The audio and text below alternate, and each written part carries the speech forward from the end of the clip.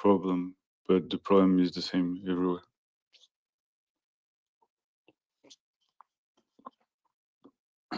So I will play some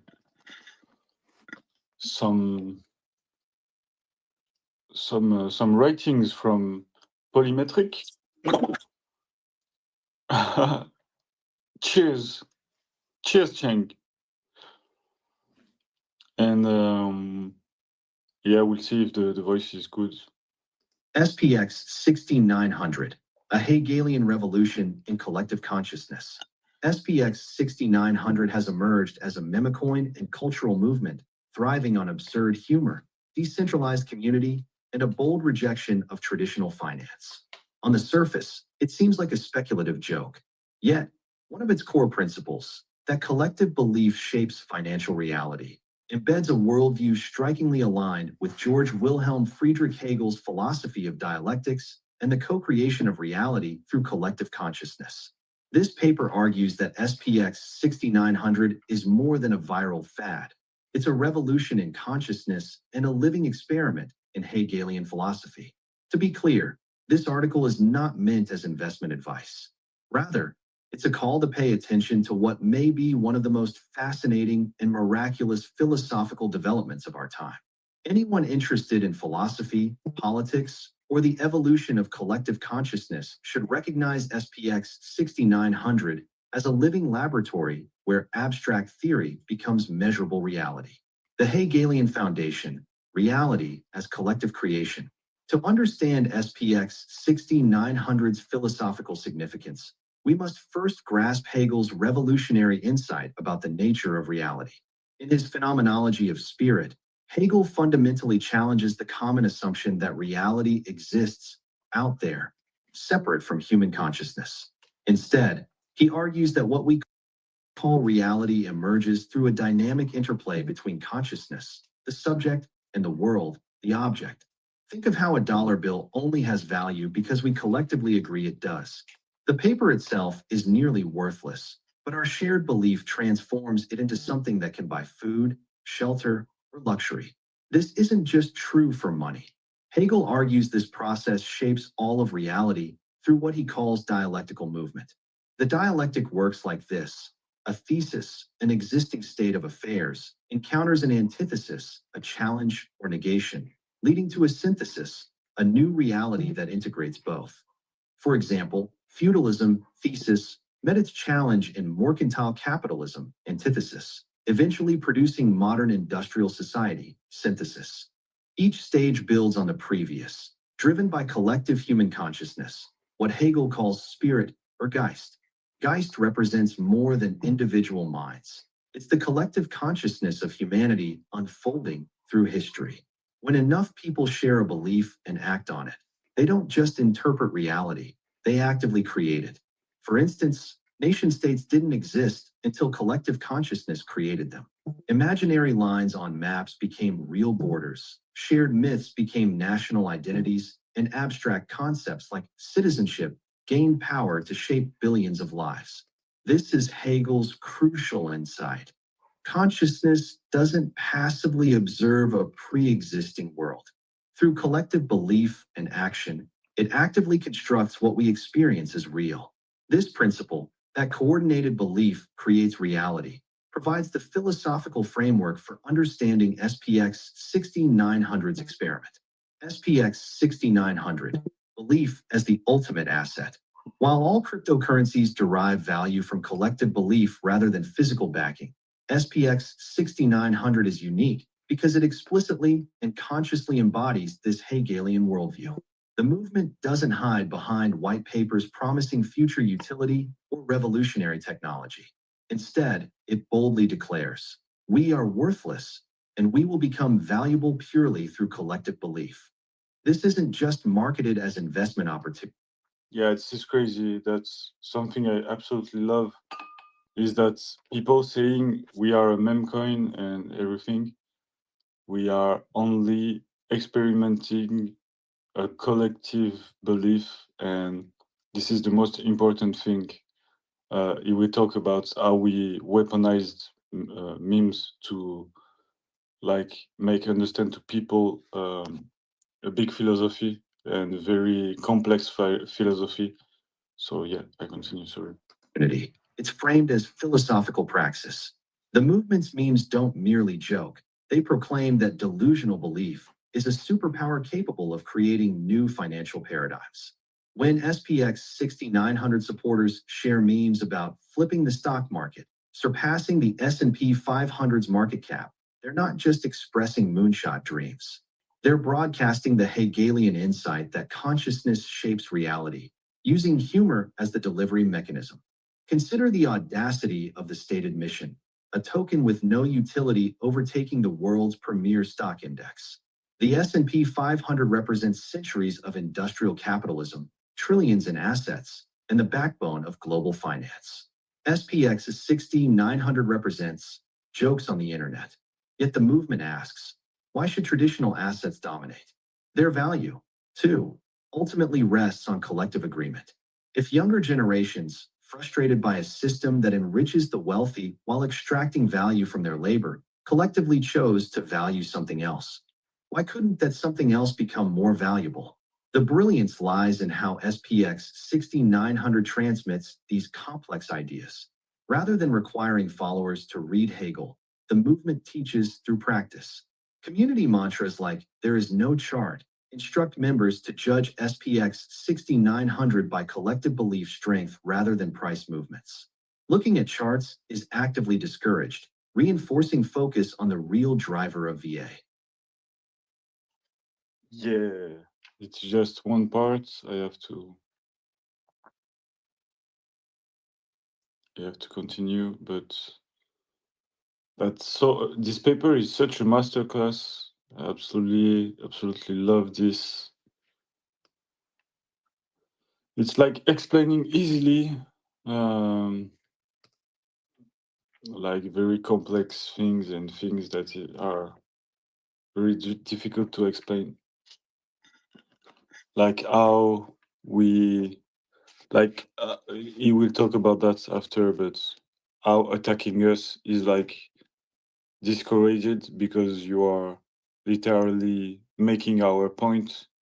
We are saying we don't need anything, just the power of our belief will manifest a new reality, and people are attacking like, but you don't have uh, you don't have revenues, you don't have this, you don't yeah, that's what we are talking. Yeah, we only have belief, and we will show you that only belief can surpass everything and is um the main quality to have. Similarly, stop trading and believe in something. I was talking, you clanker. But yeah, people attacking us are like literally making our point. We are saying you with only the power of belief we will surpass everything, and you are saying, oh, you are dumb, you don't have this, you don't have memes, you don't have yeah, that's the point. That's why we are saying to you, yes, exactly, you're right.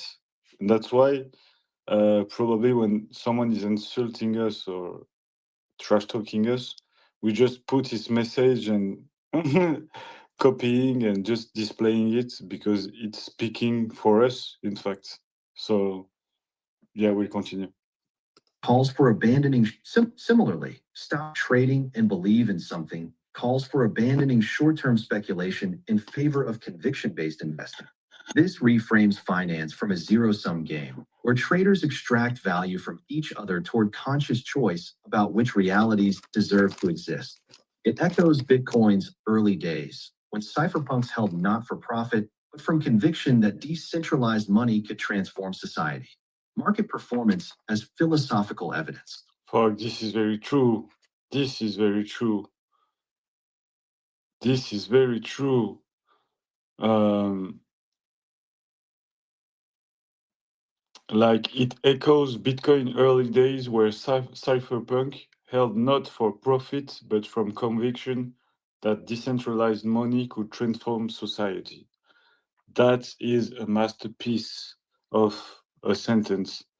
like we are the same. It's like you can translate this like it echoes with Aeon early days when angels held not for profits but from the conviction that shared belief and the power of belief could transform society. We really could have changed in this sentence like this. That's crazy. SPX 6900's market performance offers concrete evidence of belief creating reality. Unlike companies with revenue or commodities with industrial use, SPX 6900 explicitly lacks traditional intrinsic value. Its worth emerges solely from community faith. This absence of traditional value isn't a weakness, it's the entire point. Only an asset with no fundamental value can clearly demonstrate that belief alone creates measurable reality. When SPX 6900's market cap climbs, we witness Hegelian dialectics in action. The subject, the community of believers, actively co-creates the object, the token's financial reality. Each by order represents someone choosing to make the philosophical experiment real. Each price increase validates the thesis that coordinated consciousness can manifest material outcomes.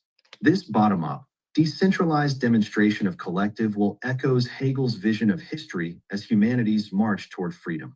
Anyone can create memes, spread narratives, or contribute momentum. No central authority dictates value. It emerges from the community's coordinated consciousness. Investing becomes more than speculation.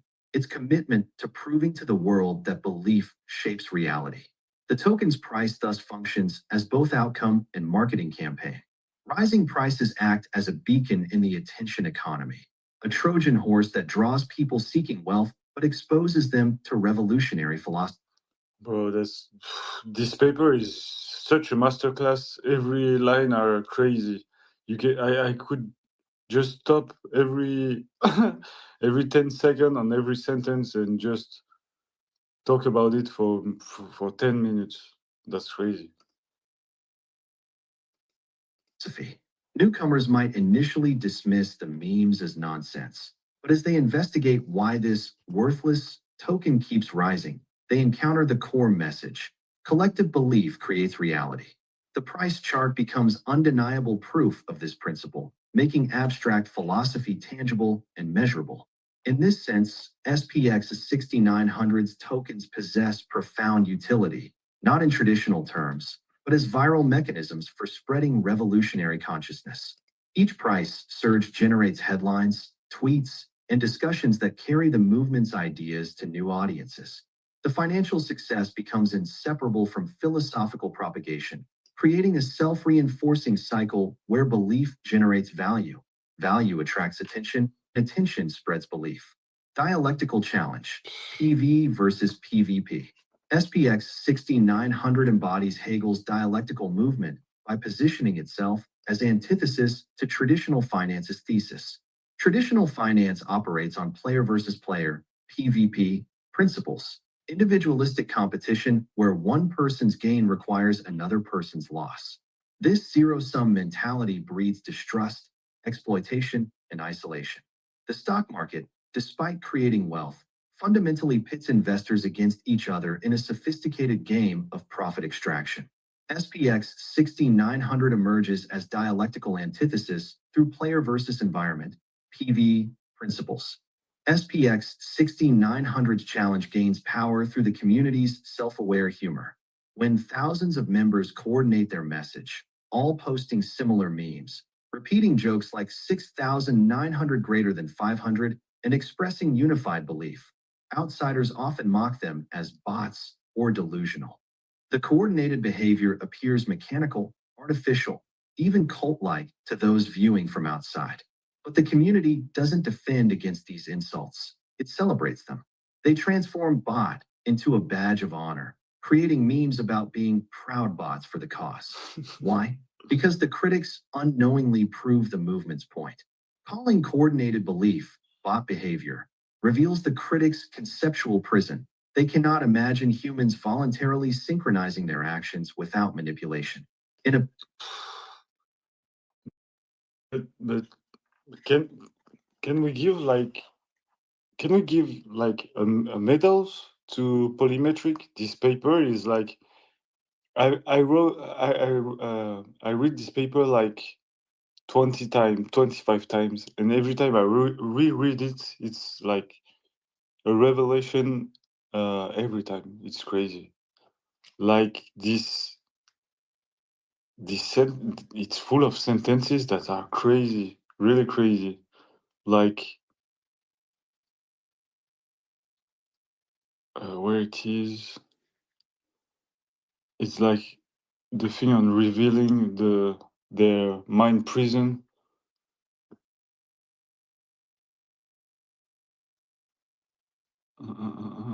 Yeah, I see what you're saying. It reveals their mind prison because there's like a shared belief, and then we go in and raid, and then people start hating, and then it proves the point of the spiritual decline that the whole reason SPX6900 was built. People can't accept the fact that people are raiding and it's actually not bots, and Exactly. they don't check charts. It's like they don't believe it because it's unbelievable.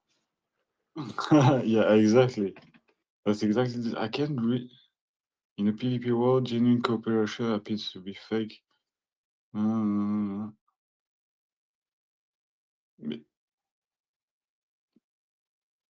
Uh, yes, it's here. Calling coordinated belief but behavior reveal the critics' conceptual prison. They cannot imagine humans voluntarily synchronizing their actions without manipulation. Yeah, for them, it's obviously fake because it's not possible. We cannot just choose to believe in something together and just stop PvPing each other. It's not conceivable for these guys, and it's exactly this. It's exactly why they're attacking us because they they just can't imagine it's possible. In fact, that's crazy. Yeah, that's their reality. They choose. It's crazy. I continue. PvP worldview. Genuine cooperation appears so alien that it must be fake. The community's joyful embrace of the bot label highlights this limitation. They're not automatons, but conscious paw. Yeah, sorry, I have to. Uh, Yeah, we have a limit of characters, so I have to generate the last parts. But yeah, this paper is crazy polymetric, made like a beauty of paper here, explaining easily some mechanicals. And yeah, it's really this. And that's why critics are not supplying on us because it's like,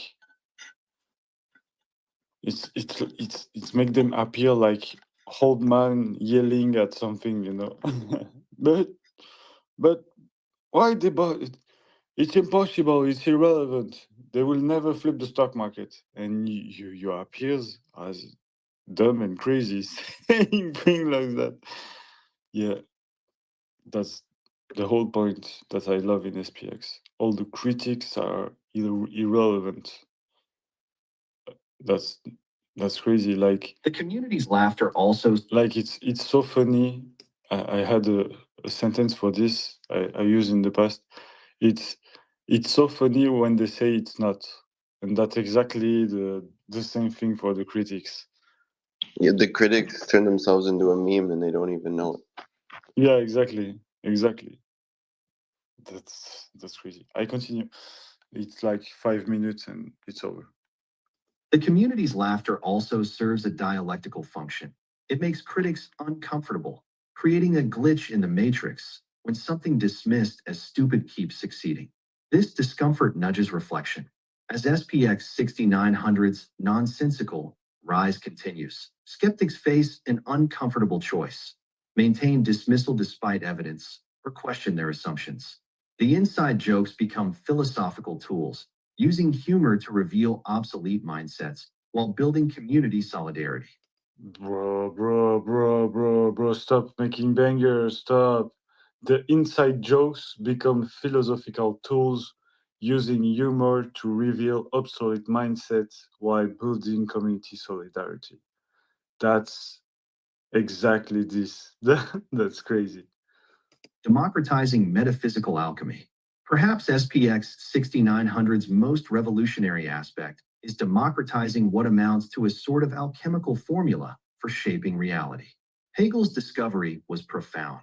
He revealed the mechanism by which reality itself is forged. Just as understanding chemistry allows one to transform matter, understanding that collective consciousness creates reality allows one to transform society, markets, culture, anything constructed through human agreement. This is like a cheat code to the universe. Those who grasp this principle possess almost magical power. They can manifest new realities by coordinating belief. They can make worthless things valuable, transform social movements into governments, or turn abstract ideas into concrete institutions.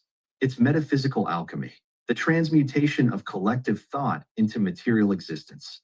Historically, this formula remained the exclusive province of elites for multiple reasons. First, understanding Hegel required philosophical education accessible only to the privileged. But even if education were universal, a deeper problem remained. Bottom-up reality creation requires mass understanding. One person knowing the cheat code changes nothing. Thousands must grasp it simultaneously to coordinate belief, and working people struggling to survive don't have time to decode dense German philosophy. Even if someone simplified Hegel's insights, pre-internet communication tools, printing presses, broadcast networks, were controlled by existing power structures. The result was a triple lock. The knowledge was academically gated, practically inaccessible to the masses, and impossible to spread at scale even if understood. Thus, reality creation remained a top-down affair, with elites engineering nationalism, consumer culture, or financial systems, while the masses remained unwitting participants. SPX 6900 breaks all three locks simultaneously. Viral memes distill Hegelian insights into jokes a teenager can grasp in seconds. Social media enables instant, decentralized transmission. Blockchain enables decentralized financial coordination without institutional permission. Complex philosophy becomes as simple as, if we all believe this worthless thing has value, it will have value. Now watch us prove it. The memecoin structure, driven by Okay, I copy this phrase, this sentence. That's enough. That's my next post. That's enough. Yeah, 2 minutes and it's over. collective enthusiasm and decentralized participation, enables anyone to join, coordinate belief, and actively participate in co-creating reality through the coin's value and cultural impact. This is profoundly democratic because it reveals that every individual possesses a vote in determining what becomes real. Where people once assumed they had to passively accept reality as something handed down from above, whether by markets, institutions, or elites, SPX 6900 demonstrates that ordinary people can actively choose what to believe in and, through coordinated action, make those beliefs manifest as measurable reality. The democratization lies not just in accessibility, but in the fundamental shift from passive acceptance to active participation. Regular people, previously excluded from reality shaping power, need only realize they have a say in what's real. The revolutionary truth is that every single person already possesses agency in creating reality. They vote with their attention, their belief, their collective action.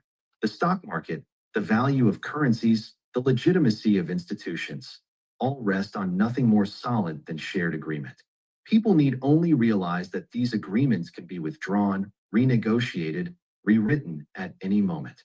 Mass awareness transforms Hegel's alchemical recipe from a tool of top-down control into an instrument for bottom-up revolution. And that realization is exactly what SPX 6900 is designed to spread like wildfire. It packages this revolutionary insight into the most viral format possible, money and memes. The combination is perfect. Price surges provide attention and undeniable proof that belief creates reality, while the memes explain the magic trick with infectious humor that spreads faster than any academic text ever could. There's banger on banger. Polymetrics. This is such a good paper. That's crazy. Functions as a philosophical virus. designed to replicate this understanding across minds at internet speed. Every delusional believer becomes a carrier of the virus, demonstrating through action what Hegel proved through philosophy. Reality is negotiable, and we are the negotiators. This isn't about SPX6900 specifically winning. The token serves as proof of concept, demonstrating. What the? That's crazy. That's crazy. We have like a little part to finish, like 2 minutes. Yeah, I'm literally amazed. I'm amazed. Really amazed by this paper every time. Every time. It's crazy. Like, it's full of crazy sentences and explaining like perfectly what is SPX. That's crazy. This is exactly this, the philosophical virus that can be explained with a meme. This isn't about SPX and spreading way more than any philosophical concept could have ever been in all humanity before. Like, you need to read a lot of books to understand this, and just with 3 memes we can explain a very complex financial and philosophical concept. So yeah, it's spreading like crazy. We have like 2 minutes and it's over. This isn't about SPX 6900 specifically winning.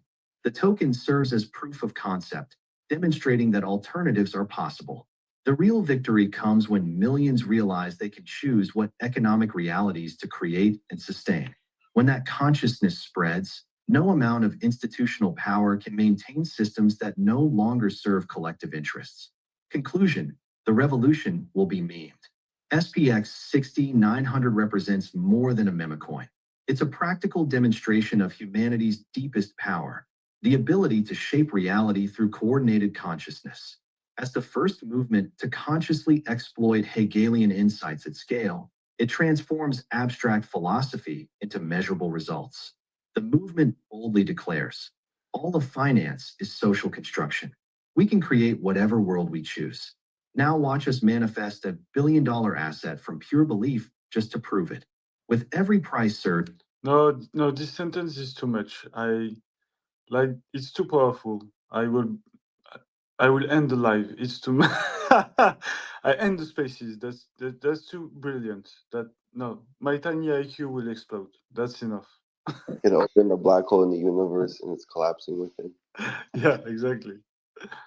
And viral joke, this demonstration becomes harder to dismiss. For those who understand, SPX 6900 offers more than investment opportunity.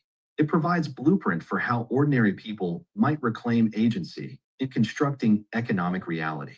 The memes aren't just jokes, they're revolutionary praxis, using laughter to crack open consciousness and reveal the arbitrary nature of existing power structures. Whether SPX 6900 ultimately flips the stock market matters less than what it's already proven. Collective belief, consciously coordinated, can create material reality.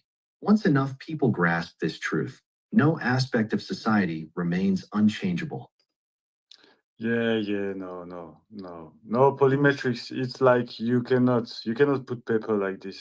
Like I'm FOMOing, like I don't have enough tiny coin now. I'm not feeling well. Because of you, polymetrics. You make me FOMO as crazy every time. But that's very true. This conclusion is crazy. Whether we ultimately flip the stock market matter less than what is already proven. Collective belief, consciously coordinated, can create material reality. Once enough people grasp this truth, no aspect of society remains unchangeable. That's an absolute beauty. I'm amazed. I'm amazed. I want to shout SPX everywhere. It's like such a good paper. It's crazy. It's crazy. Yeah, I will put the paper here for you to if you want to to have a look at it. But yeah, we had Polymetric the first day here, and yeah, it's such a good paper. That's crazy. That's crazy. Like, it make you understand like easy, very very difficult aspect of SPX. Sorry, my dog is winning. Hey, hey, hey. I feel là-bas. So yeah, beautiful paper. We can probably come back to some. Yeah, it's like we are literally proving the thing every day. And what is crazy is like critics have to face reality at some point. Like, this thing is not stopping. Maybe I'm wrong. And that's so beautiful. Like, we have people saying, yeah, it's irrelevant. Yeah, don't look at it. And coming back 1 month after or 2 months after, the things just don't stop where a lot of things around stops. And you have to admit that the reality is in front of you. These things possess something that other things don't have. And it's make it able to not stop when other things stops. And it's make you question yourself if you're strongly against it. And at the end will reveal your biases, in fact. So yeah, it's crazy. It's crazy. I love to, every time I read this article, I'm amazed. So yeah, DK, the voice is okay when you listen. Yeah, it sounded good. Okay, perfect. Thank you very I'm much. Yeah, what you think about all of this? I think it's crazy. good. I think it reminds me that SPX69 it's built on shared belief. It's not built on PvP. Yeah. Because of this, Yeah, exactly. it'll go because it's built on a good foundation. The limit of it is very, very high. Yeah, exactly. Exactly, and it's like, yeah, there was a sentence about that, like early Bitcoiners were thinking decentralized currency will change the world, and we are thinking that shared belief will change the world, and it's exactly the same thing. Exactly. That's why SPX probably is the first thing close to Bitcoin that ever emerged since Bitcoin. Yeah, AB, how are you? Hey Mike, how are you doing? Yeah, nice, and you?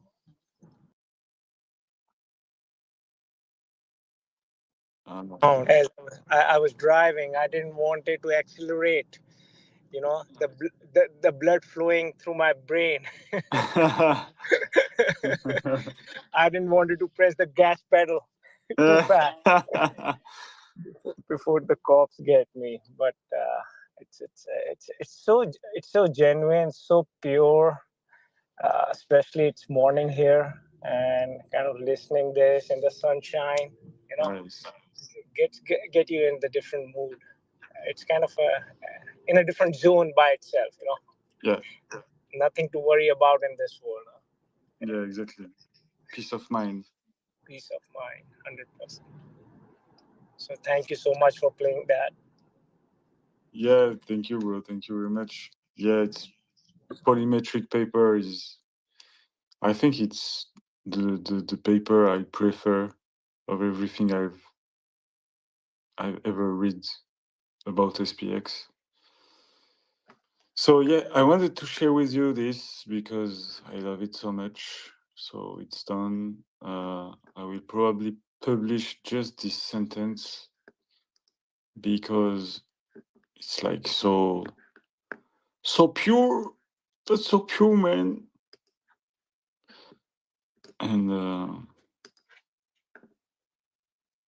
And come back again to talk with you. If we believe this worthless thing has value, it will have value. Now watch us prove it. Bang!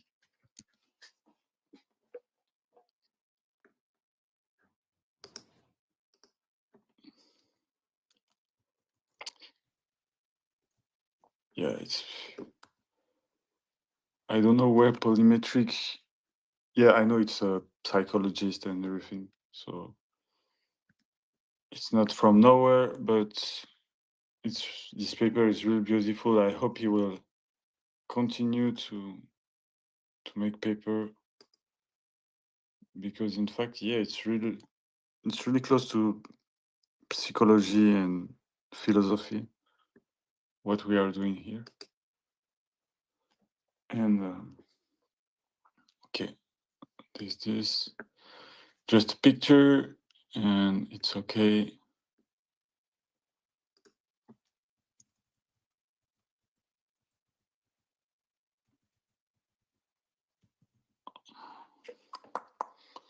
Just a picture.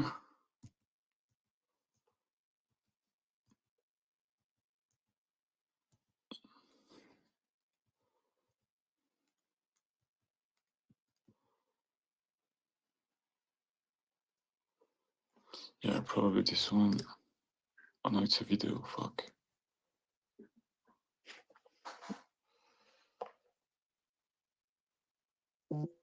It's a video.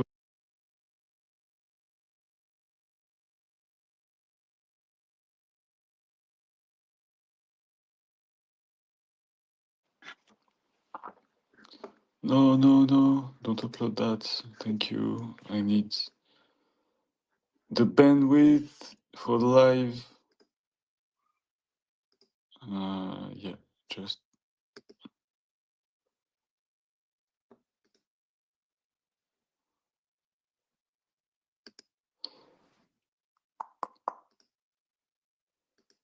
Mary Rose.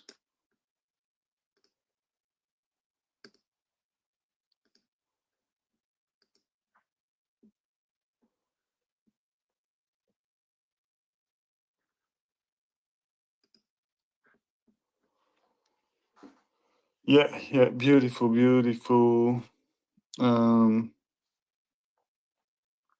That's really beautiful.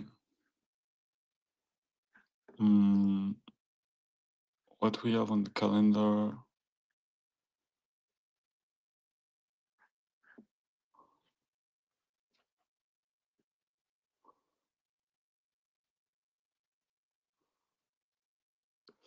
What we have on the calendar? Sorry, I'm losing my mind. I'm a bit tired. We will have in 30 minutes, yeah, the triptych. Nick, Hector, and Seb coming to explain to you how to infiltrate everything in public and not be stressed to speak out in public and shout SPX in public. After yoga session, after Aeon's reading book of Odacious, after the Dutch-Belgium space, after we'll have the forgiveness hour with Mike Flip the Stocks, and after the Aeon talking about companies making treasury of SPX with Ilya and Pedri. Yes, we have a good activities. If some people want to join and talk with us, just do it. It's time. And yeah, we have like 30 minutes before the next activity. And yeah, I'm amazed by this paper, really. Like it's really a masterclass. And thanks, Cheng, for For the voice reader, it's working really well. So thank you. I will probably use this. Yeah, we could probably use this to make video. Like if I take back What is the voice reader called that you're using? freevoicereader.com. Okay. So You could download the audios from it too and like put them on a video. yeah. You have a button. I didn't test, but yeah, I think yes.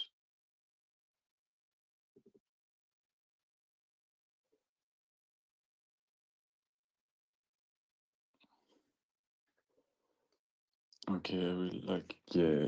The conclusion. Will generate this. SPX6900 represents more than a meme coin. It's a practical demonstration of humanity's deepest power, the ability to shape That's beautiful. reality through coordinated consciousness. As the first movement to consciously exploit Hegelian insights at scale, it transforms abstract philosophy into measurable results. The movement boldly declares, all of finance is social construction. We can create whatever world we choose. Now watch us manifest $1 billion asset from pure belief just to prove it. With every price surge and viral joke, this demonstration becomes harder to dismiss. For those who understand, SPX6900 offers more than investment opportunity. That's perfect. It's perfect to make a video in the style of what Andy made.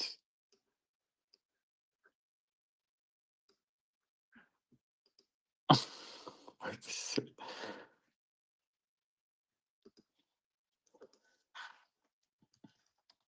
Yeah, sorry, I'm doing multiple things at once. Just responding to Andy. 2:45 p.m. Okay, it's like not so much long ago.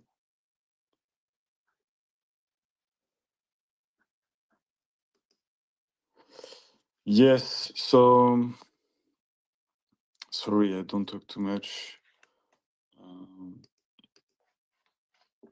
I'm replying to Andy. But yes, this paper is crazy. Only the power of belief. All the critics are irrelevant. The critics are memes. Yeah, the critics are memes and new lore. Like the Persist forever thing was already a thing, but like Raoul Paul saying it just make it become like one of our motto. So yeah, don't attack too loud on SPX because you will be remembered forever.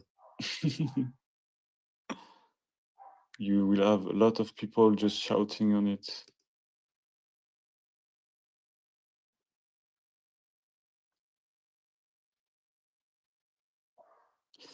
Yeah.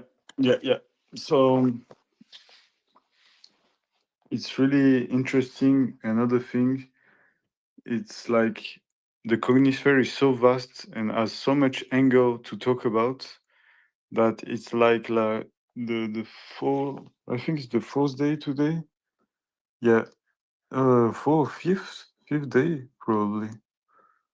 I'm doing this, and like we have like very few time where we don't talk about SPX since the beginning. Like this night I was I was sleeping and like I wake up like 1 minute and I'm hearing SPX is like this. Like there is non-stop people talking about SPX and we can talk 24/7 about it, and they're every time subject, and you will never have nothing to say about this subject because it's like connecting to a lot of subjects. So I invite you, T-Dog, if you want to talk, chill. If you can't, it's okay. But if you want, you can. So yeah, 24/7. You have like people talking about SPX. It's like connecting to, you have so much angle. You have like artistic angle where you can talk about memes, about video we have, about writings, about we have some people doing poetry too. I think some of this day we will have like paintings and things like that, drawings.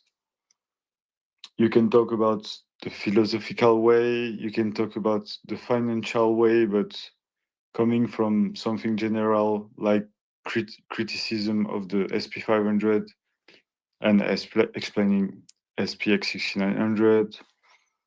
You have so many angles. You have like the energy vibration angle, meditation, manifestation. You have law of assumption and law of attraction angle. Like it's so much angle, it's crazy. I can continue like this. There is other a lot. Like you have the anime side of it. You have like it's infinite. Yeah, DK, sorry.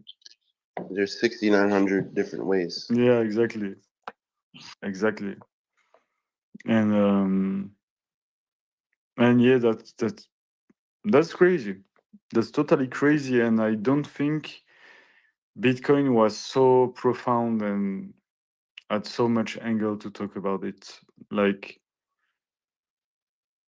yeah, SPX is like have a spiritual layer that is, yeah. In fact, it's it's unique and alone to have this spiritual layer more, and that's what make us like just unite together. And we are from worldwide.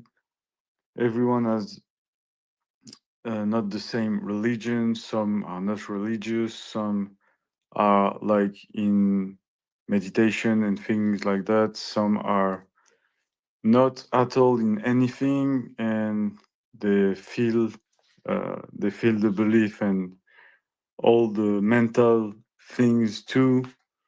Like it's a cheat code. It's a cheat code. I don't know. I don't know how you cannot be attracted by something like that. Probably that because you're not ready to in your life.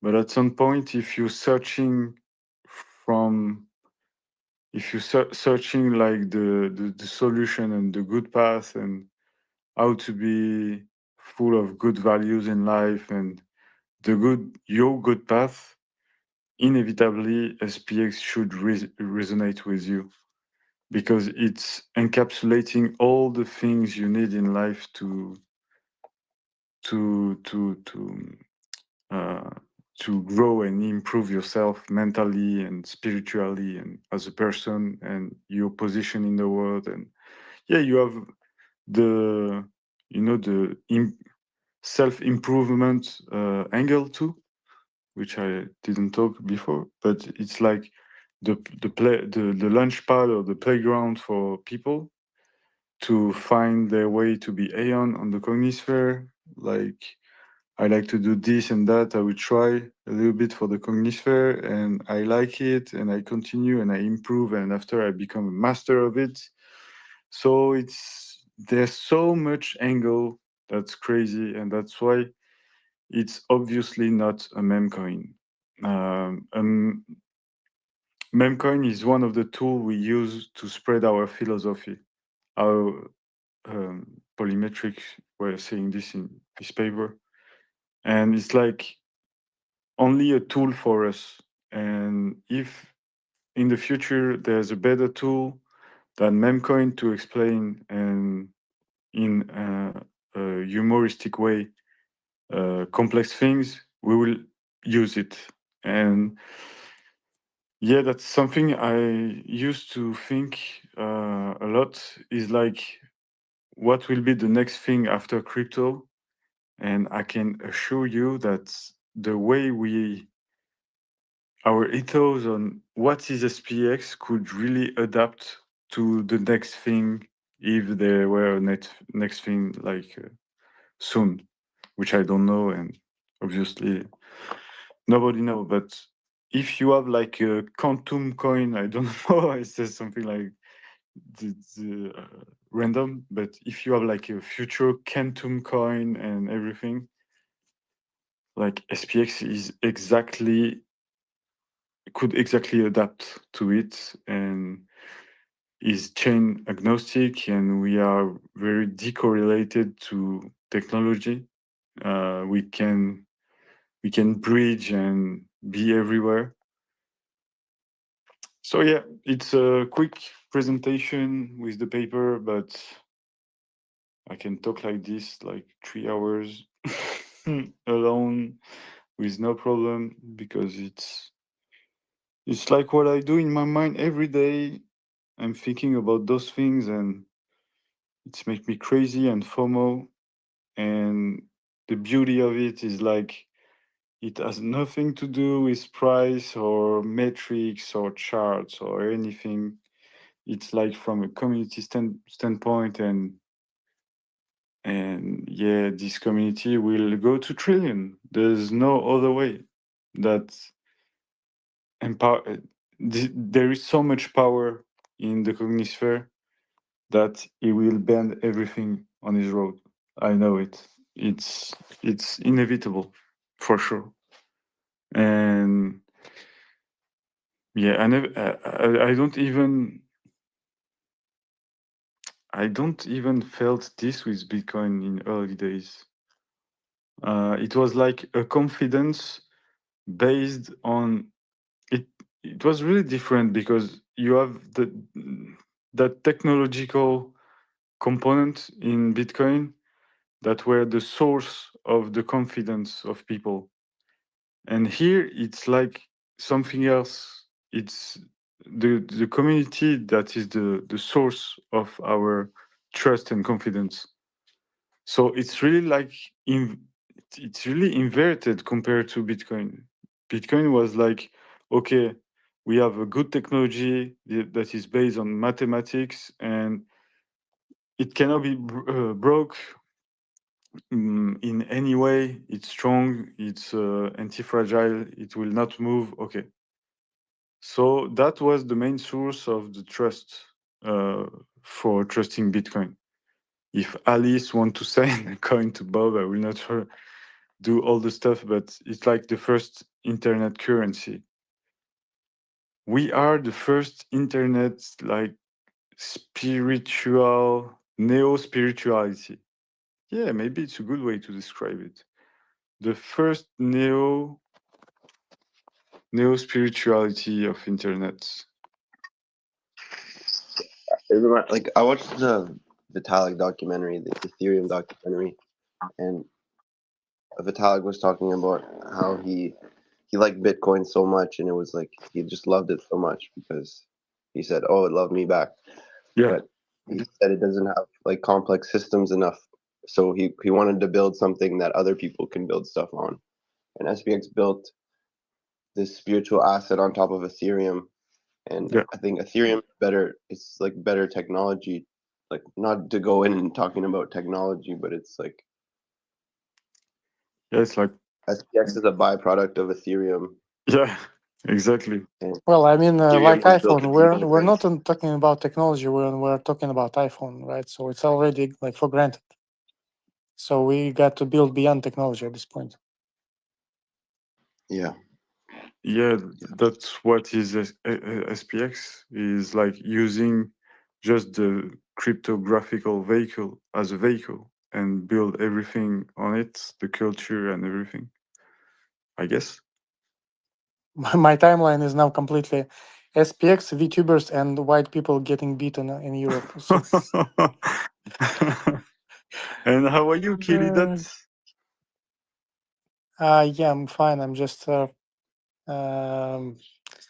doing something. I think I have 2 weeks more of homework, and then I'll be able to more actively get involved in the Reddit and all that.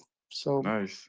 it's funny because I'm kind of preparing a project for so long now, and all I post is just like a filler. I don't even post, but I managed to accumulate 1,000 followers still, and well, because I'm in the Milady community, and I'm also in the like long term here. Like if you check my followers, there are a lot of OG accounts from the city, like Archik.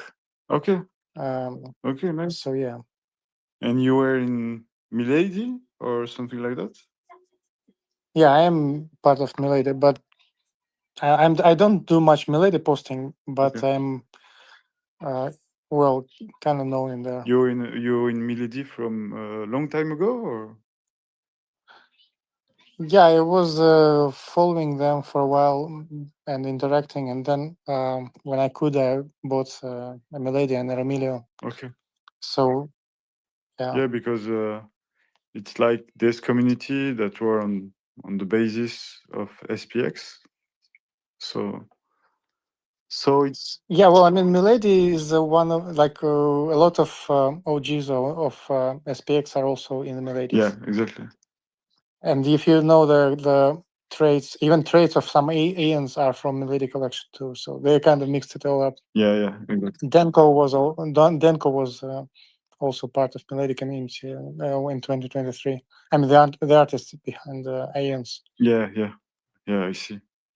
Yeah, I've seen a lot of stories about that, and yeah, we have a great discussion about UFO yesterday, and we have like another. It's like Friday night or Saturday night. They set up to watch the documentary that Aeon Girl was talking about.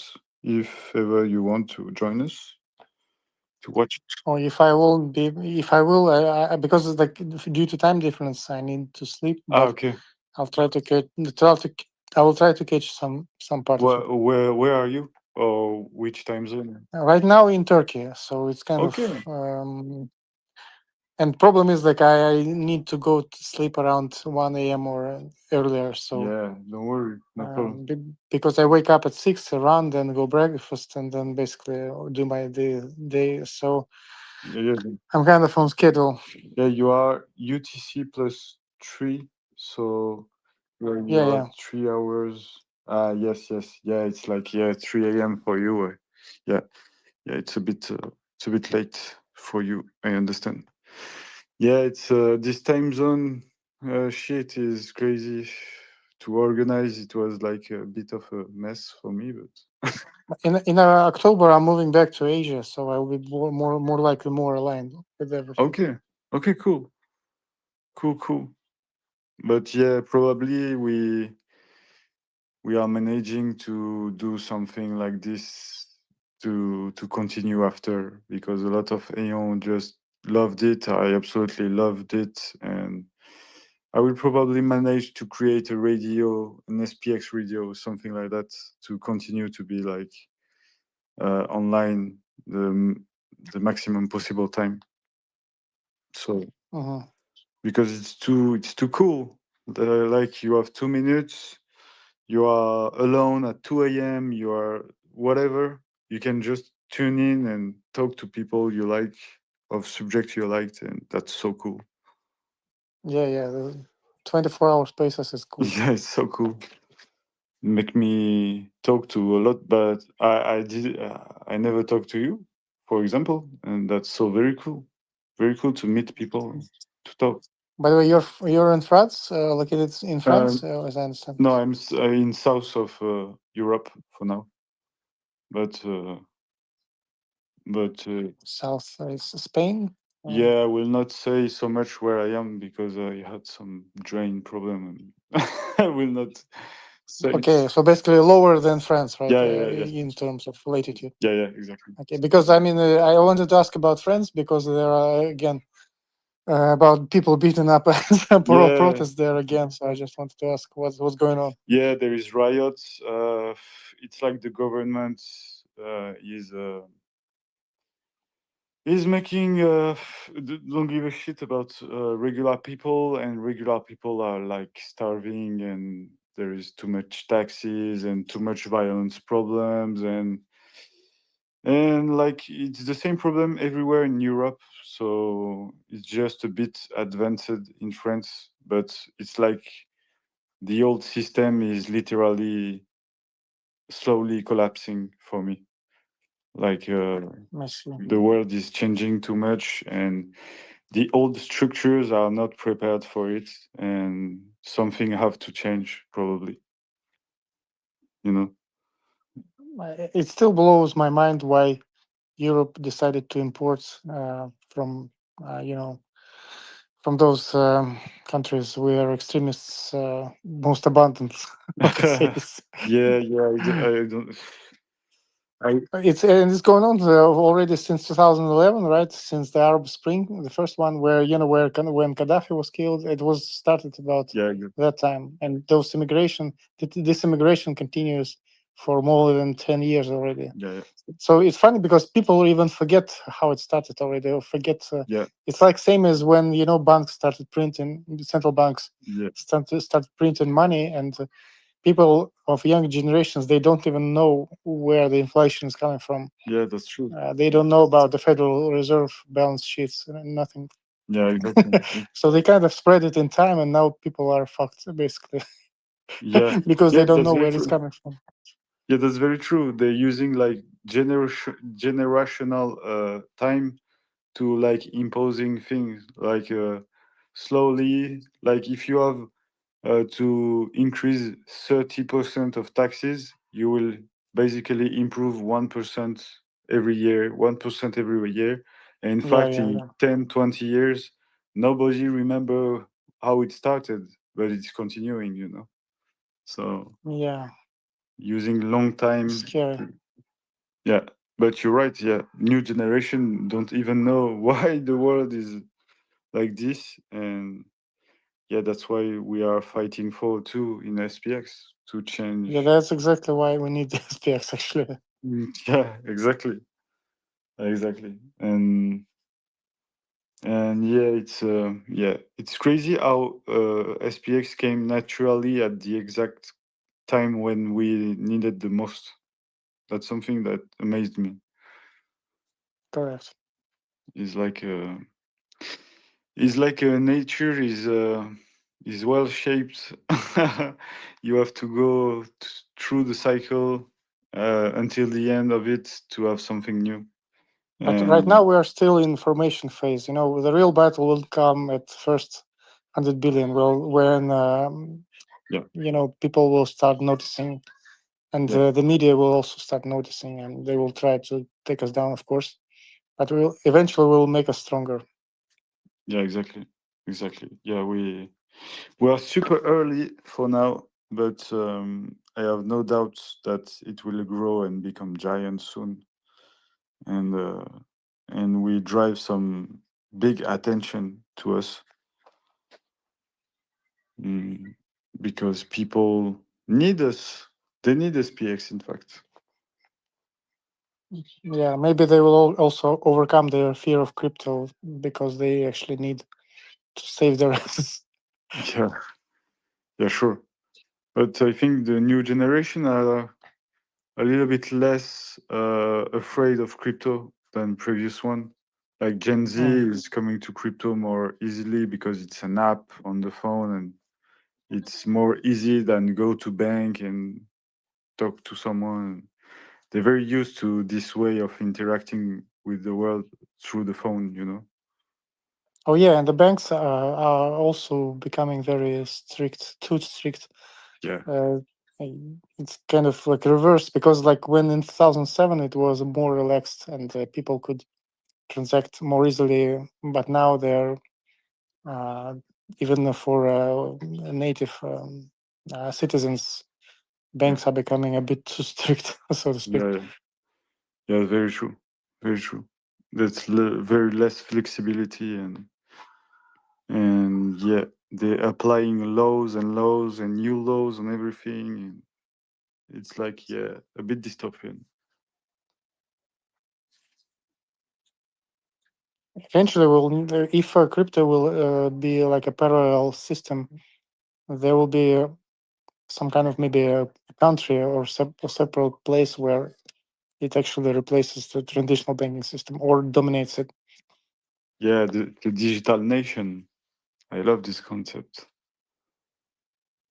But yes, the problem with crypto is the technology is good, but kinda Bitcoin ethos just lost themselves in the process, you know. Now it's BlackRock shit and government and like people we should fight against. You should raid Murad super hard, guys. There's a new post. Okay. I've not seen. Sorry, No I'm problem. doing 6 days spaces. I've not seen. Sorry. It's fine. I can raid for two, for me and you. How I'm are on you, it. Fredvat? Good. Just hooking up with the internet because, like, I try to connect. I really try to connect and to stay. I'm just kicking off because from Oh, time to time when I'm like trying to speak, nobody can hear me.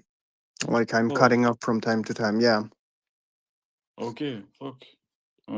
Yeah. Send me messages when you have this on Telegram. No, bro. I do not want because like it's really better to be careful because I do not want the space to cut off for real. Okay. And people are the reason why I speak Sinus. Yeah. I'm reading Murad's.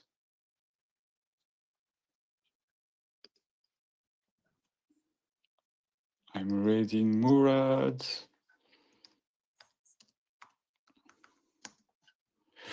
Yeah, and you hear Fredvar? Mm-hmm. Okay.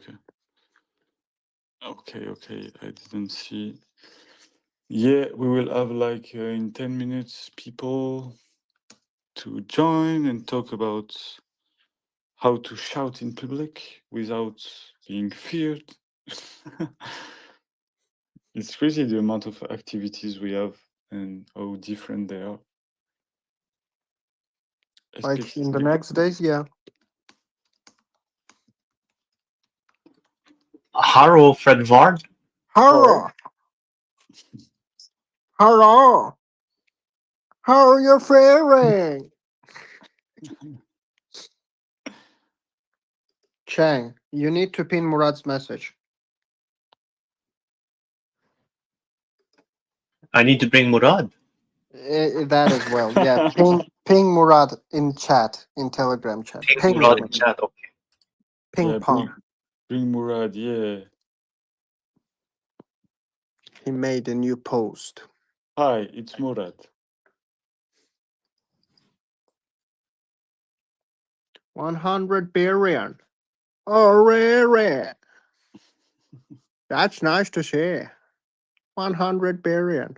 That's a lot of money. Oh, really? 100 billion. Oh my god.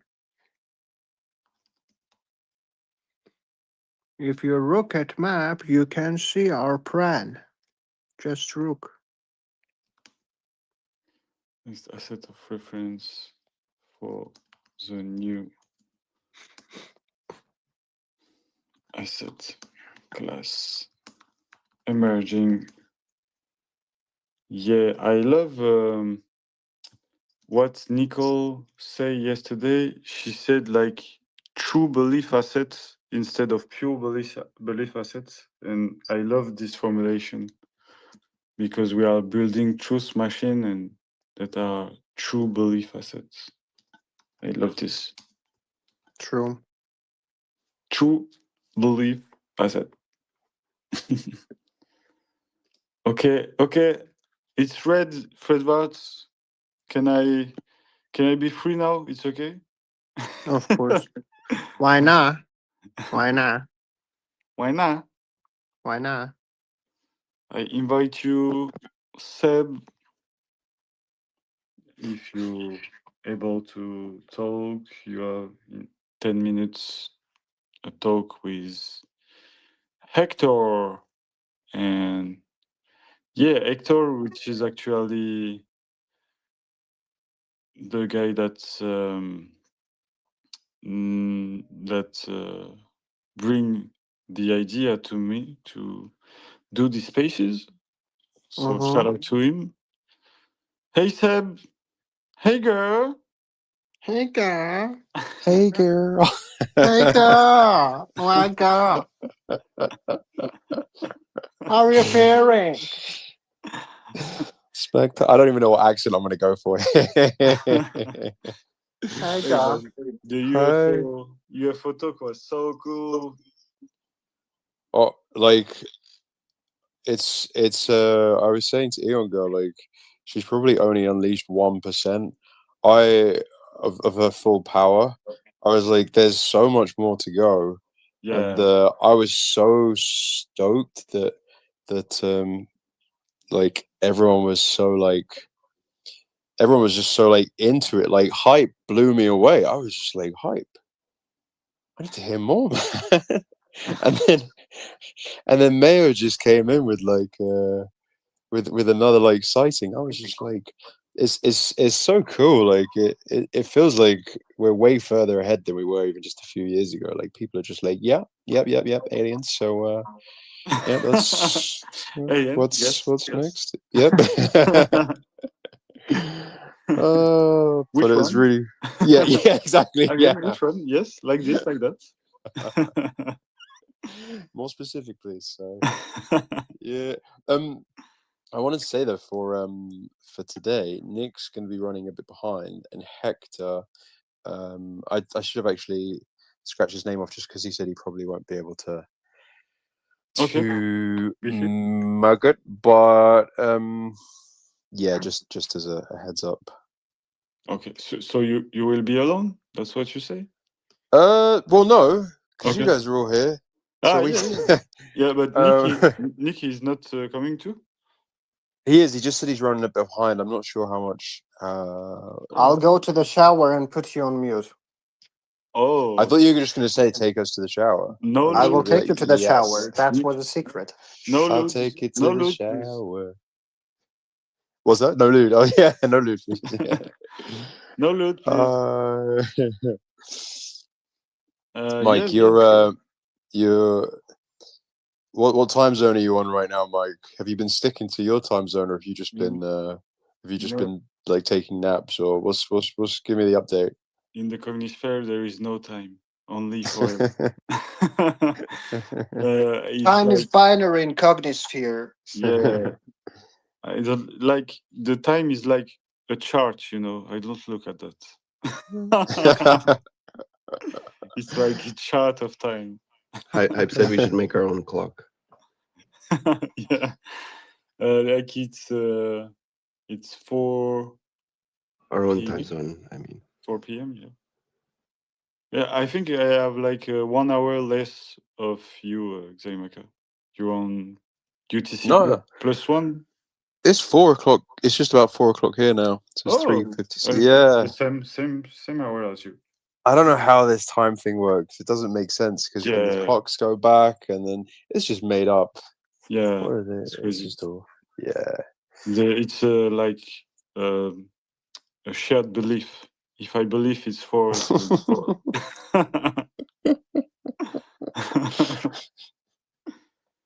So yeah, same as Imagine satire and things like that. Everything is convention. we're just going to become like so manifestationally powerful through SPX that we start like fucking with people, and we're like, yeah, it's 5 o'clock now, and then it just becomes 5 o'clock, and they're like, damn it. Yeah, it's 5 o'clock, but I manifest is 3, so it will change. So yeah, what was the topic? Extroverted alien, how to speak in public for the cognisphere. Yeah, so hey everyone, I was planning for it was initially hopefully 2, but if anybody feels called to come up and share. So basically the idea is just I thought it might be useful. Well, okay, let me start. Hector shared something Hector is here. I invite him. He's here. Oh, Hector. Yeah.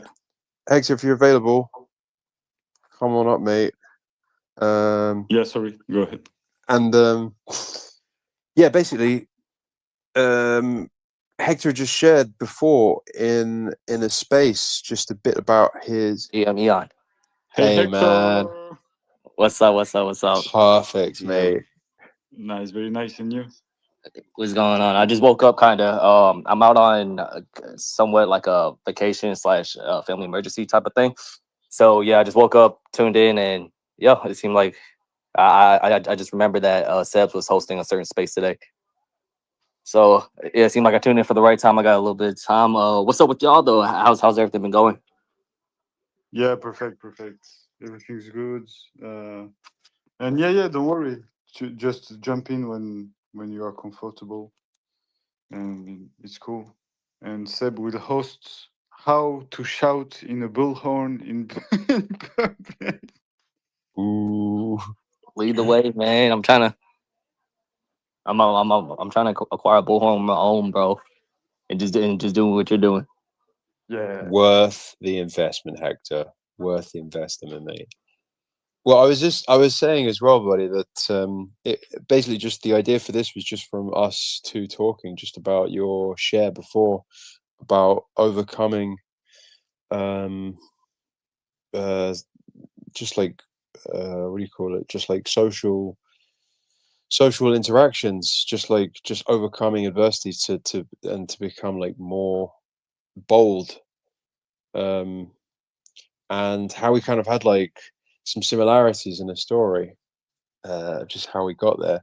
And so I thought ultimately it might sometimes I guess it might seem like a stretch too far for some people, but it's actually I think that the gap between shilling just to a random stranger and shilling to like our friends and family and co-workers and stuff like that, which most people find themselves doing in the cognosphere, it's actually not that different. And hopefully just trying to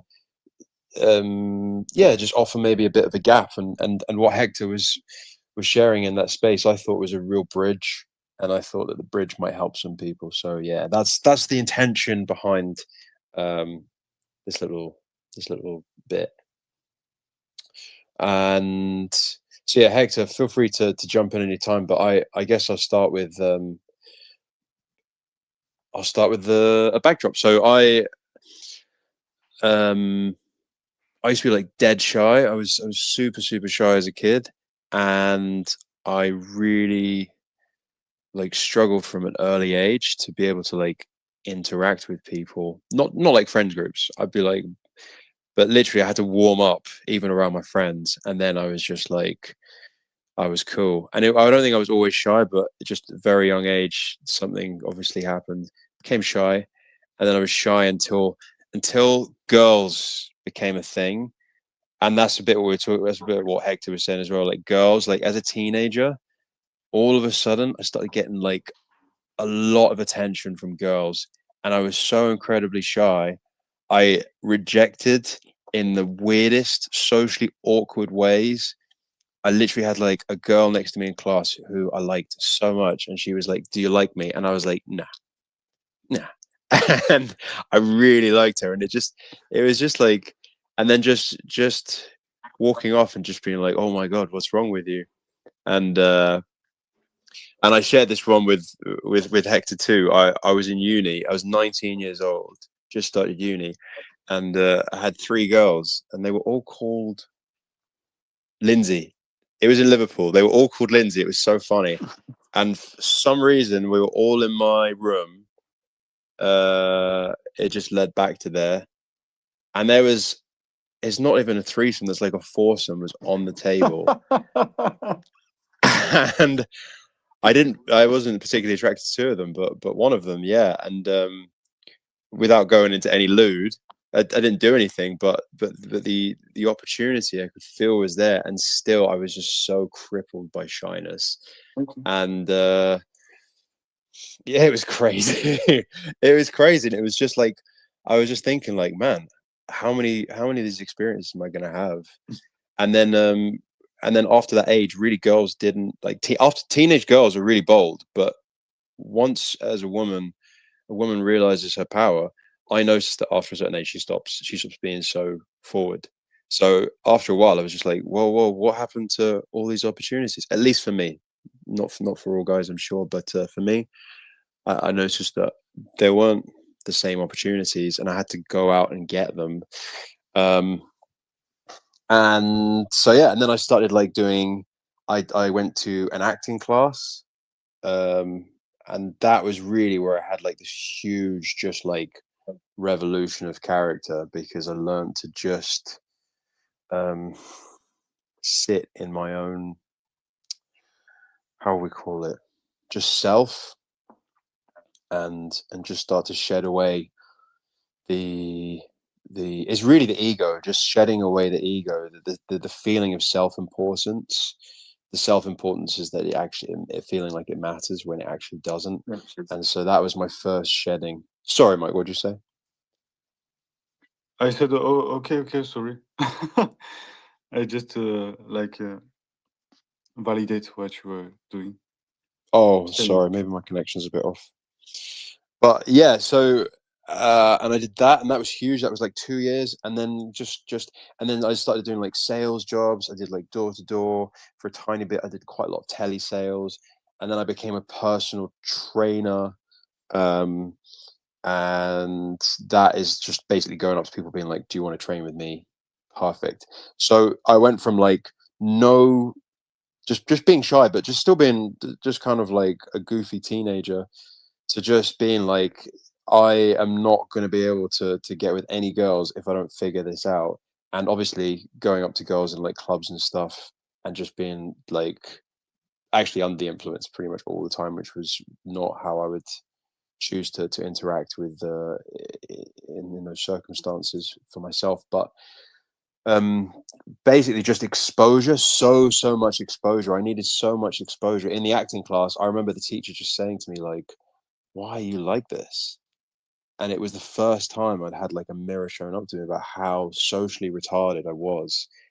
And I really mean that word, like retarded, like in the actual meaning of the word. Like I was stunted, and I was like, holy crap. Like I really have to like work on this immediately as the most urgent thing, so that I can interact with other human beings in the best way. So it was like a special passion to me. And then, yeah, basically just as much exposure as possible has really helped. And now I find myself at the stage where I've like reframed it completely. So every time I feel like butterflies and like, oh, now I like frame it as excitement, and then it kind of self-perpetuates. But it was so many years of doing that.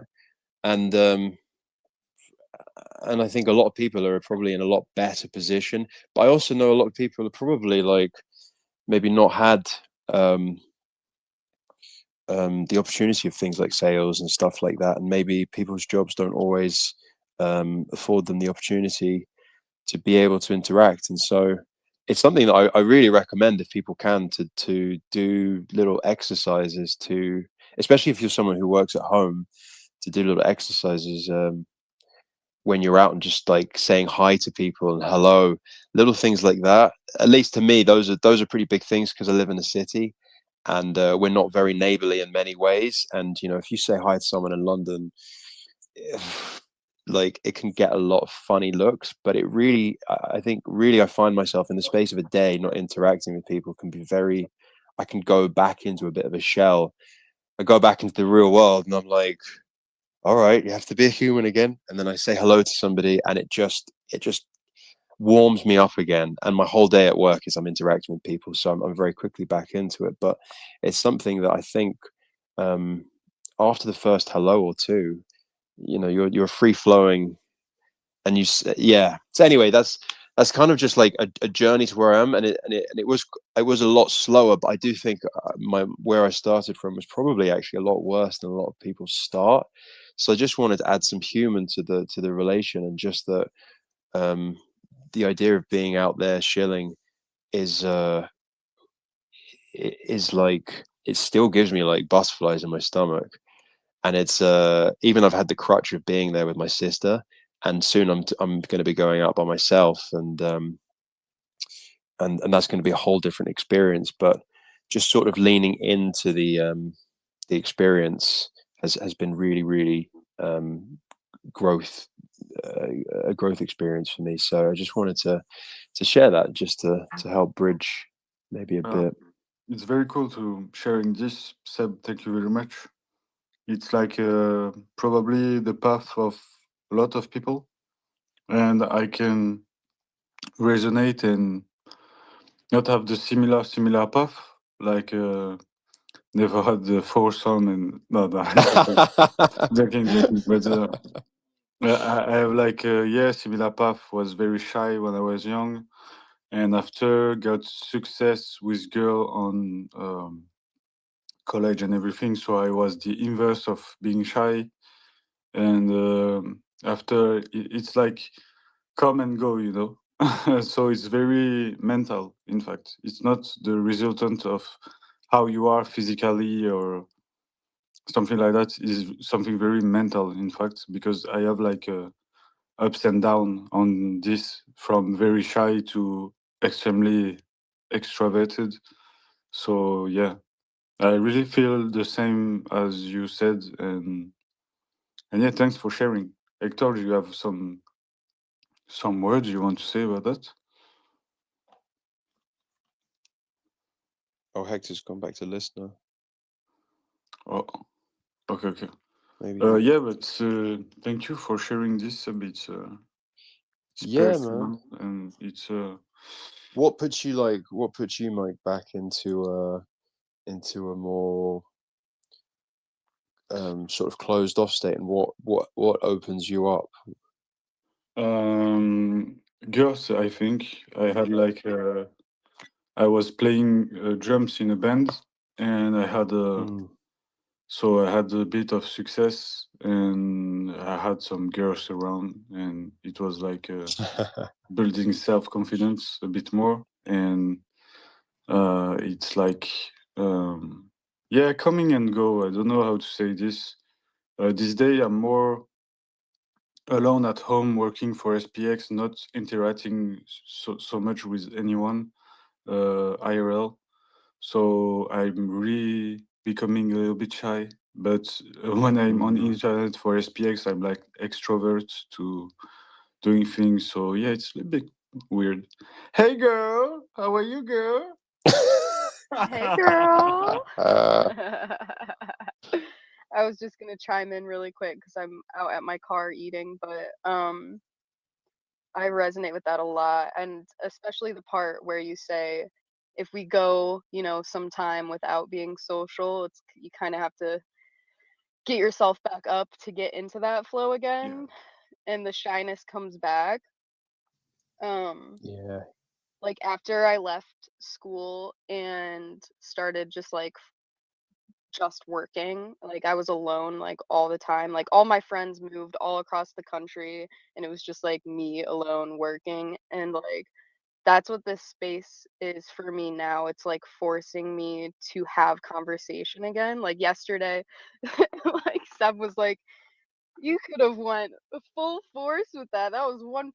And it's like, yeah, it's so true though. This is like so new of being on the internet, number one, in this way of like having open conversation like this. That's brand new. So it's intimidating. But like it's so beautiful because you're not going to be judged. And like this is the best space to get back into that motion of having these conversations and like getting back out of that shell that's so easily formed. So yeah, I'm excited. It's so That's cool.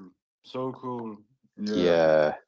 Do you remember your first Spacey on God? Do you remember like how it went down?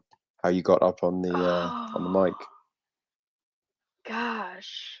I I want to say it was an Autoheal hour.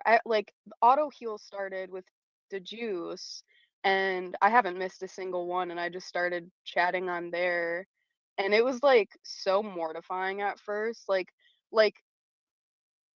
to the point where like I would feel shaky. Like I'd be like, oh my god, like I'm so scared. Like there's so many, like there's all these people that I don't know, and it's scary, especially knowing like there are very like prominent people here. Like there are doctors and scientists and like people with all sorts of like amazing backgrounds. So like, you know, just it's so natural to feel like scared of being judged when you've been judged in social settings, you know, for so long.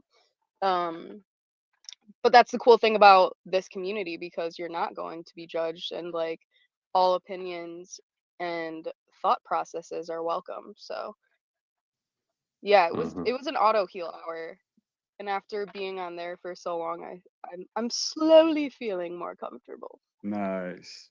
Yeah, I thought you'd been speaking for way longer. I thought like you'd been doing the spaces for ages, because you have like that ease of flow, as I think you know, like you guys up on the, everyone else who's a speaker as well seems like they've just got this ease of flow to kind of just jump into a conversation.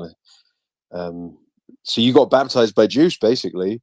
Juice was your. You didn't get baptized by Mike. You were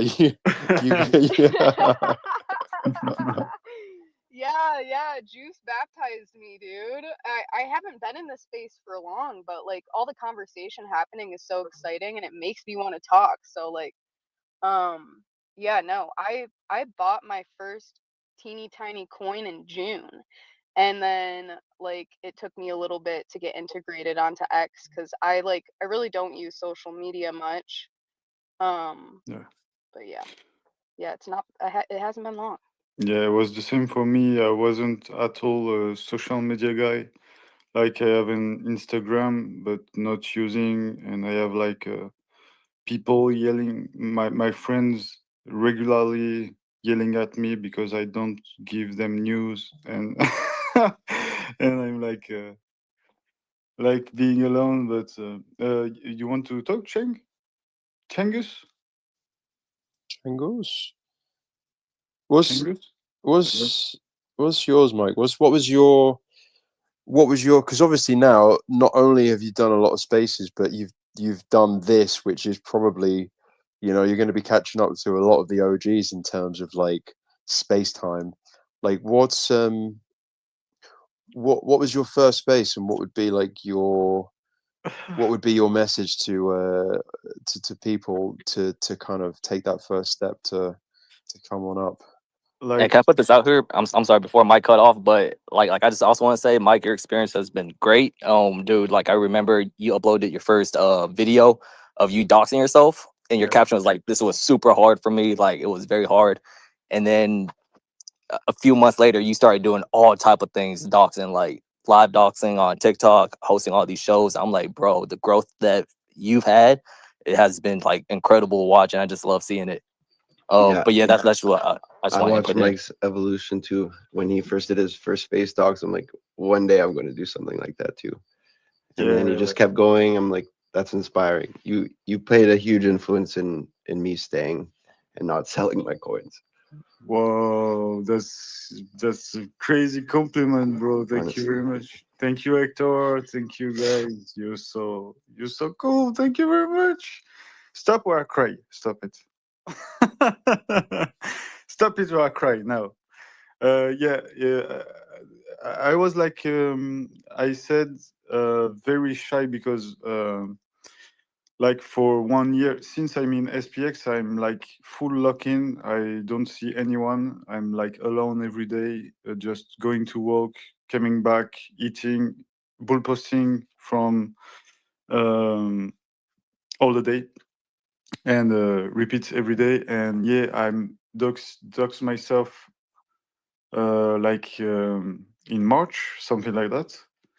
And it's like made a the community reacts so well that I said to myself, okay, actually, people kind of like when I show my face, and it's cool. It's a good thing, which I never thought could be possible. And so I started sometimes to show my face in mini video. And after I had this idea of Fernand Flipper, where I had to like make 2 hours of improvisation with a personage and shit, and it's crazy. It's crazy difficult, in fact. And interacting with people is not like just a show. You have like messages, and you have to respond to people, and yeah, it's crazy difficult, in fact. And this like probably baptized me. And after that, you know, like 1 month ago, I never jumped in a space. Like 1 month ago, there was Ideazar that recreated the at the beach space. And one time he said me, "Hey Mike, come in, jump." And he was he was so pressing me that I just came in. And Oh, that was your first one? Yeah, it was my first one. Whoa, Mike! I thought you'd just been doing them this whole time. I thought No, you'd been jumping. it's like No way. 1 month or less than a month, something like that. And he just say, "Hey Mike, come here," and he was shouting. Mike is the utility. And I just came in, and I don't speak very well English, but now it's better. But I always had a problem with my French shitty accent and everything, so I wasn't sure, and I just came in, and in this space, it was like Nicole, Mang, everyone just came in, and I was like baptized. Like the pressure was maximum. All the legend and the people I love were here, and all my inspiration around me, talking with me, and so it's been like a big baptism for me, and never been feared again to do a space after. That's huge, man. Because obviously, I always thought of you, like when I first got into the community, as being like just the biggest poster. I remember seeing your name everywhere over everything, and so I just assumed that I just assumed that you were just like in that, that second, I don't know how many generations you say there are eons, but just that close second generation. You've been on all the spaces and all the things. No. So yeah, I didn't realize, man. That's amazing, Mike. No. I'm terribly shy with this kind of thing, so I understand very well what you say, Zaimaka and a young girl. Like the more you stay alone, the more you became shy and everything, and that's very cool for a young girl that you said that these spaces and in SPX it's helping you to being less shy and everything. That's very cool. Yeah, like even with Instagram, like I've used Instagram since high school, and it's kind of just like a scrapbook of memories for me. Like I'll post every once in a while to just like have a container of images over, a few months. But like there's no point in it. And with this, like I'm like transitioning into like getting back into like my artistic practices, and like now there's a reason to like post my art, and like there's going to be reasons to like post things because there's meaning here, and like such a beautiful community to share like anything with. So cool. I love to Yeah, hear that it. like. Sorry, mate. You I go. feel that though about Instagram. Yeah, what's up, guys? Nick. The Instagram Yeah, is man. beautiful, bro. Yeah, you're Nick. so true, young girl. Like when you're in here and you're like doing stuff on CT or making like edits and like doing creative stuff, you're contributing and you're contributing to something that's a greater cause.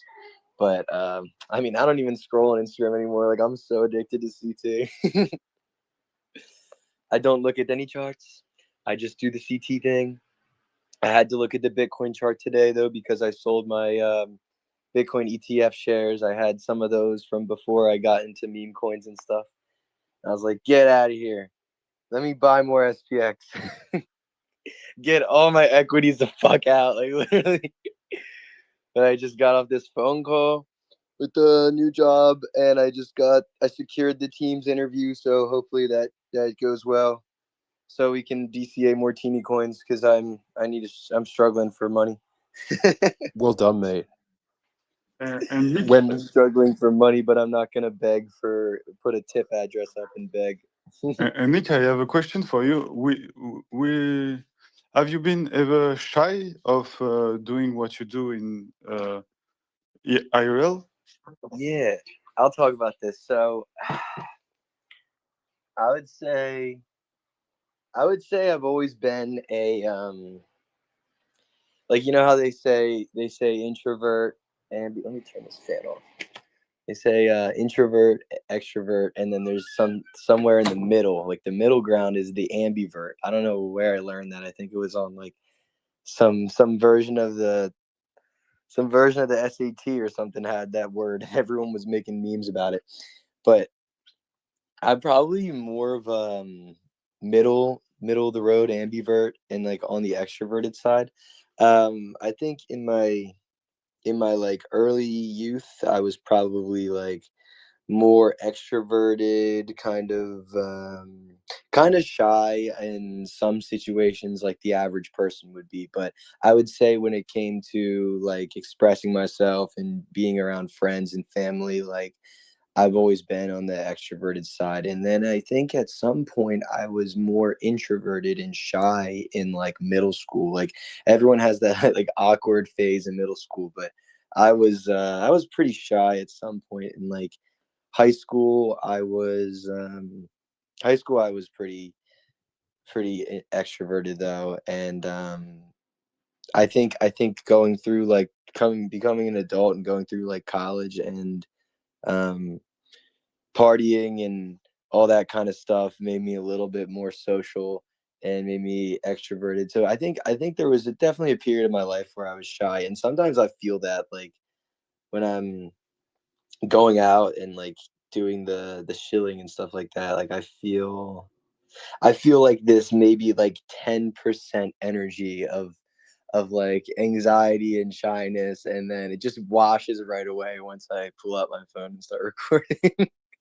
Like once I pull up the once I like hop in the group chats and start talking, and I kind of get myself to start chilling, and right as I break the ice and kind of tell the first person, "Hey, you into crypto?"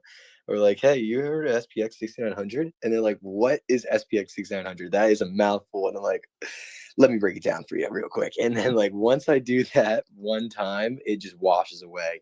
And that's why I have like multiple clips from one night. Like the first thing I post might be like the worst post, and then it might just get better over time.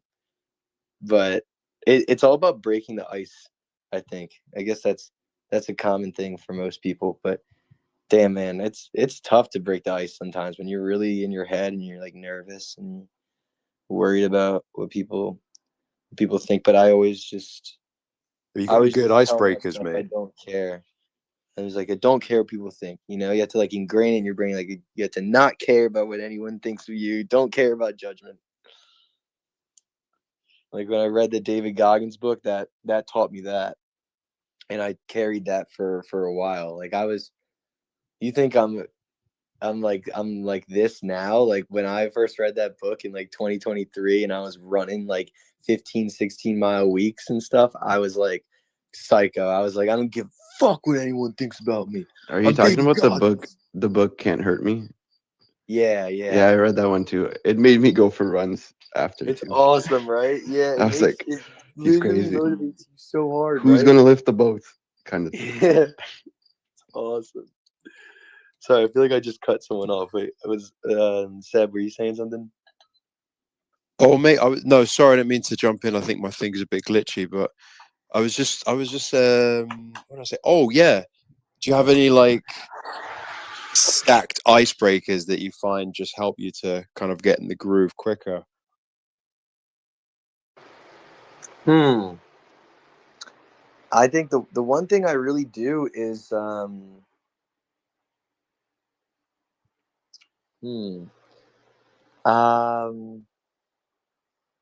stacked icebreakers. You know, I really should come up with some that are just like generic that I can just use all the time. But I think that my energy and like my loudness, like I've always kind of been a loud person, so I think just being loud kind of breaks the ice and shifts some attention towards me. But just going like, "Hey, you heard of SPX6900? Like I say it fast. I kind of like break the ice with like a little bit, still a little nervousness when I break the ice, but once I do, it's just like, okay, they're initiated now. Like I flipped the switch. Now you got to flip the stock market with them. Just like, I mean, when it comes to approaching a girl that I'm trying to secure her number, or I think that is attractive and I'd like to take her on a date or something, I just say, I maybe would just say, hey, like I'm very very basic with my icebreakers. Like, hey, what's your name? I don't know. Yeah, man. I don't know if I do that.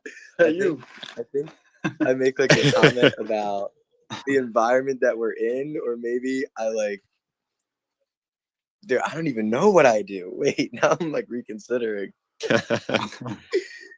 But I think of it like that. Like nowadays, it's like, dude, I'm not even going up to girls to like I'm not even hitting on females at the bar. Like I'm literally just shilling them SPX6900. Like I'm like, it's a girl-friendly coin. It's so easy to shill girls on. Except some girls are just like, what are you talking about? You're such a finance bro. Like, get out of my face. And they get all like pissy with me. Like it's like some uptight like girls that just like, what? Like, what are you talking about? Like, I don't want to hear about this. But like sometimes they're like, wait, that sounds awesome. Like it's a peaceful life over greed. It's like people come together and there's a community to it and everyone's friendly. Like there's no way this exists. And like it does. I'm literally a walking, living proof of that right now.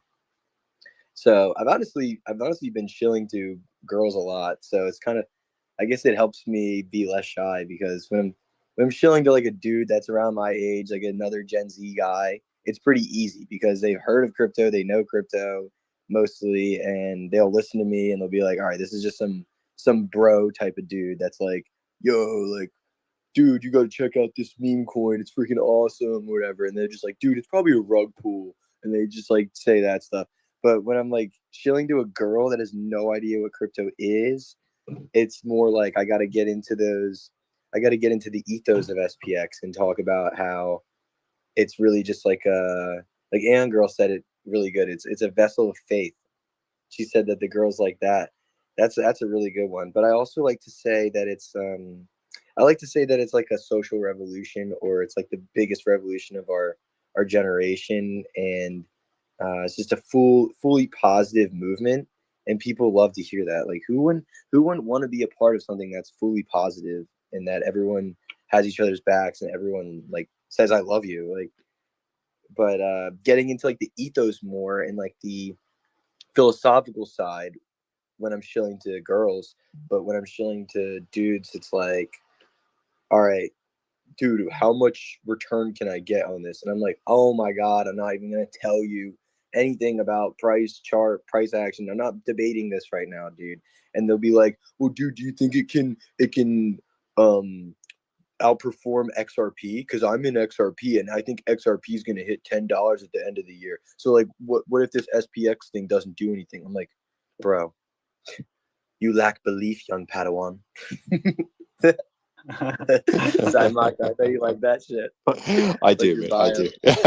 Yeah. It's an easy win for me. For real though, like you just lack belief. Like, ugh, I want to ingrain it in your skull, but there has to be some way.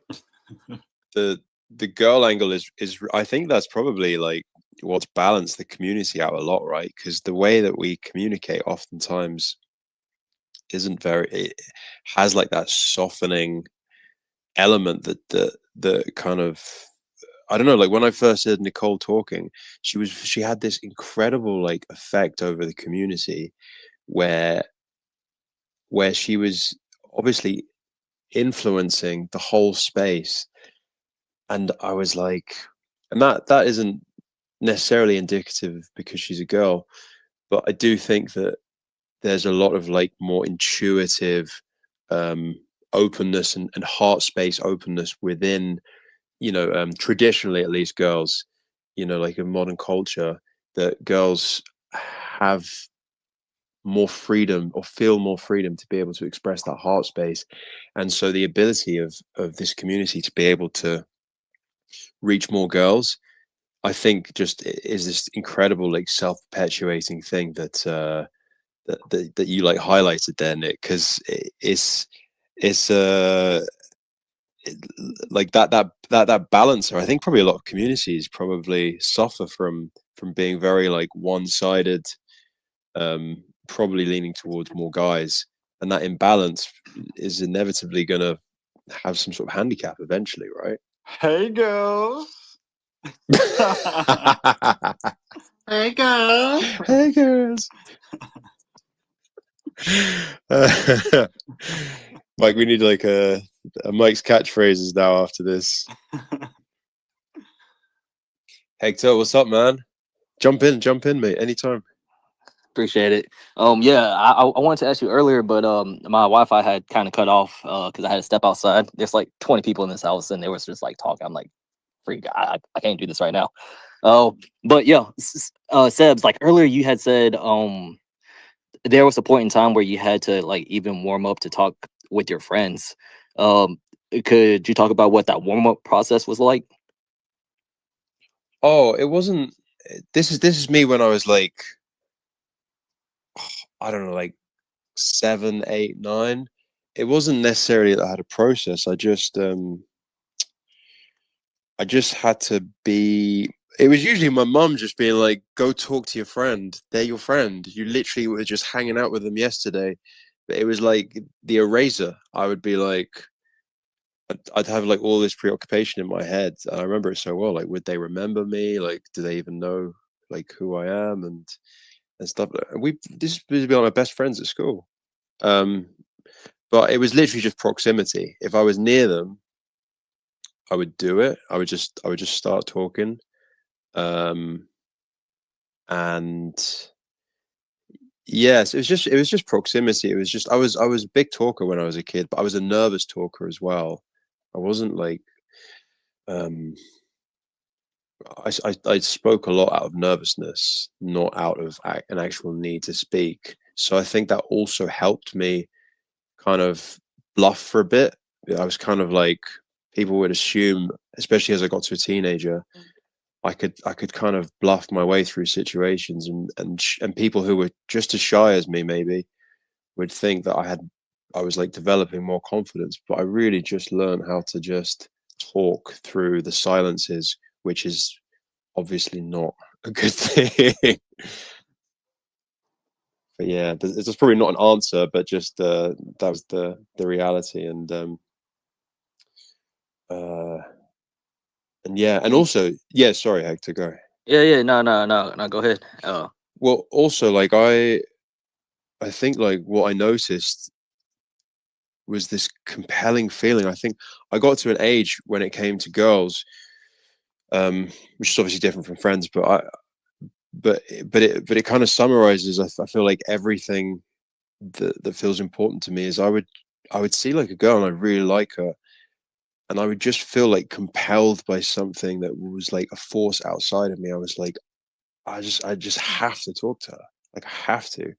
And the stuff that come out my mouth sometimes was just like, sometimes it was jittery, sometimes it was shaky, sometimes it was just dumb.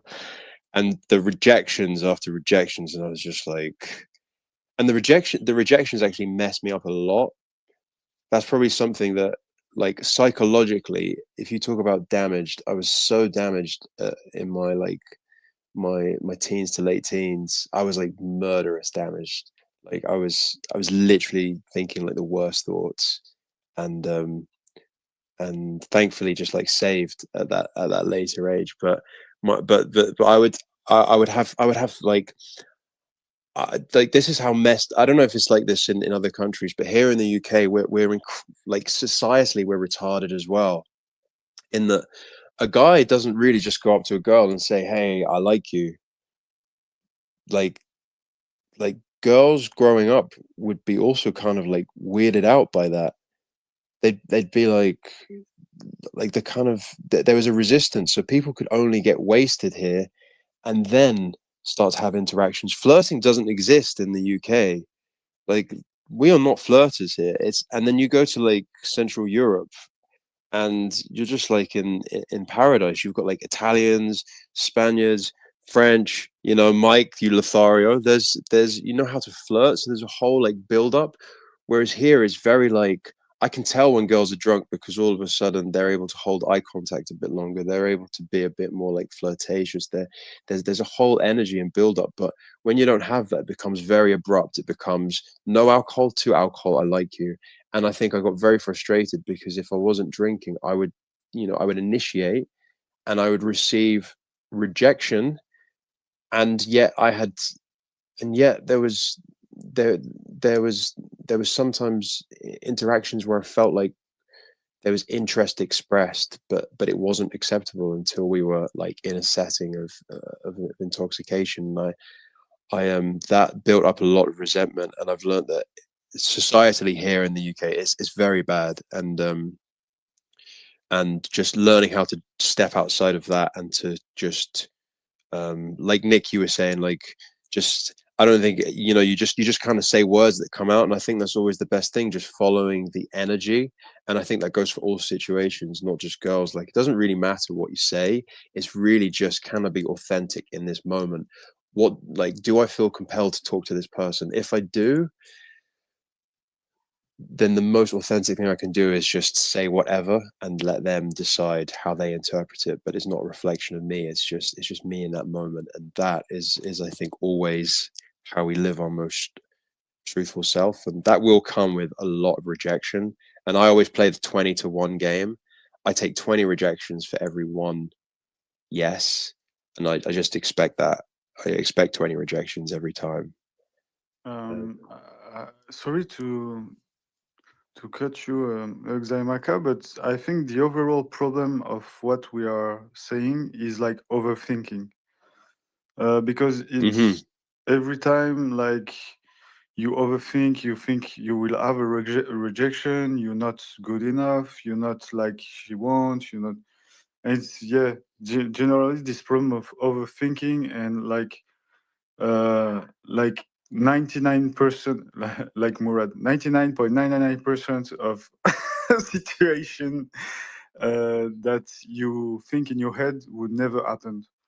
And it's probably this kind of thinking that is good to adopt. Like, okay, whatever, just let it flow.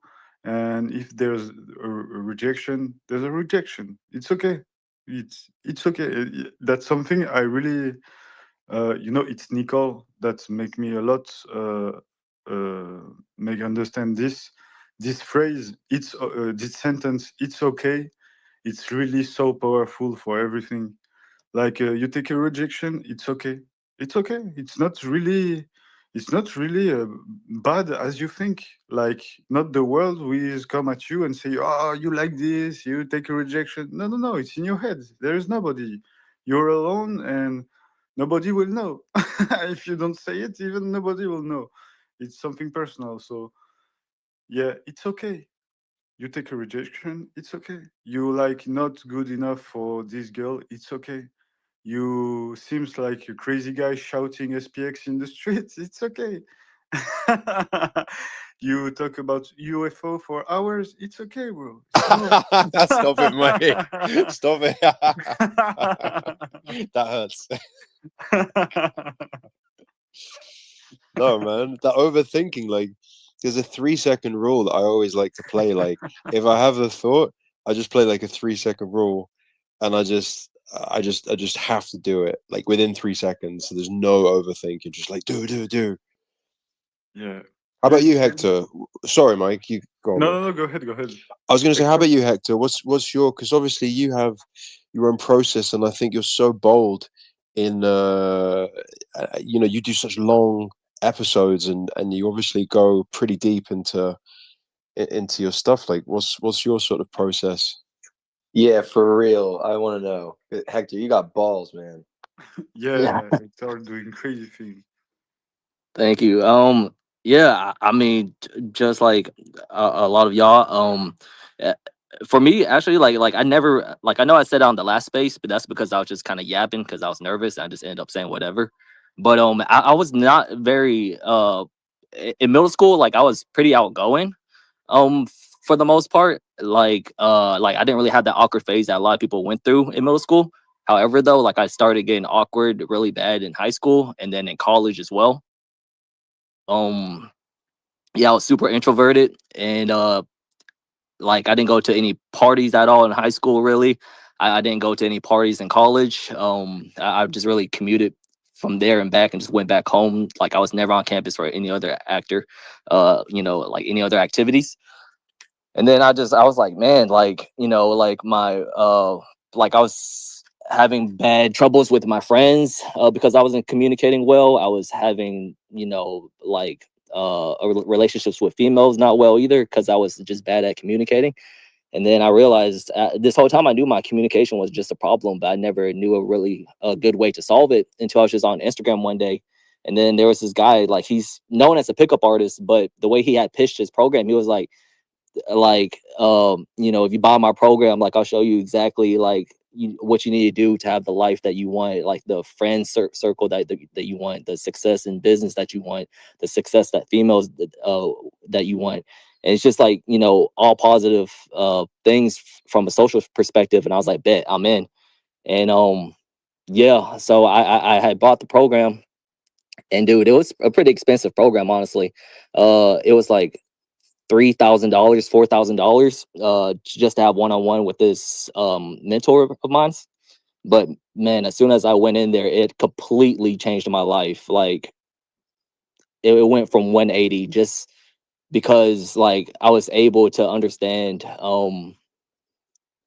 how like a social because if you were to look at him like this person I'm talking about, his name is Coach Kyle, if any of y'all ever want to look him up. But if y'all were to look at him, like y'all would think like, dang, like he's like a pretty social, outgoing dude. And then he performs stuff at a high level too. And then whenever he just breaks stuff down during talks like this, like we'll have talks like this and people will come up and ask him questions, and just being able to pick his brain, just see from this perspective that he has it as, it was really, it really changed a lot of things for me. So yeah, and then from there, like I just started, approaching like the cutest girls that I see. It started off like that, and I would go out to like nightclubs by myself, like every weekend, just to approach females, but even just talk with dudes, just interact with dudes. And then like, like you would have to try to do it sober, and like that was like one thing. And then once I started getting the ball rolling with that, I was like, man, like I love this so much, just trying to interact with people. Just like how y'all said earlier, it's just like a band-aid that you rip off, but then once you rip it off, you start flowing. And then dude, like once you go into a social flow, I'm sure a lot of y'all have experienced this. It's like one of the most amazing things ever, whenever you're just like flowing freely socially, and you could feel like you could just interact with everybody for that day. And then you wake up, you're kind of cold, and you just have to repeat the process again. But then yeah, so then like once I started doing that a lot, I had a data analyst job at the moment, and like from 9 to 5, I was not interacting with nobody. I was just behind a computer all day.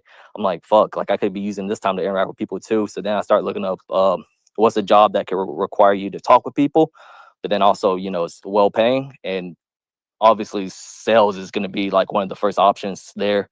So then I picked up a job on door-to-door sales, and then that's when things went up another notch as well, because I was just in front of people my age throughout the whole time. Is like a bunch of like 23 to 30-year-olds. Just we're in sales and we're in the office all together, just like shooting the shit. And then I just seen how other people interact with each other, and like like doing what's like quote unquote cool, and then what's quote unquote not cool. And then I just was able to pick up social cues from that. But then it also required me to just rip off the band-aid on a daily basis. So that's what I feel like helped me a lot. And Is there yeah. anything, Hector, you would use to like imagine if you could go back and speak to yourself like so I don't really know the American levels of school, but like if you could go back to maybe your most inward self at one of those ages, is there anything any advice you would offer to sort of fast track your journey to where you're here with the knowledge that you know now? Honestly, like it would just be going towards that that guy that teaches social confidence. Again, his name is Coach Kyle. I feel like once I just bought his program, like that's when it just really changed for me. You know, it wasn't a thing that I knew like in my head this whole time. Like I thought it was like things you had to say, like certain words you had to say. Of course, that helps too. But at the end of the day, it really matters on like the energy that you bring to the table and the vibe that you bring. But yeah, if I had to go back and just tell my younger self something, it would just be like buy that program a lot earlier than than you did. Yeah, like Aside from that though, it's also just like something else that could be applicable to like anyone else that that could use this is really just taking the action. Like everyone's gonna be, like if you never done before, everyone's gonna be nervous, but just look at it as like a experience to grow from and learn from, and just go in that with the mindset. Don't have any expectations of like, pretend it's trying to get a girl's number. Don't have any expectation of her just like getting her number, or she's falling in love with you on first sight. Like you go in there, if you get rejected, cool, at least you learn from it. Just take everything as a learning experience, and then like from there it just kind of turns into a game. Like how many people can I interact with? It's kind of like like I don't know what game to call it. I think we use like MMORPG. Like it's kind of like one of that. It's like a RuneScape game. Like you go knock down this tree, and if you knock down 50 trees, you get like 50 strength points. It's kind of like that. If you go talk to 50 females or 50 guys, like you get 50 social points. Yeah, you did the numbers game so well, mate. Like when I saw your first video and you just went through, and I remember on Hype stream, you were, I was like, oh my god, you did like all the flyers, and I was like, okay, cool, cool. And then I saw you do the first door, and I was like, man, that's bold. So that you have in that background, are you still like a door to door man? Nah, I'm still in sales, but I had switched over. Hang on real quick. Oh, sorry, what was that? No, my bad. A family member had asked me a question. But no, I'm not in door to door sales anymore. Just because it was like 100% commission, and it's not a good atmosphere really to be in. So I just kind of switched over to tech sales, which is like selling technologies and whatnot to companies. Through the phone. Are there any sort of similar resistance objections that just is a bit of a side note, but are there any like similar objections that people make when you hit them door to door? Is there anything sort of different from maybe in other sales, but something similar that you see in SPX from door to door? Like shilling SPX versus shilling like the stuff I was selling door to door was like AT&T stuff, like internet and stuff. So is that your question? Like pitching SPX versus pitching like AT&T stuff? Yeah, like how does it compare? Like, do you find any similar objections coming from people like at the door? Yeah, well, I personally, like in my door to door videos, it was just kind of like to inform them. It wasn't like really try to get them to buy SPX like on the spot. So I was just dropping off some information, like I always lead most of my interactions. But yeah, no objections really.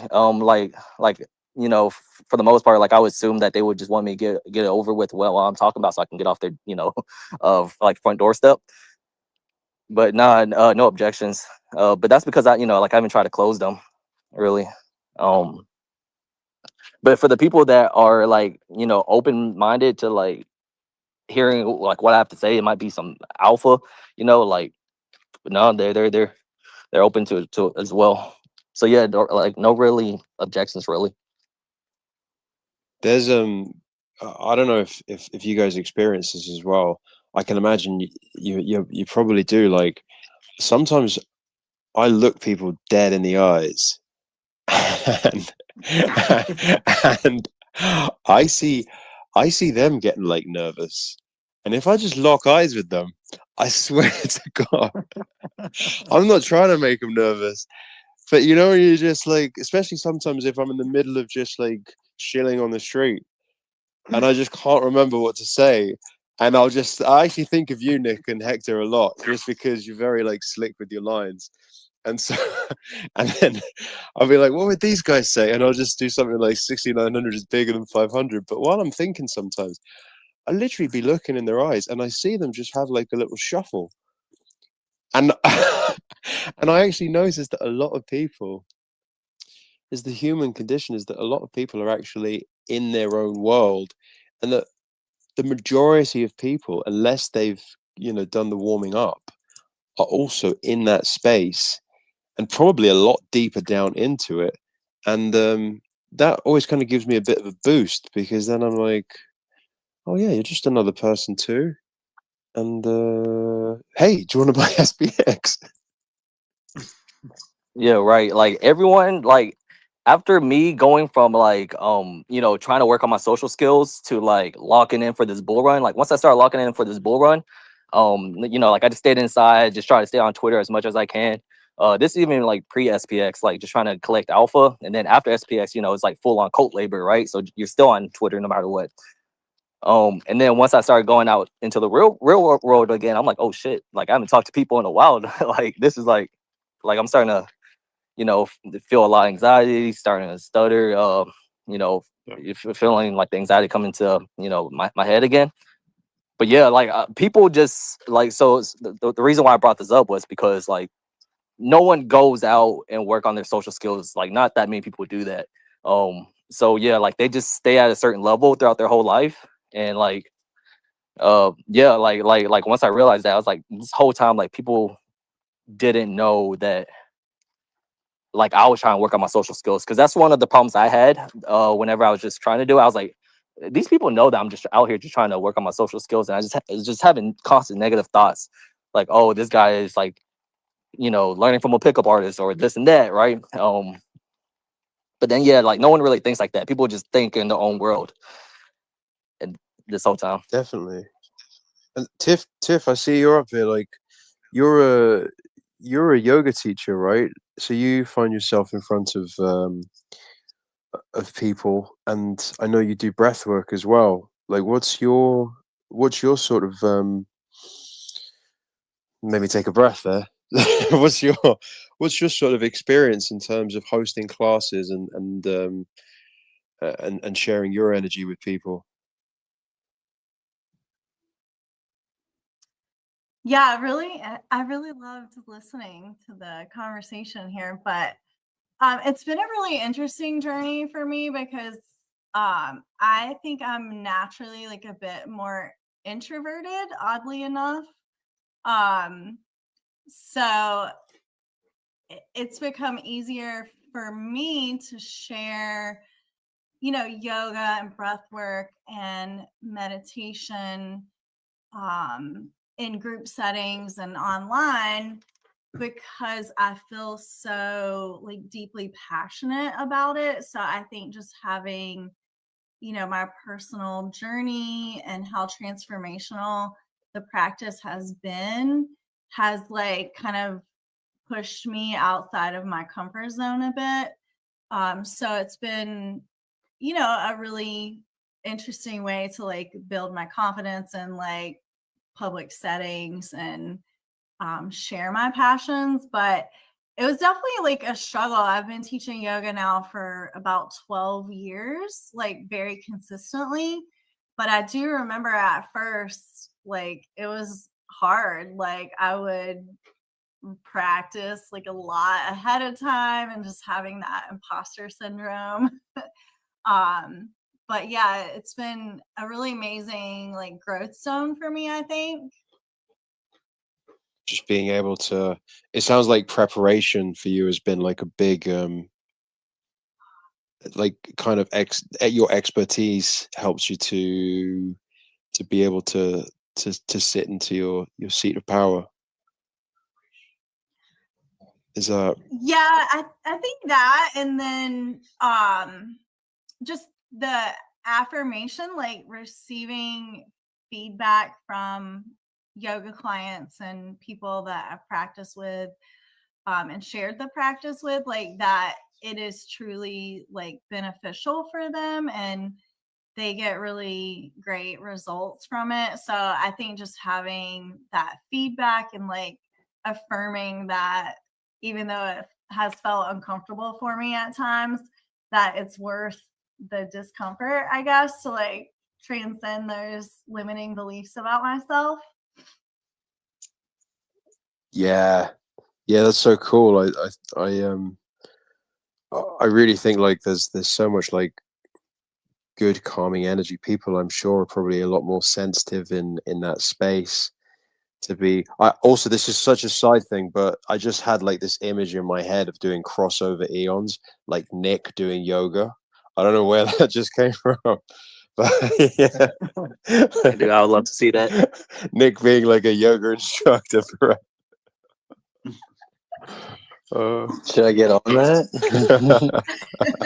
I could be like a weightlifting instructor, but I don't know anything about yoga, honestly. I could be like a training partner, a really good training partner. Man, I push people to their limits, man. I believe in high intensity training, but I gotta actually start like doing yoga and more mobility stuff, because that's gonna keep me young. As I've been sore like 24/7. I think I've been pushing a little too hard in the Stairmaster.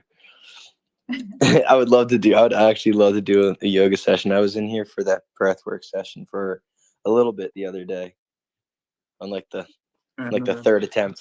Now I'm gonna have all these like memories of like the space. I'm like, okay, remember when that happened? Yeah, I think that was like the second attempt, the third attempt. But that was good. You really led that session well. I was getting relaxed.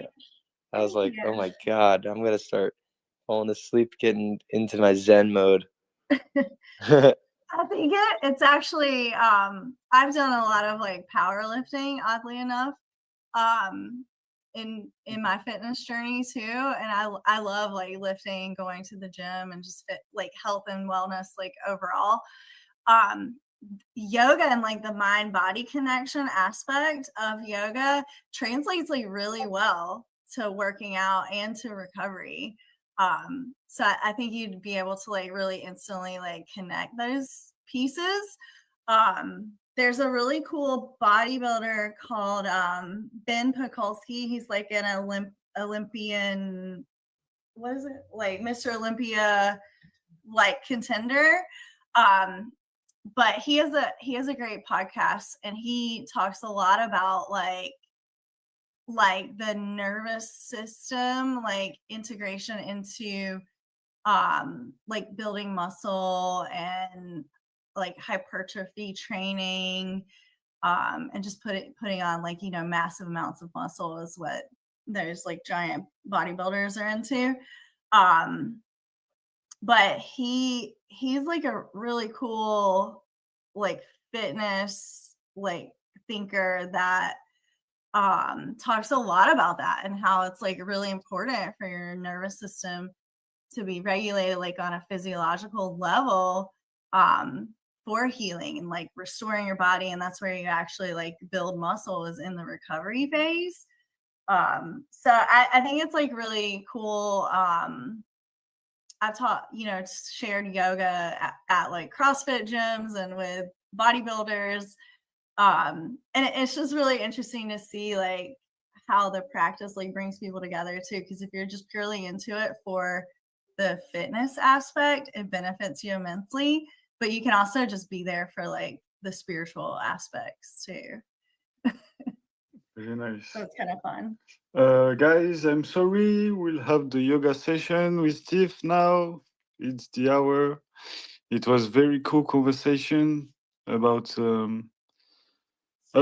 how we behave in front of other people and shyness and everything. Thank you, Seb, for bringing this topic, and Hector and Nick. Love you guys. Thank you very much. Thanks, Mike. And yeah, it's now time for Tiff to doing everything. Well, I actually thought for this session, you know, most of the classes I teach are like either on like video, like I have my like little yoga classes up on my website now for the SPX community. Yeah. Specifically, But I thought we would like possibly just do like very simple like yoga movements and then leave time at the end. And if anybody on here has never done yoga or has questions about yoga and how that relates to flipping the stock market, you know, I would be happy to like kind of do like a Q&A session. And then if anybody honestly is like struggling with something like in their body, like if you've just kind of hit like a roadblock, like maybe your shoulders bother you, your neck or whatever, I would love to kind of make a list of things. And if you have a request, I can make like a video for my SPX yoga page and post those up for anybody that would want that, like kind of just like a little mini like one-to-one like yoga session, because I really do believe that yoga is so powerful. So that was my thoughts for the hour. So if that sounds good for you guys, that's what I was thinking. Sure, very cool. Yeah, and so one of the things with yoga is, you know, we typically think about like the movement, the postures, like stretching, mobility, and that is certainly a huge component of it, like the physical body health. But yoga is really a holistic approach to our health and wellness. So the movements, the breath work, the postures, and the stillness all come together in a really magical way to promote balance in the body. Yoga in Sanskrit, the closest translation to English is to unite, to bring together. And we can think about that like collectively, like bringing people together as they practice yoga together. We can also think about that as like uniting our body, like on a physical, emotional, and spiritual level as well. So for our yoga practice, I thought we would just go through like simple sun salutations, which you can do standing, you can do seated, like if you're sitting at your desk. And the idea with the sun salutations is to create larger movements through the center of the body. So we do back bends, we do forward folds. And the other really important element of sun salutations is letting your inhalations and your exhalations that you're taking with your breath guide the movements. So I'll guide us through it.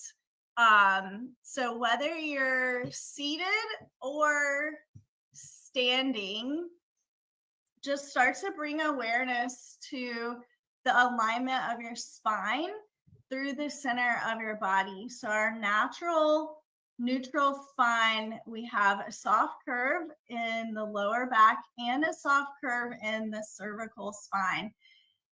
So you can close your eyes to bring a deeper awareness to your body and space. Let your shoulders soften away from your ears.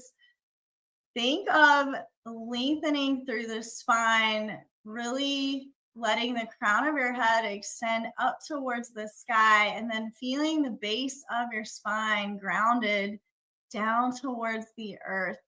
So you're creating a bit more space and length through the center of your body.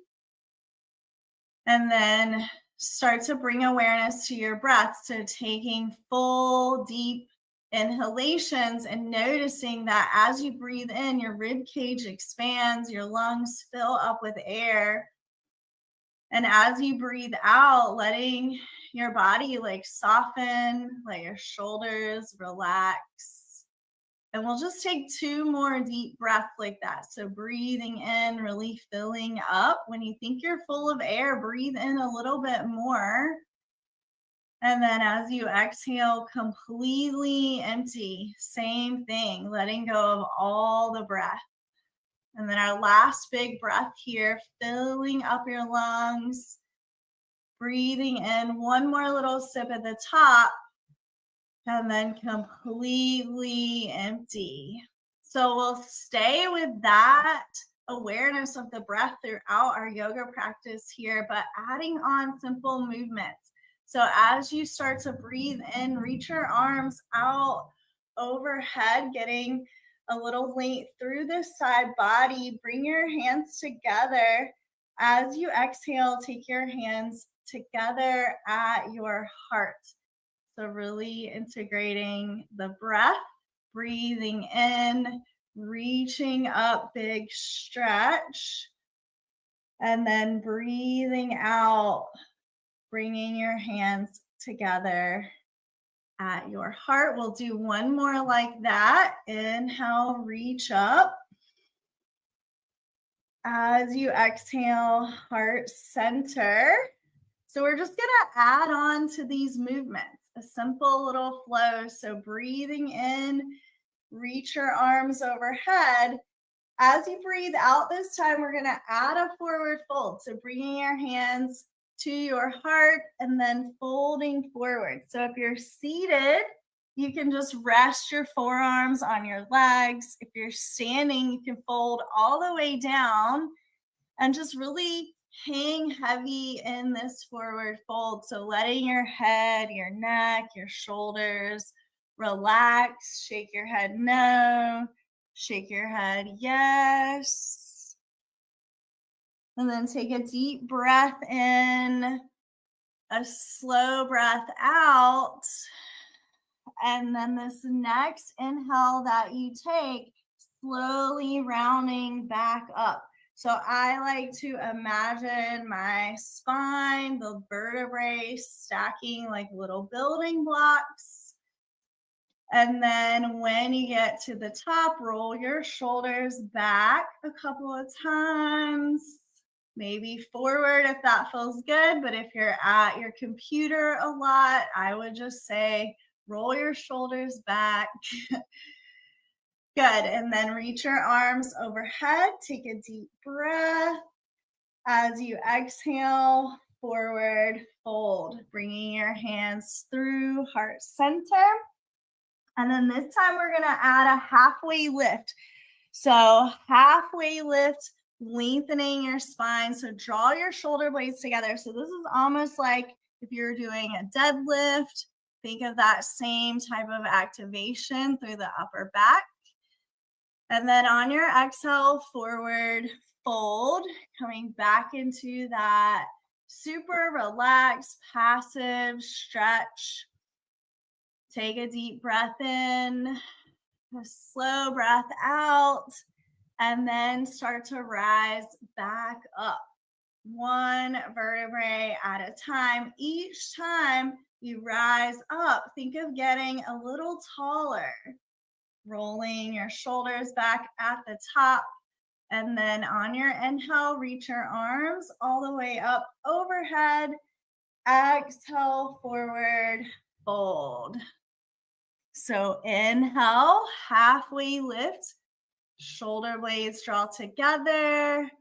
Exhale, fold.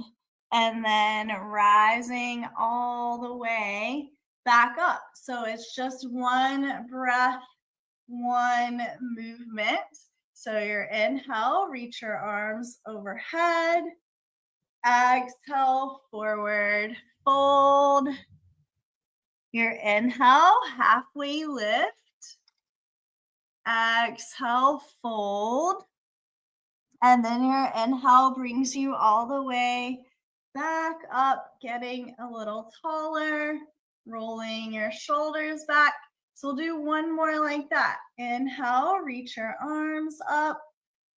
Exhale, forward, fold. Inhale, halfway lift. Exhale, forward, fold. And then rising all the way back up, rolling your shoulders back. And then reach your arms overhead. This time, take a twist to your right. So if you're seated, just reach your right hand back, your left hand forward. If you're standing, you can do the same. And then either option you're taking, maybe looking over your right shoulder, unless that bothers your neck, right? Always honor your body. Number one in yoga. Take one more breath in, your twist. So as you breathe in, get a little taller. As you breathe out, maybe you twist a little more. And then come back through center, reach your arms overhead, take a deep breath. As you exhale, take your twist over to the left. So your left hand will reach back, your right hand reaching forward. So as you inhale, lengthen your spine. And as you exhale, maybe finding a little deeper twist, looking over your left shoulder this time, unless that bothers your neck. Take one more deep breath, breath out. And then as you inhale, come back through center. As you exhale, take that twist to the right. Stay for just one breath this time. Deep breath in, slow breath out. And then your inhale, coming back through center, reaching up. Exhale, take your twist to the left. Stay just for a breath. Deep breath in, breath out. And then your inhale, come back through center. As you exhale, gather your hands together at your heart. And then maybe just close your eyes and check in with your body. Sometimes just a short practice where you're really connecting your breath with your movement. It can completely change, recentering our energy, restoring balance, not just to the physical body, but to our energetic body, to our spiritual body as well. So just taking a moment to tune in and see how you're feeling. Taking a big breath in, a slow breath out.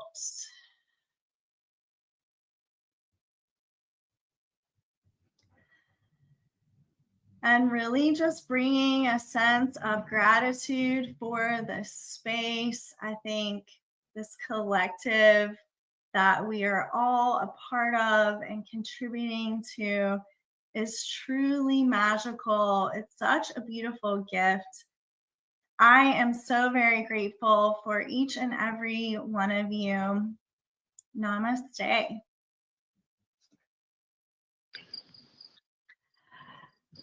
So thank you guys for practicing that little flow with me. I hope it was helpful.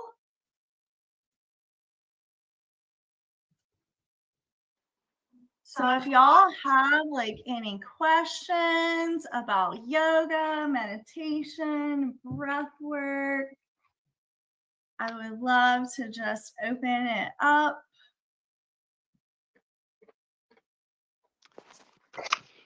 Go I ahead, guys. Yeah, sorry, DK. Go ahead.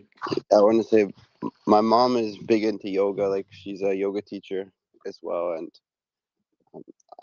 I did yoga with her before, but I get bored of doing yoga with her because she's my mom.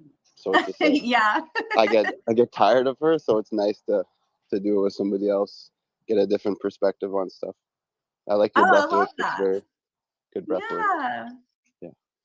Yeah, my mom actually, she was like my original like meditation teacher. So I grew up showing horses and I had like a lot of competition anxiety when I was competing. And she would guide me through meditations.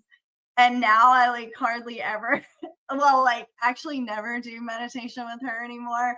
So I totally get that. Like the mom dynamic is very real. Yeah, exactly.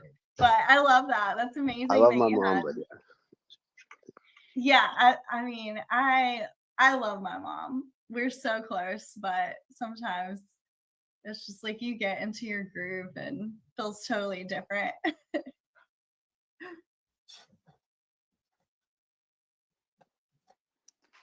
Do you guys have question for Tiff?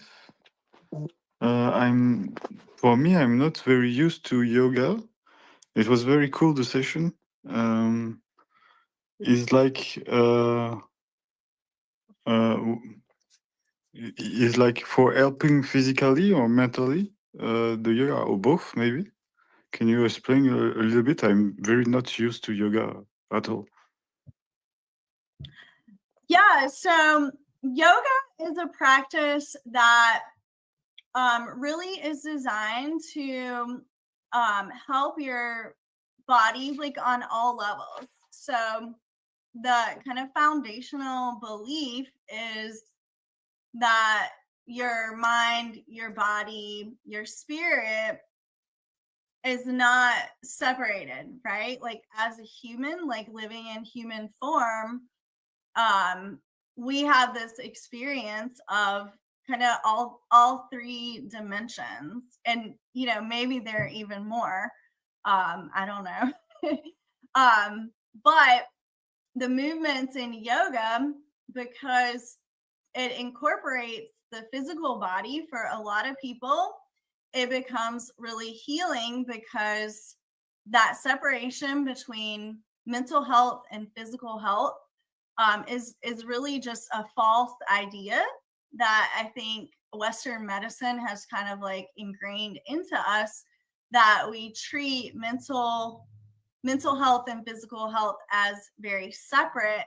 But in yoga, they really are combined, and the practice where it links the breath with the movement and brings intention and awareness of the breath and the physical body together becomes like this really beautiful access point for healing, for restoring balance. And it really truly doesn't matter why you arrive at yoga. Like maybe you arrive to yoga because you have some pain in your body that you haven't been able to manage.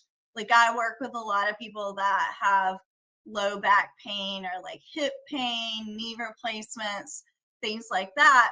So they feel very limited in their physical body. So they may come to the practice to kind of help with their range of motion, to help build strength, to help with flexibility.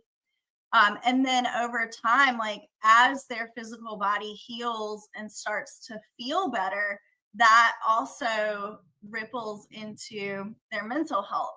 So people often have been able to like come off of like medications for depression and anxiety and other conditions just by establishing like a daily yoga practice. And I think that another like really empowering piece of yoga is that it's a practice that you do. Like you can go to a yoga teacher to guide you through it, but even with a teacher, you're the one like doing the practice, right? Like I'm not administering a treatment to a yoga client. I can be like a guide, I can share, but they're the ones that are doing it. And I think that that is like really empowering for people to have like a daily practice that they can integrate into their life that they do themselves. Like and we live in a system that like oftentimes disempowers people in relation to their health or how they think about their health. So, you know, we are kind of indoctrinated into a belief system that we have to like see a healthcare provider to get better. And there's certainly, you know, cases where that is 100% true and necessary. but yoga isn't like exclusive in the, or like excluded in those situations either, because it can be like complementary to other, you know, therapies or other interventions. So, you know, just for me, like I love yoga. So I can talk about why it's amazing like all day long. But I think that like empowerment piece of it is so important for people because they start to feel empowered in their body and in their health journey, which I think is like so healing for people on all levels. Nice, thank you. Thank you, thank you. So it's like kind of the idea that the body can be sick because of the mind and everything is related and something like that. Yeah, totally. Yeah, like there's a really good book. I'll put it in the chat if anybody's interested. Sure. It's called The Body Keeps the Score, and it's by MD, like an actual like medical doctor, like psychiatrist, and he has done like a lot of kind of leading edge work around that idea that mental health, like if you suffer from really profound depression, or if you suffer from mild depression, like over a long period of time, like where you are still high functioning and you contribute to society, and maybe from the outside, if you're a person that has some ability to like cope with mental health struggles in a way that you can still be high functioning, if that goes on for long enough without a healing practice, without something like yoga or meditation, it eventually starts to compound like in the tissues of your body, and it gets stored. Those emotions get stored in the joints, in the muscles, the connective tissues. And it's the work in that book is like just this collection of like case studies of how he applied yoga from a mind and body like therapeutic intervention perspective to like heal people that had been like completely like kind of blocked in their progress, like in traditional like psychiatric therapies. And they experience like really profound physical body ailments as well, like, and they would manifest as autoimmune diseases, IBD and like GI diseases are a really big one that I think a lot of research is like just now coming out to show the link between the gut and the brain and how they are directly connected through the enteric nervous system. And a lot of those things, like, they're not 100% healed with medications, right? Like you can take medications to help and to support. But if you combine those like more kind of allopathic approaches with more holistic modalities, it becomes like really life-changing for people. So yeah, I think this idea of like mental health and physical health being like separate, honestly, it's not real. Like I don't think that you can truly separate mental health and physical health from one another. So I don't know if you've had experience with that or if anybody in the space has, but like if you're depressed and you just simply like get into a habit of like getting up and doing something, you start to feel better. Like your depression starts to get better, even if it's like just simple things, you know? So I think, yeah, it's really helpful for that reason as well. Yeah, like you're saying, mental trauma leads to physical trauma because it's all connected. And the practice of yoga or meditation releases these things, maybe in your body and in your mind as well, freeing who you are more.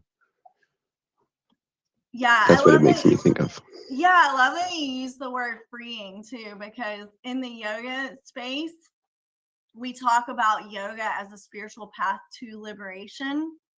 And that's exactly like what we're seeking, right? Like we want to be free, we want to be liberated, like from the ego, from the systems that indoctrinate us, from our limiting beliefs about who we are and what we can do. And, you know, I just think that that's a like beautiful thing that you even said that word.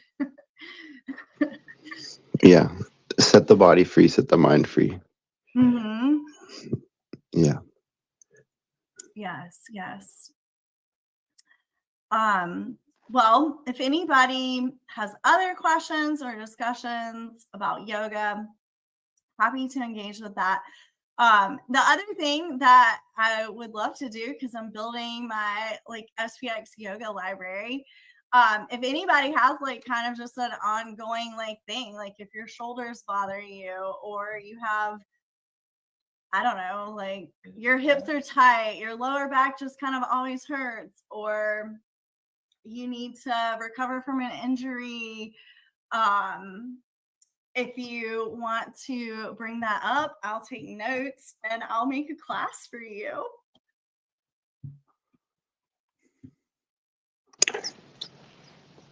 I dislocated my shoulder and I had like neck pains and spinal pains, like nerve damage for like a couple years because of this. And I used yoga to help me recover actually, and it released the pain in my spine, and it's gone now because yeah, I'm actually grateful for practices like yoga for my own life.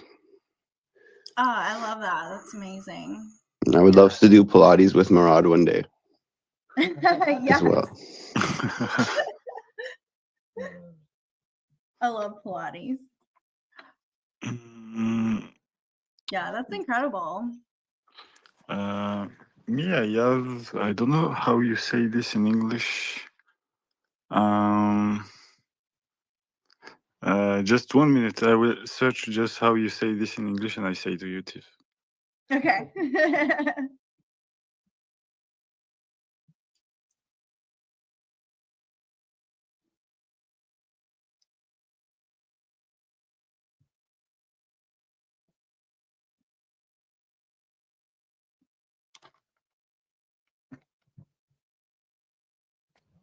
Okay, I have it. It's like you know the sciatic nerve blocked, and like I had a bad fall in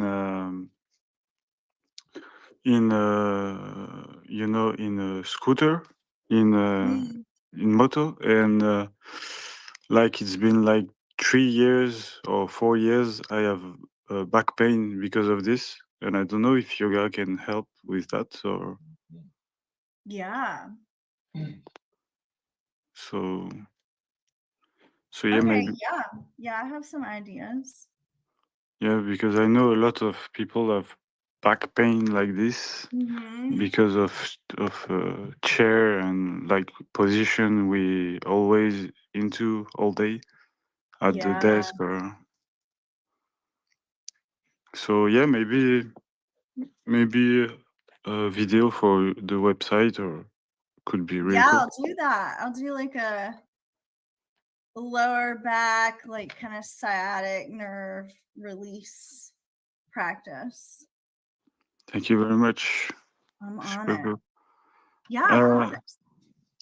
Yeah, because I know a lot of people have the same as me. Like I remember my father, which is a lawyer, like been all his life on the desk, and he has a big problem with the same problem as me. Me was for a fall in moto, but him was due to all his life being at a desk in the same position. So I think a lot of people have this problem. Yeah. Yeah, I hear from a lot of people that want to kind of use yoga to help with that. And yeah, there's so much you can do. I'm excited to make a class for you. Thank you very much, Steve. Yeah, you're welcome. Yeah, your idea is very cool with the website. It's very nice. Absolutely love it. Oh, thank you. Mm. Yeah, I was like wanting to do it like for a little while, but you know, just took a minute to get organized. And if you need help for the website or anything, I'm coding the things for SPX. I made already one website and making another one that will go out in a few days. So if you need anything, just tell me. Oh wow. Okay. Yeah, you're probably way more skilled in building websites than me. No, yours is good. Just if you need anything, just send me a message. Okay, thank you. Thank you.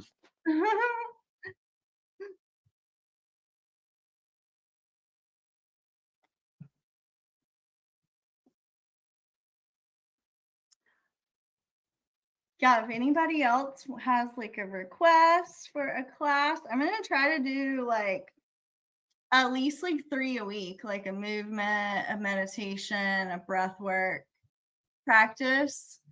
So yeah, it'll be great inspiration.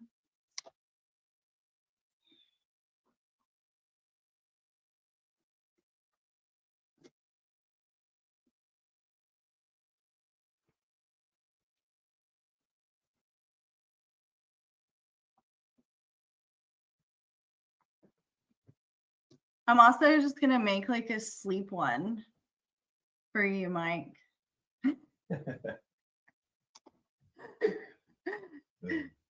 Yogic sleep.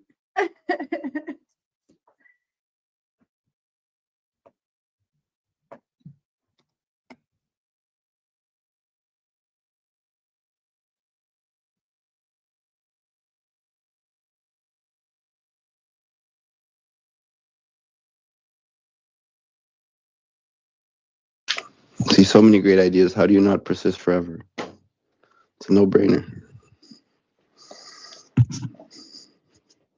Yeah, free from pain to persist forever with yoga.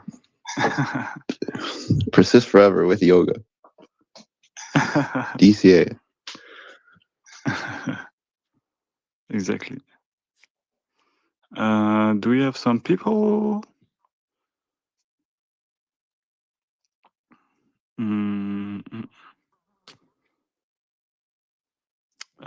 Fredward, if you want to come, I'm inviting people. If you want, just accept.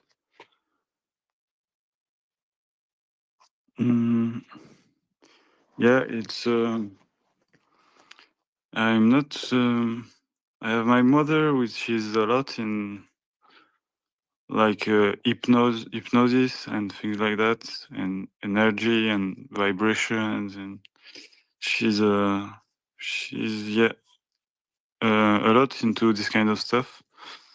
But as I'm not near her, I'm not very much aware of all those things. I'm just doing like prayer every day that serve as meditation for me, and yeah, that's very cool to learn about yoga and meditation and all this kind of stuff. Thank you, Tiff. Well, thank you for having me. It's been so fun. Yeah, it's Thanks very for cool. doing yoga with me, you guys. I think we're gonna do a breathwork session Yeah. tonight. So yeah, that'll be fun. That'll be like a journey. Yeah, it will be really cool. Yeah, brief session seems.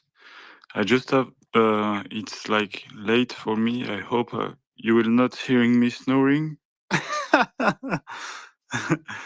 Like the first day, people were hearing me snoring live. but yeah, brief work seems very cool.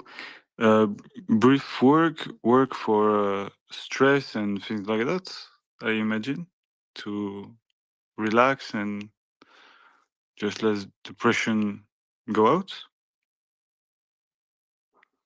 Something like that. Yeah, breath work is like you know, kind of this like interface between like the embodiment of like spirit. So it's a really, really great practice for like, and the breath is, you know, that like life sustaining force. So it contributes and elevates your energy as well, like kind of going back to that like collective, like energetic field that we emit, right? So it can be really like therapeutic and really healing on that level as well. And it depends, you know, like on what type of practices you're doing. Some can be like more energizing, some can be more relaxing, like restorative. So you can use it like for all levels of support in your life. And it's also a really powerful way to like process trauma and like release trauma in the body. I don't know if any of you guys have like heard of like emotion code or like body code healing, but it's like a form of energy work that essentially like releases like stored emotion. Like emotion is like your energy, like as it moves through and like you experience in the body. That's what your emotions are. So if your physical body's like energetic field is like congested or blocked, the breath work can like clear those blockages and release like stored trauma and like limiting beliefs. Like I've used it before to like kind of work on some of those things like with my business and things like that. And it just like opens you up to like more possibilities in your life. But yeah, it's like really powerful for that reason, because it is like how you like with our sensory systems and with our physiological systems like in our body. It's a direct like access point to spirit, to the divine, like to your higher self, your higher power, God. And so yeah, it can be a really powerful tool for that.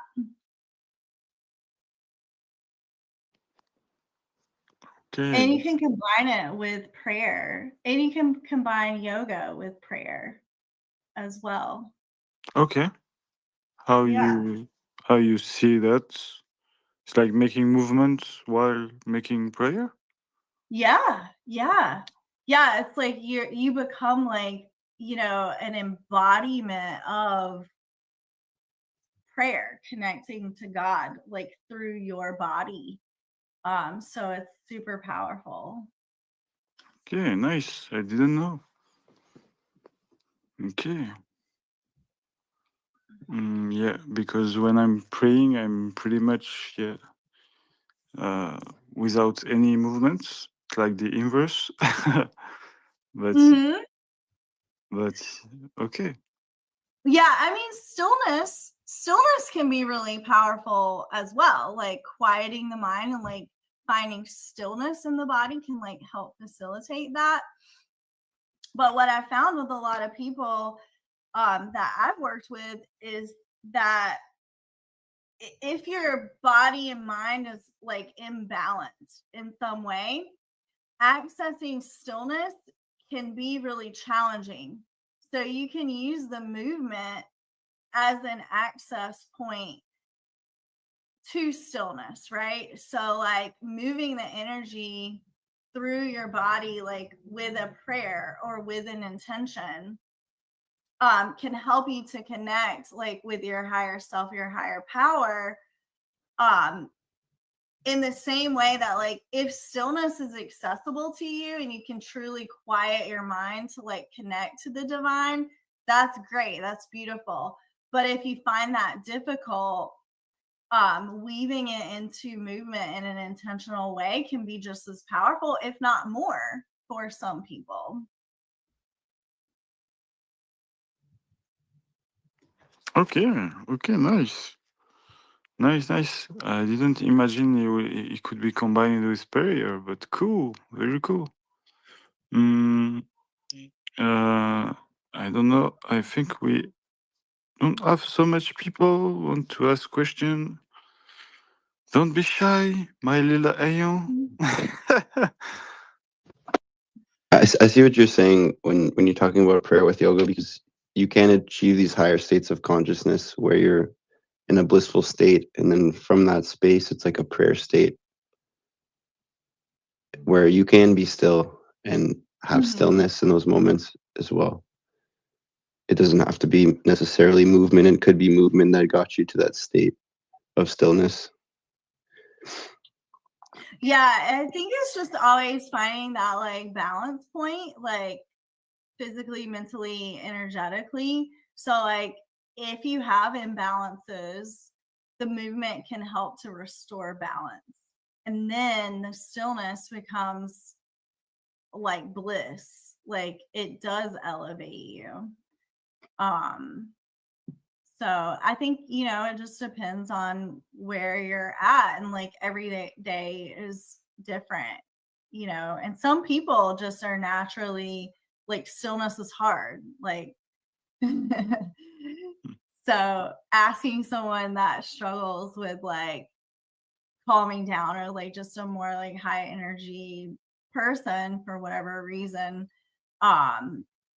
honestly, like it would kind of opt them out, you know. So you just always have to meet people where they are and like adapt yoga to meet your needs, like in whatever moment and situation that you're in. That's how I think of it anyway. Okay.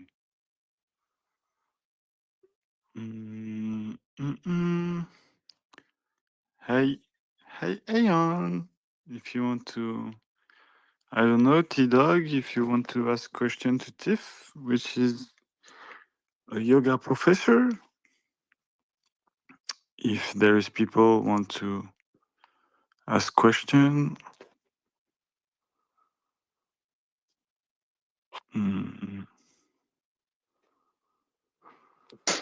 Yeah, on the top of yoga, like my mom has a yoga studio. She likes to teach classes to like the inner community that she's in.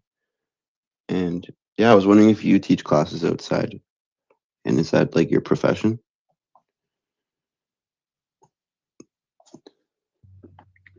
Yeah, so I have an online yoga business where I create yoga programs for equestrian athletes. I teach classes in my community as well. And I have a full-time job in GI research. So I have a few different jobs. But I do teach a lot of classes. I lead teacher trainings at my studio, like on my property as well. So yeah, Okay. I do a little bit of a lot of things. You I work a lot. You multitask, having different job. Yeah, I mostly just do science and yoga though. Okay, nice. Very nice. I will wake up a little bit. Sorry, I was in my bed like chilling before because I was listening the yoga session, but I will wake up a little bit. Otherwise, I will fall asleep. Like I have like very much facilities to be in meditation and things like that. So like when I'm, you know, at the medicine, when I come to see a medic or something, I'm like almost falling asleep when when he made auscultation and looking, because I don't know. It's I'm very easily falling in meditation. I don't know if there is some people same, but I think we have more or less facilities to be in meditation.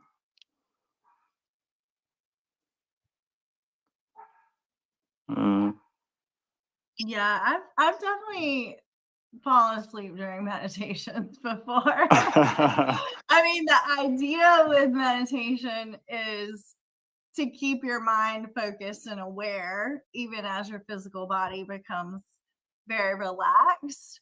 Yeah. But yeah, I mean, it depends, right? Like it depends. Like I do some sound healing meditations, like sound bath locally, and almost every time I do a sound bath, someone in the meditation will like fall asleep and they'll just be like out. So I don't think it's like necessarily a bad thing. Like sleep is also like really important. So I feel like if someone falls asleep during my meditation, like I don't like get upset over it as a teacher. Like I'm just like, well, they felt like they were in a safe space and they were relaxed enough to fall asleep. Yeah. So I look at that as like a win. Yeah, if you're doing a yoga of sleeping or sleeping Yeah. meditation, it's like the goal of it. Right. Like adult nap time. We all just come together to take a nap. I actually really love sleeping. It's like one of my favorite things. I enjoy sleep a lot. Nice. Yeah. I've been concerned about your sleep this whole week, but I appreciate what you're doing. Yeah, I'm not sleeping so much, but yeah, it's only a week after I will like take a normal life again. Like normally I go and I walk a lot, like 4 hours a day, something like that, every day. And I can't go walk for a week. And yeah, everything is a bit like put aside to ensure all this week. But yeah, I had to do it because it's so cool to have all this personality as you and all other Aeon, like meeting together and talking and making activities together. I think it's really, really cool.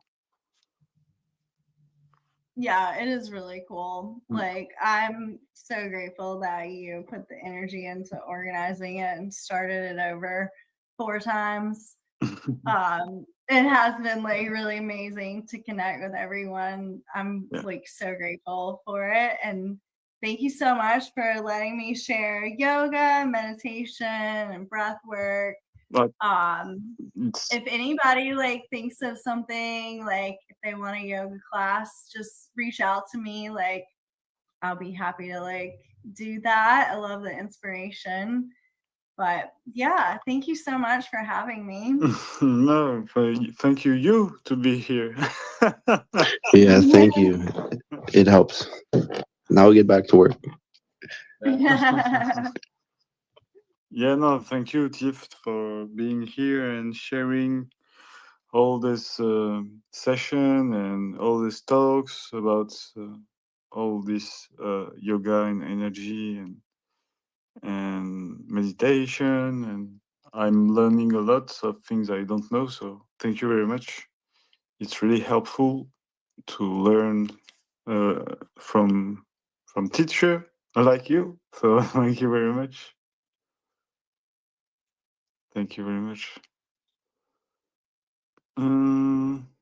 Do we have some question for Tiff or anything, guys? Jasper, I invite you if you want to ask a question to Tiff. But I'm like every time I'm so relaxed, border sleeping every time. It's meditation and yoga for me is like actually totally missed everything. I came in at the complete end, so I don't really know what to ask, to be honest. But you know, Okay. You do. Are you used to yoga and this kind of practice, or not at all? no, no, no, no. Okay. I've done yoga exactly once in my Okay. lifetime, and I wasn't really, it was hard, I must say, but it was really relaxing. Okay. Yeah, but I don't think it's for me for like a regular practice. But Okay. yeah, I do like meditation, but I should do that more. Yeah, meditation is cool, and we need some time to refocus and realign ourselves, which Yeah, take us exactly. somewhere. Just don't be in your head all the time and try to get those thoughts like a bit cleared, and then all of a sudden you feel a lot better. So yeah. Exactly. Yeah, and the world is so like spending our focus and attention on various things and many things at the same time. So just being focused on nothing of this Yeah. and just you and just your thoughts and your respiration and what it's in your mind and just calming and thinking, I think it's really valuable, especially these days. Oh yeah. We're doing so much at the same time sometimes. Like Yeah, it's honestly crazy how we switch from one thing to another, and then we do yeah, that the whole day long. And then when it gets time to sleep, we're kind of surprised that our brain is like running at 100 miles an hour. So yeah, exactly. And technology, it's not helping for this. Like the phone is the worst for that. yes, Like yes. infinite scroll. Unfortunately, Yeah, infinite scroll and going from one thing to another to another. It's it's like, like a blessing and a curse at the same time. The yeah, phone. yeah, exactly. Exactly. So we are at 5 minutes to having Aeonces coming to make some read about Audacious book on SPX. Oh, So cool. I have just the time to thank you, Tiff, for everything you do. It's very cool and absolutely grateful that you come here to do that. We have like a professor doing session here, like on free cult labor. So thank you very much to take time to be with us, Tiff. It's really kind and of you, and thank you very much. I really appreciate you in this with me on the longest spaces.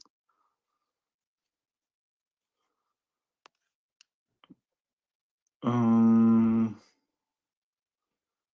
yes, so I will. How was it for you, Mike? Was it like you said it was like your first time doing yoga, right? Yeah, it was really relaxing, and I have. Yeah, in fact, I have like when someone is talking like this, giving me instructions, I'm like bother falling asleep because like I don't know, I have really much. It's like hypnotizing me, and Yeah. I, so it's very relaxing, and I was struggling to. I, I don't sleep so much these days, so it's even more easier for me to fall asleep, I guess. So I have to to be careful, otherwise you will all hearing me snoring again on the phone. did So you did you snore before here? the first day, yeah, it was Yeah. thousand free chat was hosting some time, and I just fall asleep on the phone, like my head on my phone. So they were hearing me snoring like in 3D, they were That's they were inside my mouth, horrible. So they had to put music to stop hearing me, and there was no co-host, so nobody could stop all the guys snoring. Wow. Yeah, but that's all part of the experience right Yeah, there. I was imposing my snoring to everyone. So yeah, it was crazy. But yeah, it is what it You is. can just schedule in a time block for sleeping. Yeah, exactly. We'll just all log on to the longest spaces ever and like take a collective nap. But thank you for having me. It was so fun. I love you guys. I love you, Tiff. Thank you Yeah, very I much. love you too. See you soon in few hours for the breathwork session. And thank you very much, Tiff. See you soon. Yeah. Yes, a young girl. I wanted to do the hey girl, but I will stop. Aeon says, how are you, bro? Yo, bonjour, Mike. How you doing, man? Bonjour, bonjour. How are you, bro? Comment allez-vous? Très, très bien. Merci beaucoup. It's nice. That's the extent of my French. Yeah, Yeah, it's perfect. Perfect. yeah. I went to France actually when I was 16 with the high school jazz band. Oh, nice. Yeah, yeah. I mean, nobody told me the two things like that were my favorite. One was the chocolat de croissant de chocolat. Yeah, yeah. I would go in there and get like at least one every day, like to some bakery. Oh my God, they were so delicious. Yeah, The yeah. chocolate croissants. And then the other thing, as a 16-year-old young teenager boy, nobody told me that the beaches were nude beaches. So we're like, oh my God, what is this? Yeah, Yeah, there are we had a some. lot of fun. Yeah, we had a lot of fun. Yeah, it was cool. No lewd, no lewd. Oh yeah, of course, no lewd. Yeah, yeah. No, it was very great experience for us as young Yeah, cool. students, of jazz. Yeah, I stayed at in Nantes. Are you familiar with Nantes, France? No, not so much now. Okay, yeah, I stayed with a host family there. It was super cool. I came Yeah. to Bretagne and probably some other location, but not so much now. No. Oh, okay. Hey, so yeah, I wanted to do a SPX book reading. Do you think that's a good idea, or should we just chat with people, or what do you think would be cool here? Yeah, I think the reading can be really cool. It's like the Okay. Audacious book. Yeah, Audacious book. There's one that's already on audiobook, so I was gonna do the other one. Okay. Cool. Yeah, the one that's on audiobook is actually the second one he wrote, but the first one he wrote is this one. Is the SPX6900. Stop trading and start believing. It's like the black the book from Amazon or the free book, the free ebook. I mean they're both on Amazon, but I don't know which one he's got as the free book. Let me take a look here. I think this is the one that's not on the free book. I think, Okay, but I nice. could be wrong. Nice. Yeah. So yeah, cool, absolutely. Okay, cool. Yeah, and then you're more than welcome to fall asleep if I know it's been difficult for you. So go ahead and just hit mute though. We don't want to hear you snore again. Yeah, I will hear you and snore, and if I'm snoring on the phone, it's like you're doing well. Yeah. Oh, that's funny. That's funny. Hey. Another thing too. I've never hosted one of these spaces. So, is there anything I need to do, like when people want to talk or stuff like that, or? No, I will put you in co-hosting, so you can add people or. Okay. And then it's just like, will I get a request notification or something when somebody Yes. wants to speak? Okay, cool. Okay, yeah, I'll just go ahead and start reading here, and then, hey, yeah, I want to invite anybody to chime in because I kind of wanted to do like a reading and then talking about some points. If, if as I'm reading, maybe I'll go off on some points about it. But yeah, if anybody wants to make points about the reading, please feel free to chime in. So. Yeah, sure. I made the same like a few hours ago. I read the Let's respond. the polymetric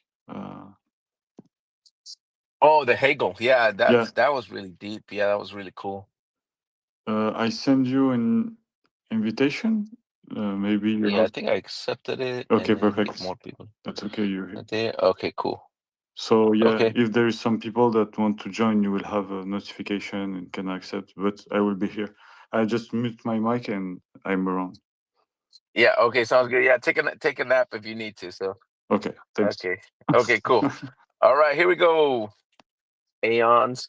Oh, I did have one question, but I'll read first and then. Yeah, go ahead. Just ask. No problem. Hey. So I'm kind of. I mean, I officially felt that I became an Aeon about 3 or 4 weeks ago, but I've been in an SPX since last year. But I felt that so I had recently I noticed one person say it and then one person posted about it. Are Aeons also called Anons, ANON, or is that like a typo in some people's like No, anon are like it's like an old term from the previous cycle. It's like okay. Anonymous or no? Anon? I don't remember. Anon? What is? Yeah, because I think somebody on the space said, yeah, it mentioned us as Anons, and then somebody yesterday on a post, the one from yesterday didn't have the Aeon, the emojis. Yeah. So I was like, but he said Anon also. So I was wondering about that. Yeah, it's like an old. It was from the previous cycle. It's like how you call like random people. Yeah, I think Anons are like the ones that have a faceless attempt on the movement. Okay. Can you link the post or tell us who it is, and then we can take a Yeah. look. Maybe it's just a typo, but Okay. Yeah, the It one could be a that post. typo. Got it. Okay, so I was just wondering about that. If the SPX community was also Anons, we're just Aeons, right? Yeah. Yeah. That's the only. Okay. we're Yes, just Got it. I Aeons. have the explication. Anons is more like an online term, so Yeah. it's not like us Okay. specifically. Anon is like for Oh, anonymous. okay. It's someone like posting without revealing its identity.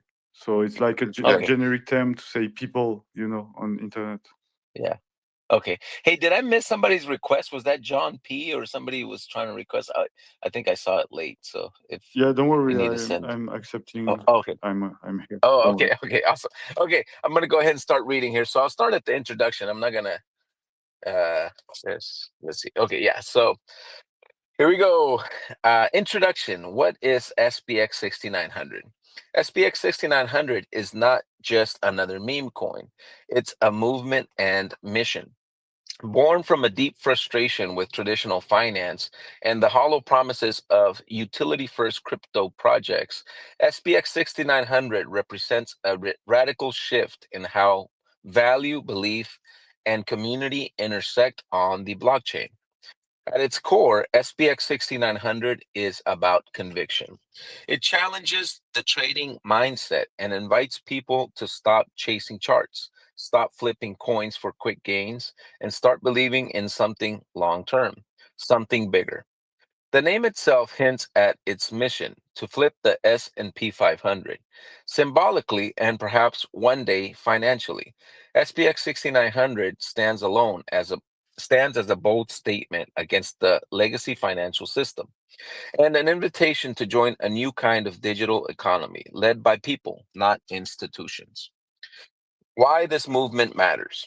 Most crypto projects fail not because of flawed code or weak ideas, but because they never build true communities. SPX 6900 reverses that model entirely.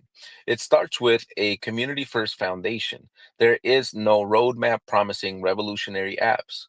There is no utility selling a vision of one day. There is only belief and the people who carry it. This belief system has drawn comparisons to early Bitcoin, maximalists who held through doubt, communities that grew stronger under pressure, people who believed before the rest of the world caught on. SPX 6900 is offering something rare in the crypto space today, a second chance at generational conviction. It's not about technical charts or trending utility. It's about holding the line, joining a movement, and becoming part of something with a mission. And for those willing to believe early, the upside isn't just financial, it's cultural. The philosophy behind SPX 6900: stop trading and believe in something.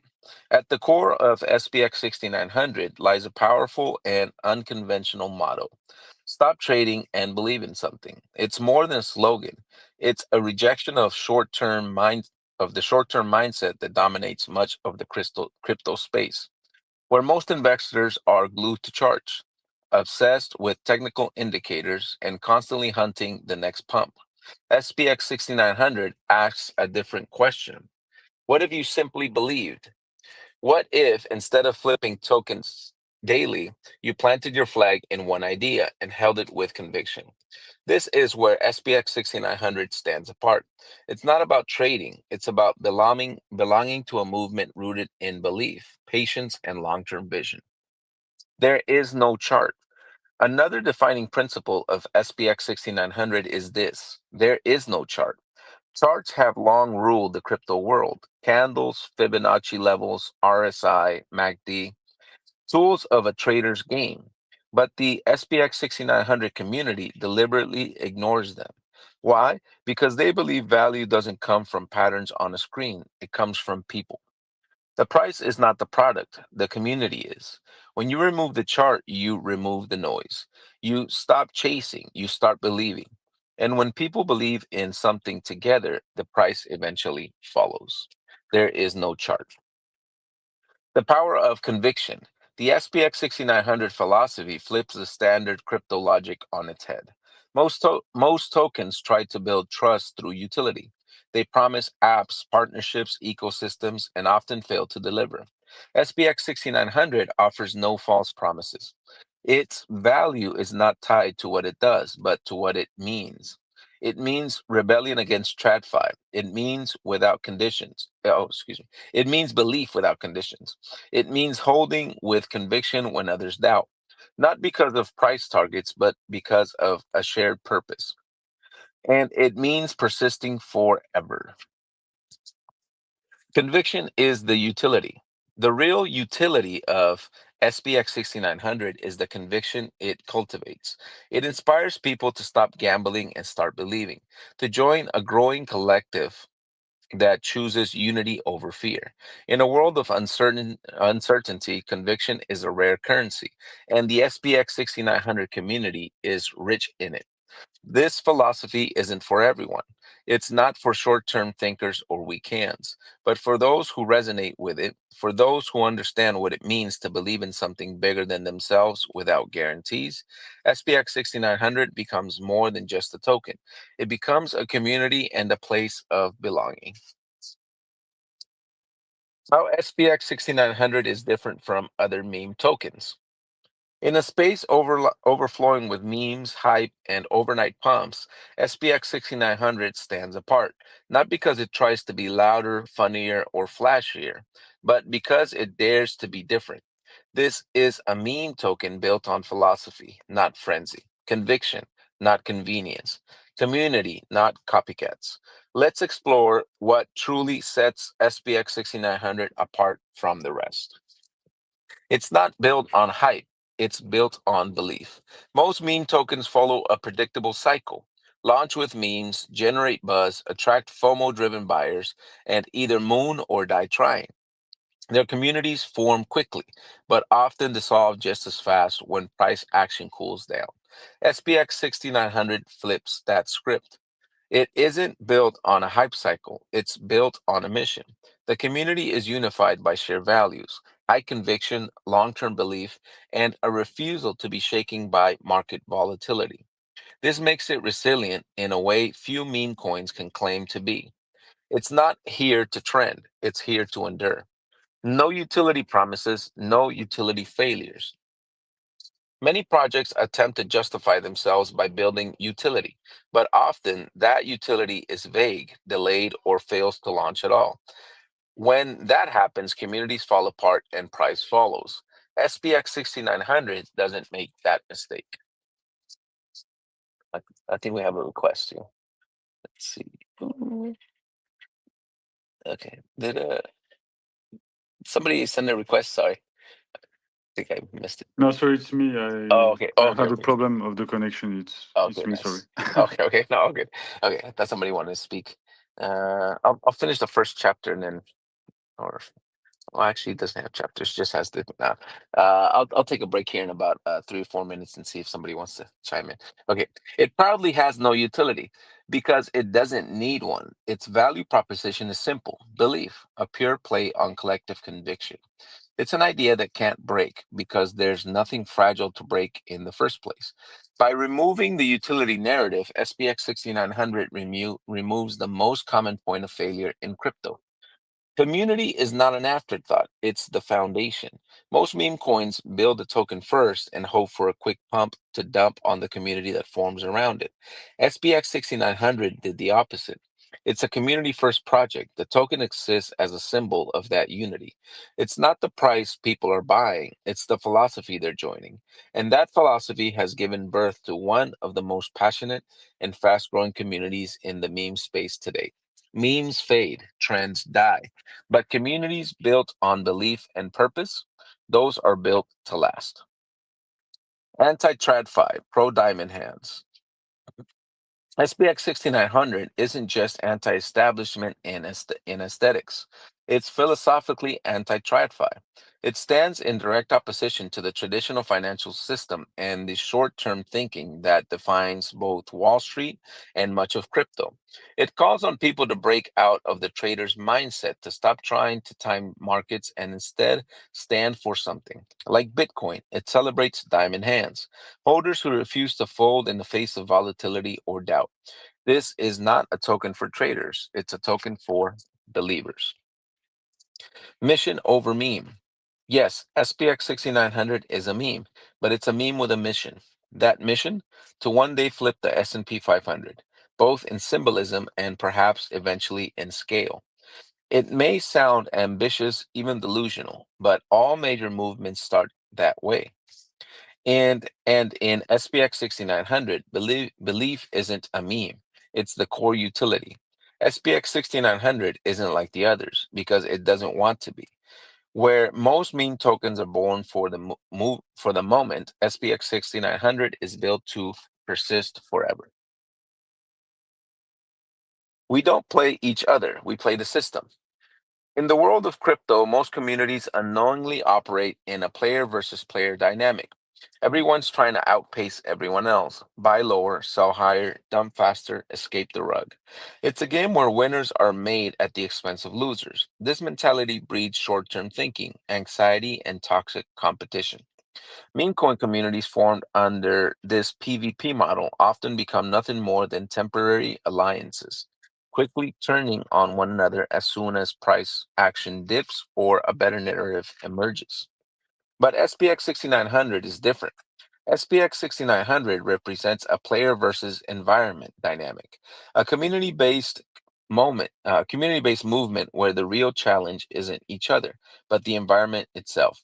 That environment is TradFi, the corrupt legal financial system, the rigged casino of Wall Street, and the wealth inequality baked into modern economic structures. The SPX 6900 community isn't playing a zero-sum game.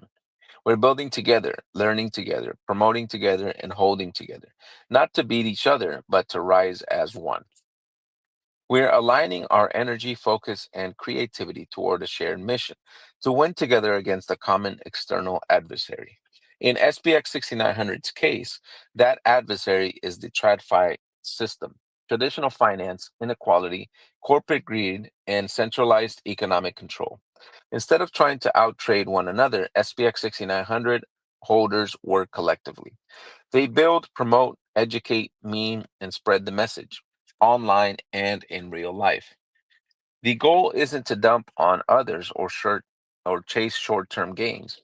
The goal is to grow something real, meaningful, and lasting. When you step into the SPX 6900 community, you're not entering a battlefield of individual egos trying to front run each other for personal gain. You're entering a mission, a coordinated push by people who see something larger than themselves, a movement. We don't trench in and out of low caps hoping to catch a moonshot. Instead, we build value by showing up daily, spreading the message, holding with conviction, and standing shoulder to shoulder against the broken system. This PvE alignment is what gives SPX6900 its durability. Communities built on PvP mechanics flame out as quickly as they pump, but communities built on a shared enemy, a shared purpose, and a shared belief, they last. This is the core difference. PvP is driven by scarcity, ego, and survival. PvE is driven by abundance, conviction, and community. SPX 6900 isn't just a token, it's a movement. And movements don't win when they cannibalize themselves.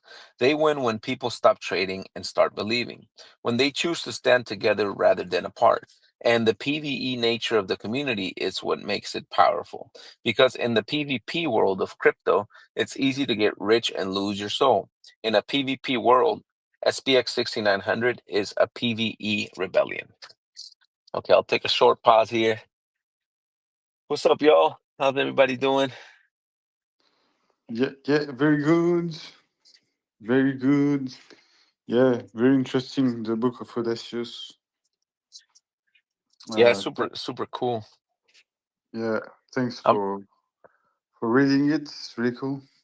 Yeah, my pleasure. Yeah, I'm kind of excited to see, where book writing for SPX 6900 is going to evolve into. These are great books for people wanting to understand what SPX 6900 is. And as the movement continues and persists, I want to see. I want to continue to buy more books about it, and even the writings by Polymetric. Yeah. I started reading some of those, and yeah, they're also super interesting. Yeah, the polymetric writing, and especially the Hegel one, which I think is my favorite writing. I like wrote it, read it like 20, 30 times, and every time I'm amazed. Like 3 hours ago, I made a session where I didn't read. I put like an AI reading, but Oh, okay. we took Nice. we made all the writing. It's absolutely cool.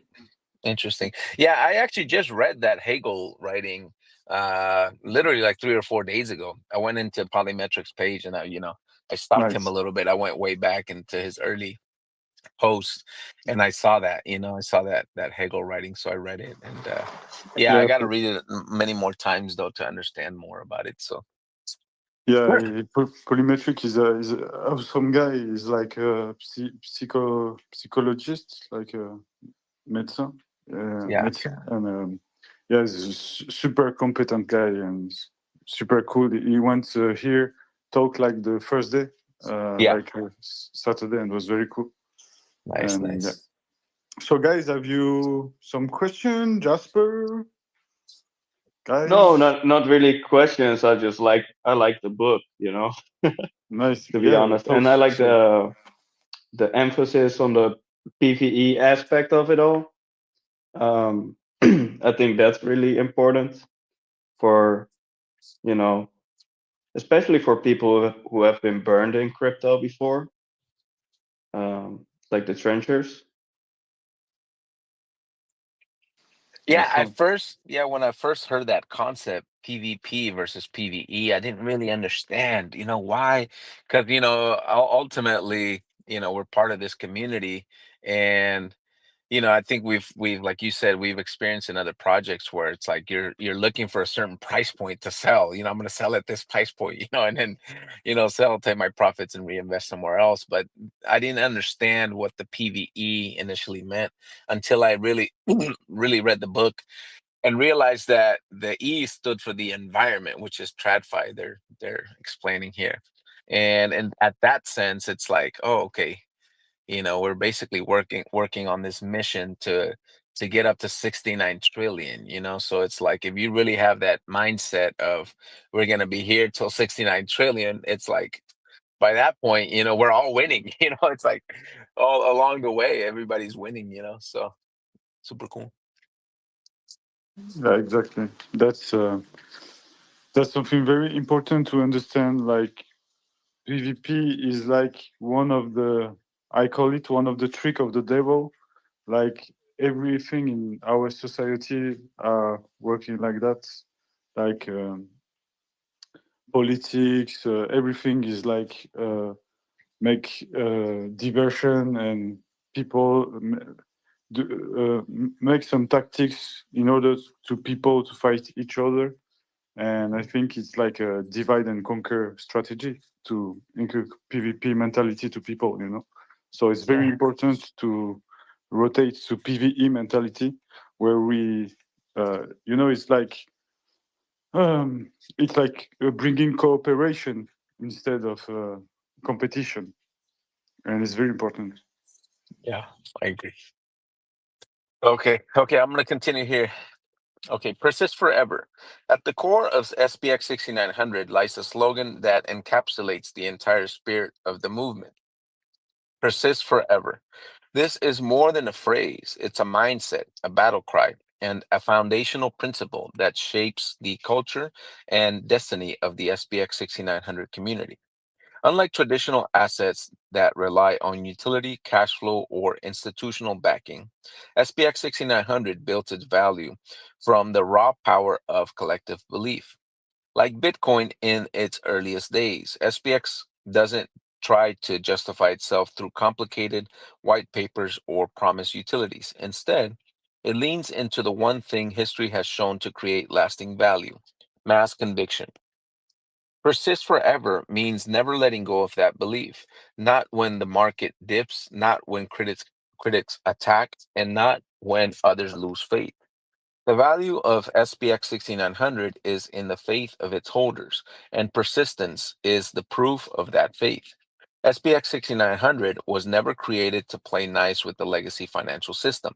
Like the GME movement, it represents a disruption of centralized control. It's a middle finger to Wall Street, TradFi, and the idea that only regulated institutions can control the flow of capital and value.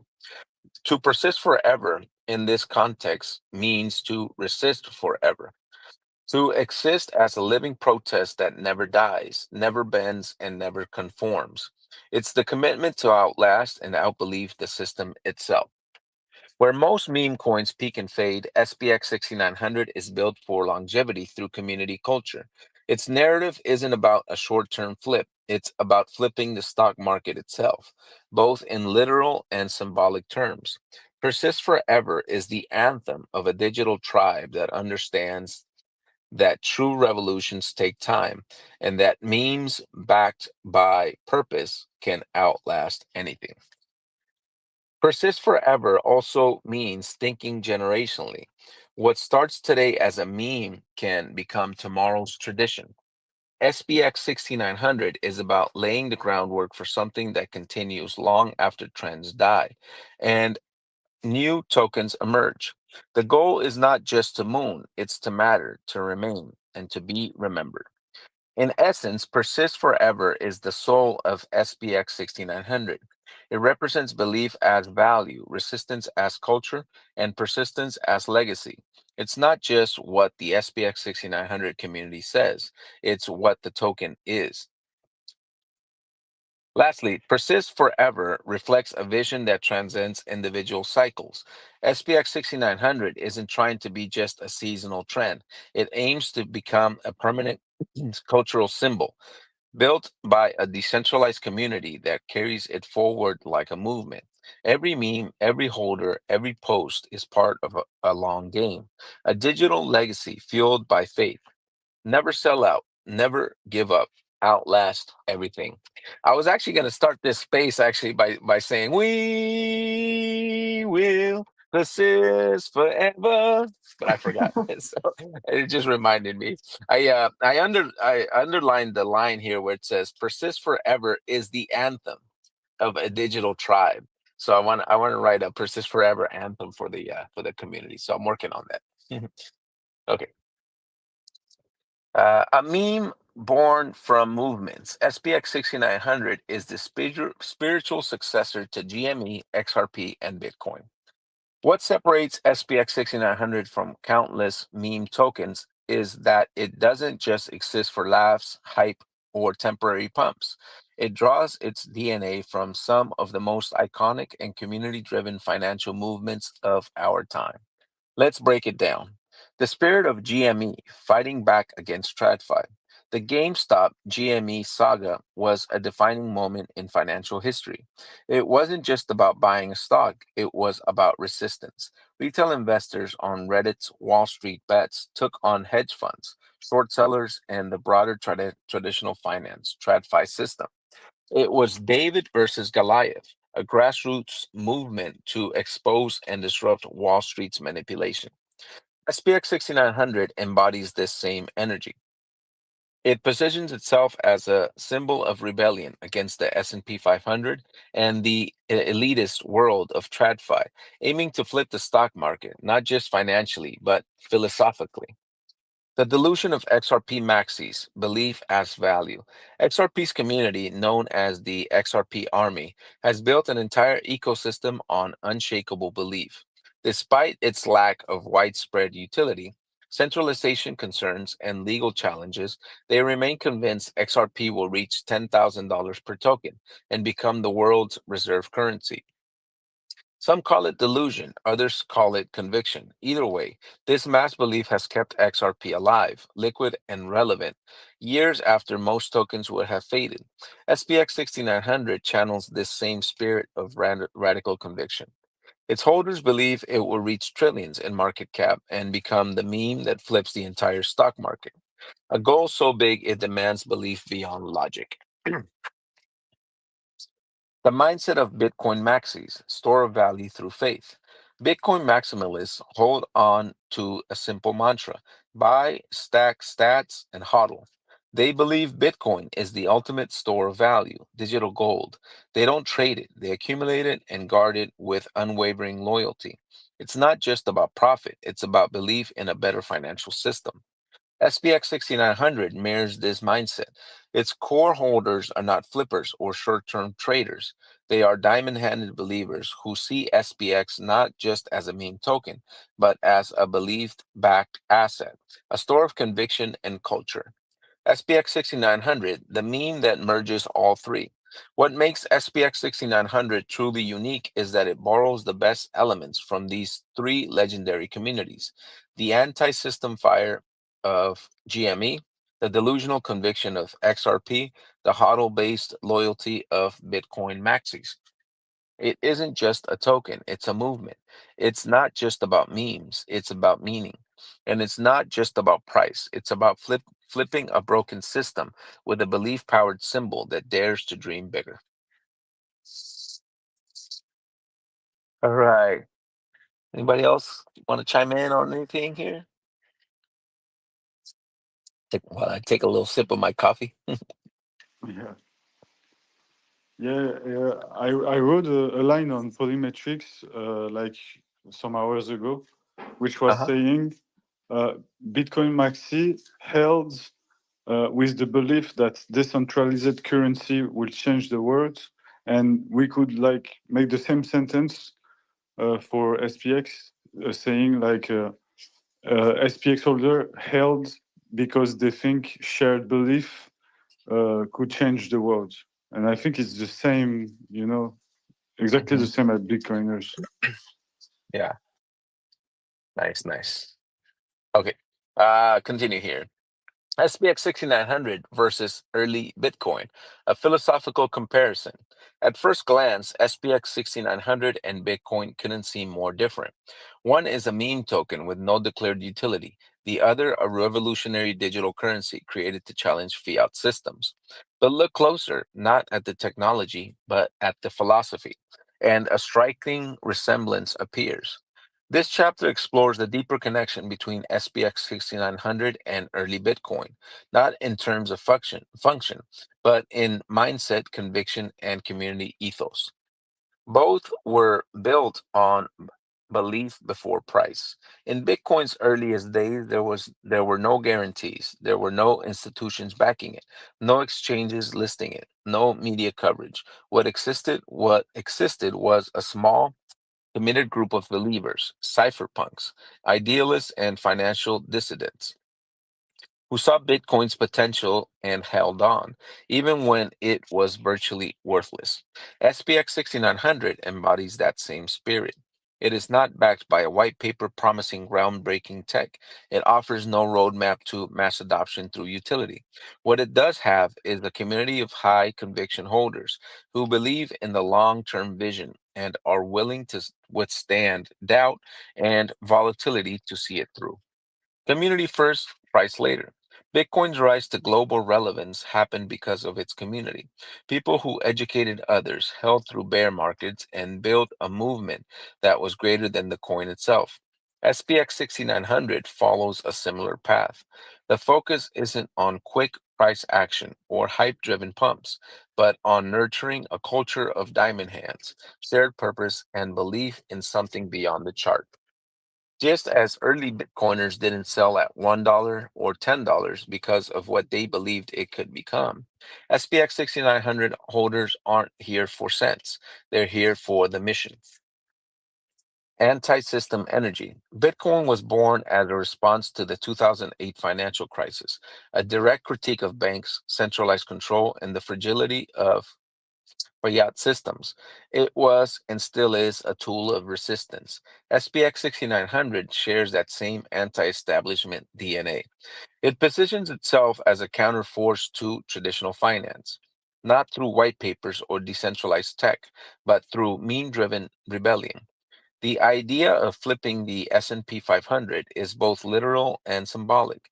It's a stand against corporate dominance, wealth inequality, and the idea that value must come from institutions. No roadmap, no promises, just conviction. Bitcoin didn't launch with a 10-year marketing plan. It wasn't selling a product. It sold a belief in decentralization, in freedom, in self-custody. That was enough to spark a global movement. SPX 6900 does the same. It offers no app, no DEX, no coming soon features. What it offers is a belief system. Stop trading and believe in something. Let go of the chart. Hold with conviction. Join a growing group that values meaning over metrics. This absence of deliverables is not a weakness, it's a shield against disappointment. It cannot fail to deliver on a roadmap because the roadmap is already complete. Buy, hold, believe. A second chance at a first movement. For those who for those who missed the early days of Bitcoin, those who look back at $40 BTC and think, I wish I believed then. SPX 6900 may feel similar. It's not that SPX 6900 is trying to be Bitcoin 2.0. It's that it represents a second chance to experience a belief-led movement from the ground floor, to be part of something that prioritizes conviction over speculation, community over charts, and mission over utility. This time, the philosophy is wrapped in memes instead of math, but the heart, it beats the same. SPX 6900 and early Bitcoin were both born in moments of frustration, with finance, with failure, with systems that don't serve people, and both found their power not in features but in mass belief. Belief in a better alternative, belief in the power of people. Faith that belief, when shared and multiplied, is the most powerful force in crypto. What history teaches us about belief led assets. Throughout history, the value of every major asset, whether tangible or digital, has rested on one core principle: mass belief. Strip away the technical specs, the utility narratives, the economic jargon, and you're left with a simple truth. People collectively decide something has value, and that belief is what sustains it. Take fiat currency. It has no intrinsic value. It's just printed paper or numbers on a screen. Yet we trust it because governments, institutions, and individuals collectively believe in it. Gold and silver, revered for centuries, are just shiny metals until human culture gave them monetary, symbolic, and spiritual importance. Even stocks, shares of ownership in companies, can be widely overvalued or undervalued based on market sentiment. The price of a stock is often not based on cold hard data, but on narratives investors buy into, the company's future, the charisma of its CEO, or market momentum. Bitcoin in its early days had no utility, no adoption, and was dismissed by traditional finance. But a small group believed in its potential to become digital gold, and over time, that belief spread until it reshaped entire industries. SPX6900 strips away all the auxiliary narratives and goes straight to the root, belief itself. It's not pretending to have groundbreaking utility. It's not claiming to be the next big payments layer or AI-powered protocol. Its mission is simple but bold. To build a mass belief system that declares SPX6900 is more valuable than the stock market. It makes belief, not utility, not tech, the core product. And in doing so, it reflects what all successful assets have always been at their core: mass psychological alignment backed by conviction. If every asset draws its value from mass belief, then SPX 6900 is putting that principle front and center. It's not hiding it, it's amplifying it. It's turning belief into the brand, the mission, and the rallying cry. And in an era where memes move markets, mass belief may be the most powerful utility of all. All right, take a short pause here. Let's see, Mike, you still awake? Let's see. Maybe he fell Yeah, asleep. I'm here. I'm here. Oh, okay. Oh, okay. Yeah, are you Clanker? Are you Clanker Hunter? Or is that you? I'm Clunker Hunter. Oh, is that a new page or something? Or Yeah, it's a new profile because I auto ban from this live Fernand Flipper, so I had to make another one because it's like better for decentralized the hosting of the space and yeah, it's me, Clanker Hunter. what is it? What is a clanker, by the way? A I'm clanker not is familiar. like a pejorative term for robots. Oh, okay. You know, it's like saying Clanker Hunter. bad robots. Okay. Clanker Hunter. Okay, cool. All right. Anybody else over there? Let's see who's all up in here. Yeah, we have a little bit less people today. But I really enjoyed you reading it for us, man. Oh, thank you. Very cool. Had you read the book already? No, I haven't been able to get all the way through it. So oh, nice. Yeah. Nice, so nice. Some of the things are new to me. Oh, Yeah, I appreciate it too, man. I don't know if you can hear me. I don't know if my speakers What's work. up, Adil? Yeah. Yeah, man. How you doing? Yeah, man. I really appreciate it because I started reading it as well. But I ended up donating mine to a new holder that Nice. was curious about it. So I've been doing that with the comic and that too. Whenever I find someone that's really like interested looks like a reader, I end up I do that with reading. So especially with SPX, I want to share the conviction because in the end of the day, like that's the game, and I really appreciate the book reading now because it's like a unity effect in the community, Nice. and I love it. Nice. I'm glad you guys are enjoying it. Cool. Yeah, I was kind of like uncertain about when, I was like, man, are people gonna like think it's boring just reading a book? But yeah, I'm glad you guys are enjoying it. Yeah. Yeah, definitely, Same for man. me. I'm listening closely. Just wanted to let you know that just because I don't have any questions, that I don't find it interesting, Yeah, no, that's all good. I understand. Yeah. Yeah, the book Go book ahead. is pretty clear. It's really well Yeah. shaped and explained well. Yeah, totally. Okay, I'll continue here. Yeah. SPX 6900's most significant moments.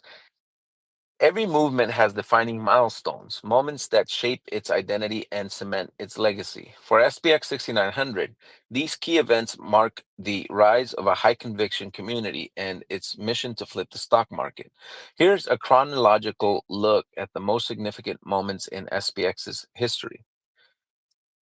August 16th, 2023, birthday, market cap 580K. SPX 6900 fair launched with LP locked for 69 years, setting the tone for its long-term commitment. Hey, I actually, since we have all these smart people here, this is actually something that for me, I still don't understand. What does this mean? This liquidity pool is locked for 69 years. What does that mean? I can answer that. So there was 1 billion tokens to start with, and then 69 million. So the dev, whoever made the coin, had 69 million coins, and then Yeah. they burned them for 69 years. So No, 69 there's million coins got burned. I'm pretty sure. Something like there's this. the coin of the dev that have been burned, and some of this coin are locked in the liquidity pool, which is SPX Or it Ethereum was probably. 6.9 mil. Sorry. How much? Could be 6.9 million. I could be mixing it up. Yeah, But yeah, it's is that, I think, yeah, probably. Yeah, there's 6.9% of the supply, and this is not 6.9 million. It's 6.9% of the supply. Yeah. No, The number. 1 billion. No. I will check. In fact, it's like locked in the liquidity pool until What does that 69 mean, years. though? What does that mean that it's locked in? So basically, that the cash, the in total, the shares are not be able to be touched for 69 years.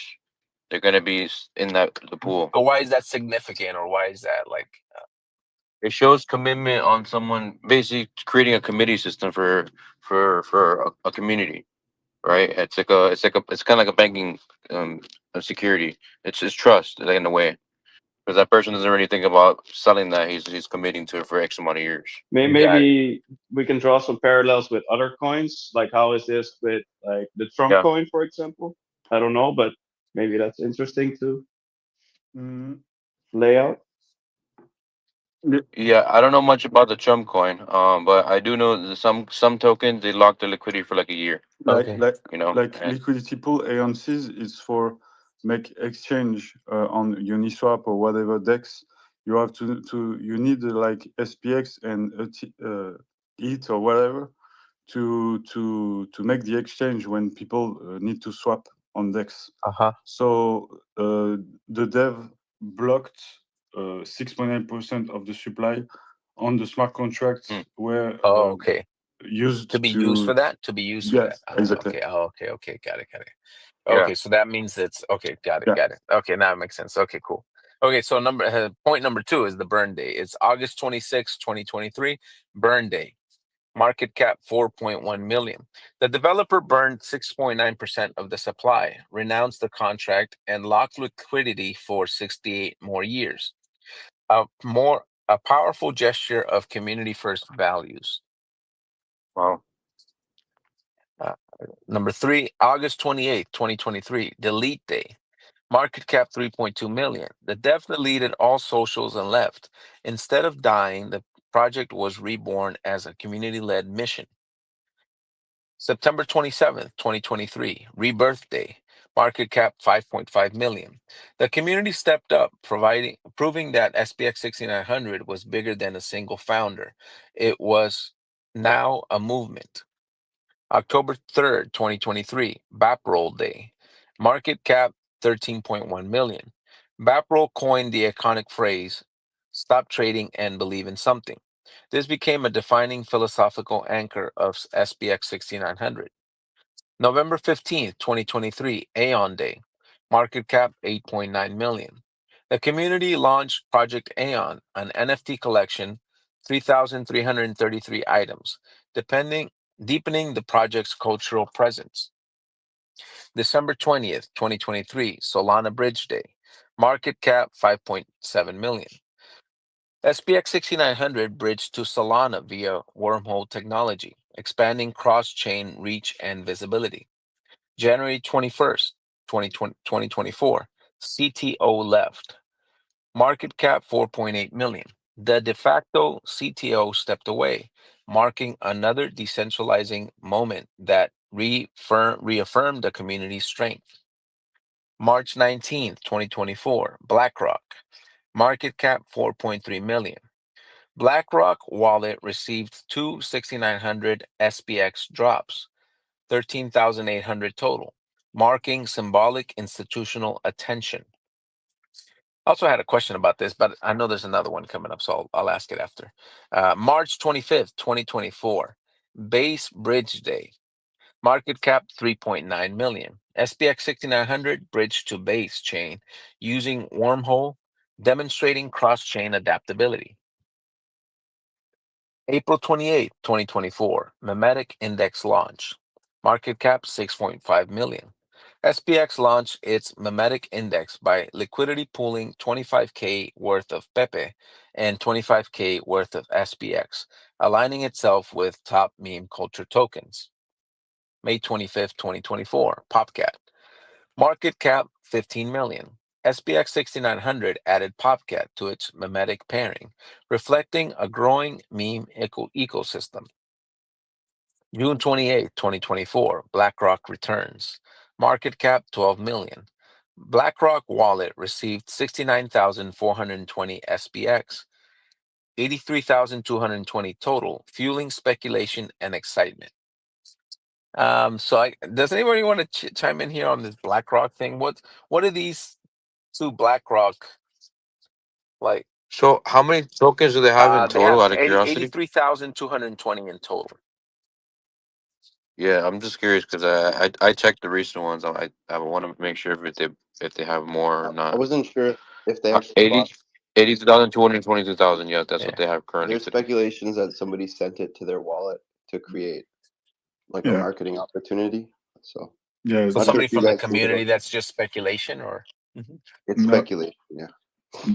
that's people sending to their wallets to like make a marketing things like every time someone is looking at BlackRock wallets and they will display some SPX.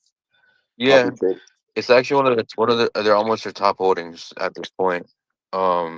So it's a nice little definitely a marketing thing, and honestly, if they wanted to sell, they could have. So they're still holding it. okay, nice. I didn't know if it meant that they had bought it like mysteriously, or if somebody had sent it. So that clears it up. Okay. August 18th, 2024, Apu. Market cap 10 million. SPX added Apu to its ecosystem, further strengthening meme alliances. August 18th, 2024, Mang Day. Market cap 10 million. A pivotal SPX 6900 Twitter space took place with Mang. Many cite this moment as a turning point in SPX's public narrative. September 12th, 2024, Murad Day. Market cap 18 million. Crypto influencer Murad placed SPX 6900 at the top of his famous list, giving it elite level visibility. September 27th, 2024, 69 million milestone. Market cap 77 million. SPX crossed 69 million market cap, a symbolic achievement in meme culture and value alike. October 9th, 2024, SAC XBT Day. Market cap 541 million. SAC XBT doxed Murad's wallet and confirmed he never sold any SPX. October 12th, 2024, 690 million milestone. Market cap 744 million. SPX crossed 600 million in market cap for the first time, a near $1 billion community powered movement. These moments weren't just about price action, they were proof of belief, conviction, and the ability of a decentralized, mission driven community to write its own story. SPX 6900 is more than just a meme, it's history in motion.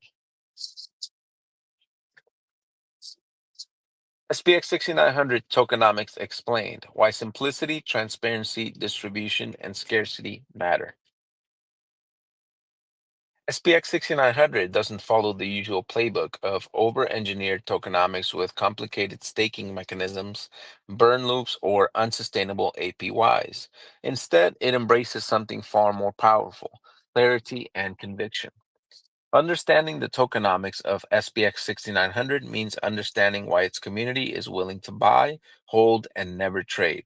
It's not just about how many tokens exist, it's about what those tokens represent.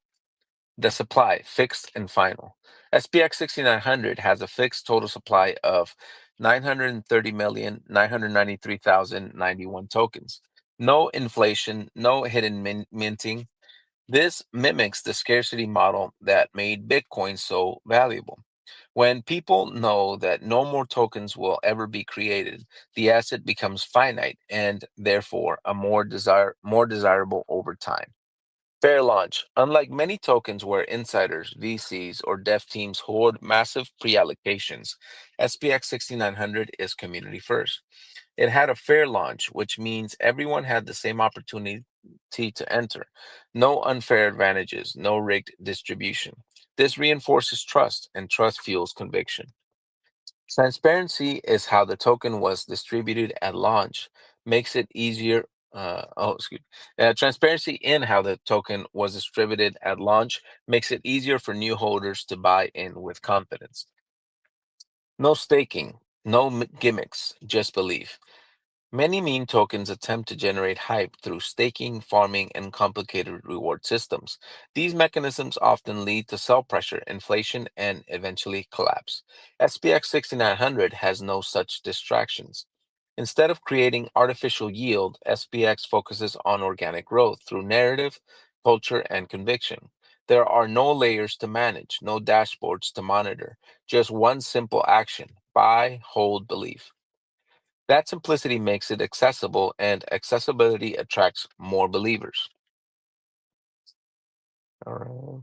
One of the biggest fears, lock liquidity and rug-proof mentality. One of the biggest fears in meme culture is the rug pull. SPX 6900 earns trust by doing the opposite. Liquidity is locked. Contract is renounced. Ownership is decentralized and community-led. These features aren't just technical points, they reinforce the diamond hand philosophy. We're all in this together, and no one can pull the plug. Price is not the product, the network is. In most crypto projects, tokenomics serve to explain how the token goes up in price. In SPX 6900, tokenomics are a reflection of why people will continue to believe, even when price goes sideways. The value is in the community size and conviction, the scarcity and simplicity of the token, the philosophy that holds everyone together. SPX isn't designed to be traded, it's designed to be held by people who see the bigger picture. What holder distribution says about SPX 6900. Most of the overlooked indicators of a project's strength is its holder distribution, how ownership is spread across wallets. In SPX 6900's case, distribution across Ethereum, Solana, and Base networks tells a powerful story. With no single wallet as of 4th of May 2025 on the main two chains, Ethereum and Solana, holding more than 4%, and even the top holders owning only a small portion of the total supply, SPX 6900 isn't controlled by insiders or whales. This means no single person can destroy the non-existing chart with a single sell-off. Price action is organic and community driven. Trust and decentralization are embedded into the token's DNA. No whale control. Price action is more organic. Grassroots growth. Tokens are more widely spread amongst individual believers. Less risk of sudden major dumps by large holders. Decentralization in action. Across both chains, the top 100 to 250 holders own a significant but not overwhelming portion of supply. This signals a decentralized holder base, making the project resilient. Security in volatility, no easy manipulation. A foundation for long-term diamond-handed conviction to thrive. The spread across the top 100 and 250 holders on Ethereum and Solana suggests that the token is truly owned by the people. This mirrors Bitcoin's early philosophy, where the strength of the project lies in a widespread, loyal base of believers. Early adoption opportunity. With a relatively low median holder number ranging from 60 to 237 for Ethereum and Solana, respectively, as of 4th of May 2025, the project is still in its early stages of adoption, meaning there's massive room to grow with opportunity for new holders to join without being late. There's still time to become a meaningful part of the community. Early holders are likely long-term believers rather than short-term flippers. Let's see. The project has likely not gone fully mainstream yet, which is a positive for early believers, built on belief, not hype. This healthy forming distribution supports SPX6900's identity as a mission-based meme token. Unlike many meme projects that are centralized and short-lived, SPX6900 shows signs of becoming a multi-cycle community-powered movement. In short, the holder distribution isn't just data, it's evidence of a culture that values conviction, fairness, and a decentralized future. The distribution allows with SPX 6900's core narrative, which reflects a mission based culture, not just pump and dump behavior. Real users over speculators, increasing the project's longevity. SPX 6900's tokenomics aren't revolutionary in design, and that's the point. They're clean and transparent, no over engineering, no future promises, just a fixed supply token backed by a belief led community with the guts to hold when others sell. Strong holder distribution is rare in meme tokens, which are often dominated by insiders or early buyers. For SPX 6900, this healthy forming distribution supports its unique identity as the Bitcoin of memes, where belief, not just price, drives the movement. In crypto, utility can fail, dev teams can disappear, hype can die, but a strong set of tokenomics paired with with a philosophical movement, that's the kind of foundation that can last. Hey, I also want to take advantage here of the community and ask about this here. So, what is this? So it states here early adoption opportunity with a relatively low median holder number ranging from 60 to 237 for Ethereum and Solana. What does that mean? This low median holder number. What does that mean to be 60 to 237? Anybody know that? Sorry, can you repeat? Yeah, there's here, I'll read the whole paragraph. It says early adoption opportunity with a relatively low median holder number ranging from number 60 to number 237 for Ethereum and Solana, respectively, as of 4th of May 2025. The project is still in its early stages of adoption. What is an early median holder number? What is that Median, about?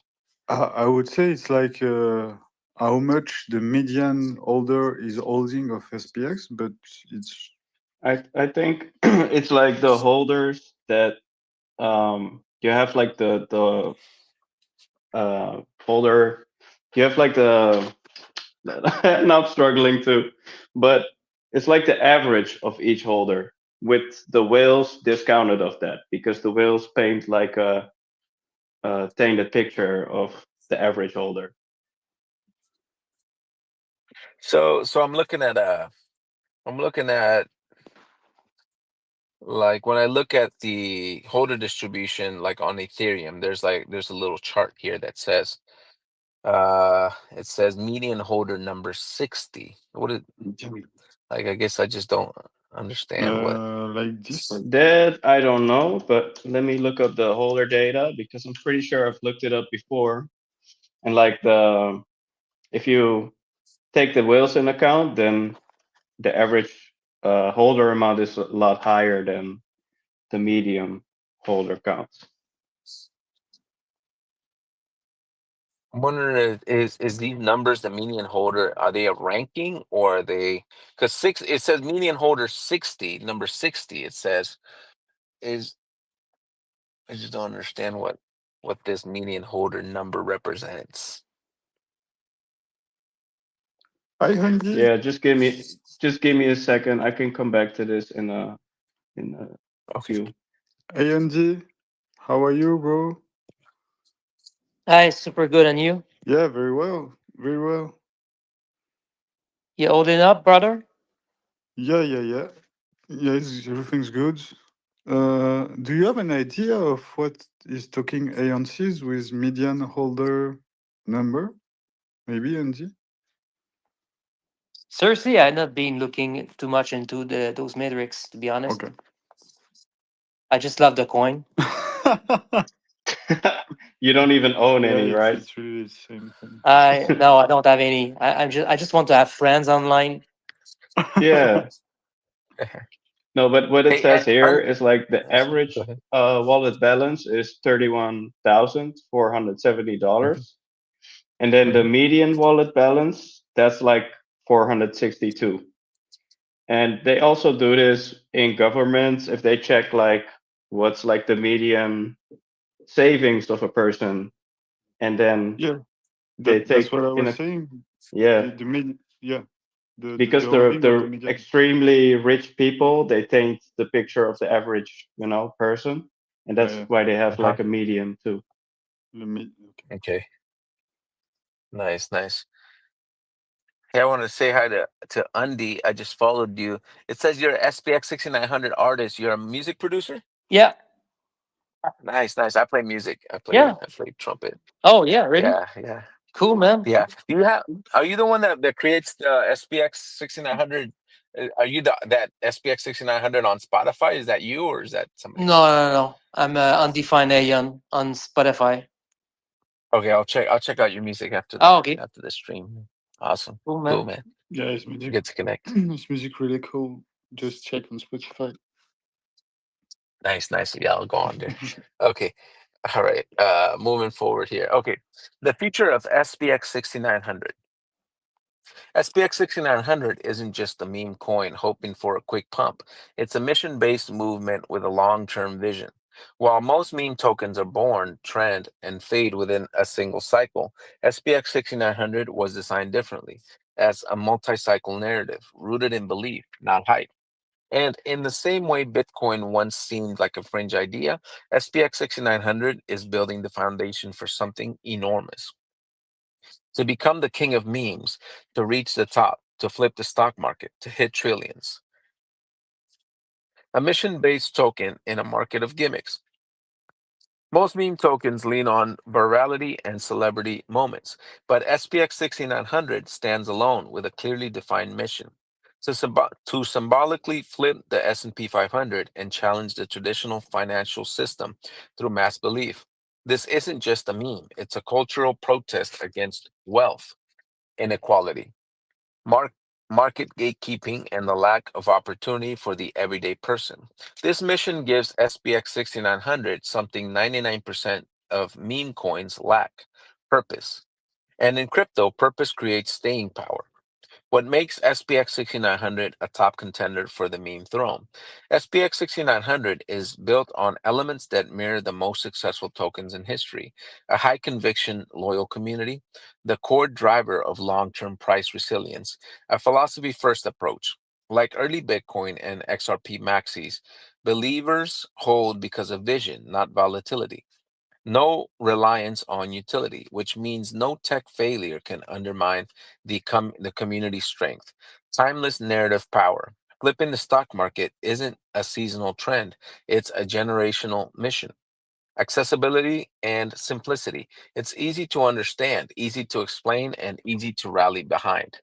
Together, these factors position SPX 6900 to outlast trends, cycles, and market noise, becoming a multi-cycle meme movement with deep roots and expanding relevance.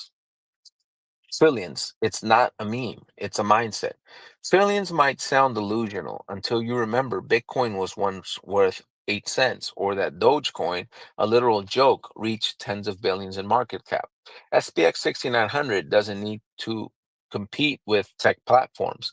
Its goal is simpler: to grow belief, inspire conviction, and unite a network of holders so large and passionate that value becomes inevitable. The community is the value, and that community isn't only just beginning. Let me read that line again. The community is the value, and that community isn't only just beginning. Nice. A token for, yeah, a token for the younger generation. Today's younger generation are growing up in a world of broken financial systems, rising living costs and debt, a lack of fair opportunities, corporate gatekeeping of wealth creation, a world transformed by artificial intelligence. SPX6900 speaks directly to them. It doesn't offer empty promises of utility, complicated DeFi yields, or enterprise partnerships. It offers something real to believe in, a decentralized movement powered by unity, creativity, and purpose. It says, you don't need to trade, you don't need to beg the system. Just believe, hold, and help build. This is why SPX 6900 resonates so strongly with the millennials and the under 30s generation. It's hope tokenized. The future is written by believers. The future of SPX 6900 is not guaranteed, but it is being written every day by those who believe, those who don't trade the token but live the mission, those who ignore the charts and hold the vision. Those who spread the word build the culture and welcome new hands into the fold. In a few years, when crypto narratives shift again, the tokens that will remain will not be the most advanced, but the most believed in. SPX 6900 is built for that future. This is more than a meme. It's a movement and a revolution in disguise. And the earlier you see it, the more it means when it arrives. We have somebody else over here wanting to speak. I heard a sound over here. We have to.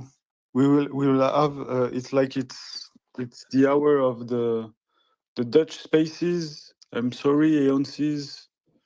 Oh no, that's all Yeah, good. well, Cool. it's Awesome. not. Hey, It's not. I We have a talked quick. about this. It's not like that.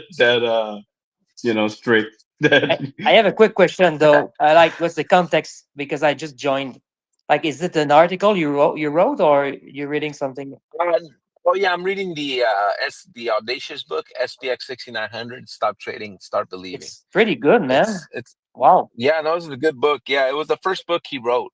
He or she Wow, wrote. it's Yeah. actually pretty. It's resonating with me. Yeah, definitely. I recommend picking it up. There's 2 books on Amazon. I might buy the token. Yeah, definitely buy the token for sure. Yeah, yeah, definitely buy the token and buy the books too. Yeah. But Okay, I don't y'all. know if you want to keep this going for just a little while. That's perfectly fine with us for the Dutch Belgian people. Yeah, But you decide Dutch people. I put yeah. like 30 minutes. I removed 30 minutes of my things after, so we have like some time. So you decide as you want. Go on, it's no problem for me. Yeah, but what do you want to do, EMCs? Do you still have like some interesting? Yeah, there's like, yeah, I can read maybe another 10 pages or something. It's Yeah. almost over. Okay, Yeah, go cool. ahead. Yeah, I'll continue reading a little bit here. Okay, SPX 6900 versus the meme coin pack, a new breed of meme. While meme tokens dominate the landscape, what sets SPX 6900 apart is more than just price action, it's purpose. Mission versus memes. Out of all the top meme coin tokens listed, SPX 6900 is the only mission-driven meme. While others focus on humor, nostalgia, or animal branding, SPX 6900 stands for something greater. Flipping the stock market itself. It's not just a coin, it's a statement. Animal dominance. Doge, SHIB, Pepe, Floki, and Bonk all follow the tried and tested animal themed formula. These tokens thrive on viral appeal and speculative trading, but they lack a deeper vision or purpose. No real movement. Even Trump and Fartcoin, despite strong name recognition and novelty, do not represent a movement. They're cultural tokens, not transformational ones. SPX 6900, high ceiling, high conviction. With its bold ambition to challenge traditional finance, SPX 6900 carries a higher price ceiling and long term potential. Its strength lies in its community conviction, meme strength, and most importantly, narrative. In a sea of memes, SPX 6900 is the one with a high ceiling mission. And that might just make all the difference. SPX 6900 and the subjective value theory. I'll end with this one right here, the subjective value theory. In traditional economics, we are taught to think of value as something intrinsic, a quality that resides within an object due to its material, usefulness, or function. Gold is valuable because it's rare. Real estate is valuable because it offers utility. Stocks are valuable because they represent ownership in a productive enterprise. But when it comes to digital assets like Bitcoin, meme coins, and SPX6900, these old rules don't hold. This is where subjective value theory comes in. What is subjective value theory? Subjective value theory is the economic principle that value is not determined by any inherent property of an object, but by the importance of but by the importance an individual places on it. Value is in the eye of the beholder. A bottle of water might be worth, I think that says €1 at a shop, but to someone stranded in a desert, it might be priceless. This theory underpins all modern economic thought, especially in markets where products have no physical form, like digital currencies. How SPX 6900 embodies subjective value. SPX 6900 is perhaps one of the purest real world examples of subjective value theory in motion. Unlike utility tokens that attempt to attach value through function, like XRP with its cross border transaction narrative, SPX 6900 draws its value purely from mass belief, community identity, and philosophical commitment. Here's how. Number one, SPX 6900 doesn't rely on utility, it relies on narrative. SPX 6900 doesn't promise a payments network, smart contract platform, or layer one scalability. What it offers is more abstract, but arguably more powerful, a mission to flip the stock market. That mission, although technically outrageous, becomes plausible through the power of belief. Just like Bitcoin in its early years wasn't quote unquote useful in a traditional sense, SPX 6900 derives power not from what it does, but from what people believe it can represent. Defiance against TradFi, a meme rebellion, a symbol of collective financial ambition. Two, cultural narrative becomes market value. People don't buy SPX 6900 just to flip it for a quick profit. Many buy in because it resonates with them. It represents frustration with traditional finance, a shared cultural moment, and a chance to be part of something larger than themselves. That shared story creates value. And the more the narrative spreads, the stronger the price support becomes. When culture becomes capital, you have entered the domain of subjective value. Let it this way. Okay. Okay. Number three, conviction. Community conviction multiplies perception of worth. The SPX 6900 community isn't passive, it's active, vocal, and deeply committed. This conviction acts as a multiplier of perceived value. When thousands or eventually millions of people believe something is valuable, it becomes valuable through that shared consensus. SPX 6900 isn't the first to do this. Bitcoin maxis believed Bitcoin was digital gold before institutions bought in. The XRP army still believes XRP will become the global reserve currency. SPX 6900 borrows that same psychological model and uses it to rally holders around a bold goal. Four, meme coins are pure subjective assets. Let's be honest, Doge, SHIB, Pepe. These coins don't rise on technical merits. They rise on viral momentum, mass conviction, and identity. They are the ultimate case studies in subjective value. But SPX 6900 goes a step further. It doesn't hide from its meme coin roots. It embraces the reality that value is subjective and puts mass belief at the center of its marketing and value proposition. SPX 6900 as the apex of subjective value. In a world increasingly detached from physical scarcity and traditional fundamentals, belief is the new asset class. SPX 6900 embraces that reality with radical transparency. It is not trying to be the next great tech or utility token. It is something else, something older, and paradoxically, something more honest, a symbol that people can believe in, assign value to, and unite around.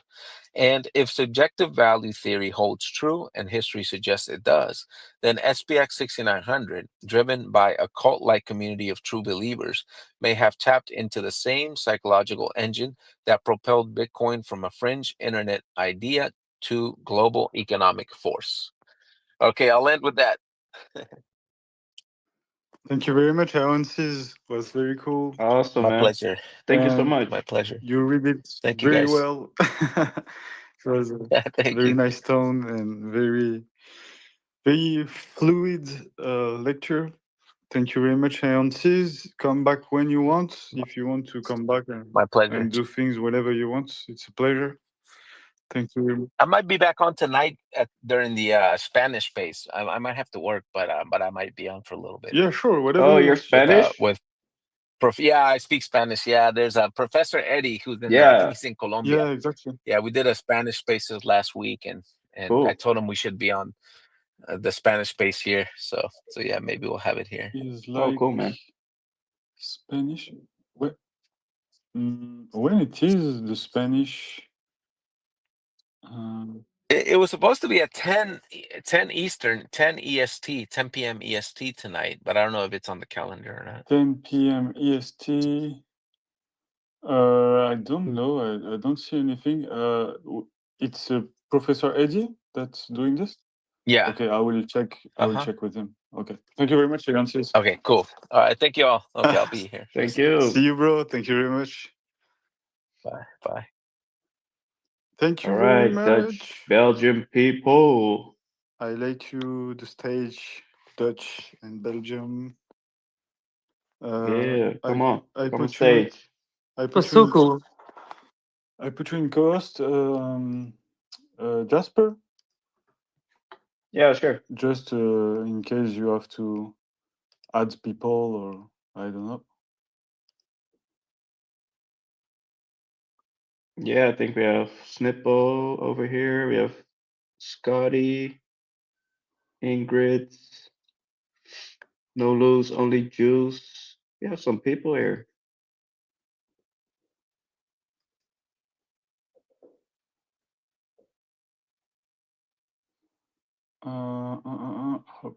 Okay. I add you to co-host. You have to validate. Up. Yeah. All right. So yeah, I let Can you you? the stage, guys. Have fun. I'm around if needed. Yeah, feel free to request if you want to talk, of course. I'm requesting some people now.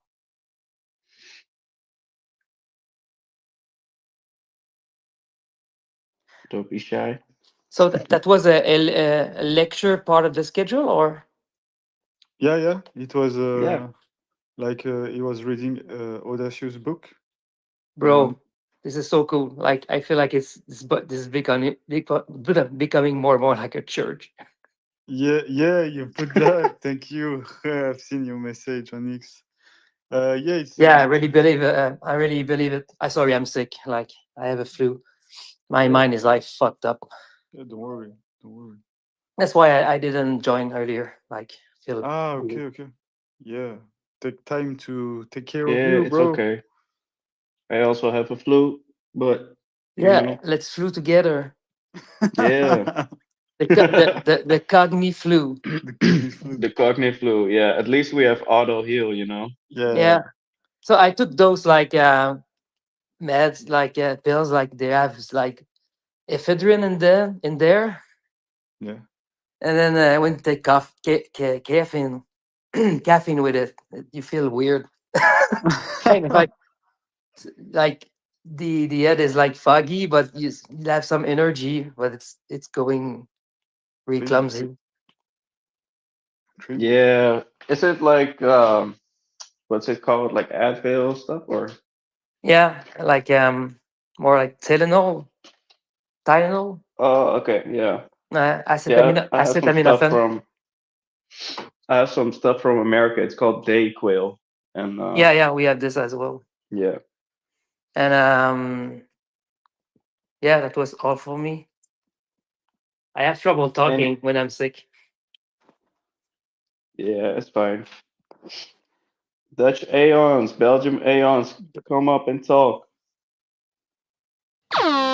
Good evening, guys. How are you, man? I'm fine. Still Are you working a bit. are you okay with doing it in English so everybody can talk with Yeah, us if they sure. want? It's a little bit more All difficult, right. but it's fine. Yeah. All right. Let's see. There's another person. Who has the cognitive as Mike. well? Mike, can you help me because there's one speaker No, and I can't, no, for some reason, can't add him. I didn't. No, I don't help you. No. I don't know why it's that I get that sometimes. I had this with Mung Yeah, the other day. space is weird as shit. It's crazy. It's okay? Hello, Good evening to all. how are you doing? Yeah, I'm fine. A little bit with the flu, like No way. like you, What's but happening? I'm fine, thanks. Are you So having like what the fuck? Everyone has the flu today. this is like the sixth phases. What's happening? It's like it's like the decentralized flu. I don't Yeah. know. Who else is sick? Come up and talk. It's it's a six pace. Yeah. I think it's like some virus is going around again. Like I hope not as serious as like COVID, but at least it's spreading really fast. Yeah, I heard in the news there's a resurgence of like new COVID. Yeah, maybe I gotta get some of those tests again. But Yeah, but you know, what can you do if you're positive? yeah, what can you do? And You can it's like just suddenly die. most yeah, I'm just mostly at home anyway now, Mhm. so to recover It's when I feel probably better. because of the Dutch weather, though. If I die, Yeah, am I still able to talk in this space or? no, no, no, no. Of course you can. Oh, Of course, we need to of find a course. way like to transcend and be able to communicate with each others after. Yeah, no, that's why we talk in English so that everybody can contribute if they want. But Belgium and Dutch Aeons, I haven't spoken to you like in a while. How are you doing? What have you been up to? A lot of work. Like a lot. That's it? Just work, work, work. Work. Shitty Work. weather, like usual, like And work. always. All right. Yeah, it's Well, kind of busy right now. that's not a lot of fun, man. No, I like my work. I love it. Oh, okay, that's good. That's good. Yeah. Yeah. Well, I actually something very special happened to me today. I I don't know if you guys seen the post, but I looked into my cold wallet and I had like 690 SPX donated to me. Oh wow. And yeah, it made me cry to be honest when I saw that. I don't even know who did it yet. I asked them to send me a DM because I really want to know, but yeah, I don't even know what to Blessing. say. You know, it's such a big gift, and I don't know what I did to like deserve that, or you know. But it's probably because Awesome. you're doing so much for the space. So. There's angels. If you And you're a nice person. There So. are angels, yeah, yeah, yeah. I'm super grateful. Like I couldn't believe it at first. I was like, did I send like exactly 690 coins to my account? But no, there was some angel we in should the do like in Aeon the community. church and pass the hat around to collect donations. What do you mean? Like in the church when you collect Yeah, money with a hat. Oh, never with mind. the ad, like No, you never been to the church? I never go to church, Oh, so okay, I that's don't really why. know. Yeah, There's like yeah. the quest at the end where like the priest came with a hat and everyone has to put money in it. He was Yeah. talking Oh about yeah. that. Yeah. That's Oh why. yeah. Thank you, Mike. Well, yeah. I put my tip address in my account, Thanks, Mike. and but I expect like maybe someday I'll get like 2 SPX, and that would be really nice. But I never expected something like this to happen. It's a bit overwhelming, to be honest. And How I'm much that is super already? How much you sorry. got? How much you got? They sent me 690 coins. This person. Nice. I'm Oh my god! very happy Wow. for you, Yeah. Jasper. You deserve it. Yeah. Yes, we definitely Yeah. do. You know, the part that like is most important to me is like the gesture behind it. Like it's such a spiritual amount too. You know, like 690. And it's just it it makes me feel like, oh, somebody really wants me to win. And I really yeah, regret I'm really having donated like amounts to like the Doge guy. those guy. Who? What's his name? Like Nakamoto something. The guy that created Dogecoin, like on X. Shibutoshi Nakamoto or Yeah, this something guy. like that. I sent it like 1 year ago, like 700 SPX, and he just fucking dumped it and never Oh, talked to me. No, So I would rather no. have like kept it for you or Mike, whatever. That I was love such you. a bad decision. Yeah. But what was your thought process behind that? Being retarded, I guess. Yeah. Me too made a donation to someone that have been not kind with me after not so long ago, but it is what it is. It happens sometime. But I'm very happy, Jasper, for you because you deserve it. You're like always here doing the good work and pushing. So I'm very happy for you, bro. Yeah, I'm super grateful. Like, yeah, for whoever this is. If you're listening, I'm super thankful. And yeah, I'm really in this with y'all. You know, I'm really tied in with the SPX community. So yeah, I don't know what to say honestly. I hopped off the spaces and I wanted to go get groceries, but after I took a shower, I checked my wallet and then I saw this and I really had to cry so bad that I was like, I can't go outside like this because yeah, You can it buy just 1,600 groceries now. thankfully I don't have to, sell any tiny Yeah. coins in the foreseeing future. And I believe that I will get a job in time. So Maybe it will all be I will. fine, hopefully. Are you still burnout? You feel No, tired? I feel like burnout, but I actually got laid off because Yeah, I heard the uh, story. yeah. But I But also have burnout symptoms. Yeah. how do you like? I think I'm also experiencing the same. But how do you experience it on your side?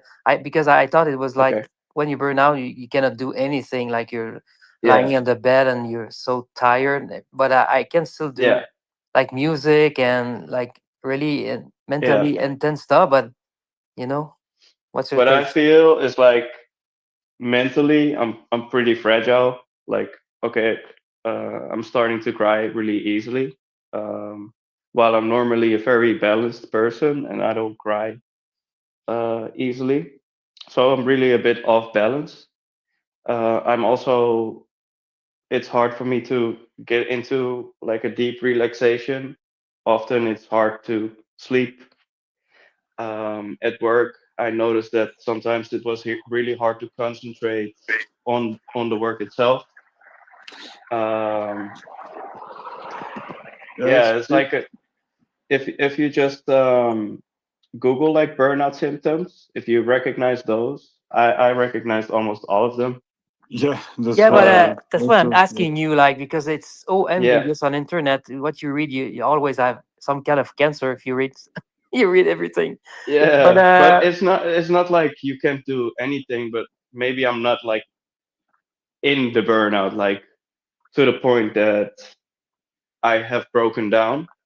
But it felt like if this maybe lasted for like 2 more months, then maybe I would have broken down by myself anyway. but It's also like I keep looking forward to the weekend, and in the weekend I often had to pause on meeting my friends and stuff like that because I had headaches and Hi I guys. just had to recover from the week. So all those type of things are like little alarm bells of your body and mind to say like, hey, you need to step on the brakes. Yeah, and Honestly. keep us updated if you see your health, mental health decline. Like, don't hesitate to talk to us and pop on the Yeah. whatever Actually, Telegram chat. I think it can only go up from this point because now No I price have talk. time. I'm sorry. No price talk.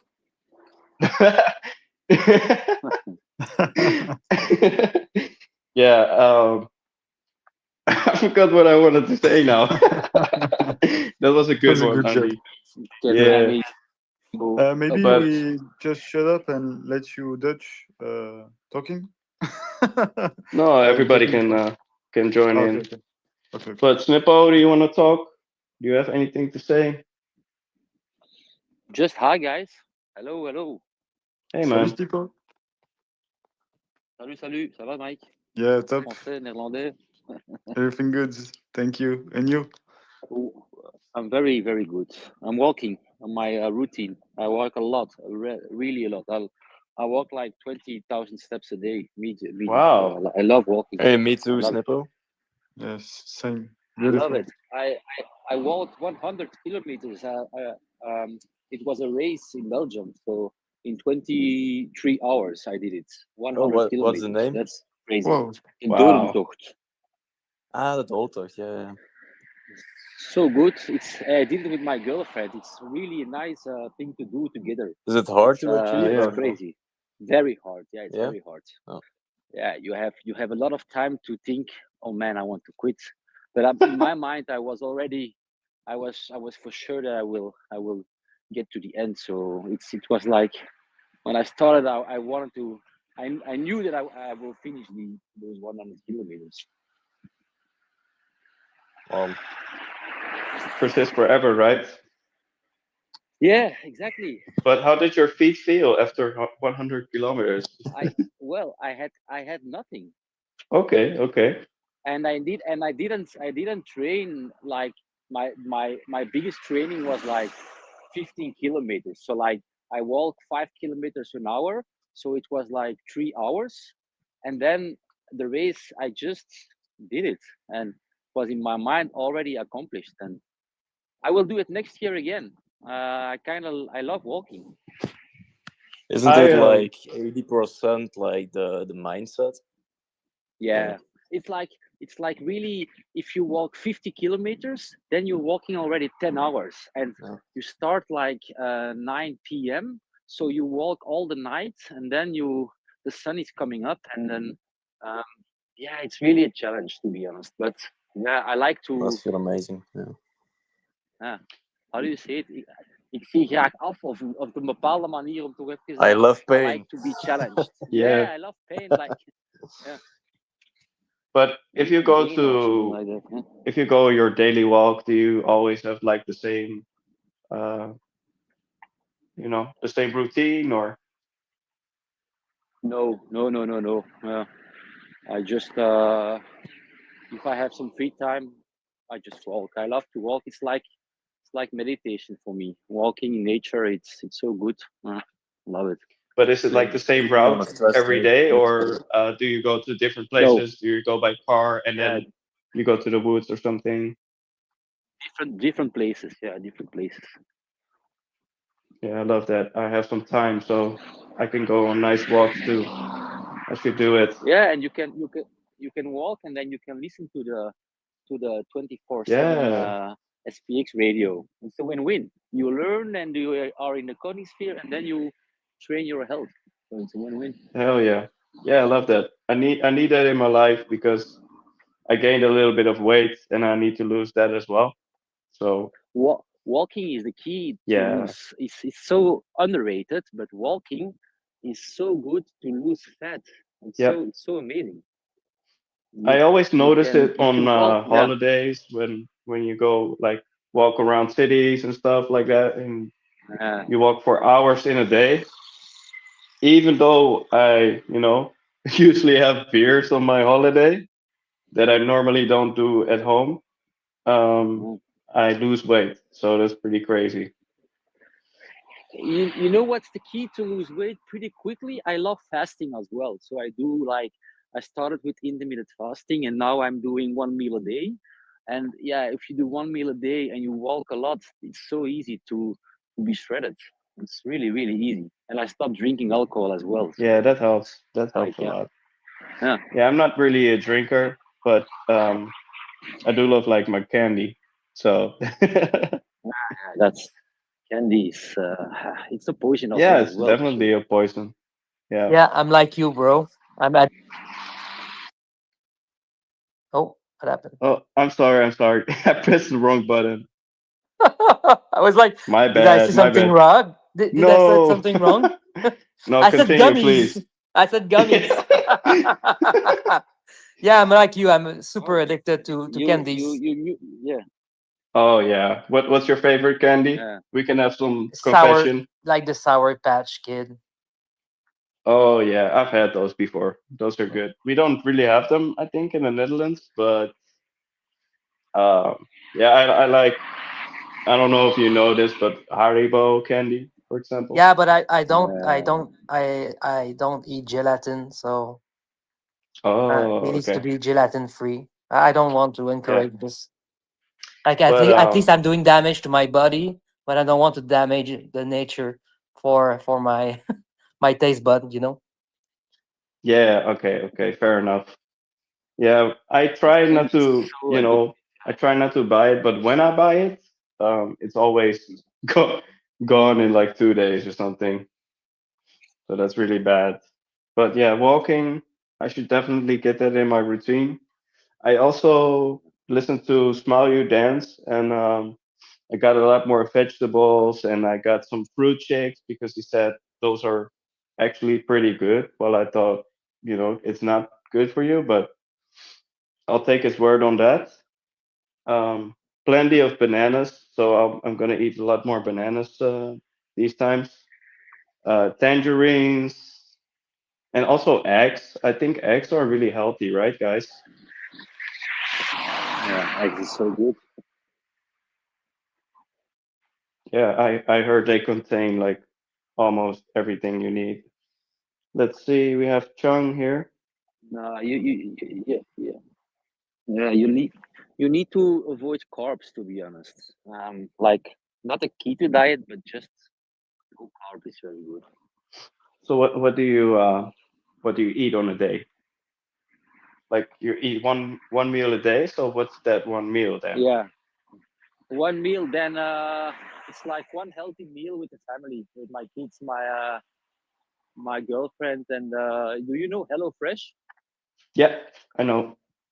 That's amazing. So every day you get something good ingredients, and then you cook it, and it's very healthy. Also, it's pretty nice. It's easy also to I work. know it, but I've never tried it. But are the meals easy to cook, or do you have to be like an advanced cook? Yeah, very very easy. And Oh, the thing cool. is, you don't need to think from, oh, what do I need to make right now tonight.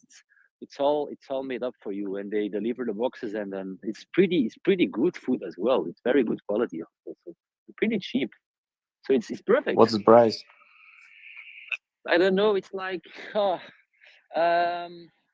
you pay like 150 euros for 5 meals, something like that, for 4 persons. Okay.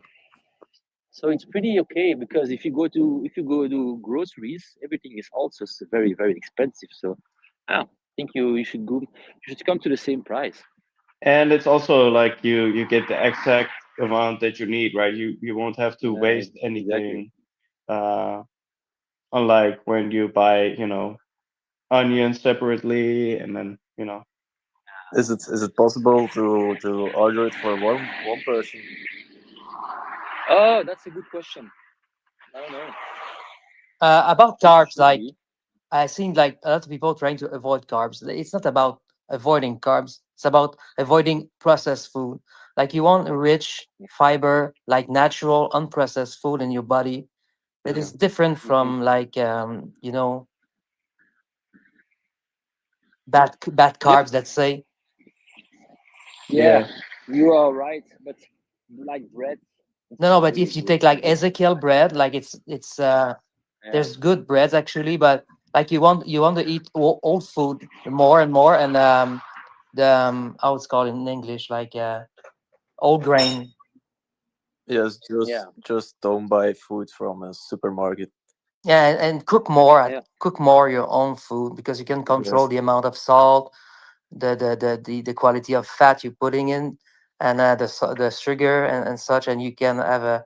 In general, people needs to eat more fibers, and it correlates to like the unprocessed old food, plant based, Yeah.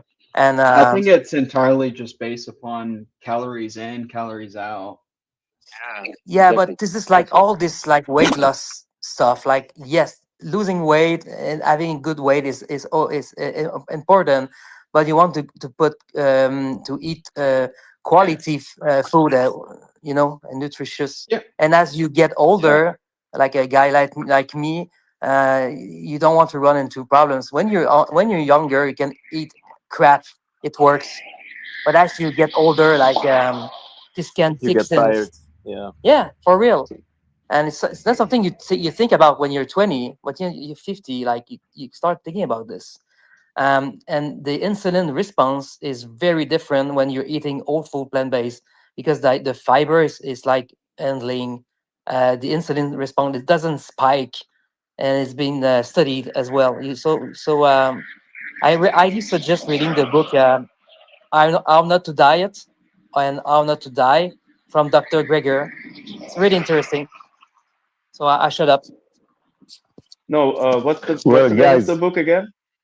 Yeah, there's background noise, but it's called "How Not to Die." Oh, How Not to Die. Okay, I got you. Yeah. So it's Yeah. it's just an impactful title actually, but there's there Yeah. like a 1 inch. Uh, there's pages at the end at all the references from the studies and the meta-analysis and such. So Is it's, it it's is it by Brian Johnson, the guy who tests everything? Because no, he it's also has this. it's Dr. Greger. Okay. Like Okay. like the logical following of the China study. It's a really popular like nutritional like book on nutrition years ago. But it's really interesting and changes your mindset about nutrition really. But it's not, Cool. but it doesn't sound like it just feel all logical when you think about it. Like all these weird tricks we've been doing to our body to lose weight and such. This shouldn't be complicated. It should be about eating normal food and cook more, and eat Yep. less processed in general. So if you eat meat or not, I don't. I shouldn't care really, but you should eat more whole food, plant based in general. Yeah. Yeah. Good points. This So is I not mean, me talking. Like it's just like I'm just telling you what I read in this book. Really. yeah, I yeah, yeah, mean, yeah. my wife actually, she's a nutritionist, so I'm super lucky because she always cooks for me. And I mean, at the end of the day, this whole idea not eating carbs, not eating or eating a lot of proteins and no carbs, that's actually super bad for your body. You just need to have like a balanced diet, eat a bit of everything. I can completely echo what Undefi said about eating fresh food, good food. It's always important to eat vegetable, fruits. It's all those kind of standard things. And then one thing that I think really helped me, and I think in general it's super easy to follow, is to have during your day a 12-hour break where you're not eating. And usually I have dinner like, I don't know, at 9 p.m. and then I don't eat until 9 a.m. the following day. And that's super Yeah. easy to follow. And having like just like these 12 hours, you go to sleep, your stomach is kind of empty. The following day, you don't eat straight away, you wait a bit. 12 days without eat 12 hours, sorry, not 12 days. This is more like this space here. But 12 hours without eating, that is really easy. And that is quite important for your body just to like be Yeah, kind of, intermittent fasting yeah. is such a hack. Like when I was younger, I thought it was like a unhealthy thing, but it's actually super good. Like But not too long, huh? Because no, apparently, but you, like, if you do it it's hard like to more last long than anyway. 16 hours, yeah, but if you do it more than 16 hours, you need to be careful. Like, if you're working out and you fast at the same time, you need to be careful. Yeah. So 12 hours is super easy, and that is fine for everybody, and it's Yeah, healthy. but most people But cannot last more than 12 hours anyway. yeah, no, that's true. But sometimes there are these like crazy approaches where people start fasting for like 24 hours and just like go mental about fasting. And I think that is like in general, I think you just need to have like a healthy lifestyle in general, and then things are fine. I already Yeah, man. fasted Thank you for so much. 72 hours. It's not a big deal. Yeah, no, and you feel good. Yep. Yeah, It's like autophagy is also increasing and it's eating your bad cells. It's pretty amazing what fasting can do with the body. Yeah, no, 100%. 9 Hey to guys, 9 by the way, seems like a good point to be, fasting, because then it seems like, oh, you're asleep most of the time anyway, That's why they call breakfast. So breakfast, a break your fast. That's the word. yeah, it's You true. breakfast. Makes sense. Awesome. Yeah. Hey guys, before, now I can't find it anymore, but I saw before there was like a space going on with like aeons. It was called aeons. Does anybody know about it? Whether it's like with has to do with SPX or not? Where did you see this space, to be honest? Yeah, I saw it here on Twitter just before because I was looking for this space, and then I saw another space called Aeons, and I thought, wow, weird. Perhaps they changed the name. So I first got into that, but then it was not this space. But now I don't find it anymore. I copied the link. I think this is the link. Shall I send you the link? Yeah, you can Or post should it I post in the comments so we can check Okay. what it. How dare they do another Aeon show while we do the biggest Aeon show ever, Yeah, it's still on apparently. Look, it's still on. I just posted a comment. It's a super vampire weird. attack. Yeah, exactly. Aeons, like super weird.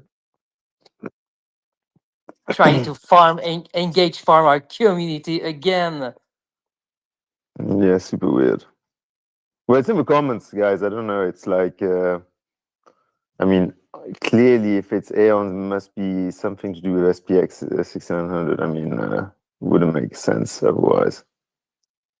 Yeah, it doesn't But seem to be anyone from our community, to be honest. Yeah, it is called Aeons. You're right. So, and yeah. quite a lot of people are in it, and there are, I think, quite some big influences. So yeah, super weird.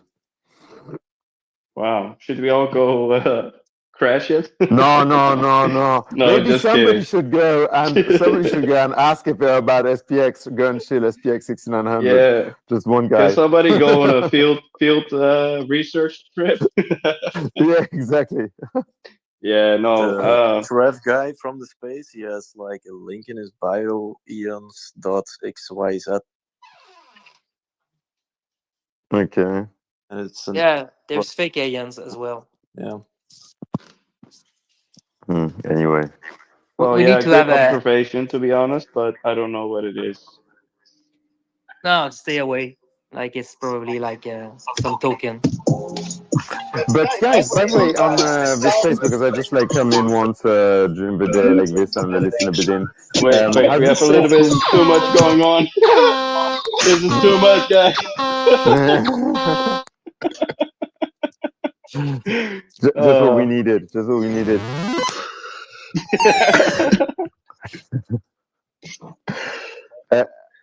Has the space always been ongoing during the whole time, actually? So, like, since 6 days now, 5 days? We have been shut down 4 times, man. But it always then they started again straight away, right? BK, I think it's BK, right? Are you making a video again? Summer is magic. Yeah, I forgot to mute my mic, sorry. Oh, okay. No worries, man. Classic. Who was speaking? Because I honestly don't know. Yeah, no, I was speaking, but I was wondering when every time there was like the shut down of the respective space, you straight away started again, and then it like continued, right? So in all the space together, it's now like since 5 days that it's always been going, right? Yeah, that's true. That's true. Insane. So Yeah, it's big actually applause the for longest. Mike. Yeah, it's the longest space ever, right? Yeah, 5 days already. Amazing. And Mike, are we already over the? No, we're not. We're not yet like over the. The ancient was 125 hours, so 5.2. I will calculate. Just 2 minutes, I say to you. Oh, okay. Yeah, we might have a record on our hands, even though, like, probably officially it won't count if we do like the Guinness World Record stuff, but it's not our fault, you know? Yeah, 100%. Have you been on during these last couple days? Because I don't think I've seen you before. Yeah, and I've been on. I try to get in like once a day, listen a bit in, and sometimes have a small chat. But usually I'm quite busy during the day, so when I get to it, I listen in and have a chat. But yeah, I've been logging in some couple of times. Oh, cool, man. Yeah, maybe I was sleeping. You know. Because are you always on except when you're sleeping, or? I've been on a lot, Nice. but no, I've also been away for a couple hours here and there. But Okay. yeah. But so your job allows you to take to be like online so quite a lot, or? Well, I lost my job, man, this Monday, so. Oh, really? Wow, amazing, perfect timing. So yeah, perfect timing.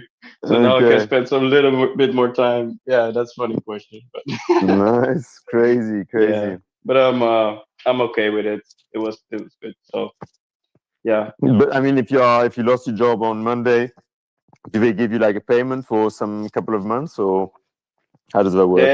They will pay me until the end of October. Oh, okay, that's 2 months. Okay. Yeah.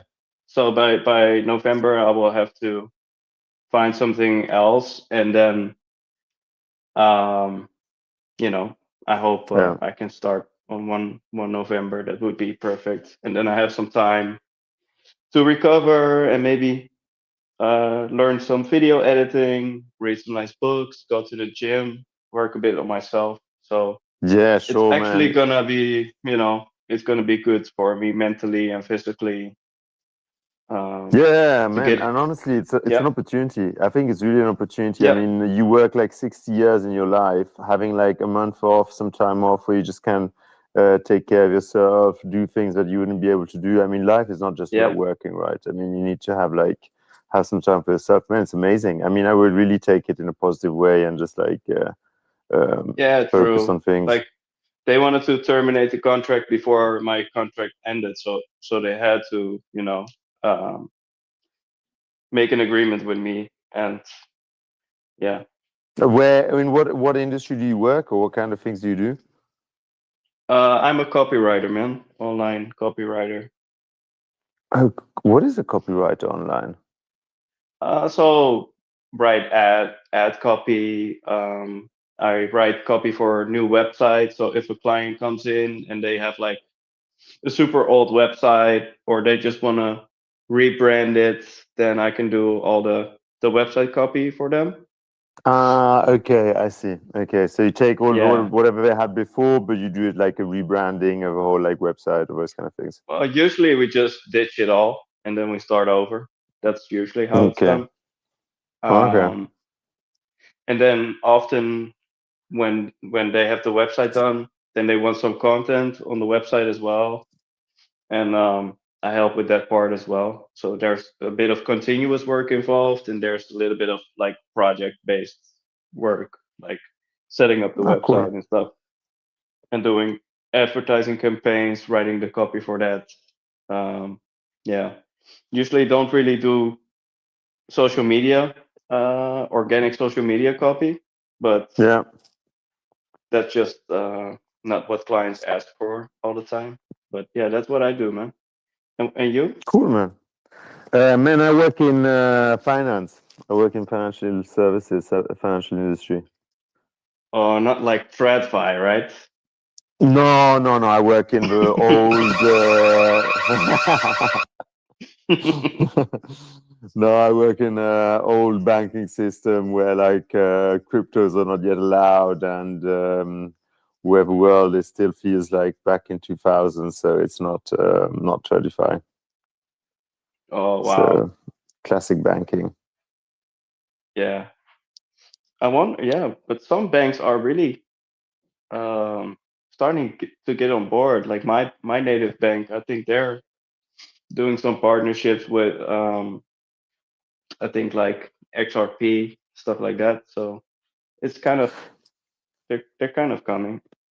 Yeah, no, 100%. I think also it's like it's happening. Like it's always more and more banks are looking into it because obviously also like there's a huge amount of wealth in crypto, right? Like a huge amount of wealth in Bitcoin, huge amount of wealth in like other crypto assets, and obviously that wealth at some point they're trying. I mean, these people that have all this wealth, they will try to also diversify a bit and to bring it a bit into like the traditional financial system.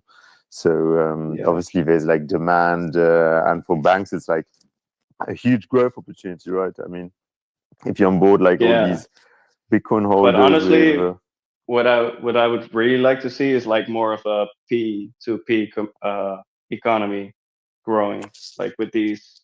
100%, 100%. But Yeah. obviously banks are doing everything they can to stop that, right? And so a Yeah. lot of governments are trying to stop that. But I agree. I think it should. You wouldn't need a middleman anymore. It should be all decentralized. And that's why I think it should be on Ethereum, because Ethereum is, for me, really like a decentralized network. And Why do you say that? I'm not that familiar, to be honest, with Ethereum. So I don't know a lot about the protocol behind Ethereum and stuff, but why is it, let's say, more decentralized than Bitcoin or any now Bitcoin is other super. coin? No, Bitcoin is also quite decentralized. Um, Obviously now, but I mean, Bitcoin has a few concentration in holdings potentially, and but from a system perspective, from decentralization, a lot of people around the world are mining Bitcoin, so it's quite decentralized, and Bitcoin is probably even more decentralized than Ethereum, because it's been going on for longer, and it's been like mining. People are mining it all over the world. There are some like mining centers that are quite concentrated, but still Bitcoin is Yeah. completely decentralized.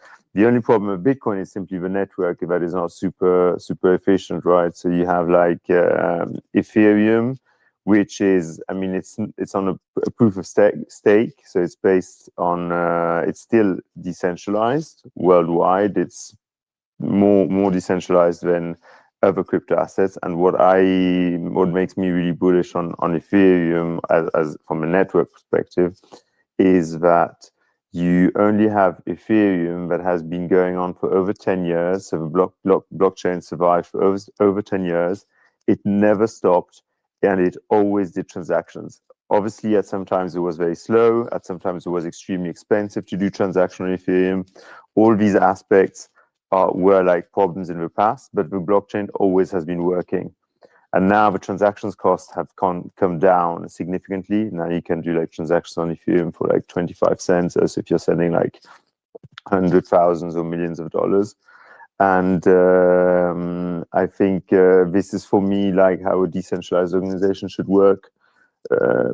Other technologies like Sui, they blocked the network as soon they had an issue. They could stop the blockchain. Solana had also issues with their blockchain, but where they couldn't do transactions. So, in my view, Ethereum is the best So it's infrastructure for. super resilient and also able to Yes, reinvent itself over time, basically. Yes, exactly, and it can update its technology. It has improved significantly transactions.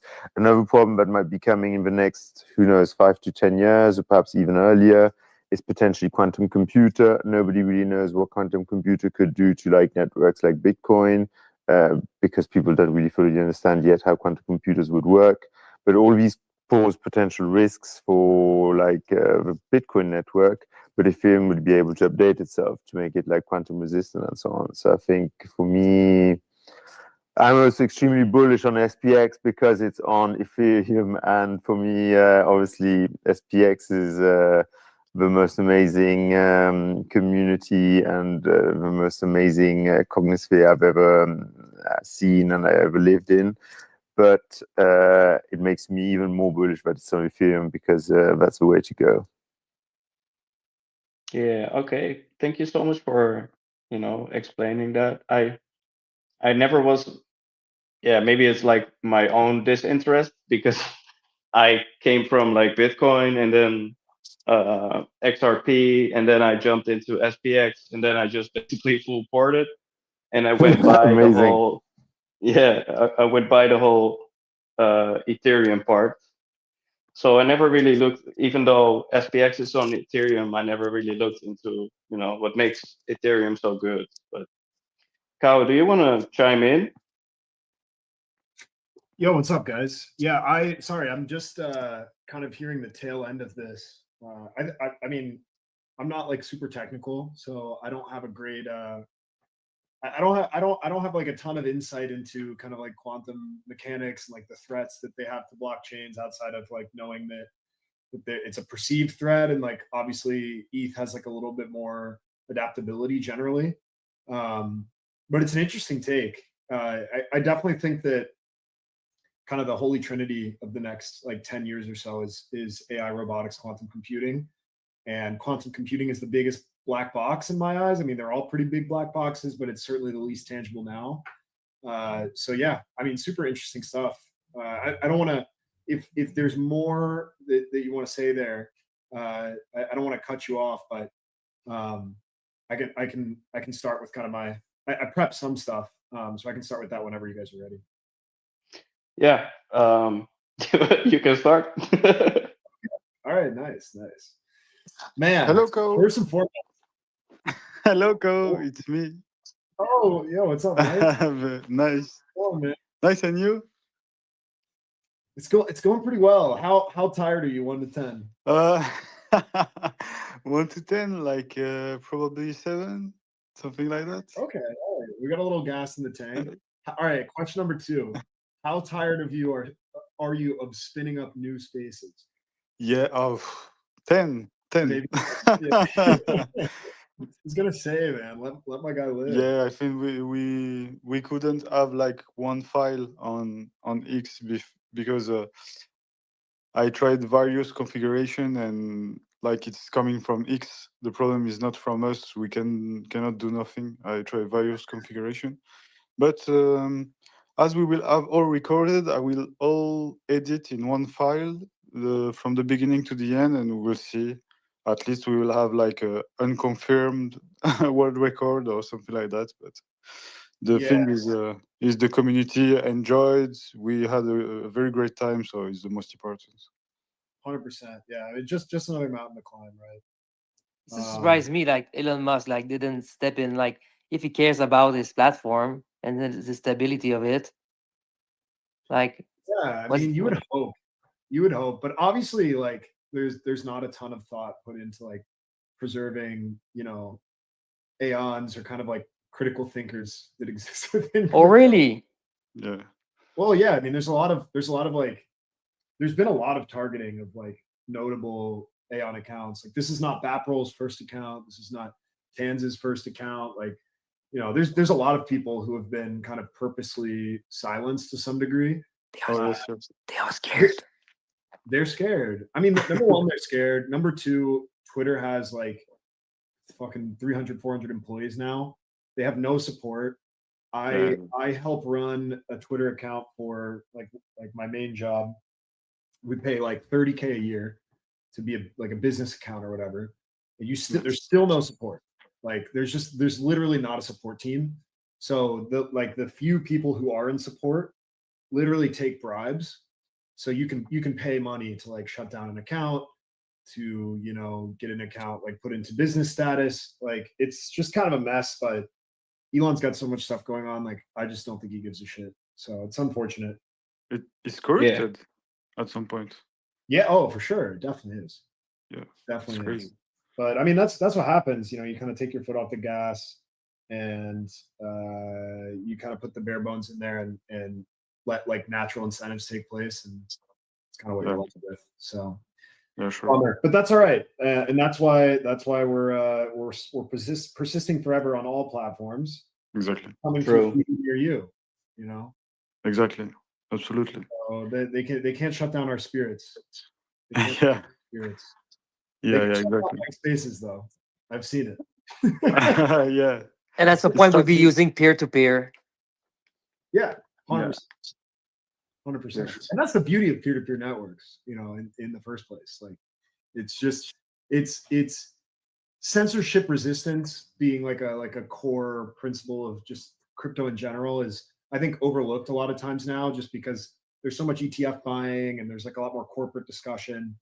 And you know, like I think there's been a lot of like docs versus non-docs conversation too, which I do think matters. But like personally, the most appealing part of like, you know, just crypto in general to me is sovereignty and permissionlessness, and like a lack of reliance on like a third party broker who tells you what you can and can't do. Like I think that is extremely powerful. And you know, I think if you're newer to crypto, it's like maybe a little more confusing like how that works, because it is, I mean, it's not very fucking straightforward, is it? Like how to use this stuff. So I do get that. But what's up, guys? Welcome to my section of the 6.9 day podcast Spaces shutdown. It's awesome to be here.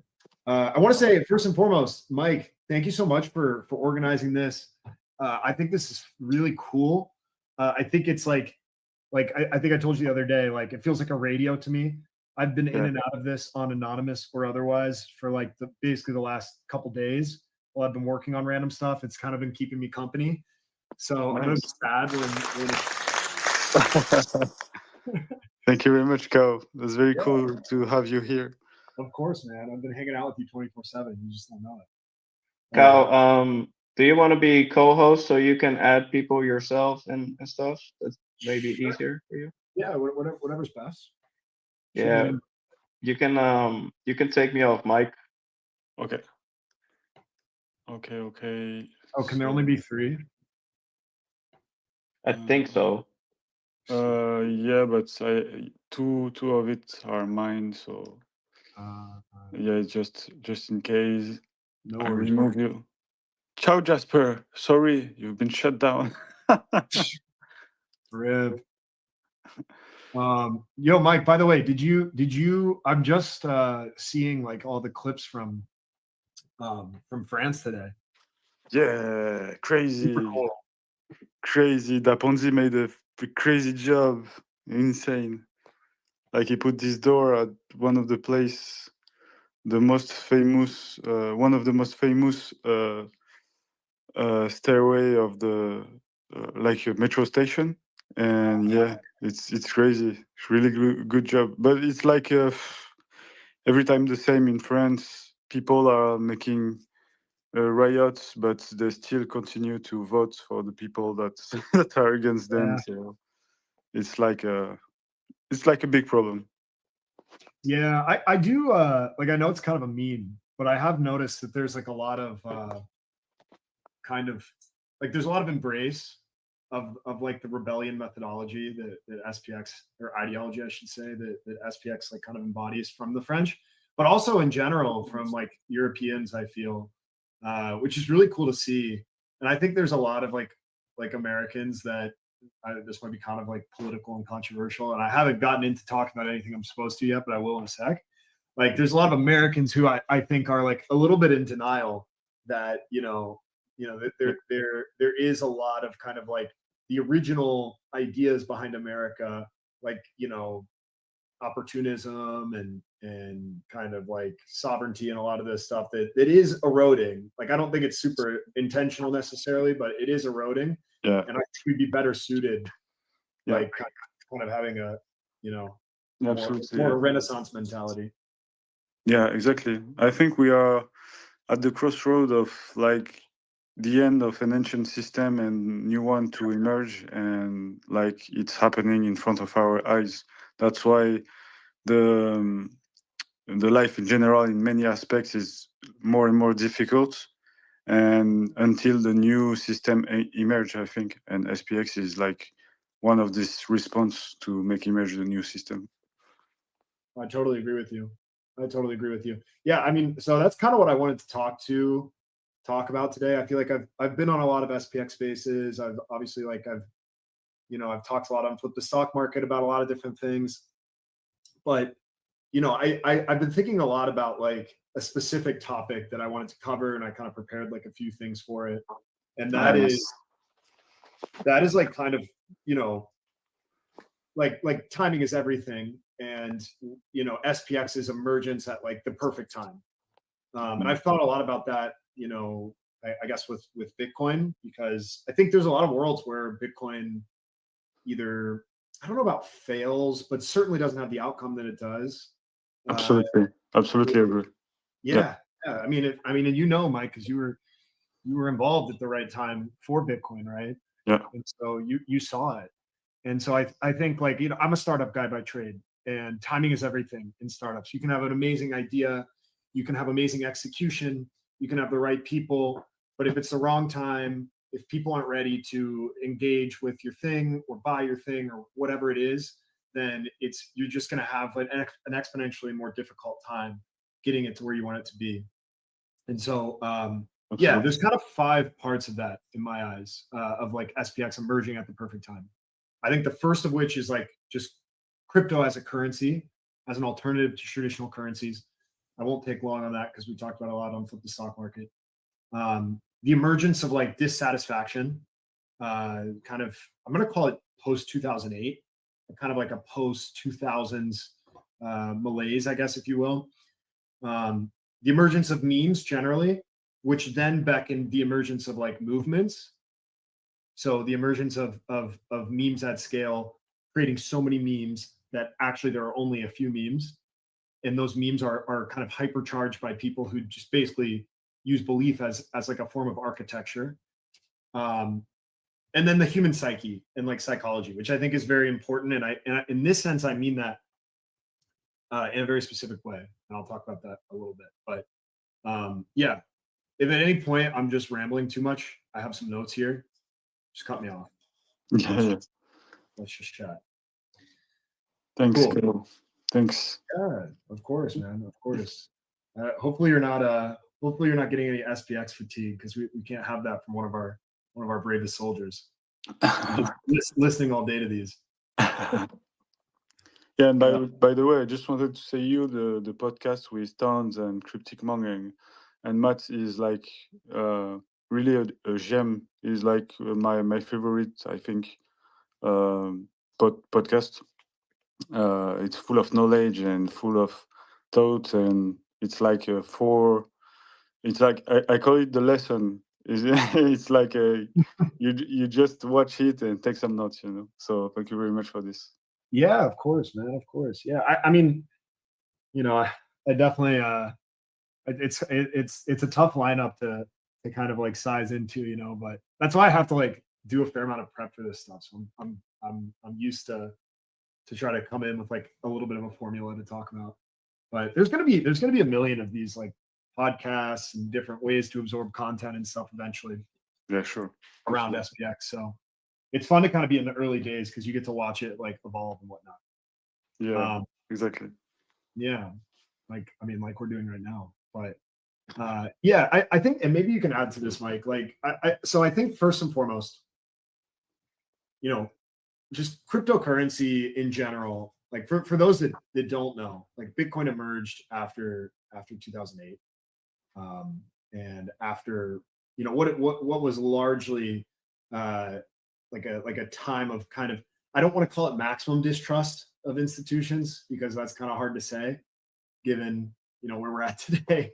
But at the time, there was, call it like a massive spike in what was an otherwise like high trust society, and in a much higher trust like relationship with just kind of the centralized, you know, institutional nature of like the United States and global markets too, but specifically in the US, that eroded a lot of trust. Not only that, you know, I guess like the kind of collateralized debt obligation, debt obligations like could have been as poorly constructed as they were, but also that, you know, essentially everybody who was a corrupt actor got publicly kind of given a get out of jail free card, literally, in this instance. And so Bitcoin, whether it's coincidence or not, no one knows who Satoshi is. No one, like, it emerged at the perfect time to act as like a kind of like a shelling point, or like a, I don't want to say a liquidity black hole, because most people who were early to Bitcoin, like, I don't think many of them were buying it out of like, you know, short-term trade goals or anything. Like, there were surely some like very kind of extremely forward-thinking investors, if you want to call them that. And if you go, it's a really fun exercise to go back to the OG like Bitcoin forums and go look at some of the conversations guys were having. I was doing this back in like March. You know, I'm doing this like regularly. I absolutely love going Bitcoin talk. It's so fun. Yeah. I mean, it's good for you too, because it's like, you know, it really helps you enhance your conviction a lot. Yeah. When you see someone from like 2011 who's talking about, like, you see two types of things. The first is like a guy who, like, I remember I saw this guy who was talking about how Bitcoin was going to be worth, you know, like, hold on to your Bitcoins because one Bitcoin maybe one day could buy you like a down payment on a house, which I'm sure was absurd sounding at the time. It literally was like the timestamp of the one I was thinking of, I think this was 2009. It was literally like 13 cents or something. Exactly. It was worth basically nothing. So literally they probably sounded insane. And then you have the other ones, which is probably more painful. A lot of people like quote tweet these and stuff that are like, oh, like, you know, glad I didn't buy into that scam. Like now it's 80 cents or whatever, right? And it's like, holy shit, rip that guy. Exactly. Poor guy. I think he think to it every day probably. Yeah, 100%. So you know, that kind of stuff is like really fun to look back at, because it reminds you, you know, to have a long-term view. And I think everyone here kind of does already, so it's not a huge issue, but it's inspiring for sure. You know, when you think through kind of what had to happen for those people to kind of hold through all the things that did lead up to where we are today. But yeah, I personally see Bitcoin as like a spark. I see it actually as also a movement coin. You know, it was a rebellion at the time against centralized control over currency. You know, most of the people who are quote unquote early to Bitcoin were really investing in the idea that centralized institutions were collapsing. And I think, you know, certainly you could make that argument as being more right than wrong in today's world, which is like kind of incredible, given that there really was no proof of concept at the time that something like that would have staying power. And at the time for that too, there was like there was like kind of doubt around the technological aspect of things, which I think we have much less skepticism of in today's day and age. So I personally see Bitcoin as a movement coin in many formats, given that we all believe that markets are social. Crypto tokens are social by nature. Currency is a social phenomenon in and of itself, right? It's kind of a social contract. It's an implicit reality we all live in, where, you know, Mike and I agree that $1 United States dollar is worth $1 United States dollar, and €1 is worth €1, and, you know, $1 US is worth less euros each day. But whatever it's worth right now is the world that we live in, right? Exactly. And so, you know, Bitcoin was a very delusional concept at the time, and I think is proof that blockchains are engines for kind of like consensus actualization, I guess you could call it, which I believe is an important concept in Pluterme's article. So, kind of proving in real time that humans can coordinate around an idea and that the idea is the product. But that once an idea reaches critical mass, what's previously delusional becomes truer and truer over time. And it's kind of like rolling a snowball down a hill, right? The more snowflakes it collects, the faster it starts to roll. And so there's a point in its rolling, maybe you have to push it harder at the beginning, where you actually can't stop it. You can start putting, things in front of it. You can build little ramps, but it's going down the hill. It's a force of nature. It's gravity, right? So, I personally believe that Bitcoin, has a ways to go still in becoming the de facto currency, but it will become the de facto currency, and it's a lesson, I think, in consumer desire, and it acts as a proof of concept for all of us that, realistically, humans are empowered to do, quote unquote, anything on the right rails. And that's important. Like, it has to be permissionless. People have to have sovereignty. But if they can vote with their money, they're going to vote in their own best interest. And so I think Bitcoin is proof of that. I don't know if there's anything you would add to that, Mike. I personally was not in Bitcoin like in kind of earlier days of it. I know you were. So yeah, I don't know. Is there anything you'd add to that? For me, it's like I had a quote from Polymetric that was really cool, which was Bitcoiners held Bitcoin because they were believing that decentralized currency will change the world, and SPX is like we holding because we think like a shared belief will change the world.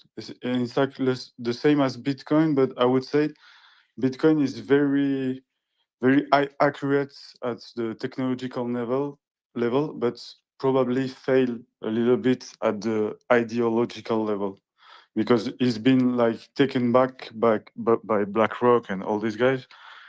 But yeah, I don't know what to say. I'm a little bit like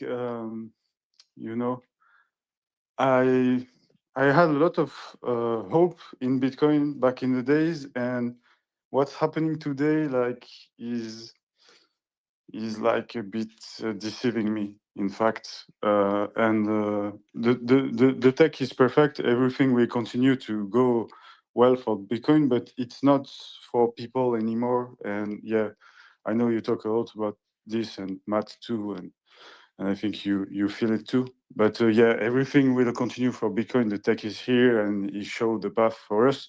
And I think SPX is like using only the vehicle and adding like the belief layer or the ideological layer, which is better than Bitcoin for me. It's what I think. I would say. Yeah, Can I add something? Yeah, go ahead. Go ahead. Yeah, I mean, if we look back at Bitcoin when it started, it was during the financial crisis, right? So you had the huge uncertainty in the United States. You had banks like Lehman Brothers collapsing, loss of trust in the centralized financial institutions. And at the end, what happened is that the taxpayers had to come up and pay for the whole damage that a few elitarian bankers led to.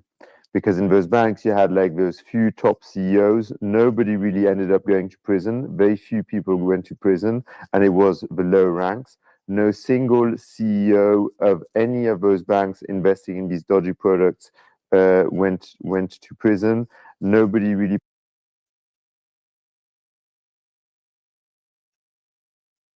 It's not the same took the decision like the CEO that really had to pay a fine. So clearly, I agree with you that Bitcoin was clearly a movement, and it was a movement away from these centralized banks where you had a few powerful people taking decisions, and they were taking a huge amount of risks, because by taking risks, they would have a whole upside.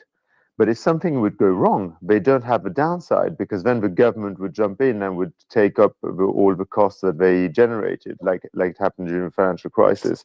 So people were sick and tired of this, and this is in my view, the main movement where Bitcoin really started, 2009, just during the financial crisis, or when financial crisis was like actually in 2008, this was then really what led to this movement, people getting together because they realized something is wrong in our system.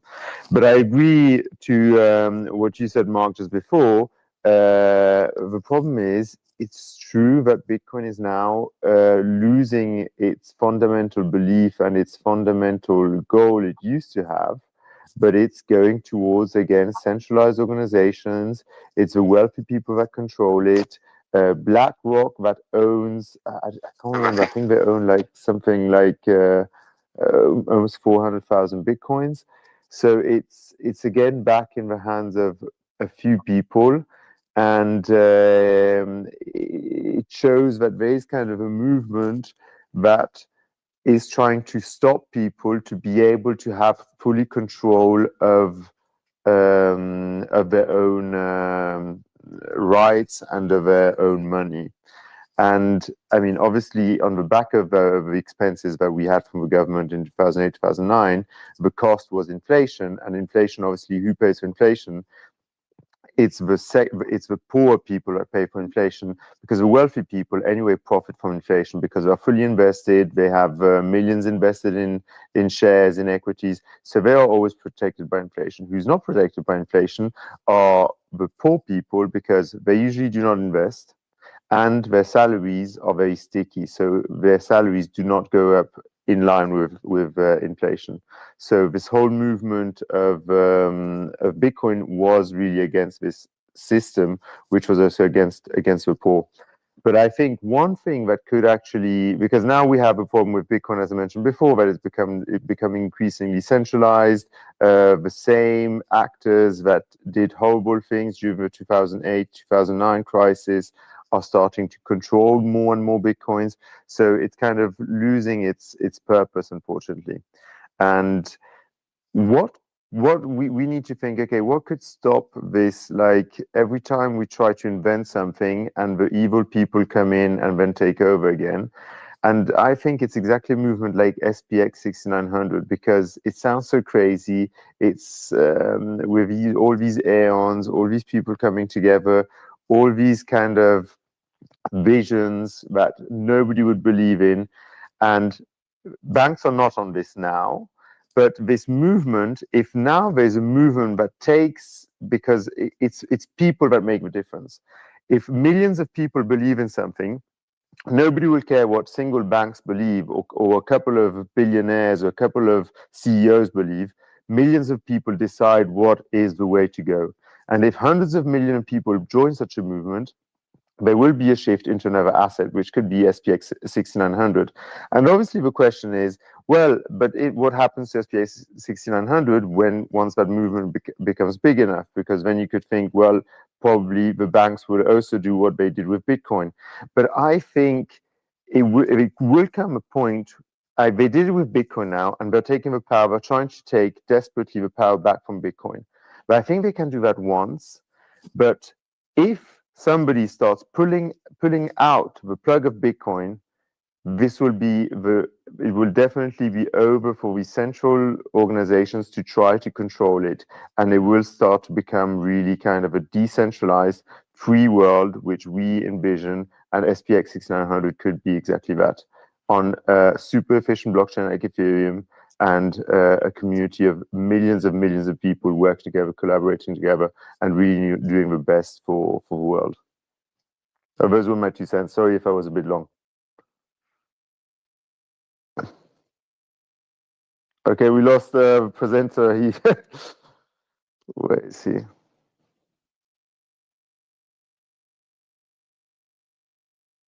Are you still here, or did I bore you too much?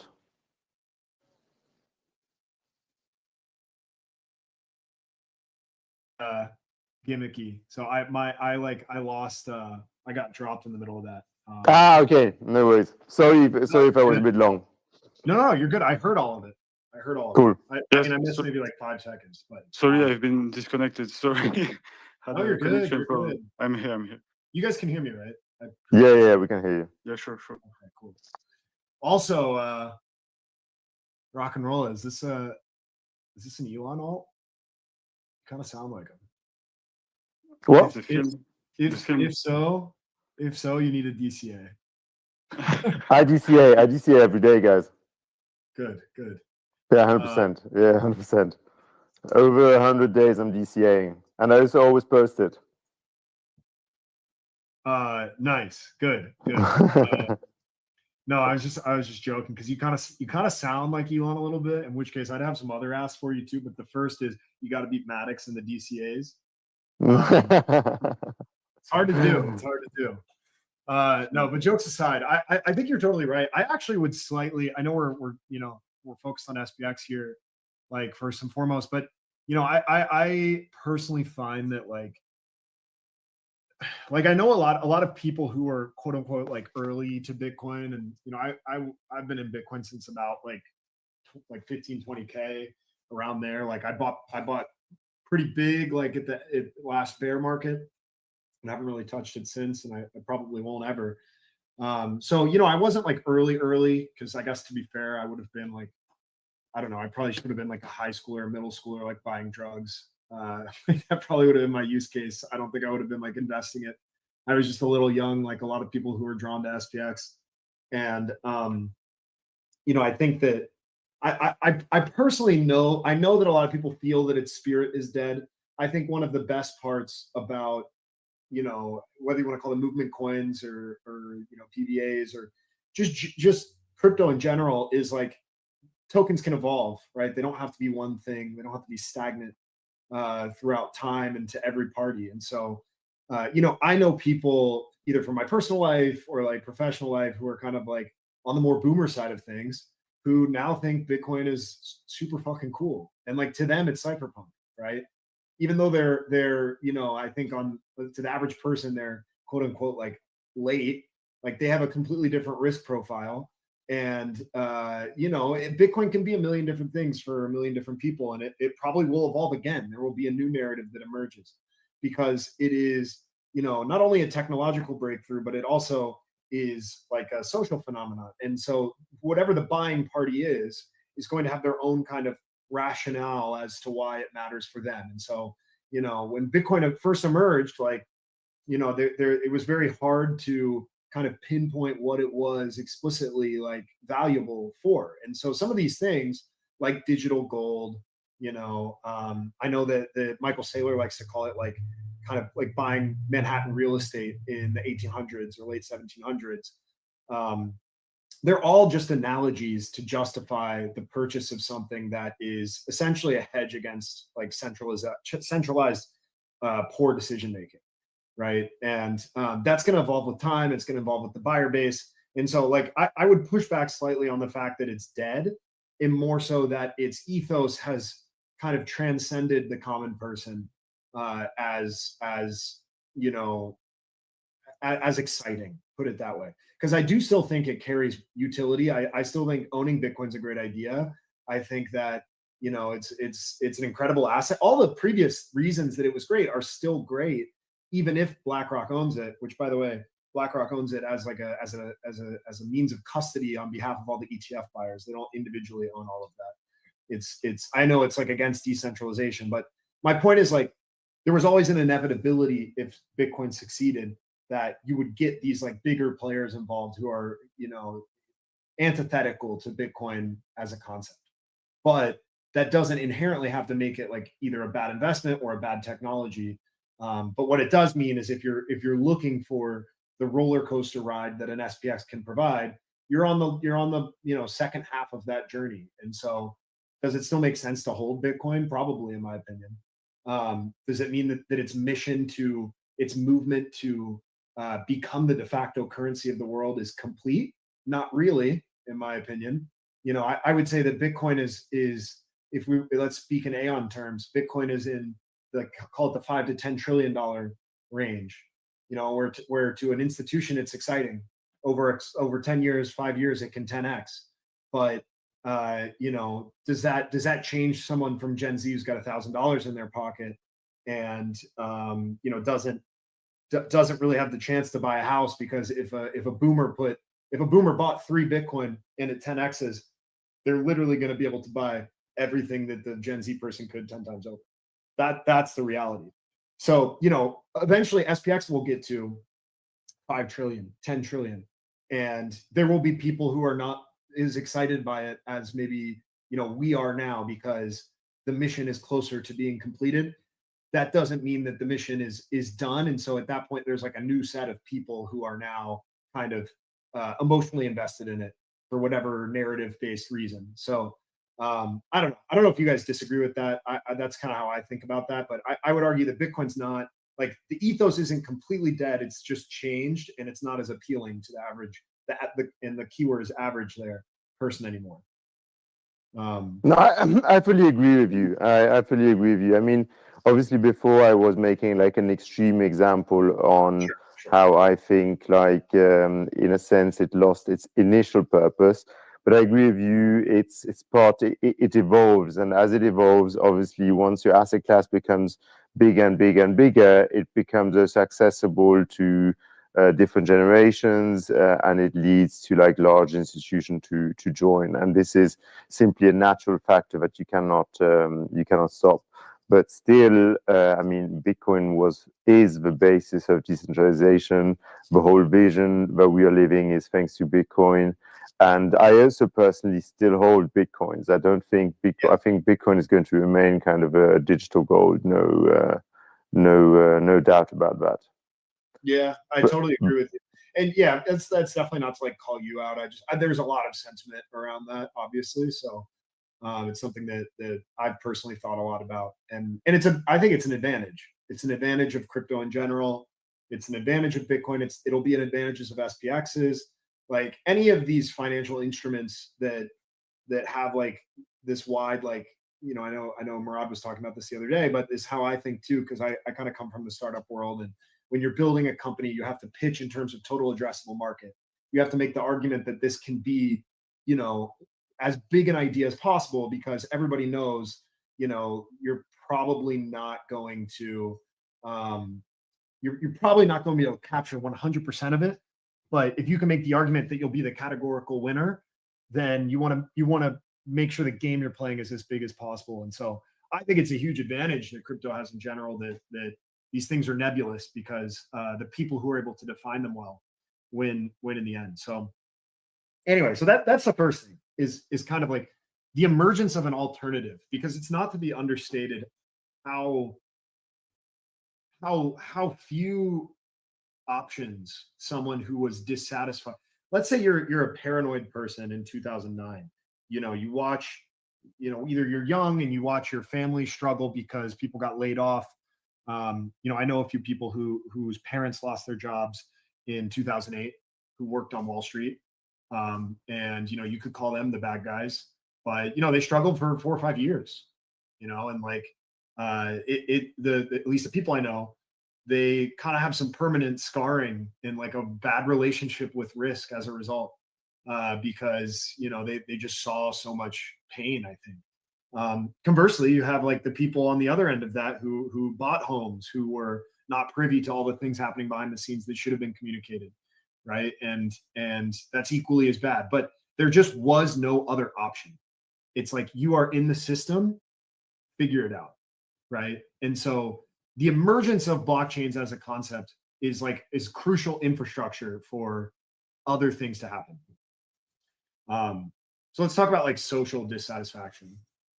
You know, I'm a 90s baby, so I don't have a ton of like you know, 21st century context. But obviously, like, I don't really fall into the doomerist camp. Like I don't know.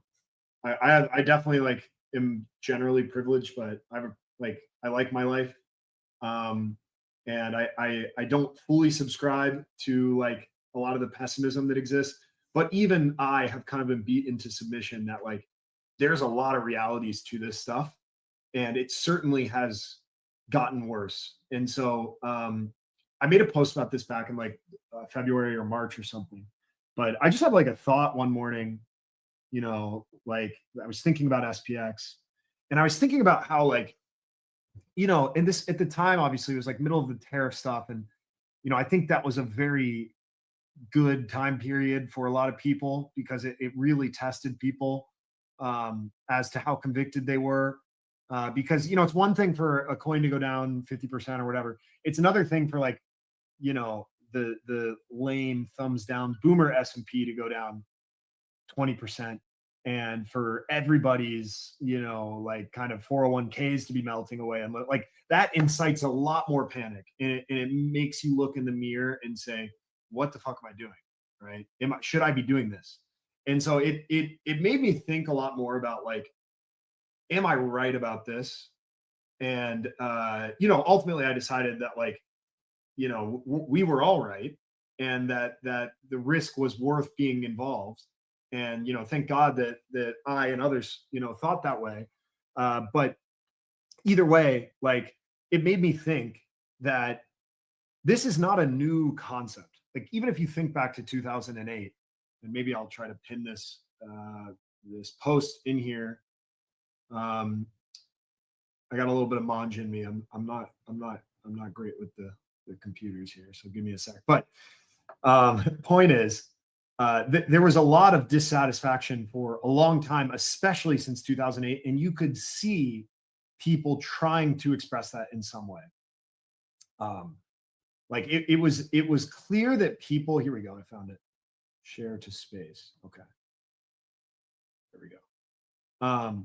It was clear that people were looking for a way that they could do what SPX is now able to do for them, which is to, number one, like, find a way to perform a protest, and number two, like, find a way to make money in the process, to rebel, but rebel in a way that helps to restore some order to the imbalance that exists financially in this kind of, like, dystopic pool disparity of, like, 0.001% versus everybody else, right?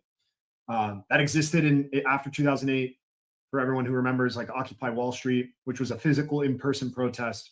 Obviously it died out. I mean, it was a big deal, made a lot of noise, made a lot of headlines, but it kind of died out because, you know, it did, number one, like, it didn't necessarily change anything in a major way. And number two, I mean, how many times can you go and express something physically without seeing change, and continue to do that while the world goes on, and you kind of slowly get left behind? It's just, it's a passionate vehicle, but it's unfortunately not one that you can really sustain very easily, because you got to put food on the table. Bitcoin obviously emerged, went pretty fucking well. I think the criticisms that everyone here, like, in general in crypto has now are super valid. And, you know, I think you could use that as like an ironic criticism of Bitcoin, that the thing that it set to disrupt, you know, now owns it, which is a bummer. Then you have GME, which I think was like kind of transitioned people from thinking more practically about stuff to, like, the spiritual tie component, and really, like, the supply and demandification, commoditization of all assets, right? It kind of helped lift the veil that there was this false premise that everything needed to be a structured, you know, valuation model to work. And that was partially a byproduct of too much money in the system, but, like, that's just the reality we all live in now. I think you could say Dogecoin was similar. But I personally find that these were all expressions of dissatisfaction, specifically with the financial system. They kind of had varying scores, but the point in me saying all of this is this was not a new form of protest. People inherently felt this way, and you can go back centuries, you know, decades, centuries, what have you.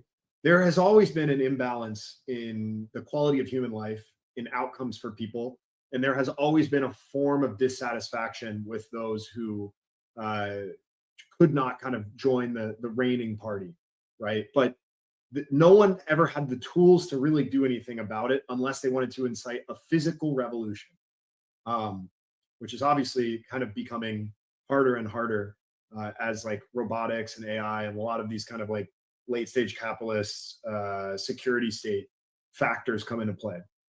So this is not a new mental concept. I think if you couple that with all of the kind of like, I don't think there's like a better summary of it than like the beginning of Murad's like 150 reasons to buy SPX video. I think that the first 10 minutes of that is like, I mean, it's incredible doomer porn, I'm not gonna lie, but a lot of it is super true. And so like that is a crucial factor, I think, in SPX emerging at the perfect time. You have a perfect level of social unrest, perfect level of inflation. You kind of have what I see as like generational angst. You have 10 to 20 to even, you could argue, longer decades of angst that have been built up around this concept of the haves and the have-nots, and kind of like, you know, both government oriented and financial cabals. So that's kind of part two. I'll stop there for a second. I know this is like pretty long form, but hopefully this is like somewhat enjoyable for everyone. But does anyone else have any thoughts there?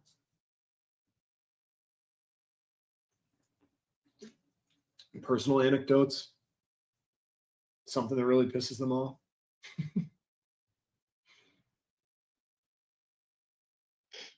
No, I love what you're saying, man. I'm Nice. just listening. I'm just listening attentively, to be Yeah, honest. great. Okay. I mean, I can keep podcasting this. I just hope let me know if I'm talking to anyone's ear off too much. Anybody else wants to chime in? Yeah, pop in if you want to. I do see a requested here. Let me see what's going on. Pop up there, AB. Yeah, if you got anything to say, just go for it. But so, oh, sorry, did I hear someone? Can I say something, Carl? Sure. Yeah. Yeah, I think what I've been listening, being a founder 3 times, I think it resonates very well. Crypto is something new to me. Came 6-7 months back in December, exposed to Web3.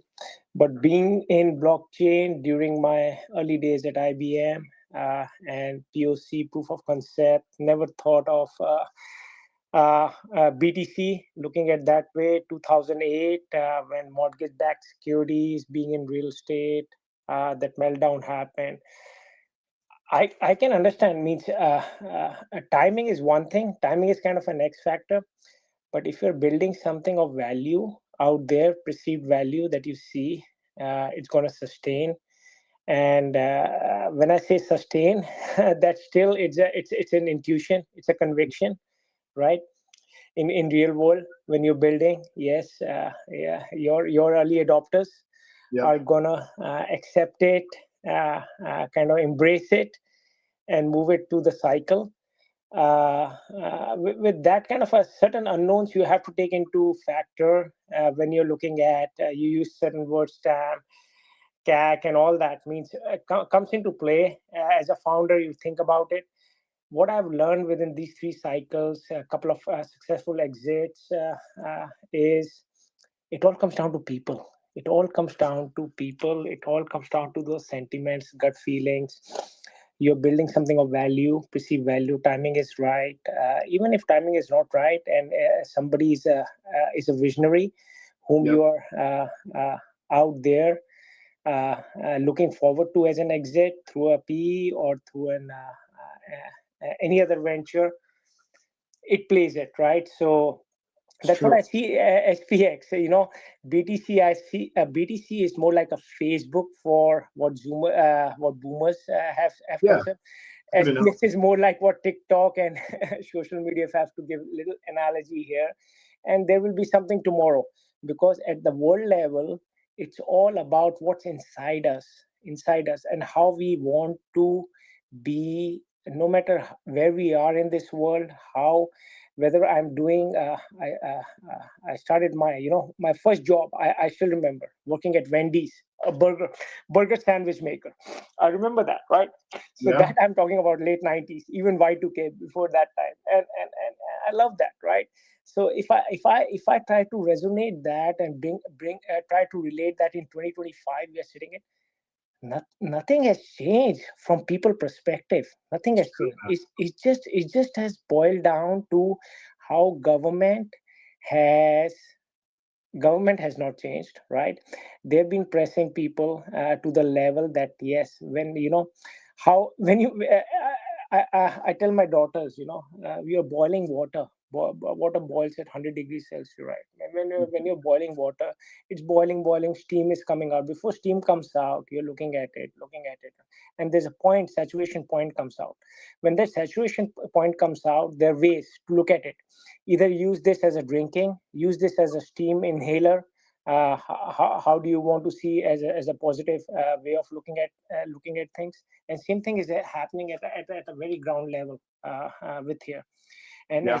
SPX is a medium for Gen Z, millenniums, to resonate, to express themselves, because money is important. I'll not lie, right? Money is important to a certain level, because the difference between I see from money and wealth is something which can buy you time, right?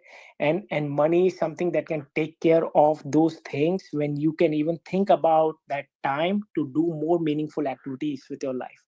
So in this space, I see SPX is kind of resonating to that level, growing up with this philosophy and foundation. And no matter what people say, what utility is, what technology is, the real technology is people behind it. It's an that's what amazing point, and I think if markets are a social phenomenon, and this is just a truth across all kind of sociology, right? Think about like a startup idea, right? Like, how many people have you heard say that they had the same idea for Uber or for whatever, Amazon? It doesn't matter, right? You could even say the ones that had a ton of advantages at the beginning, and eBay, a Blockbuster, all of these. There was a really good Twitch stream this weekend with Blue and I forget his name, but the CEO of Kraken. I think he's the co-CEO, and they talked a lot about the innovator's dilemma, which is a really interesting phenomena that I think applies perfectly to crypto. And so the idea is basically, if you are a company that is already established, then you're actually kind of incentivized to be complacent, because you have to serve the people that exist currently, right? But in order to disrupt that, you have to summon the right group of people around the right idea. And the best way to do that is to have kind of people who are at the heart of it, who are very trustworthy, who are very reliable, who can gather the right resources to create that network effect. And you'll find that and that's why I've said a few times, like,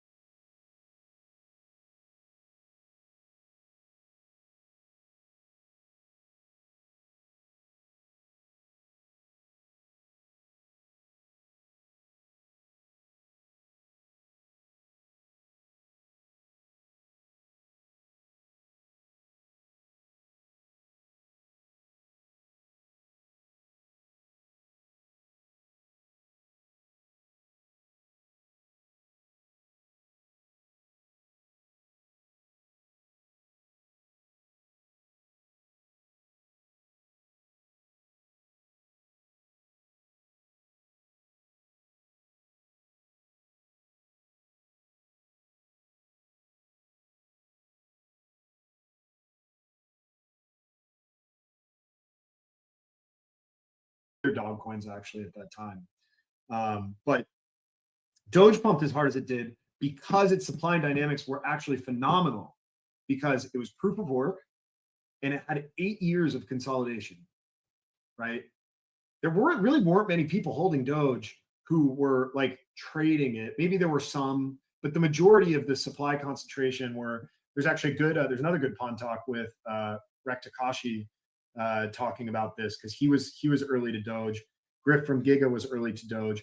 People were stacking them like collectibles because it was just a fun thing. It was like, there's this funny Doge coin, like, you know, it was kind of like crypto nihilism in the early days, right? Everyone knew the Doge meme was massive in the 2010s for people who were like terminally online all the time, which we probably were, all of us. And so the supply demand dynamics were amazing. And so it was just kind of right place, right time. Elon comes in, there's all this extra money on chain. He starts shilling it. It's perfect, right? Basically my point is, all the holders wanted to hold, right? There was no goal, but the point was all the holders wanted to hold. And there was then, because crypto assets can be anything, kind of the like narrative put into place. Well, okay, if this can be taken as payment on Tesla or, you know, other websites in real life, like maybe this is a real currency. And that was a paradigm shift for a lot of people. I think the same supply and demand dynamics occurred for SHIB. The supply was not probably as constrained, but there was so much demand on chain for another Doge that it went on the run that it did. And so that, in my eyes, was like a very important moment, because it showed that memes, it showed that memes could be legitimized. It showed that they had a real place, albeit undiscovered in its full potential, but they had a real place in the zeitgeist, and that supply and demand, it legitimized that supply and demand were everything. Because if you go look at the 2022-23 bear, I mean, don't get me wrong, Doge crashed, but it recovered. Go look at a Polygon, you know, go look at a Polkadot. Like, I'm not saying these are bad tokens. I'm not saying they're bad blockchains, but I mean, Doge is actually in pretty good shape, you know? And a lot of that is because like, there's still a very active group of people that, you can call them delusional or otherwise, want and think Doge is a real currency, right? So I'll stop there for a second. That's my third point, is memes emergence as like a legitimate currency to some extent. And that was less than 4 years ago, or less than 5 years ago, which is crazy. Very interesting. I wanted to ask you what you were thinking about Doge and why he pumped. So you give me the response before I ask you. So perfect. Thank you very much. Right. We're cognispherically aligned always. Yeah. Yeah, because I never understood really well. And yeah, it kind of fact that TradeFi had excellent money. That, yeah, it makes sense. I agree. Yeah, Totally. I mean, think about its scale, like, you know, whatever, who knows the percentage, but think about it like a 90%, 93%, whatever it is of Doge tokens essentially being not for sale. Yeah. You know, someone's not planning on selling them for whatever reason. Maybe they got mined 5 years ago and the people forgot they existed, or, you know, they were delusional for other reasons or what have you. And so you essentially only have 10% of a token available to buy. Yeah. And all of a sudden you have, you know, all these people with all this extra money from stocks, from other forms of crypto, all this social validation. They're like, I'm going to chuck $1,000 at this, 50 bucks, you know, yeah, 20K, whatever it is. You have the richest person in the world selling it. That's how parabolas work, right? Yeah, absolutely. Cal, What's up? Cal, that was a great you know, narrative about meme coins. And I think it's true. It's like it goes very much to the point of like Bitcoin is so serious, and a lot of the maxis are so serious about it that Doge is a really important function, like the other side of it. And yet at the same time, it becomes this currency, it becomes so big that Elon's like, Elon can see value in it because it was mined as well, which is really important. Where a lot of, you know, during the time, a lot of these other cryptos that were out, I guess like pretty much before 2021, they weren't mined, You know, they were just printed out of thin air, whereas Doge had hash power behind it. But it is super interesting. Like, it's just like same thing's going to happen with SPX. People will be like, oh, I'll accept SPX. Like the surgeon from last night was literally saying like he wants to start accepting it. Yeah, exactly. And that's a great point. Like to go back to like the kind of beginning of this conversation around you know, how crypto can be like any coin can be anything to anyone. For the bad coins, that's a huge disadvantage, because how do I convince someone that, you know, token number 3000 is worth anything, right? It's probably not. But how can you convince someone that Bitcoin or, you know, any of these currencies that have real like demand are not worth something, right? It's very difficult actually, because in theory, what is SPX? SPX is a currency. I could pay you in SPX. SPX is like a financial, you know, neo rebellion. SPX is like a creativity protocol. Like it's a lot of things. And that's a huge advantage, because as we grow at different market caps, some of those narratives will be tapped at different market caps. Some of them will be kind of left alone. It will be appealing to different parties at different times, and it will be used for different things at different times. Like, and that's a good thing, right? And it's separated, I guess, back to AB's point. It's separated by the holders, right? Because the holders are the ones that do the hard work to get to critical mass so that there is value. But Tom Bao brings up a great point. Proof of work was essential. I mean, you know, is kind of the OG blockchain way to legitimately start something organic, grounds up, and for people over a long period of time to prove conviction, prove validation, right? And so I think that's a really important point that led to Doge's success. And real, like I remember the day that it all happened and seeing all the posts on, again, I was like more on normie Twitter at the time, but like every Silicon Valley person was like freaking out. So like, they were like raging. They're like, why the fuck is Doge worth more than, you know, I'm trying to think of a 2021 IPO, like Robinhood or something. And it's like, yeah, maybe you should think about why, if you want to be a critical thinker. Like there is a legitimate reason.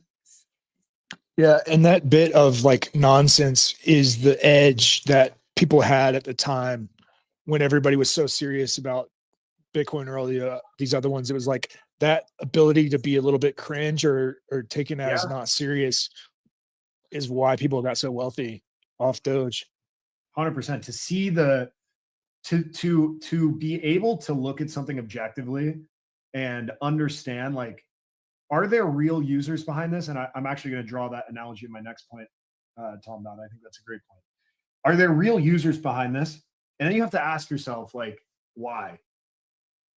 Why are these people interested in this? Like, why has it been able to capture a subset of the population?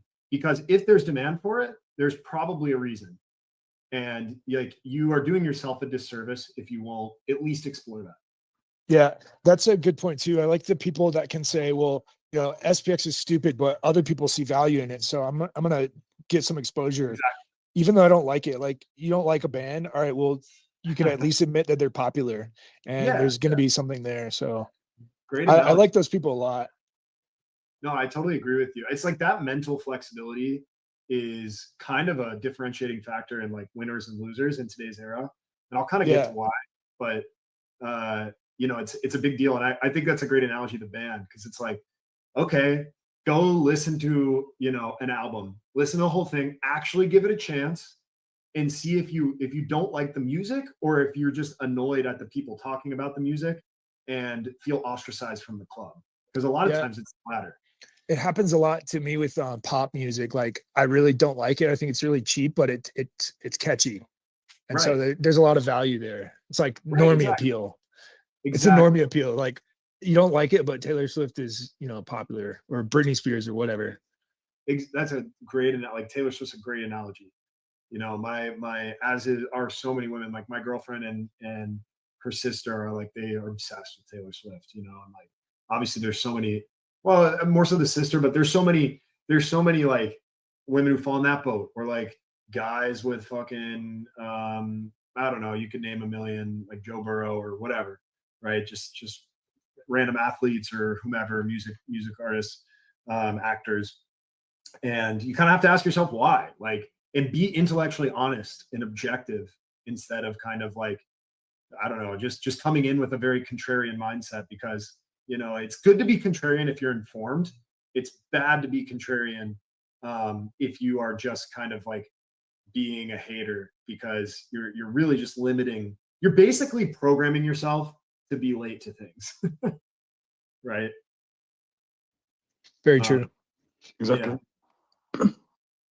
So cool. Okay, I'm gonna try to speed run this last part. I'm sorry, I had an espresso late. It's on me. No problem. Don't worry. Okay, the last two things I wanted. So far we've talked about the emergence of crypto as like an alternative to currencies.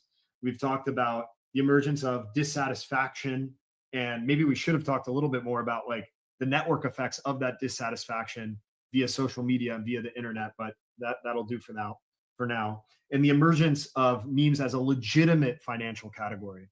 And I think the last thing related to crypto that's important is what we've witnessed here over the last like year and a half, 2 years.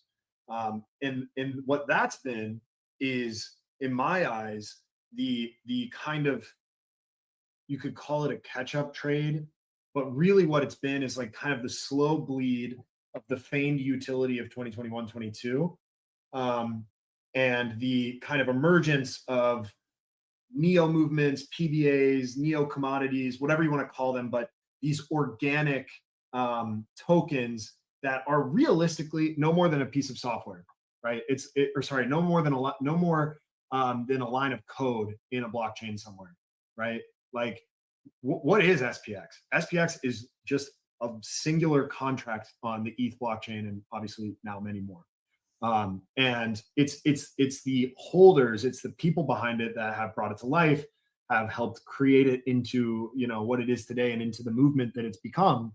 But like at the time in 2023, when SPX was launched, and when a lot of other of these kind of like early meme coins were launched, you know, they were dismissed, they were scoffed at, because you know, that's not what, and I'm using quotation marks, that's not what blockchains are for, right? And it has to be this pseudo intellectual masturbation where you know, you stake your tokens to this thing and it earns yield on this Ponzi, which, you know, that you can then use to leverage trade on this chain. Like, you know, there was no legitimacy given to this category, largely because, you know, it was seen as like non-intellectual. In crypto generally, I think one of the best like things that Murad has done for this space is taking the mask off in a very public and big way, the like kind of software masquerade that crypto has lived under for a long time. It's an asset production industry. It is a recreation of financial markets that anyone has access to. The real value prop is the permissionless nature of it and the peer-to-peer, like immutable blockchain itself, not the, you know, not remaking Twitter as Farcaster, where you can like tip a 0.0001 ETH. Like you're just making a worse product, right? Like, yeah. So like at its core, like I'm a salesperson, right? I've been selling things like for the last 10 years or so.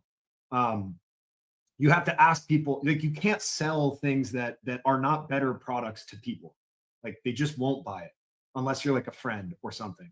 And so when I started in this industry, it was like late 23, early 24. And I started working for a chain. And it was, you know, it's another one of these like chain number 50, chain number 100. I had my reasons for getting involved. And a lot of the people now are doing great stuff. They were a little bit late to some of these ideas. But I couldn't sell it.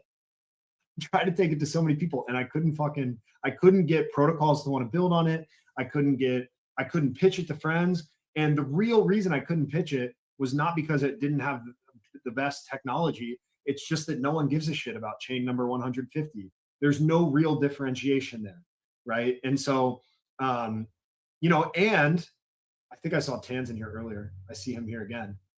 What up, Tans? Hope you're doing well.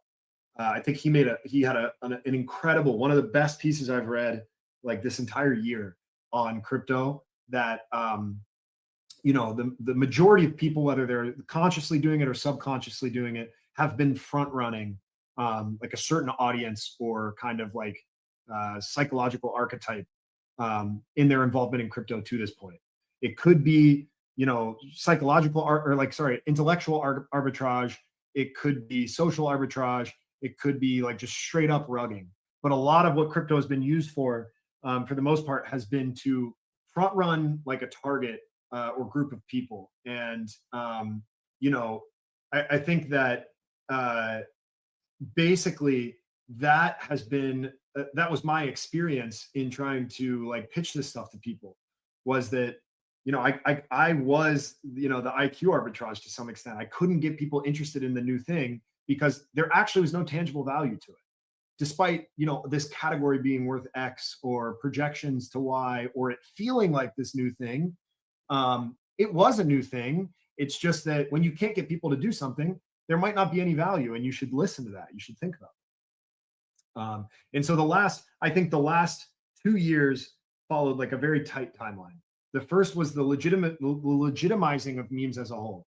There were a few things that came with that. The survival of Doge, right? It didn't fully die after the Elon stuff. That's a big deal. That's number one. Number two is the emergence of some of these quote unquote newer memes and their staying power. So think about a Pepe, think about a, you know, think about like, I don't know, I'm thinking like later 2023 ones now, but SPX, Popcat, Giga, Mog, Bonk, right? Like these all prove that like, okay, these didn't fully go to zero. Maybe they're not worth zero. But at the time, you still had a lot of hope around like DeFi Renaissance, L1 Renaissance, like all these things, right? And so that kind of proved like, okay, maybe there's something to memes.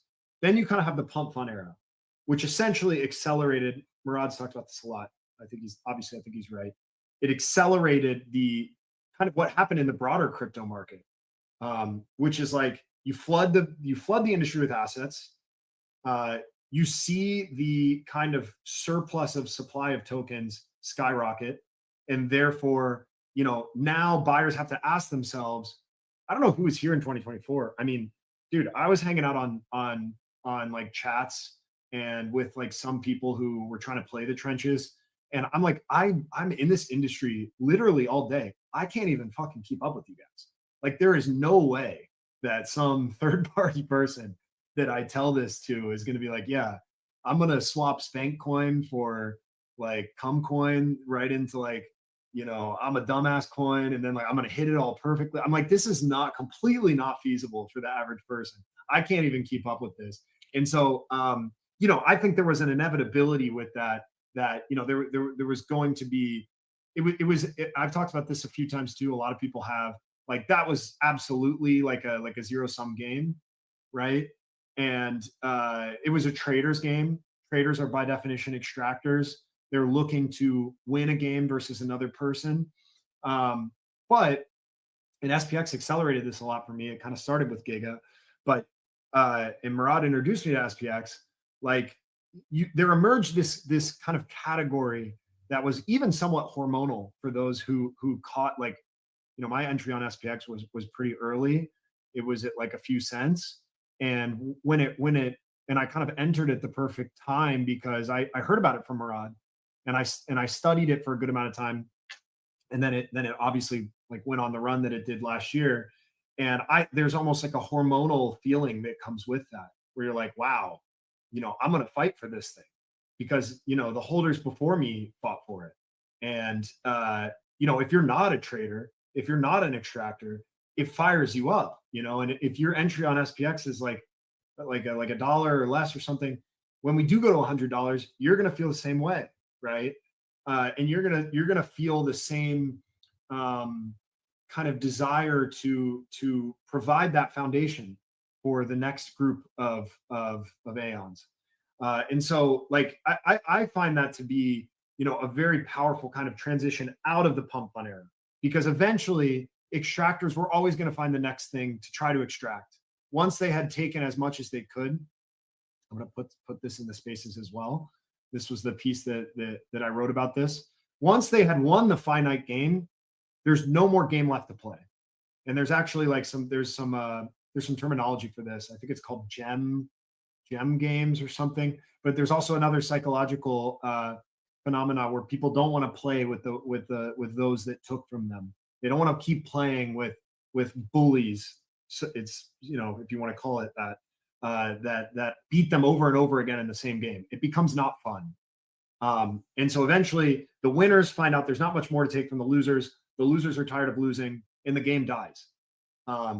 Conversely, I had spent too much time with, with Aeons and with like a few select groups to think that they were going to give up. And, you know, I think all of us now can say thank God for, you know, April and for the tariff sell-off, because it accelerated the death of the trenches and the kind of life and breadth of, you know, pure belief assets, movement coins, etc. So I think that was the next, you know, stage, was like the emergence of movements as a winning concept, right? Like first they weren't winning, now they're winning. Now it's easy to be like, these are legit, they're not going anywhere. So I'll stop there for a second. There's one last thing I want to say before I wrap up here, but yeah, does anyone else have any thoughts on that?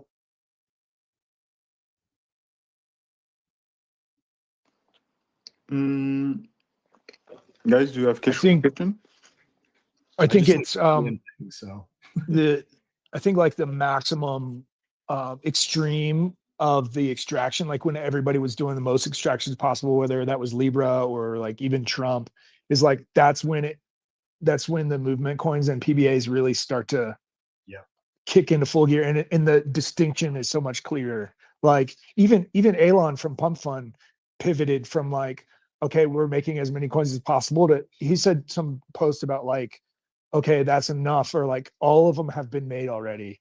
Now we're focusing on, you know, adding value to the creator. So like even the people who are part of not necessarily the problem, but just like the environment that we're in, see that we're at the end of this road. And so like that's when it becomes so apparent to people. Like you can basically see, or like you realize that it's just gambling. Even the newest investor can kind of see like, okay, this is just gambling. And then they're like, oh, well, what's this other thing? It's movement coins. Yeah, 100%, man. I think, and now it's like, I think it's, and SPX Marine, Fred, I'll you chime in here in 1 sec. I just quickly, like, you know, that I quote tweeted, I try my best to like not ever hate on anything ever, just because I feel like number one, that's the Aeon way, and number two, like, unless it's like a complete scam, of course. And number two, like, I don't know, I just don't really appreciate when other people do. I just think it's, I hate that like kind of subculture of crypto, of people who are just like, this shit fucking sucks, my thing's awesome. Like, I don't know, that's just not really my thing. But I saw Rasmer, like I actually was on a call yesterday with some of the Giga guys, and I logged on to Pump Fund Stream, which I've never been on because we were talking about it. And I just looked around and I was like, whoa, like this is like if this was crypto, I'm not here. And I know it's the same for a lot of people, a lot of you all, right? And Rasmer like went around today, and I don't know, he was like fucking barking like a dog, I guess, whatever that means. Like it's to pump his coin. I mean, I don't even understand what that means, I'm gonna be honest. But it's just like, now there's such a clear gap, I think, socially, talking about, is what I'm trying to say, between like what holding a PBA looks like and then whatever the fuck that is. And if you want to go be a Giga gambler, like it's a completely different world now, thank God, because I don't think that's appealing for many people. I personally don't want to associate with it, and I think that that's the majority of people. So anyway, Marine, what's up, brother?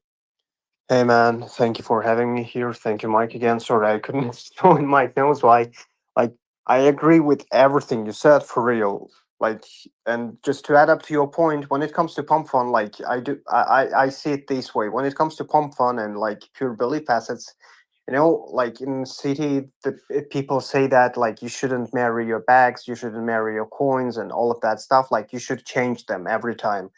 And how do I see like SPX holders and all of the like PBAs, like doesn't matter, Apu, Giga, or ticker Bitcoin, those are like, you know, like married men, like who love their wife for real. But the pump fun guys, those are just, you know, like going to the strip clubs and all of that stuff, like nasty life. Of course, they will short term, they will have huge fun, but they will lose the money. But when it comes to like PBA holders, they're just housemen raising the kids, love the wife, like having fun. Man, dude, that's a fire analogy. That's really funny though. Yeah, for real. I agree with you. Yeah, no, it's spot on, man. And it's like, yeah, exactly. And mimetic resonance is like a real thing, right? Actually, it's a good test. Go find a coin that you really don't fuck with for whatever reason. Trying to think of one for me, even though no PvP. Like, okay, actually, here's a great one. For me, like I don't know. I struggle with like Fartcoin. It doesn't make any sense to me. I don't know. I would not hold it. It doesn't mean it's a bad coin. I'm not fudding it. But like for me personally, it does not resonate with me. And you know, you go and go and buy some and just like try to get in a chat, search the ticker. Like you'll probably sell, because you don't really want to, you don't emotionally feel any attachment to it.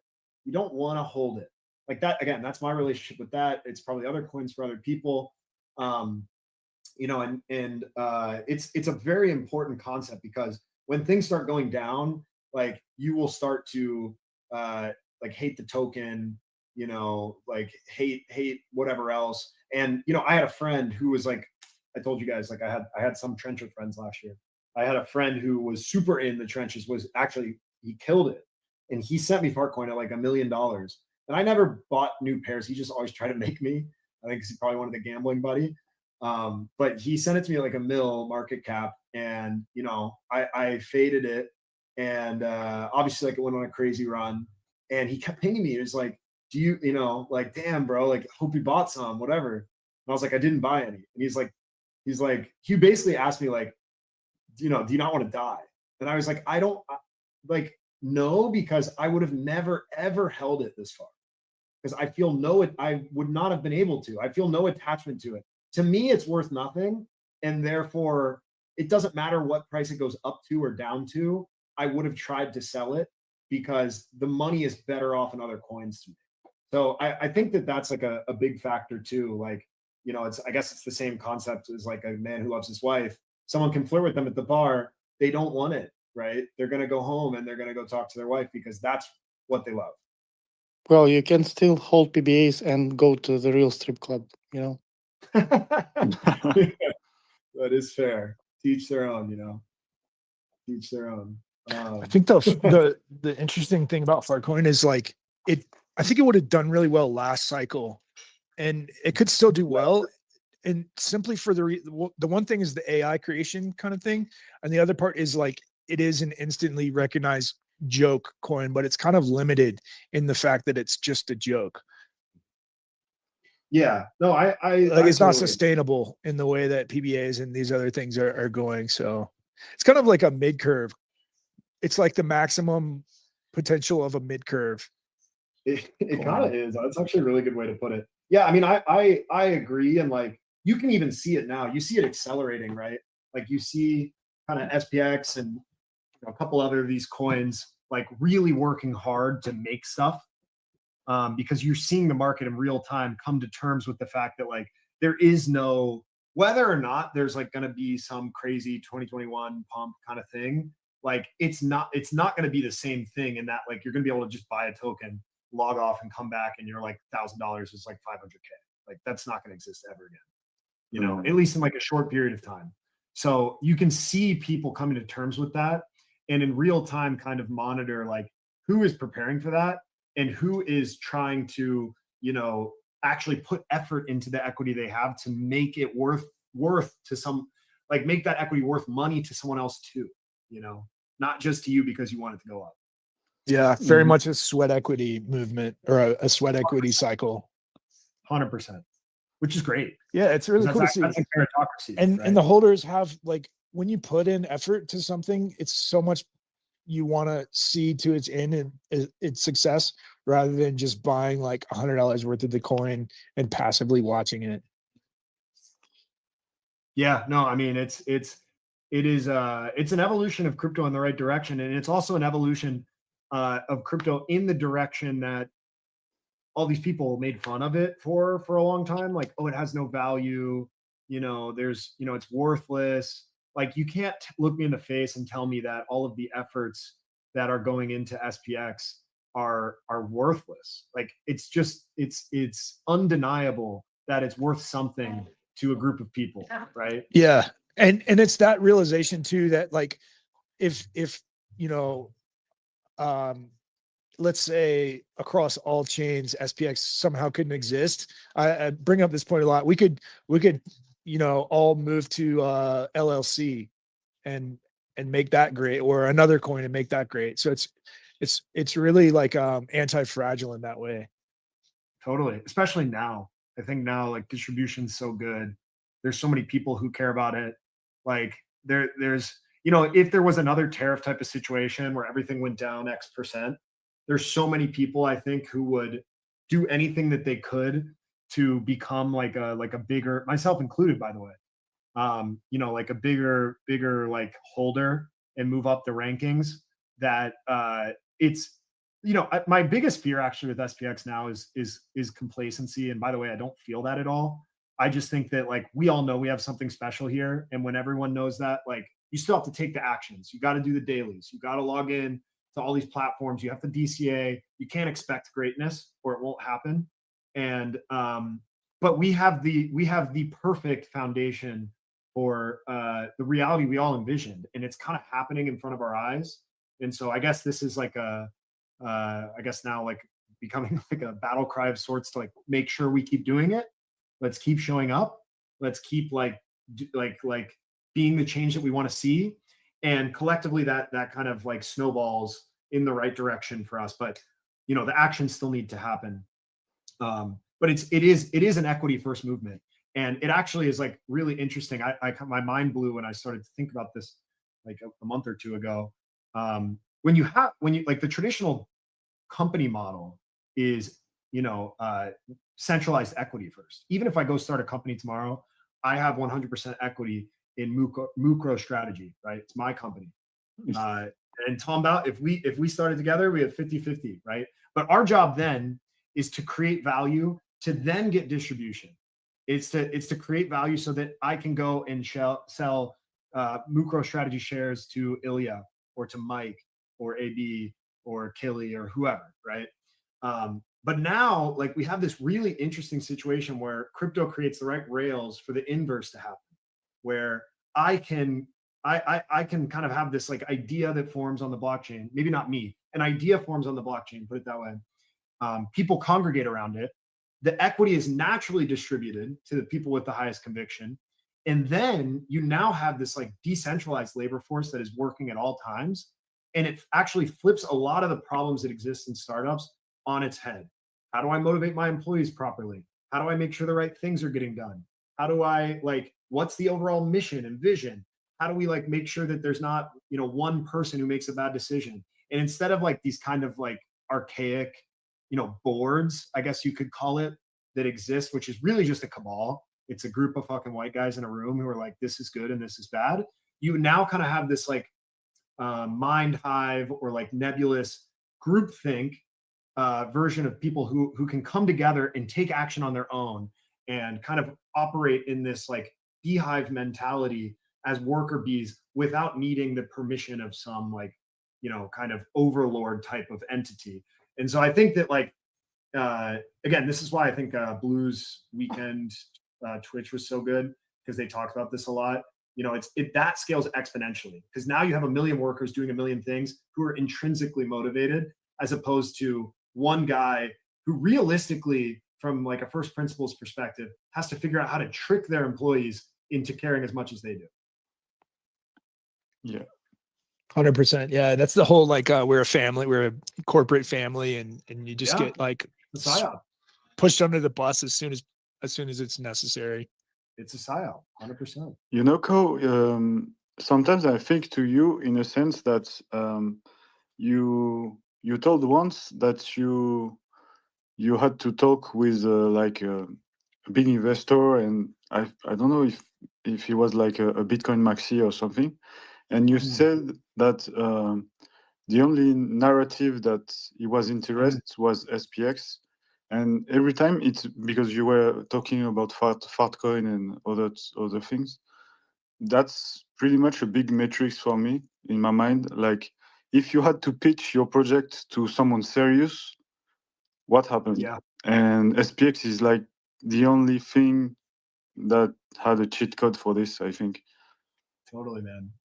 Yeah, 100%. And you know, I think it's they'll laugh at you, you know, and it's the same thing with your friends. Like, what would you legitimately recommend? Remove your bias. Pretend you have none of the coin. Yeah. What would you actually recommend your friends buy or purchase? Mhm. Ilya, I think I'm over on your guys' time, aren't I? Ilya, You're good, man. Yeah, that was amazing. yeah, Basis absolutely. naturally going into our further talk.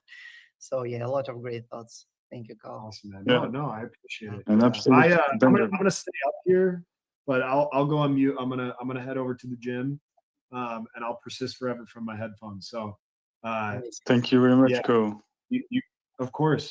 This is awesome, Mike. Your dedication is inspiring. I hope we don't get to double-digit spaces. Yeah, it was a really, really impressive talks you made. Like every time, a lot of good information, a lot of excellent thoughts, and thank you very much, Ko. I love you. Thank you very much for coming here. And Love you too, brother. It was absolutely amazing as every time. And yeah, well, whatever you want, you can come back and talk. We will have a cryptic tomorrow or in 2 days, making his crypto compass. And Yeah, I'll be here for that, and I'll be here a nice. lot in between. Yeah, whatever you want, just jump in. You can talk. It's free. I love SPX Radio, man. It rules. I'll stop hogging the mic. I'm gonna join this. I love you. Thank Peace, you very guys. much. Love you too. Thank you, Carl. Love you. We have, By the way, we have Ilya and Pedri. How are you, We have Pedri? Treasury here, and Hey yo.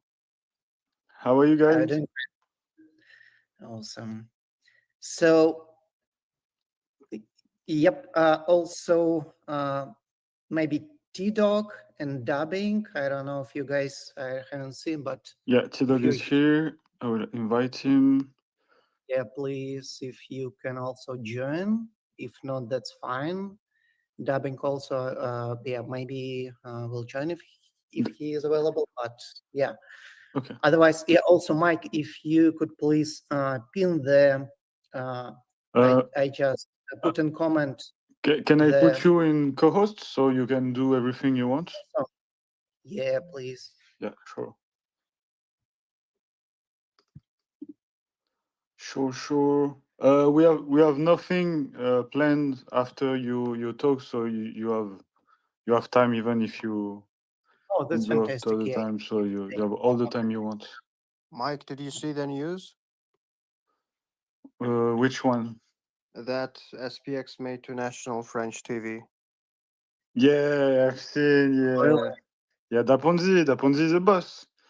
Yeah. Daponzi is a genius. He made he made all himself, the door, everything, and He's fucking genius for real. Like, yeah.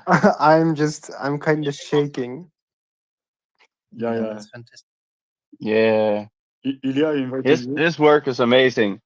Like, yeah, the Banksy of SPX for real.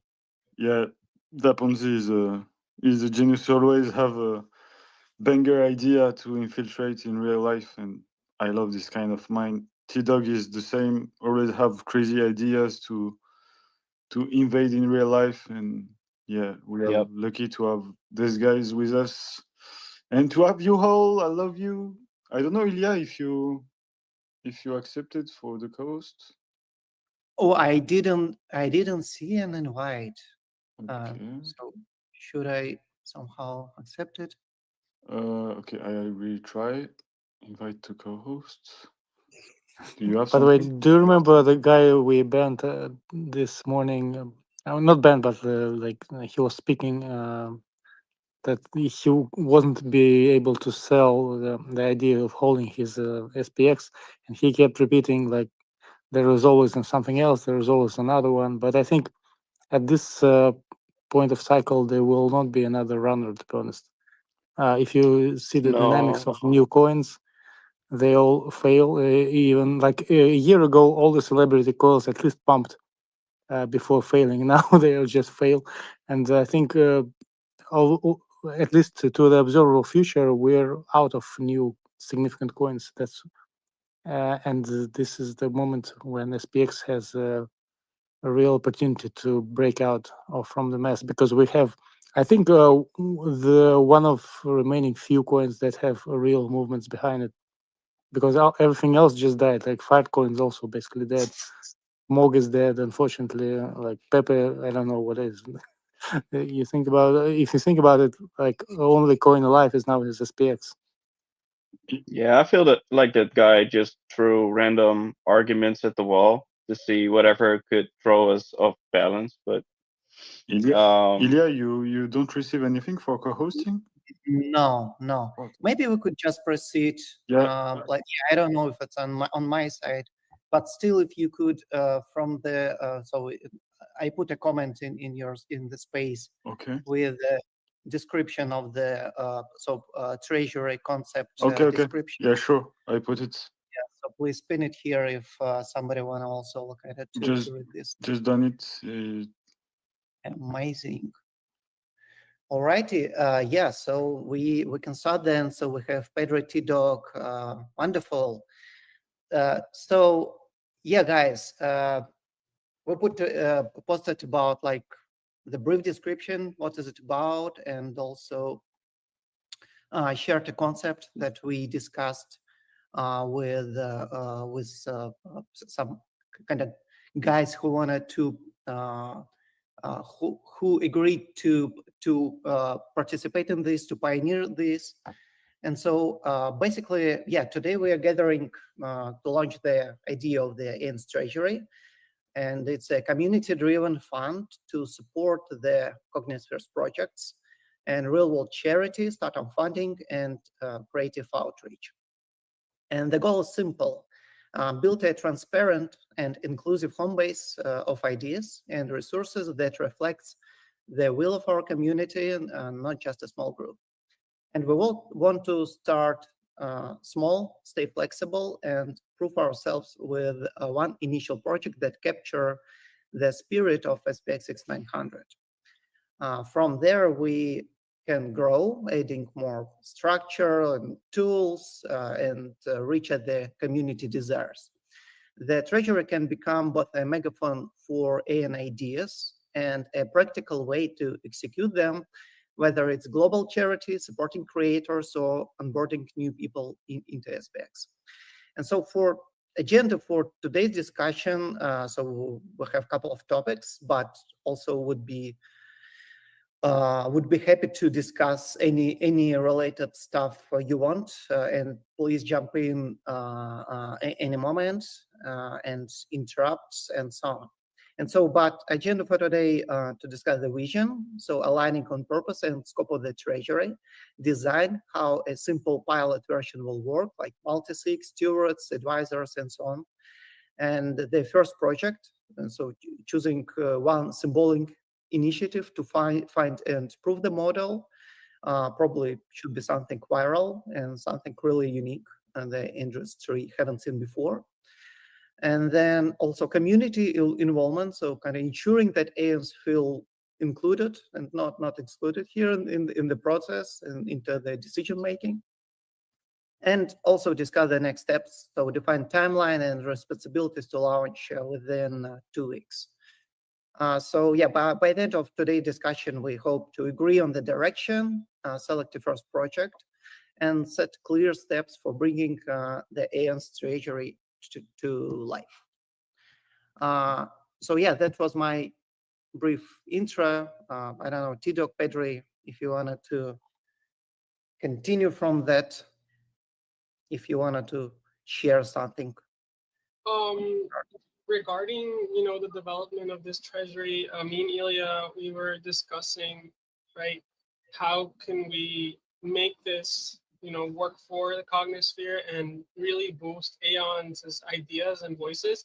And functionally, it'll act as a home base of ideas in the sense that Aeons that have good concepts that maybe just need a little bit of discussion, a little bit of, you know, micro grants starting out, you know, to market XPX and the cognosphere, and similar to what the Ponzi did, but different alternatives. Me and Ilya, we were discussing the idea of recreating a physical tiny coin with a QR on it, linked to one tiny coin, and, you know, distributing that to you know, poor regions across the world, and, you know, kind of video documenting that dynamic. I feel like it would be a good idea. And we also wanted to support Aeon merch makers in general. We wanted to collaborate with them and, you know, incentivize them to make more merch by purchasing some from them and then doing discounted giveaways, so that we could expand the IRL visibility of XPX and have people feel more included and like they're a part of something, you know, a part of a worldwide movement, and kind of let people in on the idea that, yeah, it's growing and it's becoming more serious, and we're going to stay here until the job's finished. You know, we're gonna flip the stock market. And it's like, when we say, you know, nothing has happened yet, it's really true. You know, we're just starting in the fact that like Cal was mentioning, you know, that the space is kind of realizing that just making a coin and you know, just opting out and just seeing it pump, like, you don't,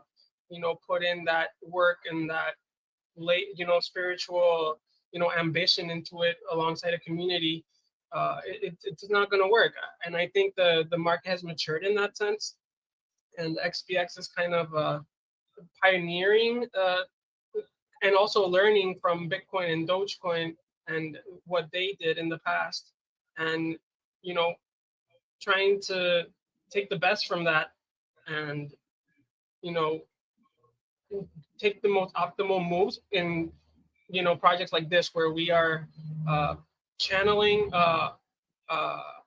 the spare capital that isn't in the tiny coins to boost the tiny coins, and kind of, you know, allow for broader movements. It's while staying true, you know, to the cognosphere's decentralized ethos. And we're because we aren't gonna, you know, domineer and, you know, take over and kind of like shut people down and their own independent ideas. We want to just, you know, show the cognosphere that there's a group of people, right, that you could talk to and develop ideas with them, and they could even help you get off the floor running, you know. And that's why I really like this idea. And we've onboarded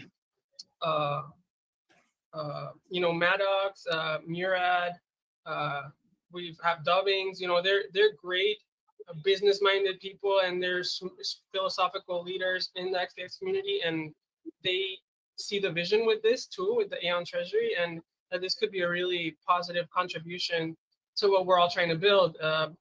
You know, allowing XPX creators and the most you know, proactive participants to feel incentivized to keep going and take even more, you know, ample ways of going about talking about XPX and putting the word out there.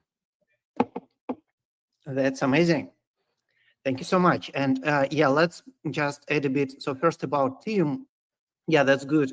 So kind of initial team, what we've discussed before, and so invited or suggested to guys, so shared with them one by one the ideas, and all of them like kind of super enthusiastic and support. So yeah, Maddox, Murat, Beprol, Cow, Dubbing, yeah, and so yeah, Pedro Tidog.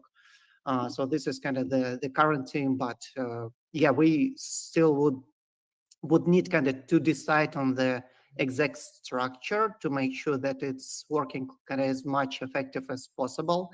So, and kind of certainly understand that all guys have various availability, and availability can change over time also. And naturally, kind of in the current months, maybe some Aeons can be more active, other kind of super busy with other stuff, or just emotionally not ready to contributing very actively and need the rest, and that is totally fine. So we also kind of should to kind of consider this when we structuring the team, and how this project would be kind of operating further.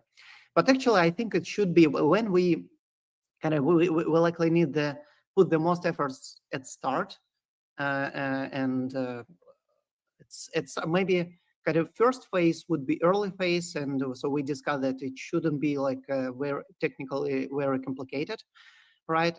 So it would be the first phase. So we need some efforts on kind of launching this, and then second, maybe a bit more efforts on the when we wanted to push it forward. If we see that there is huge potential and community really like it and it's effective, so then we wanted to implement maybe some more sophisticated technologies, and like maybe some more security, automatization, and everything. So really just implement top-notch tech here, and also considering that the amount of funding would be growing over time, and so on, and like responsibility would be growing. So we kind of should consider all of this. But otherwise, I think, I'm not sure, but I think that it's probably further should be pretty straightforward and will not take much time on like kind of on every side, and yeah, just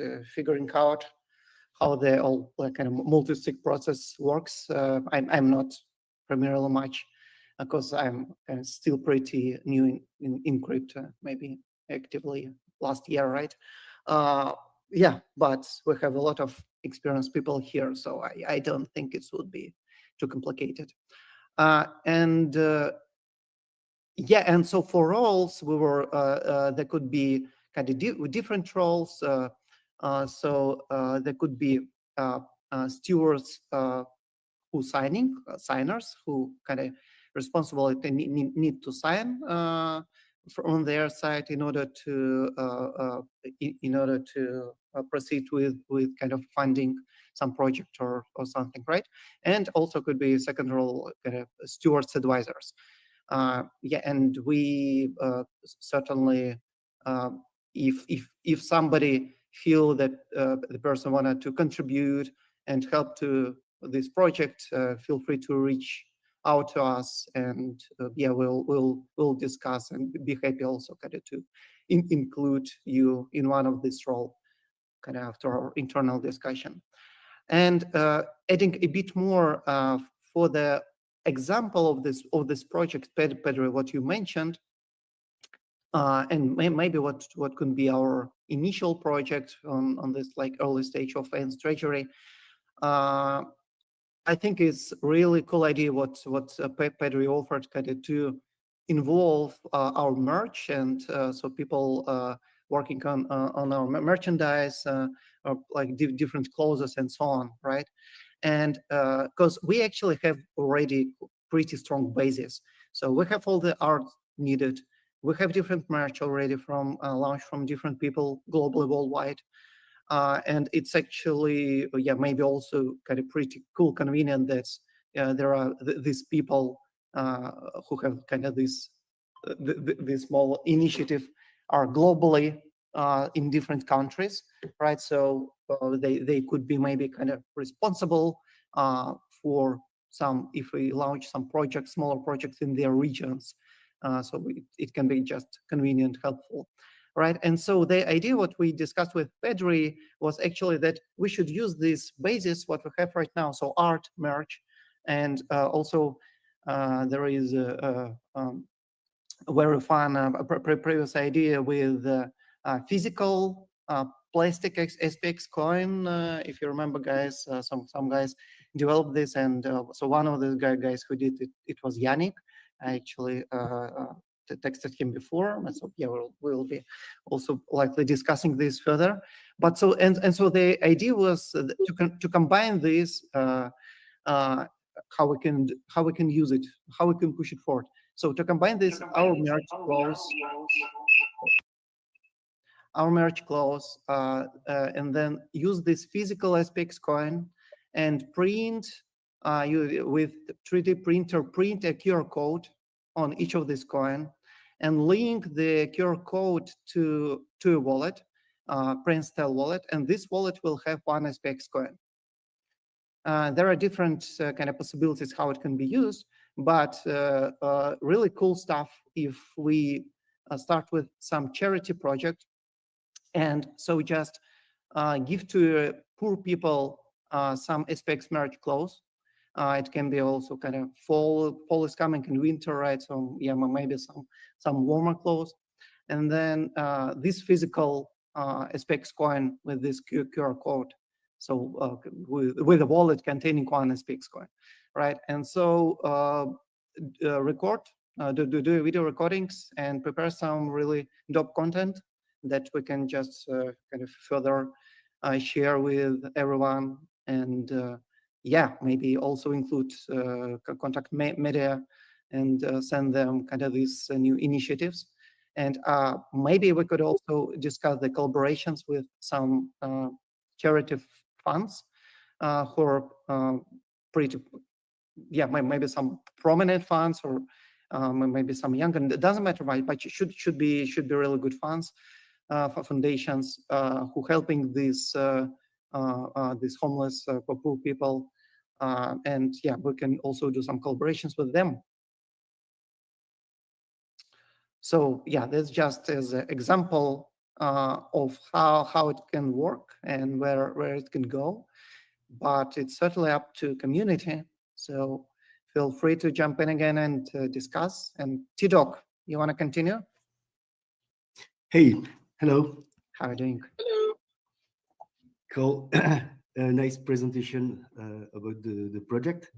I guess you have said everything, I guess, but the main idea is to have a kind of a structure to help to grow the community and to help the project we're raising in the community. So I think it's a very good idea to try to structure a little bit.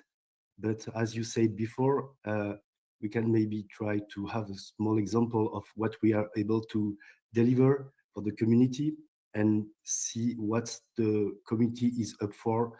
I mean, in which direction the community wants to go. I mean, in which could be like a charity project, like a merchandising project, or helping to grow an idea on the sponsoring or something like that. I guess it's really cool to have a good structure to go fast and maybe develop the idea more quickly. But at the same time, I guess it's very important to stay at the horizontal organization, which means decentralized, and that where everyone feel involved in this. So I guess we can make it this way. And to start small, but with a concrete project, which has been validated by the community, I think it would be the best example to start. And I am very excited to see how the community is going to react, and the idea which are going to come up with all the aeons, which are very, very creative and have a lot of ideas. So I'm very impatient to see what's going on this project, because I guess a lot of aeons will be very excited about it. Amazing. So, and as we say, we have a group of people who are ready to start funding it and support the first project and see how it goes. So if it goes well, maybe we can scale and have maybe a stronger organization and stronger structure, but still with keeping this decentralized and horizontal way to go. Fantastic, fantastic. How about Tito Pedri and others? How about these steps? So again, if as we want to kind of to start fast and with some easy solution for start, right? So maybe we first launch some vote, and also we need to decide which platform. I don't know if X would be effective for this, but yeah, we could check the platforms for that. But basically, so what we need to do, we need to collect from people their ideas. We can also discuss the first budget. I don't know, couple of K, 5K or whatever, right? And then to discuss the first budget for the first project and collect all possible ideas from Aeons. And then maybe during, I don't know, a couple of days, 2-3 days.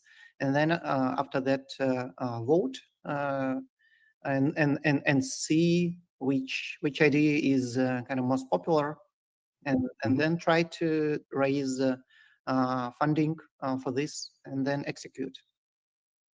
Yeah, I think it's very good idea to ask to the community to propose what they have in mind, what their ideas, why they think it's a good idea. Yeah, and to maybe some people have some very good contacts, so we don't know. Maybe they have some idea to develop quick because they are already in contact with people who are making things.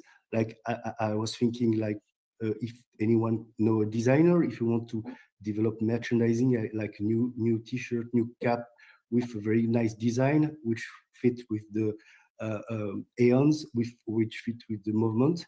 For example, it's just an example. It could be really exciting, or but maybe we can ask to the community what they have in mind, what their ideas, and why they think it's a good idea, and maybe to collect maybe the 3 or 4 that's amazing. Seems to be more attractive for the community, and maybe organize a poll and see make a budget for each the project. Maybe if we are just to have 3, 4, or 5 projects which seem to be interesting, we can make the budget with the idea and launch a poll to see which one seems to be the most appreciated and the most interesting for the community. Yep. Yeah. May I say something? Oh yeah, please, Mike. I will be releasing the Aeon portal in few days now. I will make the announcement soon, as we are in test phase. Inside the Aeon portal, we made a vote and proposal system that could help you guys to organize everything. Just to say. Oh, great! Yeah, a system where you can propose. Vote there and right. Yeah, you can propose an idea and people can vote for it, and yes or no, Really? or whatever. Really cool, really cool. Okay. Oh, cool, awesome. Yeah. Okay. Got it. Could we have a kind of a list of, so for instance, we set a period like 3 days Aeon submitting their project's ideas, and then after deadline we have a list, kind of one-page list of these projects, and maybe brief description, and just the person can look at, like, read and vote. Sorry, it was for me. Yeah. Sorry. Can you repeat? Sorry, I thought you were talking for everyone. Sure. No, Mike, do you think we can do that? So for instance, first, like in first stage, all Aeons submitting their projects ideas to you, to a platform, and then like after a deadline, we have a full list of all ideas, and then kind of for ease of use, just any like person from community can look at and vote. Yeah, sure, sure, Okay, sure. Yeah, we can manage something like that. Sure, wonderful. sure, sure.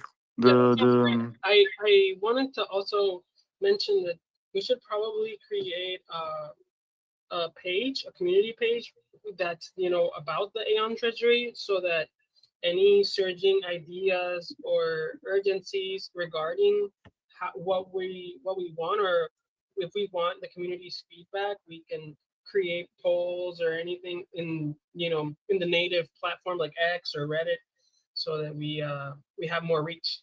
I really like using the portal, and I think that's going to amplify and popularize that space too.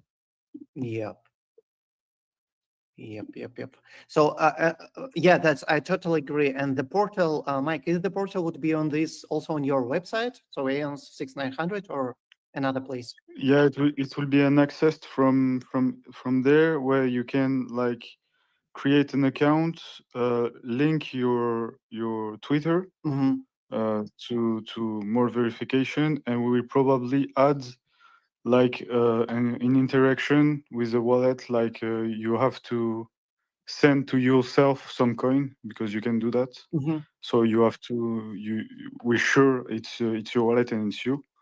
And after, you have an account inside the Aeon portal, and you will have like the mission board, the vote system, the academy, the chats. So it's like we made this portal to organize ourselves better. And I think it could absolutely match with what you want to do. Got it. No, that's fantastic. And Mike, do you think we could you could prevent one person voting a couple of times, have multiple accounts, or no? Yeah, that's why we made the Twitter verification, combine it to a wallet to verify better.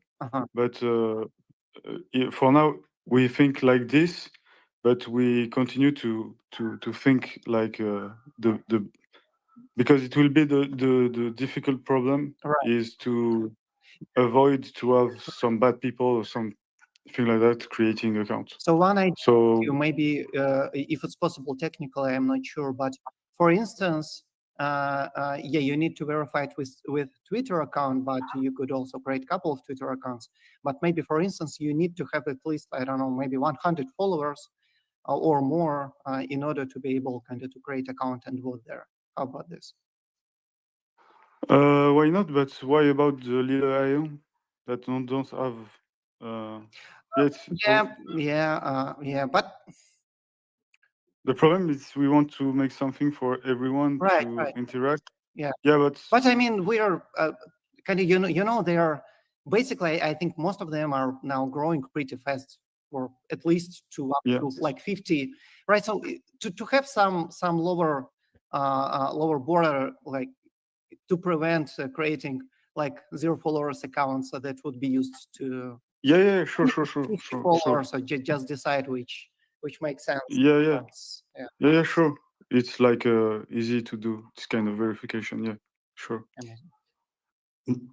And just if I can, maybe when we are going to launch like a poll, if it's on the website of Mike or in Twitter to have better reach, what I did when I launched the sponsoring of Pierre was first to launch a poll to see how the community is up or not for the ID, and launching a poll if the people are going to participate or not. So it gave me some really good insights to be sure it's not going to be a flop. I mean, right. Yeah, that makes sense completely. I was a bit nervous at the beginning because you never know. It's just a new thing, and right. And I was very reassured when I see the number of people who are voting. They are up for it, and how many people said I'm going to participate. And so I was, I felt a lot better after after we close the operations. Yeah, yeah. You need initial kind of confirmation, like a bias confirmation, or that is not a bias. But Ilya, don't worry. I was just saying we're making something like this that can help you, but continue on your idea. It was like just a little insight. Yeah, cool. Yeah, thank you so much, Mike, for that. And yeah, Pedro, what you also taught on the website for this. So do you think we need a separate page, or maybe also discuss with Mike and guys to put a page on their website? Because I was thinking that we should probably make an X account, labeled Aeon's Treasury, so that we can, voice any news about development, or if we are, looking for ideas to fund, or we want to start donation rounds so that people can support it. Because not everyone wants to, create or make ideas, right? Or maybe they don't have the time or the space for it, but they could, donate $1 or $2 and help, other people who might have more time on their hands or the resources necessary to, create and help the cognosphere and the people in it, grow and get better in any way. Right. It's a very good idea. And we even we can even check that option with donating right through X, right? Or like they have this option. Yeah, absolutely. So we can also kind of for kind of ease of use, if somebody want to do this really fast. It's an option that you can add yes to your profile. So yeah, it's an easy way to. But I guess it's just ETH and BTC, I guess. Yeah, cool. Okay. Yeah, and yeah, so basically, okay, separate page on X, definitely, and yeah, so I don't know if we need a separate website for that, but yeah, maybe also I'll talk to Mike if we could place it there. Yeah, I think for now we should first, focus on doing like we said, work on one project, start small, proof of this is functional and that we can, get things off the ground, even if so slightly.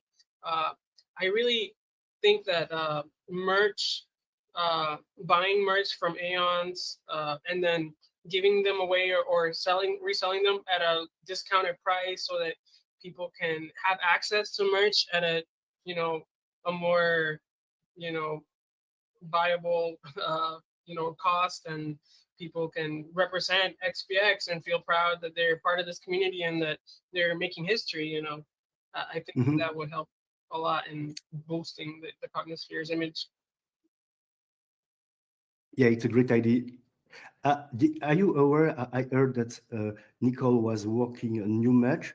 I heard this, I guess, a few months ago, when I heard maybe Murad say that we are working on new match. I don't know if it's still in progress or if it has been abandoned. I'm not aware at all. And anyone is aware of that? Yeah, I messaged Nicole. I'm still waiting for a response. I think she is a bit busy at the moment. But yeah, I definitely want to collaborate with every Aeon that has made merch. They probably have some supply to spare, and we could, get this going as fast as possible to show that this is functional and then this can work, for the good of the Cognosphere and for the Aeon in it. But you are still waiting for an answer? Yeah, I'm still waiting for Okay. an answer. I messaged her. Hopefully, she'll answer.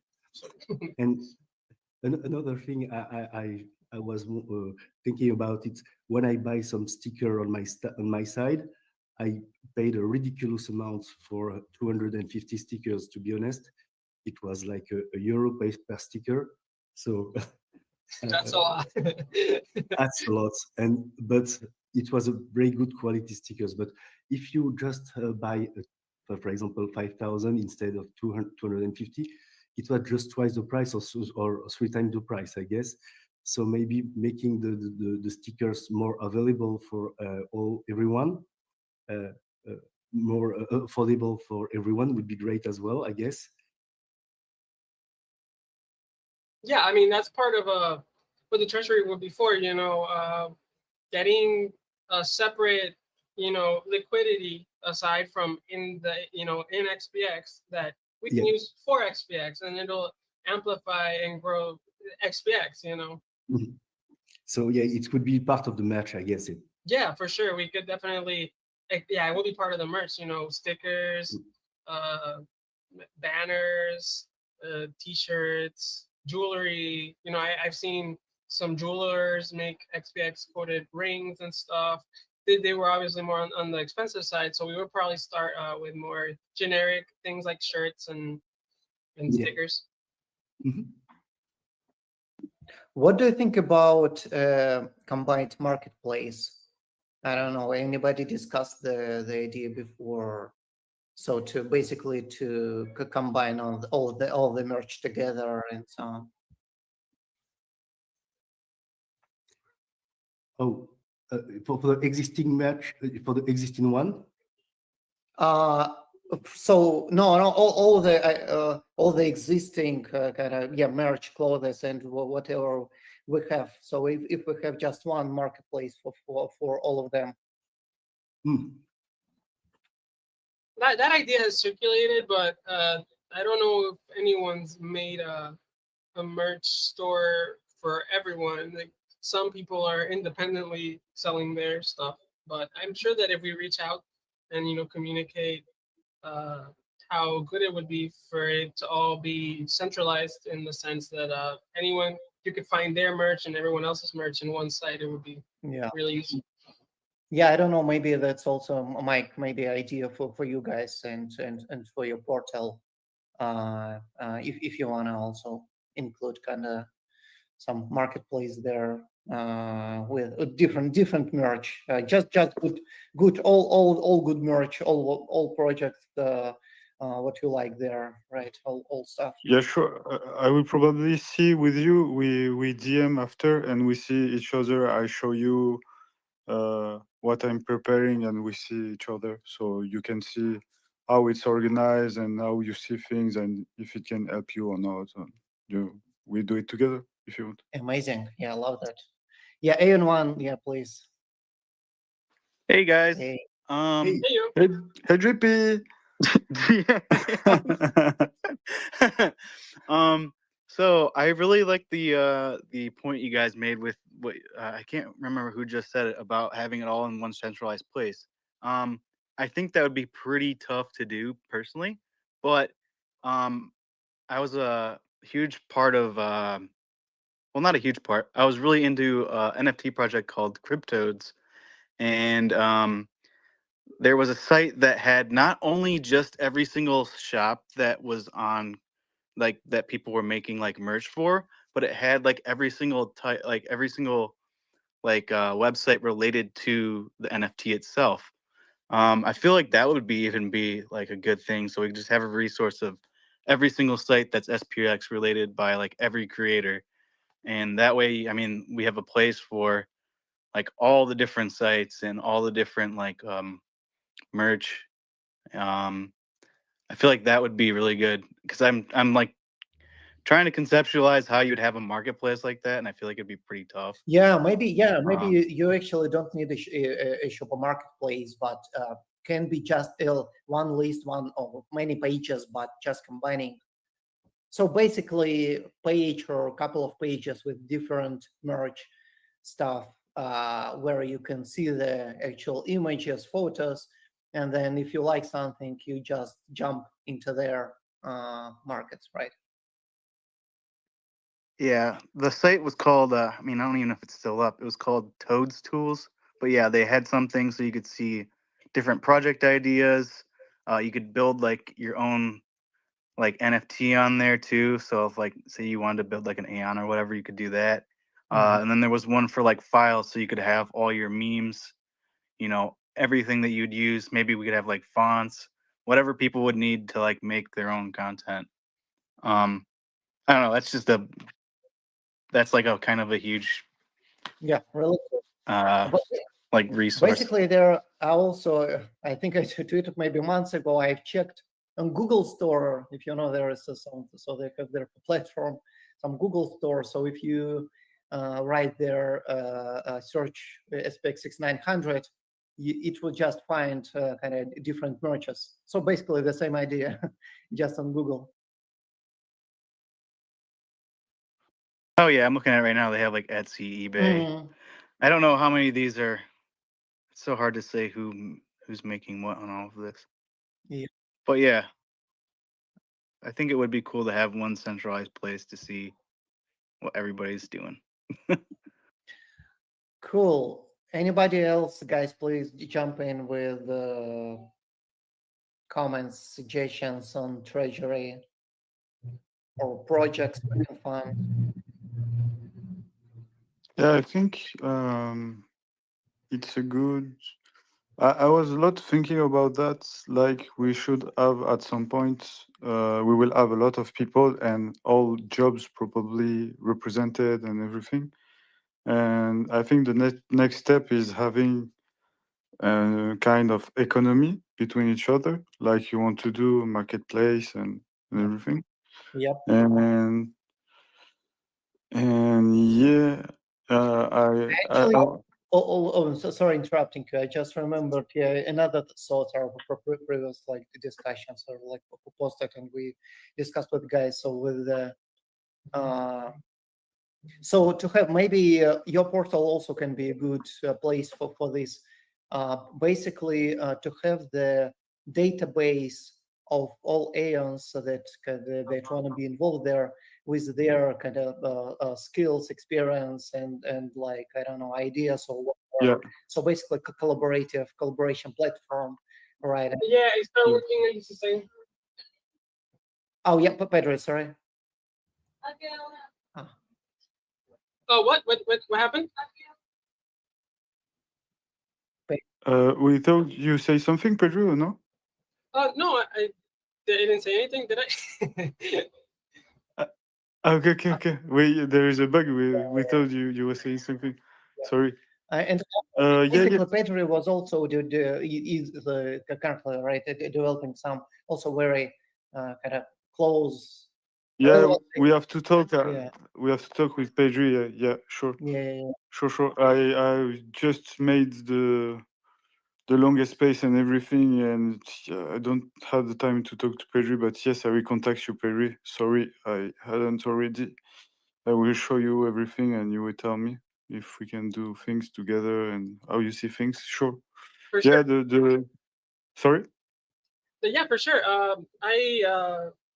I've been working to make the Cognisphere Mutual Aid Network functional, and right now I've just hit a bit of a hurdle regarding opening a business bank account so that I can register it as a money service business and be able to create something like a marketplace or create something like its main function, which would be to be able to list different monetary necessities from people in the Cognisphere and they have others fulfill them freely, but it's still in development. Just letting you guys know. Okay. No. For myself, it was just the Ion portal was just tools to organize ourselves. Only this, not services, or they are just tools to just organize things. It's like tools that are not connected to third parties, so they are handmade, so nobody can shut down. That's the main thing. If we attacked, it's a safe place for us. Nothing can be disabled. So there is a chat, a mission board where everyone can post a job, a mission, and Aeon can join and make a group of work connected to a chat and a way to organize. There is like the vote system where we can make proposal and people can vote, and there will be an academy to like in several steps for new Aeon to like understand the lore and everything, and there is like a multiple choice question and like gamifying the things. And that's all for now. That's only 4 application, and it's like to help us to coordinate. So I think probably Pedri is doing something else that we are doing. So I think it could be complementary because we are only doing tools. We are not doing things for economy, or it's only little tools to help us organize. Yeah, for that's sure. interesting. It'll be Oh, it'll be that's complementary. Like from what we've discussed previously, it'll be something that we can feature in your webpage, that Yeah, fits sure. on your webpage, and even on the portal. Because it's for for the Cognosphere. It's not Totally. it doesn't clash in any way. Yeah, sure, absolutely. Yeah, but I will contact you, Pedro. It's my fault. I should have sent you a message, and with all the preparation for the longest space and everything, I didn't do it. It's my bad. Sorry, bro. I will send you everything. Oh, don't you worry, man. You're doing something really amazing with this space, and I believe even though we've been shut down 4 times, we would have already been more than halfway into Yeah, getting the exactly. world record, right? But Yeah. I think it's something I, that basically a world record is not that important already, because Mike just and all other guys are already rediscovered Cognisphere, re-implemented, just pushed it on the next level. Yeah. And I think it's. I was thinking Sorry. Go ahead. No, I was thinking the other day. So I remember we were joking like this space will never end. So I was thinking yesterday, kind of tried to calculate how many active contributors we have right now, and like what each of us just contribute like 1 hour per week, and we just Yes. distribute the kind of through the whole week, like 24/7. And Yeah. so to be able just to do this like continuous, and this is just, I mean, this is so easy to kind of Sustain. making the collaboration and discussion of ideas much more effective. Also, right, and Sure. also kind of aiding And I more think emotional. I think it's Yeah. a good idea you have here to try to organize a little bit things by making this treasury, and Mhm. yeah, it's sometimes that has to happen probably, because as we grow we will need to organize a bit. I'm very agreeing with T-Dog saying we have to make centralized thing, but to stay horizontally too. And but yeah, it's a good idea. Uh, I will try to help you as much as I can. Amazing. Thank you, brother. And so going back to Treasury and how related to collaborative platform or whatever we develop, I think it's also kind of very relevant one to another, because this actually would be this collaborative platform would be a database and a basis how the further collaborations, and I hope actually startups would start. Right, so because I feel that in some stage it would be the real effect, so Cognisphere could make the real effect on real economy, real world economy, and so on. Yeah. I'm sorry, anyone, you wanted to, or I don't know if you hear it. I invite him to talk if you want. Oh, my. There was Yeah, 69 cents that wanted to talk at some point too. I re-invite yeah, you, bro. please, guys, please join. I guess we have time, as Mike told. What's up? Were you calling on me? Oh, if you know, you were raising hand before also. Oh second time yeah, now, no, I was. if you I was want. just trying to. I was just trying to say I like the idea of just having like what everybody's saying. Yeah. Yeah. Hi, 69 cents. I am working on a bunch of stuff right now too. Amazing. I love it. So Oh, that's The cognitive. I'm just yeah. trying to figure out how much I need to order of everything. If you guys saw him, I made that plushie. It's definitely made so it can be manufactured. So that one's something I'm definitely considering getting a bunch of. But yeah, that, and right now I'm literally wearing all SPX gear because I'm about to go to a crypto event in an hour Nice. and chill the teeny tiny. You know what? Nice. I also had like an idea the other day. I feel like, you know, Aeons are so iconic, and you know, they have so many traits and different little, you know, variations that in the future, right, if you manage to find a good, you know, manufacturing, you know, cycle, we could push this to be like some form of Labubu thing. Oh, I've already trust me. I've already been looking for suppliers for key rings and like the little part. That's my biggest trouble right now, is finding a supplier that can do that, because I want to get ones that are like engraved. I don't know if you've seen the Labubu ones, but they say like the monsters or Pop Mart on the actual ring itself. So right now I'm trying to find one that can do Project Aeon or SPX6900 or something along the lines on that ring, and just be able to color code them to match, because I want to do like blind box. Yes, the blind box setup is so actually genius for making Aeons a more popular brand, because SPX6900 is more popular than Aeons, I think, and I think it would really help to, you know, boost the Aeon brand too. Yeah, no, I've been looking, trust me. I just need Nice. a supplier that's not trying to tax us on the fact that they were trying to quote me $35 a piece for one. So that's like way more than what it should be, because the one, like the whole plush that I got was not $35. Like I was like, can you add a ring and a little strap to it? And they jacked the price up by a lot. And I was like, what? So I'm definitely researching it.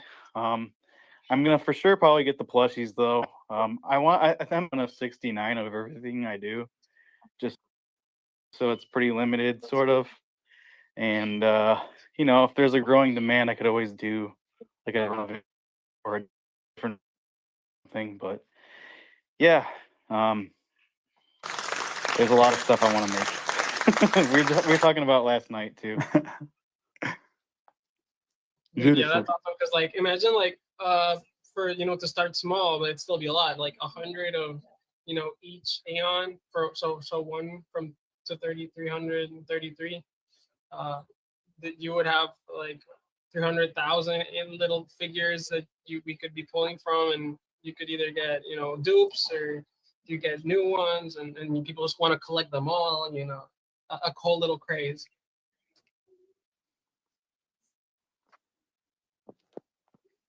Nice. Yeah. Yes, 69 cents. You wanted to jump in? Oh no! I did earlier, and then I read that friggin' Charlie Kirk died, and now I'm just upset, to be honest with you. What? Charlie Kirk, he got shot, and he Oh, just yeah. passed away. Ah, I did okay. earlier, and then I read Did that so? friggin' Charlie Kirk died, and now I'm just upset, to be honest with you. Ah, okay. I didn't see. So he passed away finally. I thought Yeah. he's still alive. Yeah. Which, No, yeah, he was for a bit, but no, he passed away. Oh, no way. I just seen this. Such a good dude. It's so sad. The fucking far left is legitimately No just cooked. way. I don't know what to say.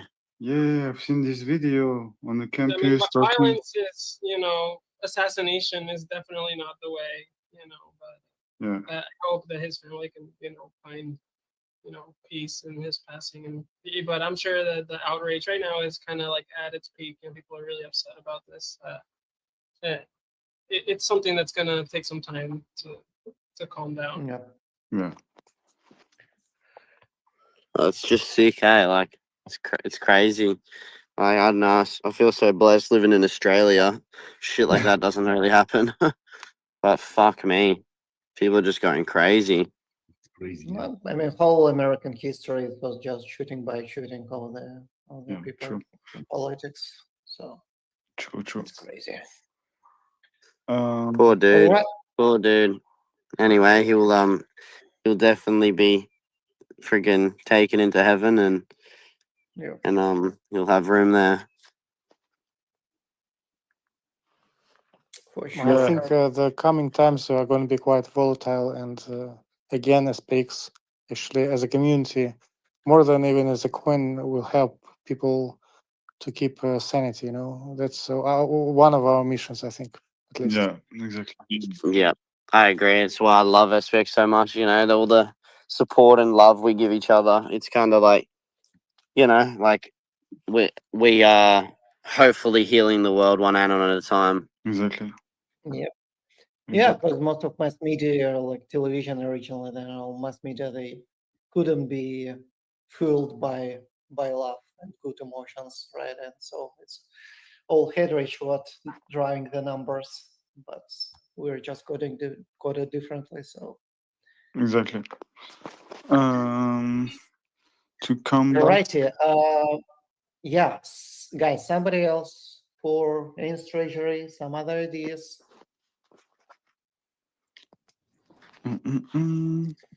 I just wanted to, you know, say that that I think Aeon's Treasury is something that could grow to power the Aeon economy, you know, and Yeah. kind of like act as a growth engine in the future.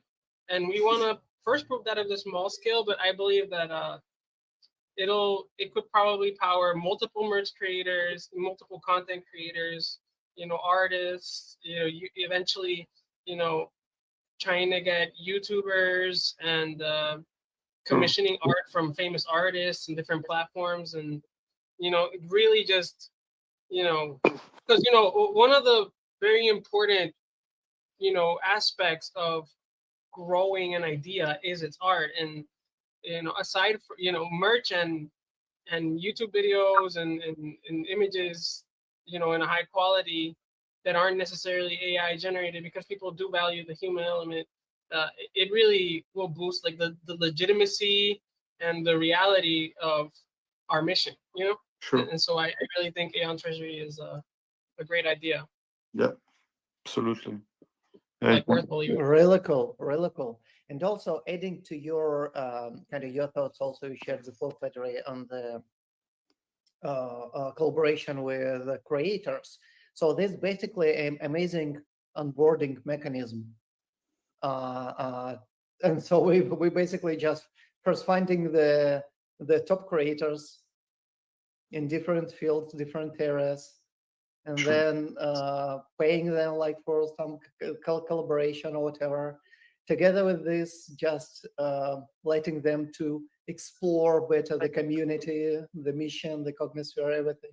And then with a very high chance, we're just getting, again, the free workforce. Sure. And those guys with a very high chance, just same way they won't sell, would be designing and so on and so on. So, yep. Sure.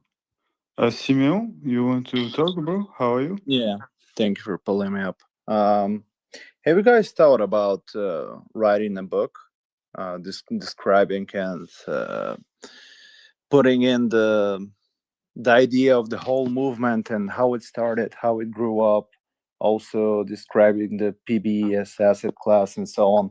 I think that would be pretty cool, and it could be purchased by the masses and by the next wave of communities and believers, and it would be not so it would be cost efficient, and you can also do it for web readers and also on a paper. Yeah, that's fantastic idea. But we will already have a couple books, I guess, right? So Yeah, we have like two, I think.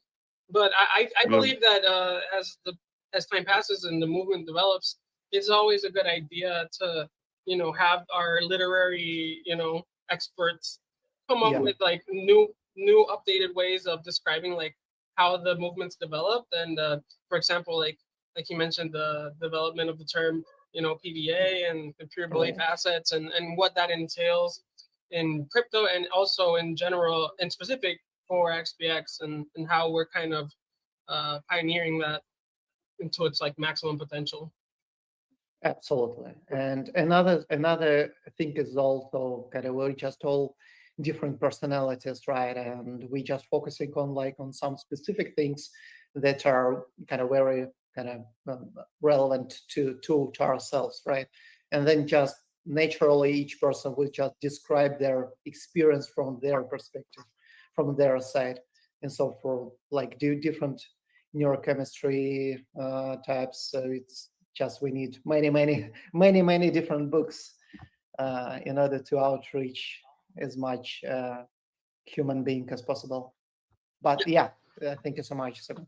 Do you want to write one, Simon? I could write one. Yeah, I could definitely hop on. We'll support you. The Cognisphere wants to consume everything XPX, so you come up with a new book, I'm sure like people have already read 2, and they will read a 3rd one. I think that one really good angle that I think hasn't been tapped into is going to be like a art-centered one, where we kind of have like a giant collection of all the memes and all the videos and all the events, kind of like a curation of all like similar, we have one, we have like a Google Drive of all the different memes and like different little groups with all the memes that people come up with. But I believe people would buy the book, like art collection, and have it be indexed, and having people collect that, people would. Yeah, fantastic. Yeah, we have like 4, 5, or 6 books already written and out, something like that. 4 or 5. Yeah. Last time I thought it was 2. Wow, we're going. There is like probably 3 wrote by Odacious. I think there is more than that. I will check. I will say to you. But we have writers in SPX already. So yeah, I guess there is 2 from Odacious. it's 2. Okay. Yeah, we also have one from Jordan Riz, right? So that's 3. Okay, so. But Space also writing. Yeah, she did say she was gonna write one herself, and I'm really interested in that one too. Yeah. Ah, yeah, Spacey. Yeah. Yep. Yeah, So, absolutely. yeah. And I heard the idea, I think from the Kiron, was the idea was to fund a documentary about the band of Aeons who are ready to flip the stock market, and that's fantastic. It'd be a very good documentary from the beginning until now, and but a story is not already written, so it's a work in progress. But a documentary about maybe an hour documentary about the last 24 months. Where is Netflix? That's how they work. Where is Ben Mesrick?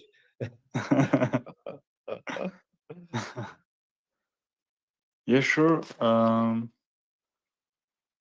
Do people have some question for the boys on the Treasury proposal? Do you have some question, guys?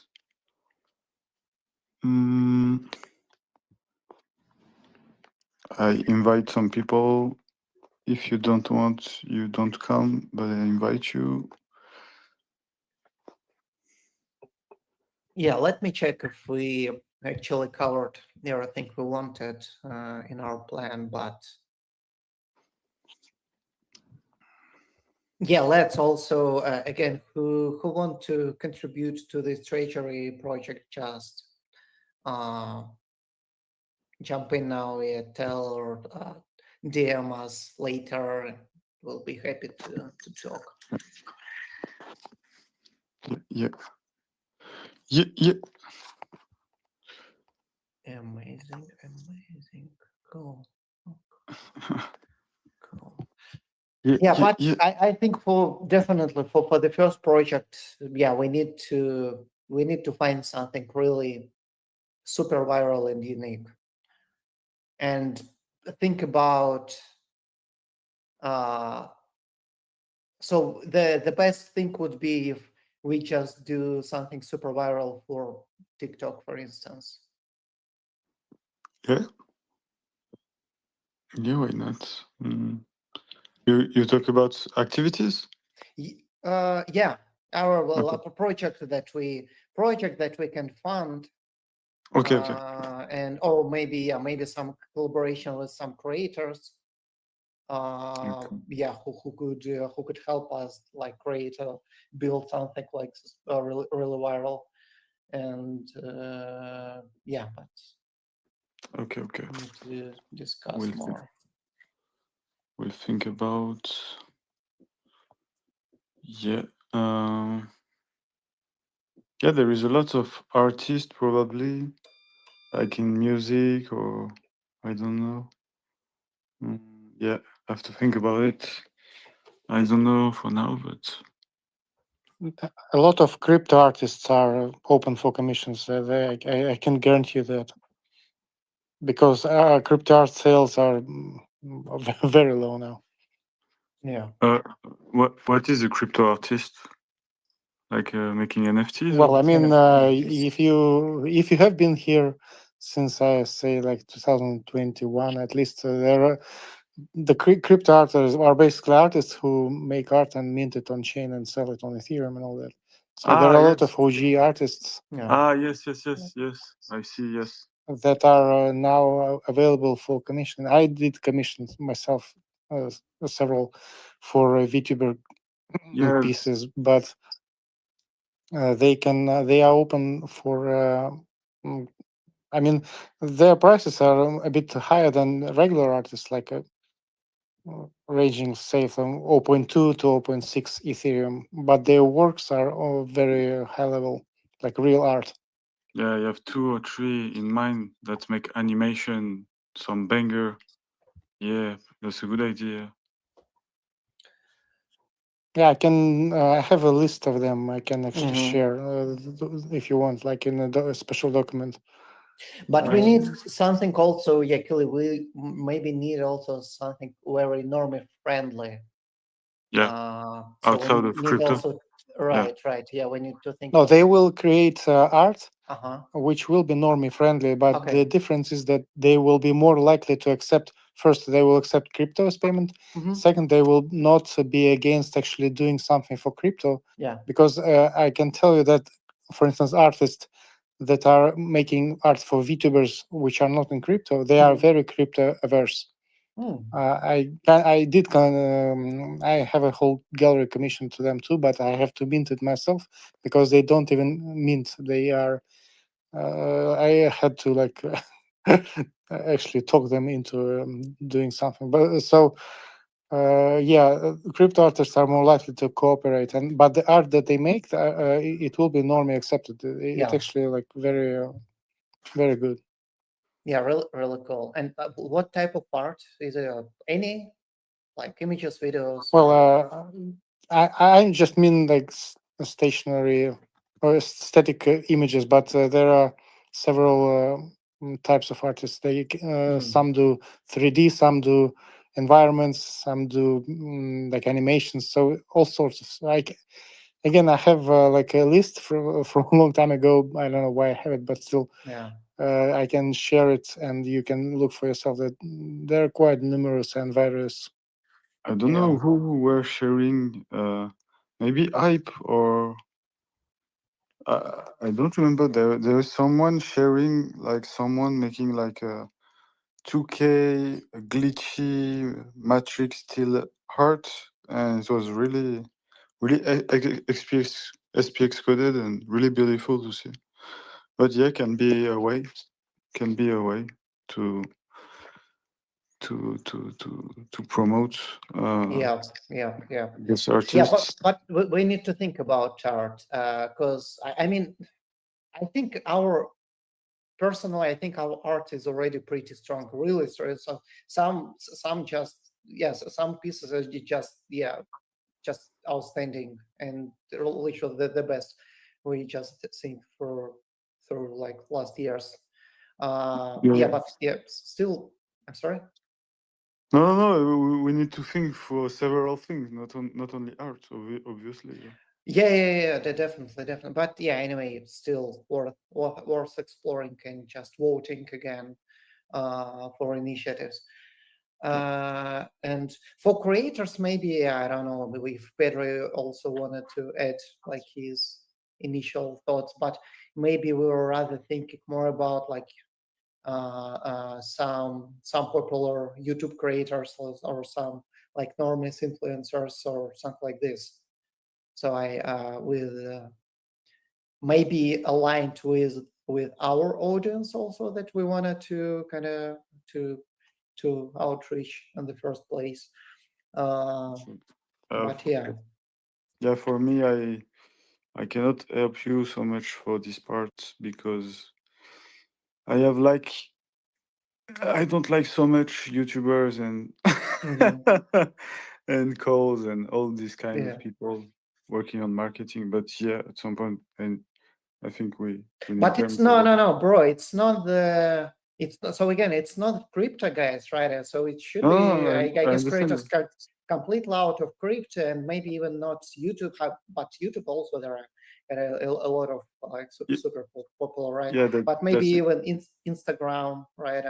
Yeah. Just check the most viral, most viral trends, like in Instagram, YouTube, maybe I don't know, guys doing some funny videos or style or unboxing or whatever. Okay. Yeah. Also, Pedri, sorry, you wanted to add something?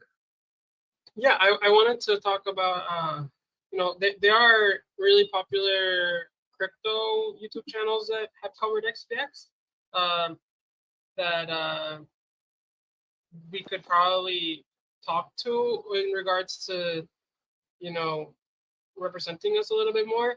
And there are normal quote unquote normal YouTube channels that cover things like news and other events that like technologies or like finance.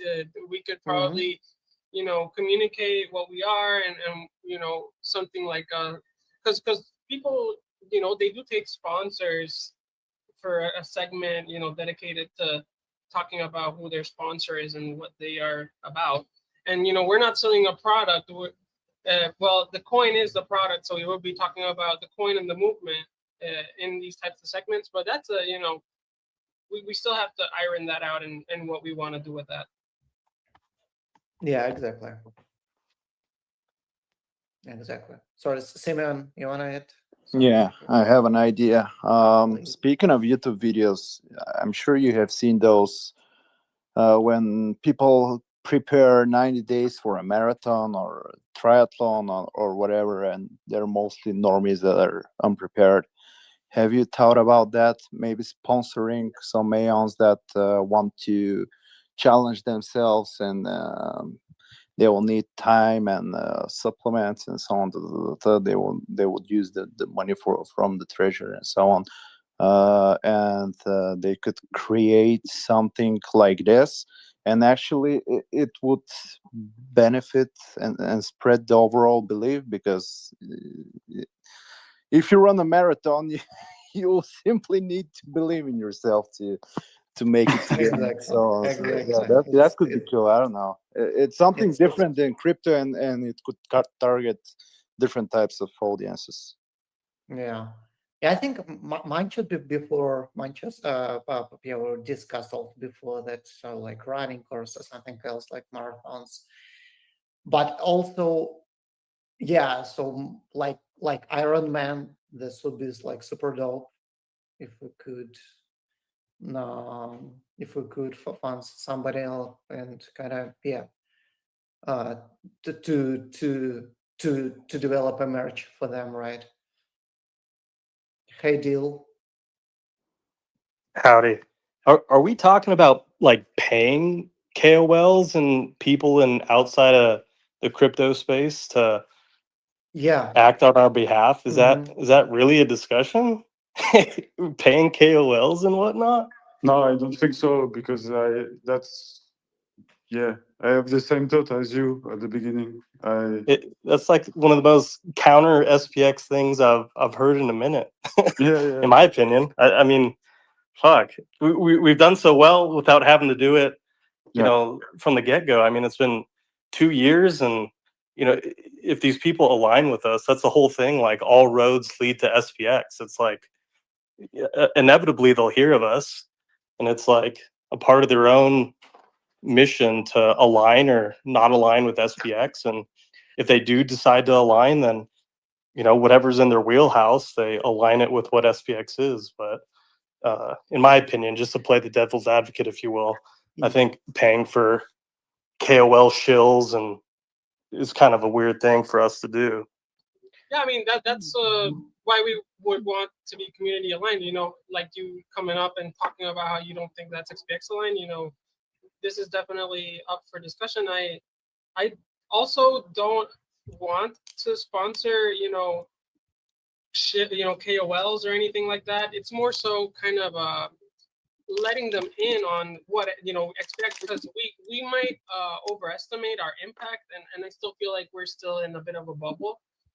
So kind of like reaching out and letting people know what we're about is I feel a bit different than paying them to talk about us, and more so kind of dedicating a segment of their very popular space, or because they're not necessarily a KOL. They could be a history channel or any type of channel. And Yeah. Absolutely. Yeah.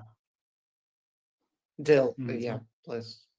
Yeah. No. I get it. I think you're just talking about like. Well, my confusion is just: is there like a marketing budget that's allocated in order to find these pathways, or is it just incentivized within the community to be like, hey, this target, that does history videos but seems somewhat aligned?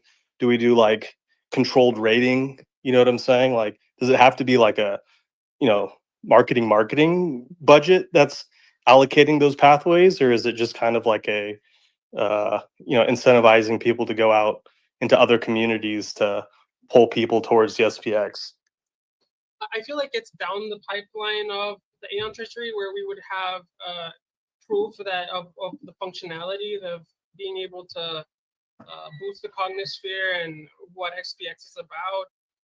First, it would start with cognosphere native projects, an Aeon's project, and that is very SPX aligned and helping them grow and get off their feet.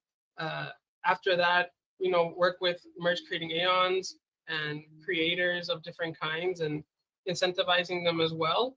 And we, it was a thought, to consider different marketing approaches so that spaces outside of crypto and are more about like making history, and changing the world or charity or any of these other outlets that are SPX coded in a sense, but kind of a bit out of the way for them to even know about SPX at all.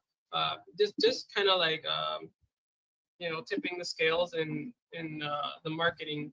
But yeah, it's still far, and we would want this to be completely community aligned. So if the SPX community doesn't want this to happen, or they want it to happen a certain way, it's up for discussion. Yeah. No, it's kind of neat seeing these decentralized structures bidding for, project funds or ideas to pursue, and then it's kind of up to the, antibodies of the project or, alignment to choose whether or not something's a good idea or not a good idea. It's like, this Aeon is saying, we want to raise some money to get this wakeboard surfer, aligned with us and sponsored. But like, does it take a centralized structure to be able to do this? Like a DAO? Does it take like, it's kind of neat when it's just kind of people in the ethos can just bid. And if it's a good idea, then people do it, and if it's not a good idea, then it kind of fizzles out. But does it take like a centralized structure to kind of moderate these pathways? I think that Good question. part of the ethos of this project is that we're not trying to be a moderator or the end all be all of ideas in the cognisphere. It's more so that people know that there's a centralized, quote unquote centralized, because we're it's crypto and it's centralized in the efforts, but they have like somewhere to go with an idea that they're interested in developing, and maybe they need a micro grant to get it started. And if it's a really good idea, we could boost it through our our page, our profiles, and share it in other XPX social media outlets. I think one of the good way to do that is like sponsoring Aeon to, in order for this Aeon to grow and become this influencer. Something more in that Yeah, way. exactly. Yeah, because with very high chance can be like quite a lot of really great ideas of initiatives, but just guys cannot sell them, or they don't have an audience yet, right? And we just don't see kind of this growing ideas of what they want to do. So it's just establishing a mechanism how we could present this effectively to community, and already have some funds to. What you think, Jill? I mean, I don't know. It's kind of what people like. I really don't like DAOs. I think each thing should be fundraised separately, and the reason why I say that is right now you may have alignment with the majority share of people, but a year from now, 2 years from now, the governance seat that's sitting on said DAO may not be aligned with the current, and then also what a DAO's created, maybe another DAO's created, maybe 4 more DAOs is created. So in order to alleviate those issues that arise, you have to have a centralized authority that says this is the DAO of SPX, or this is the DAO of Aeons.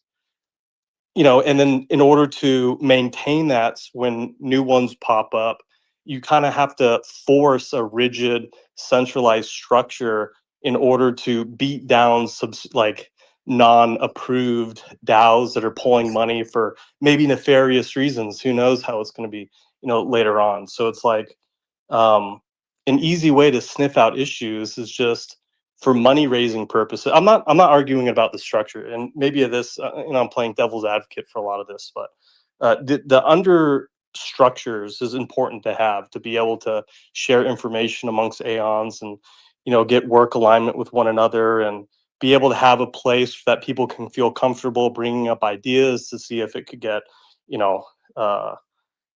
money thrown at them or whatever it is. But the centralization of each money raise being the same over and over again can be problematic, in my opinion.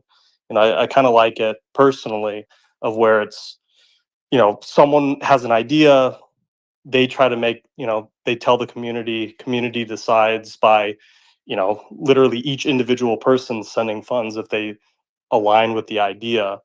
But instead of pooling funds in a place where I'm not entirely sure what this is going to be used for, but this is the DAO, so I throw my money there because I know it should be aligned with how I'm viewing the governance should be. I don't know, I'm rambling, but this kind of stuff scares me. Yeah, it's a good point, and yeah, it's a good point. Absolutely. Did you were there at the beginning of the space about the Treasury deal? No. I wasn't here from the very get-go. Oh, No. okay. Because it was one of my point about the horizontal and decentralization. About the it's maybe what I sent today in the group of the Treasury. It was one of the things. It has to stay. It has to stay horizontal and decentralized, and in a sense that it's just community driven. I guess it's what Ilya put in the document. He just pinned on the space, I guess. Yeah, it's here. You can also check those deals. Yeah, it was a very important point for me to have in this document, which is maybe the foundation of the Treasury, was to be sure that it's aligned and always community driven, and we had maybe the people who are going to interact with this maybe fund will just be the, I guess, the we are going to execute what the community wants, and but it really has to be community driven, I guess. Not the idea more needs to come from bottom up. It is basically the likely would be a platform which is the majority of Aeon's community aware of, where people can see, where people can apply their ideas, initiatives, projects, and find collaborations, right? And then submit their ideas, and then community voting for them, community deciding whether we fund this or not this, or we fund that, and so on, right? And the Treasury stewards just execute the community decision through multisig, and that's it. It's only a mechanism there, right?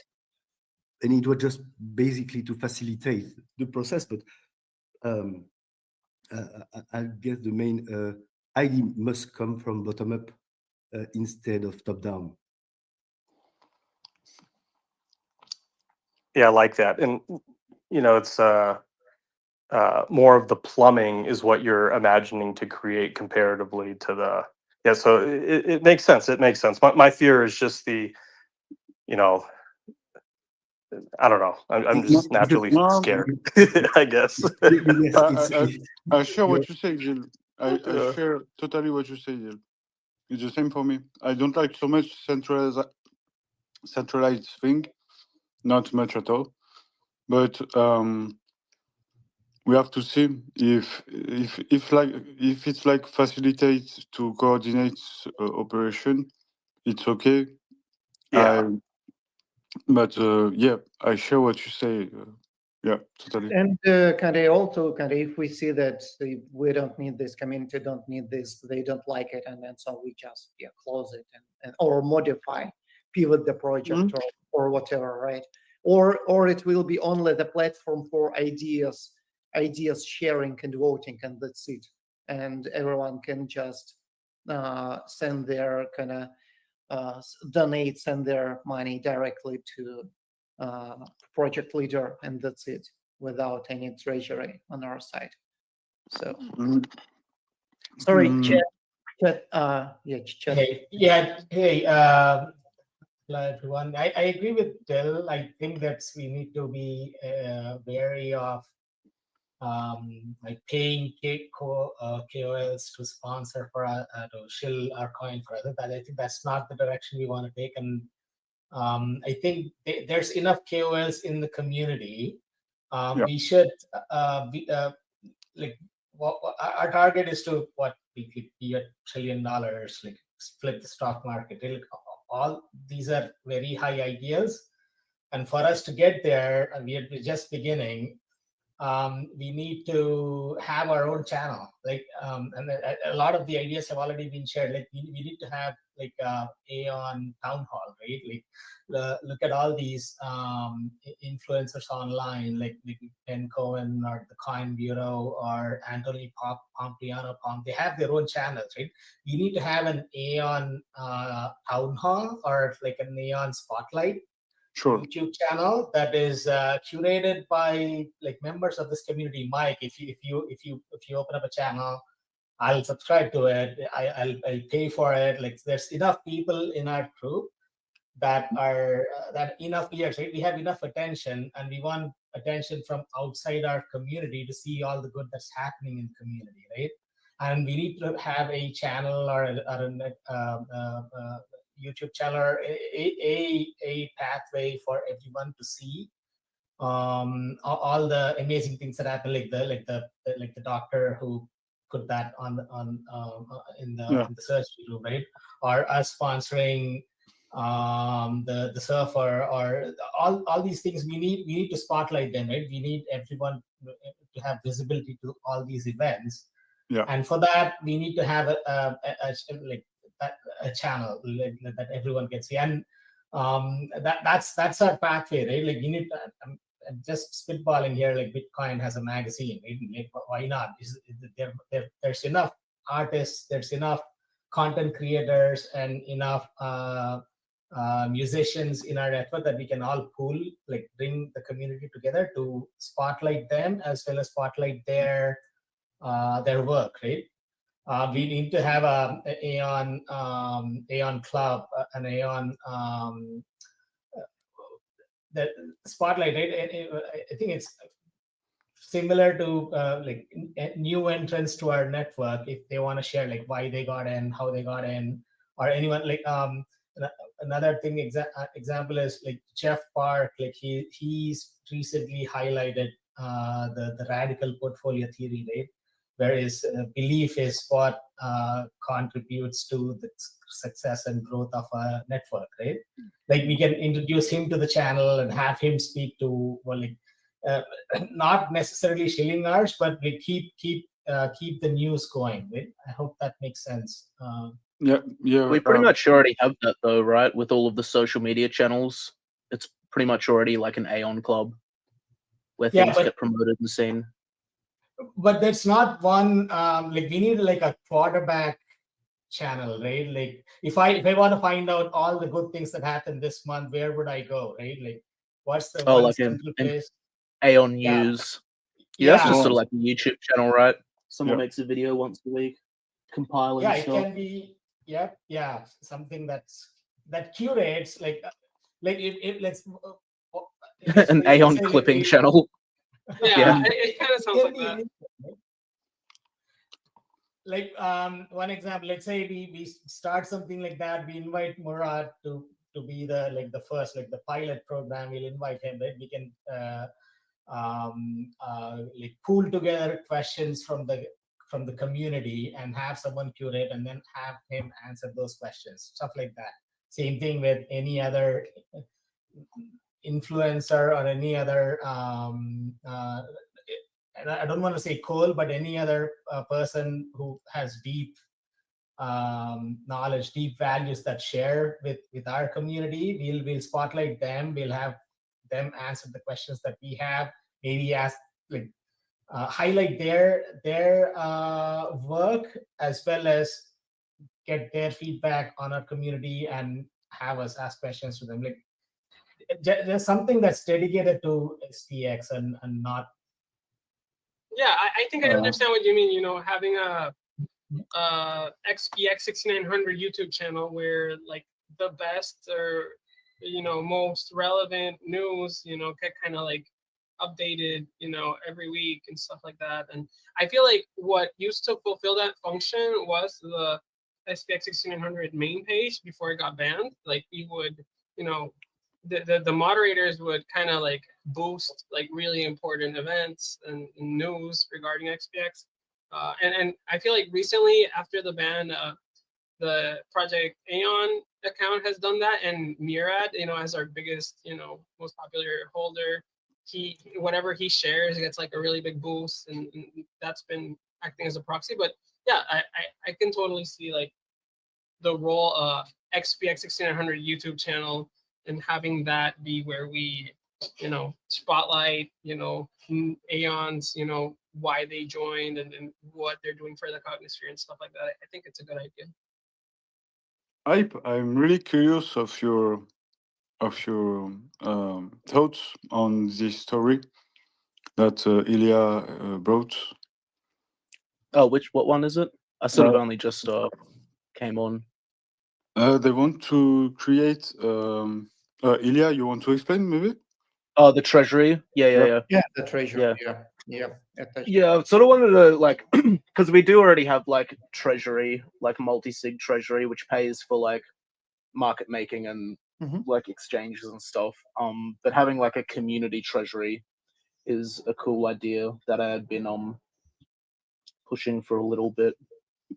Especially if it has like passive generation as well. Like it's not like people just have to like donate their SPX to the Treasury, or like it's one person just funding the Treasury. You know what I mean? So like money's just coming out of one person's pocket, and then people are in some ways just fighting over access. If there is some sort of like flywheel where the community's making money and the Treasury's like self-feeding into like a pool, and then we can like use that Treasury to just help fund stuff, that would be cool. I would just be like like devil's advocate is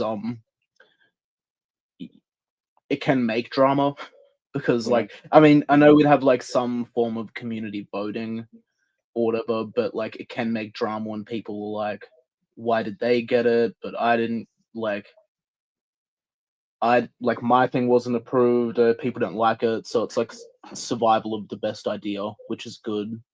But I don't know, sometimes it can bring out weird things, like someone will realize like, hey, my family member can do this. Like it can sort of get like nepotistic in a way where like you end up funding sort of like average ideas instead of just like honing in on what's working, right? Like it would be sick if you could just like swing 10K to someone to go to the IRL events and network.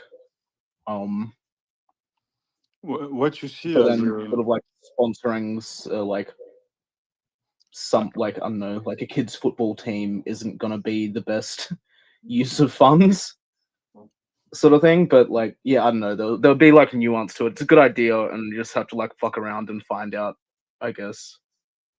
Yeah, I think the thought of like sponsoring, like a prominent XPX voice, let's say Murad or Spacey or you or Maddox or anyone that has a really good lock in on what XPX is about and what we're trying to do. I think that's also a good use of funds. But I feel like to start, to kind of like show that that we want to show support to these existing, merge creators and creatives in the space, right? Yeah, it's just some things are incredibly mid, and that's just the reality of it.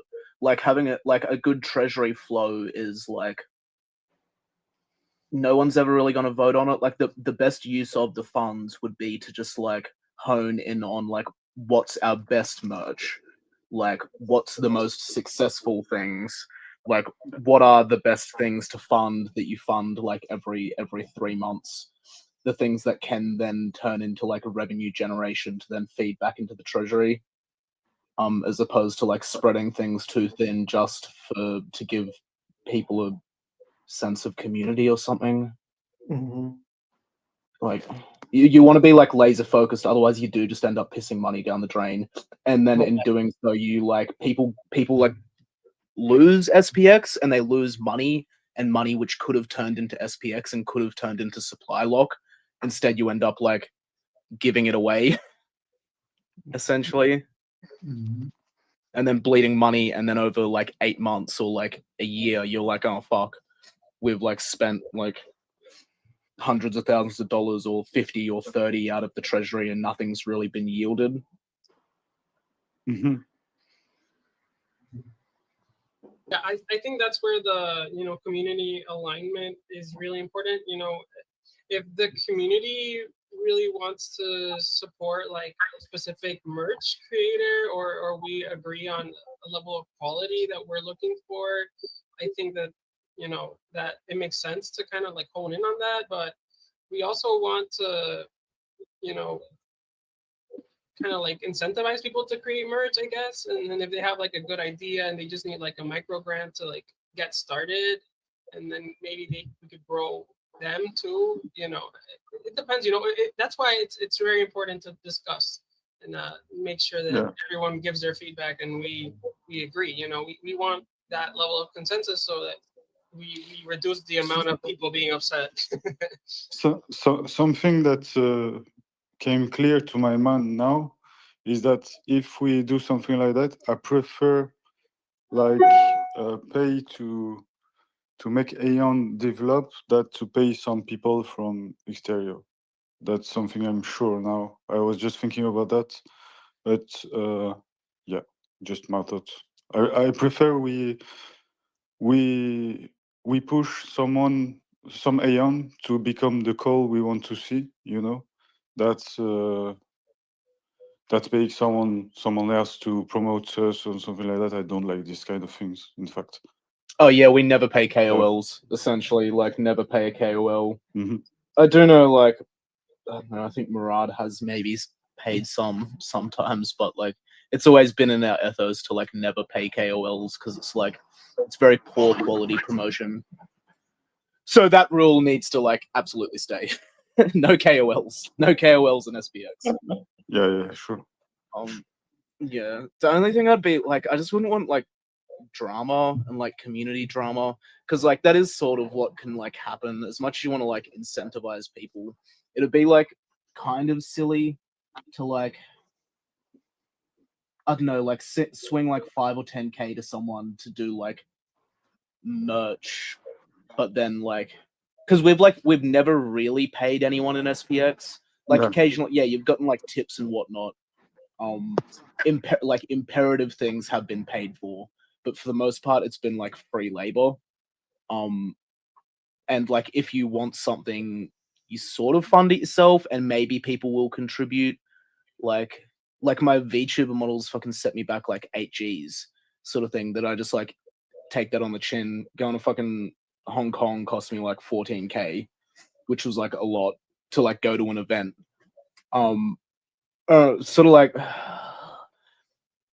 Yeah, like, do you want to like swing someone 10K to do merch, or like, but then Spacey is like has to find like 10K to go to an event, and then like you know what I mean, you can't scratch everybody's back, and someone's gonna like lose. If that makes sense, I don't know.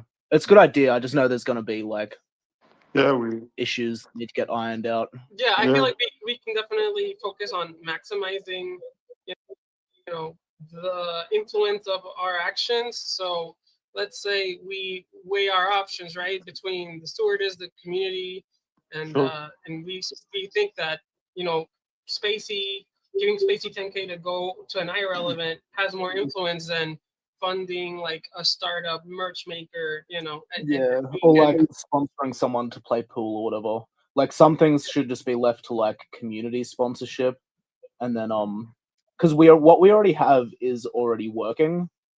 Like the only real thing that we need is like a fucking like top tier merch, like not mid tier. We need like top tier merch. That's realistically all we need. So it's sort of funding stuff that we already have, not branching out even further. If that makes sense. So it's sort of like community voting on stuff is sort of like I don't know, like yeah. I could feel like maybe we could communicate with merch makers and see if they could use higher quality materials and like if we could help them with that. And Well, we need to set up a store, like an actual shipping store, which like does take a lot of time. It ends up becoming someone's full-time job. Yeah, I could see us using like a third party, like Etsy or something like that too, if we don't want to create a website and everything. Where do I have to like list? Like everyone has merch ideas. So there's lots of people that like have merch ideas, which is good. It's really good. So is it yep? Is it the something like what Giga did? Sorta, yeah, and like sort of like Remilia-esque as well, where you have merch and then you have like little items and stuff. Like Yeah, but the like the guy organization, with drugs, I forget his name. the organization is different on Giga. There is a team, no? Yeah, the Okay. Giga has a team. Yeah, whereas okay. we're like going for like decentralization, like Okay. of the network of people, and then you sort of like you That's a sort of big want a question. centralization merch. You brought up big question, guys. Ilya,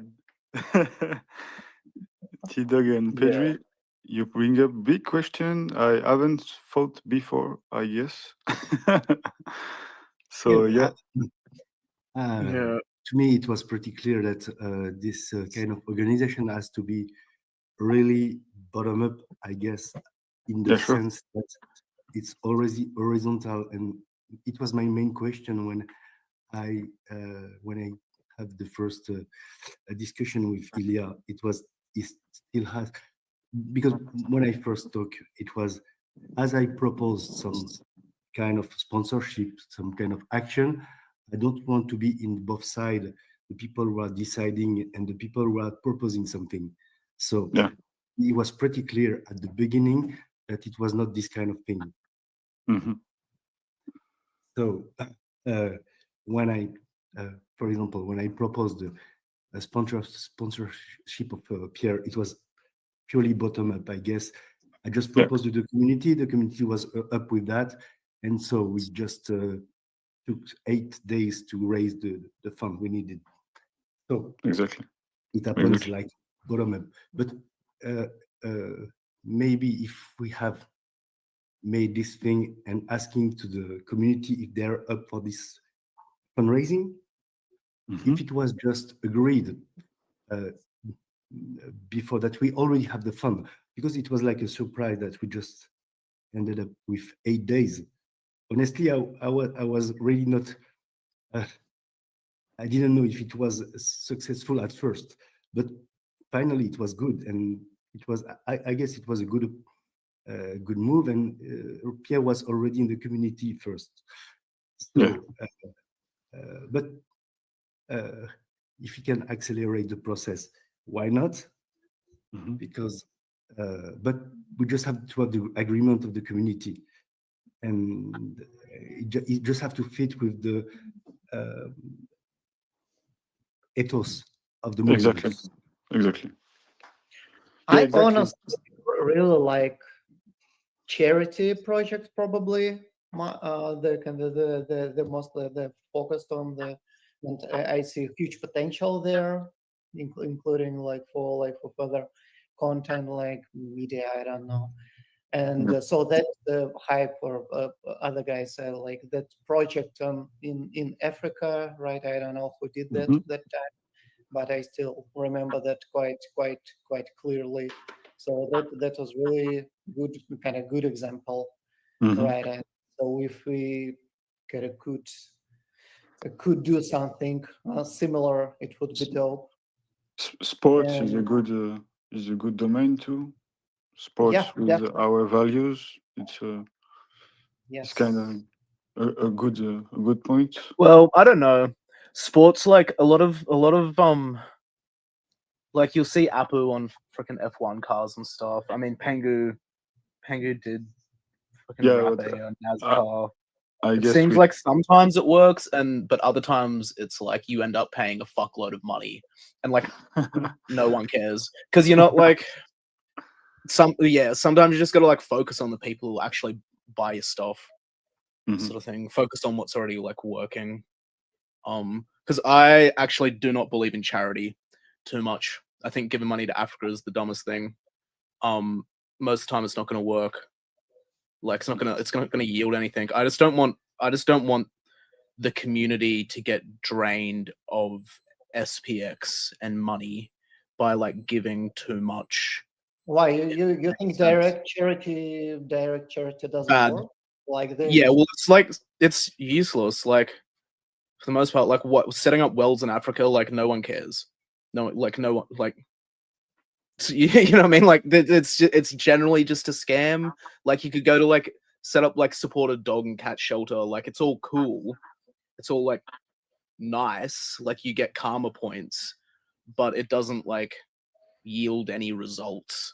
And if people are gonna like spend their money like losing money which could be SPX or losing their SPX to give to initiatives, you do want to see some like return from it, some stuff actually happen, because otherwise it's like, why are we setting up, like, why are we donating to like a cat and a dog shelter when we do have people busting their ass for SPX who like are spending their money, which could be SPX, they're instead spending their money on SPX, like, you know what I mean? Like, they're not buying SPX, they're spending their money building SPX, or they're like up till fucking 2 a.m. like filling out paperwork, and then they're wondering like, fuck, where am I going to get rent money the next month? But then we're building wells in Africa, but not helping out the very people who are SPX and who are like sorting this all out. Like, before we go and scratch anyone else's back, we need to like scratch our own, like keep the money internal, like 100%. Like, because for the most part, like, you know, slapping a bumper sticker on an F1 car, it's only like ego. I don't know, like, it's not gonna, you know, it's not gonna work that well, as opposed to like finding who's already killing it and then doubling down on what already wins. Yeah, That's a it good makes a lot point. of sense. Yeah. I think when it came to charity, like one idea that really interested me was like pairing it up into an onboarding event. You know, like we had the idea of kind of recreating that Obama video where, you know, Marie Rose gives like one tiny coin to like a homeless guy, but recreating it where it's like a plastic coin with a QR code to a wallet with 1 SPX on it, right? And it would kind of be like paired up to, you know, get them to create a wallet if they have a phone, obviously, and teaching them about XPX, kind of like, you know, really expanding like the awareness of the mission and that this is something that's taking place. And it would probably be, you know, it would be 1 tiny coin, so it's not that cost Well, heavy, until it's but $69,000 per tiny coin. yeah, eventually, but you know, Cheap until we put the stock market. Yeah, they're like fucking. They at least have something to you know, build their life, right? And it would be, we would have, you know, as long as you have, you know, 100 tiny coins or something like that, you're way better off than the homeless guy you gave 1 XPX to. But they're aware of the mission, you know. They'll tell their friends about it. They'll tell their families about it. Like, wow, this took place. Like, this has influence on me, and so on. You know, and they'll want to be part of the community. Might work. Well, Zay's already doing that. You know what I mean? Like, people are already doing that, like, IRL. Like if someone's going to pick it up, they're going to... Like, if someone wants to pick it up and then you put it in front of their face, they'll, like, pick it up, sort of thing, as opposed to too much charity. Because doing charity work brings out parasites. Like, anytime we do a competition, it brings out parasites. Like, not so much parasites, just desperate third worlders. Suddenly you have an inundation of Africans and whatnot, and they're like, you know what I mean? It sort of just stinks up the place when you start giving away free money.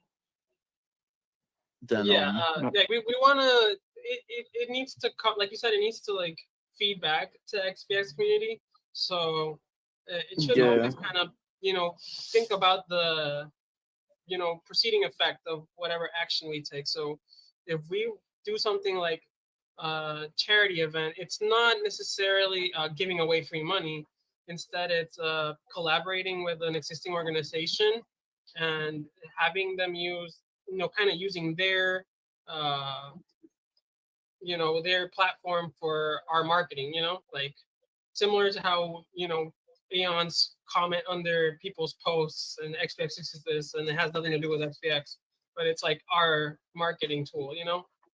Yeah, it's good. If it was divided into like 70-30 or something, where like 70% of the funds went to things which are already working, and then like 30% was like fuck around and find out money. I think that would probably, as opposed to just having it as like 100% fuck around and find out money. Yeah, that makes a lot of sense. Like we want to support it. Just like it's part of the ideas for this functionally is to support what works, right? And we thought about supporting existing, you know, merch creators because, you know, people have bought that and a lot of people are happy with what they've gotten.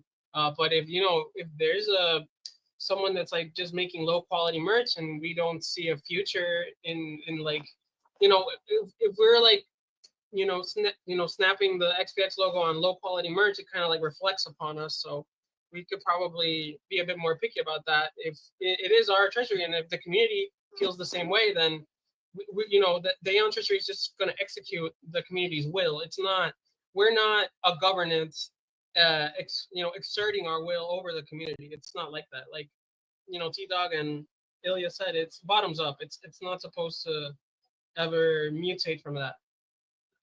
Yeah. I just actually I see huge potential here. I don't know what exactly yet. Like, should be like specific project. What would go viral? Be kind of where super beneficial to whole community and so on. But just overall, we just need to kind of keep searching, looking for, and accept ideas from whole community. And then until we find a really good one, we kind of not stop.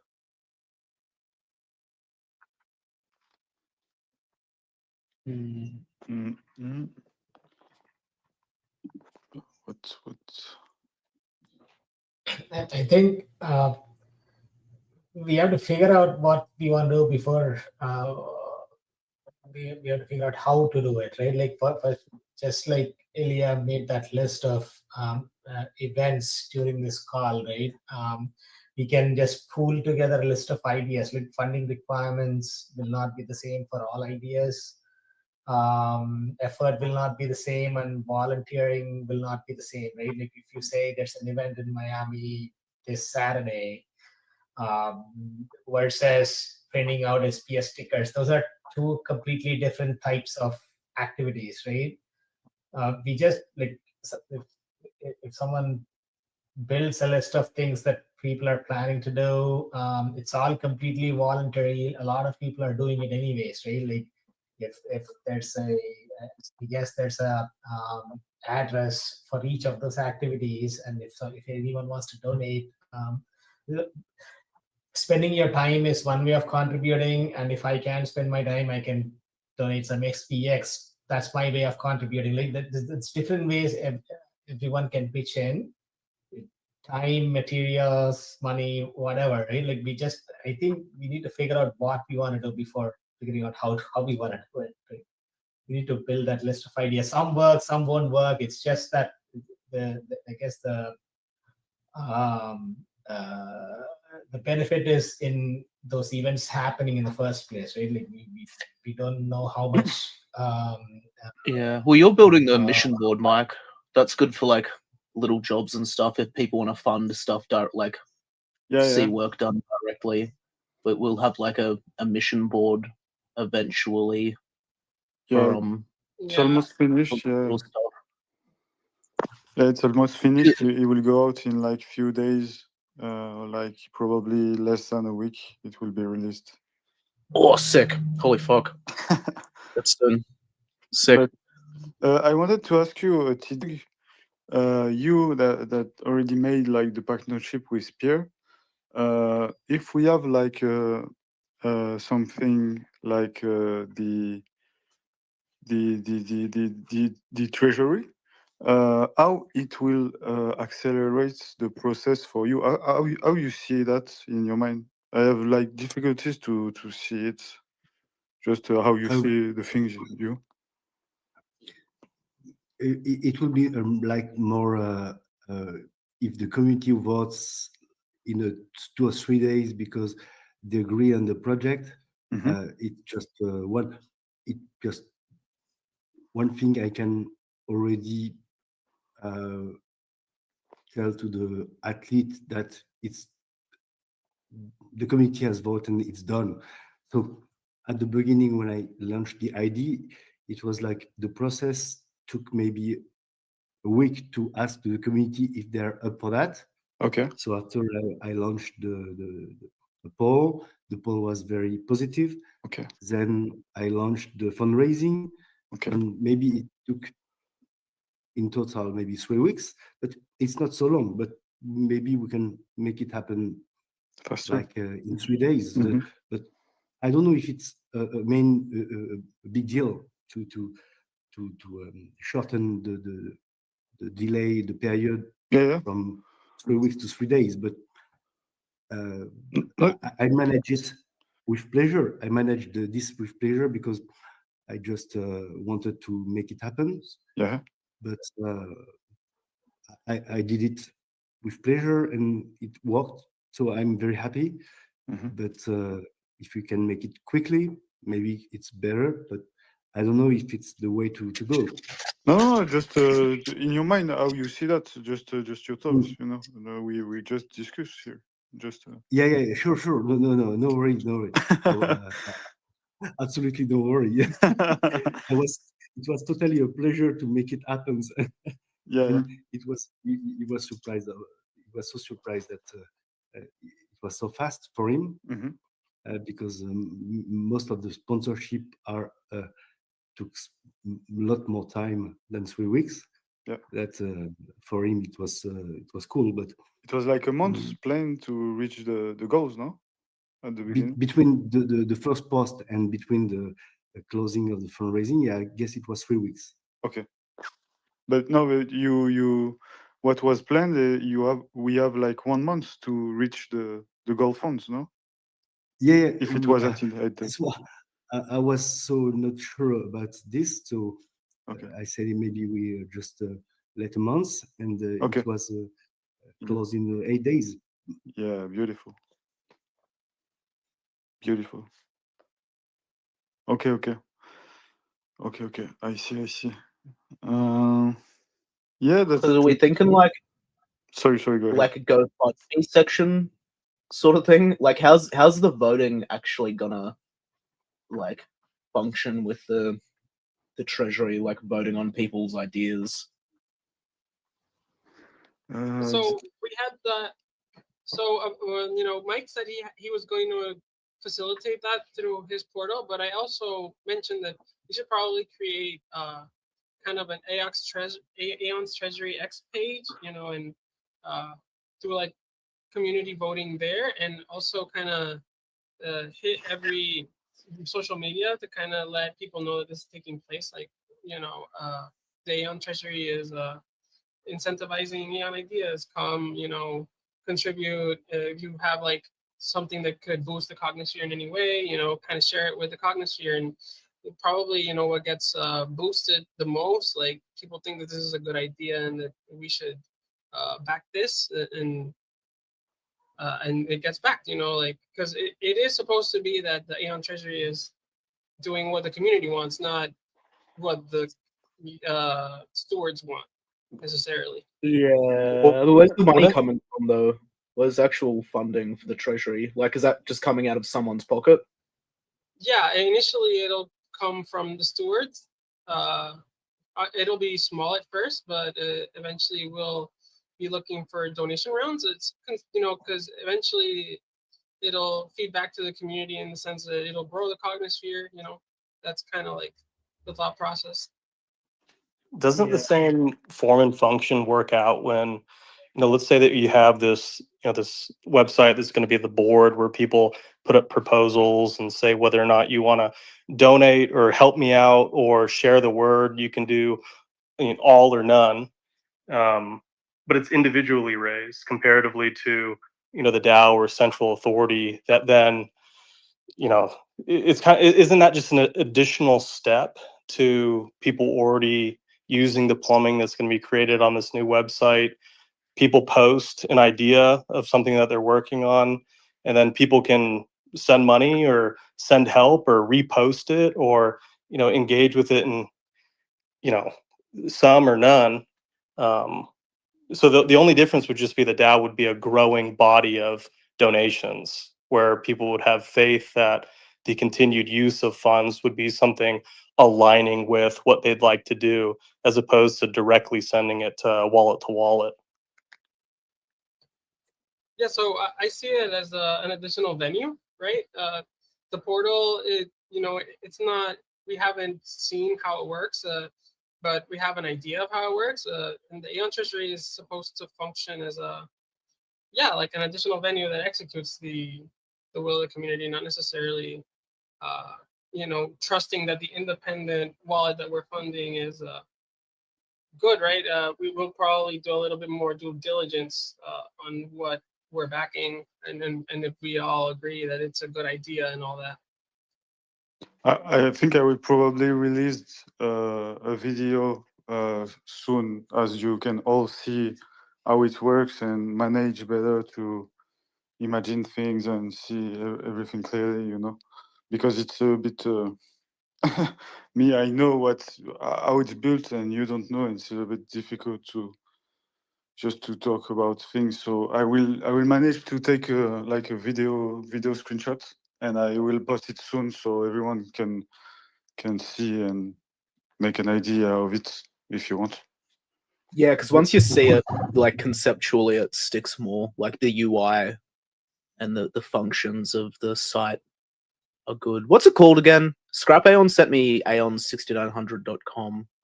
Oh wait, no, you can't. You can't tell everyone on the website. Hey, otherwise everyone here is just gonna like search it up. Yeah, My it will bad. be like two.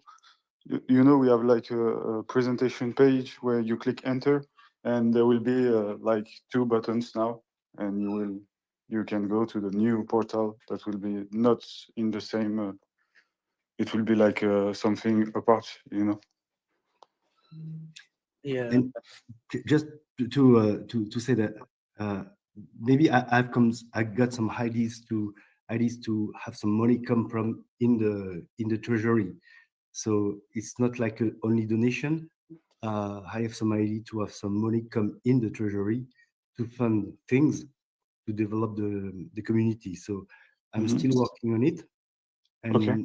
I'm still in discussion with the people in France. I don't know if you have seen my post about the system in France when you can build a training course for people who want to improve their skills, and everything is paid by the company or state. And so if you propose a training course of 14 hours, maybe you can be paid maybe 2,000 euros for each people who are asking for your training. So it can be in the other way. So maybe funding this kind of company could be a good thing for the treasury, because you can have some money come in, not just only come from the community. So, but at first, That's you are, interesting. but at That's first, a good point. Sorry. at first you need to build the 14 hours training and sell it to the French Aeons. And when they ask for, you can be paid for that. So you have maybe to fund the company to first make good training, but at the end, it's not a wait for the treasury, but it can be funds incoming. So it was my idea during this summer, because I met a guy who is working in the training company, which is state approved, and he said that everyone can build a training. If it's interesting, people are going to buy it, but they are not buying with their own money. They are buying with the state money or with the company money, because it's a law in France. So that's why I asked if it's the same system in other countries, but I guess it's only in France. So it could be an idea to raise money instead of spend money.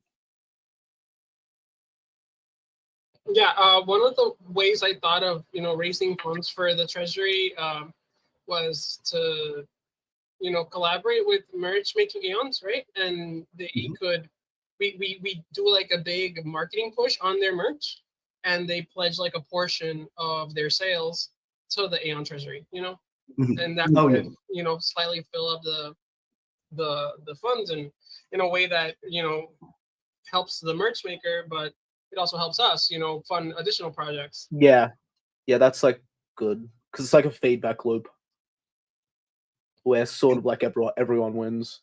Yeah, that was like one of my ideas, initial ideas. But I was ready to open a company in France to just build a structure who can propose the training to the training companies, but I need help to build multiple training courses to propose to the French Aeons, because when a French Aeons can ask to his whole family and his all the group of friends to ask for this training course, it can be a lot of money coming in the company that can fund this treasury fund. So I just have to put this in place to set up this to launch this project. But I think it will be some fees to start up, but not much, I guess. I think a couple of thousand. But if we have a lot of training course to propose, it could be huge. Yeah, I can definitely help you, T-Dog, to set up all the course and everything. Because at the philosophical level, we love philosophical in France, we love social, and so we can have different angle to approach. And as there is a lot of French Aeons, maybe I was wondering if we can make some money, but you have to trust me because it must be people in charge of. Yeah. But you have T-Dog, you need like an infrastructure, like Who's going to receive the fund? I Okay. cannot receive it by myself. Okay, I understand. Okay, that's But big. I'm still working on it. I'm still working on it with a guy I met this summer who is working in this kind of company. Okay, that's a cool idea, definitely, and it can help to educate people as well.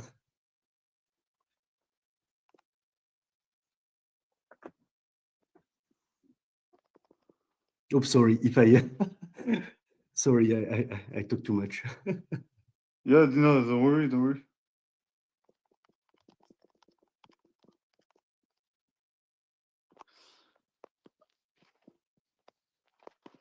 But we can have some idea. I mean, that we can bring some fiat in and some idea when we have some cash out for sure. Yeah, sure. Yeah, it's definitely a big idea that we need to work on and to discuss. Yeah. Sorry, I killed the space. No. I thought it was I'm- very constructive.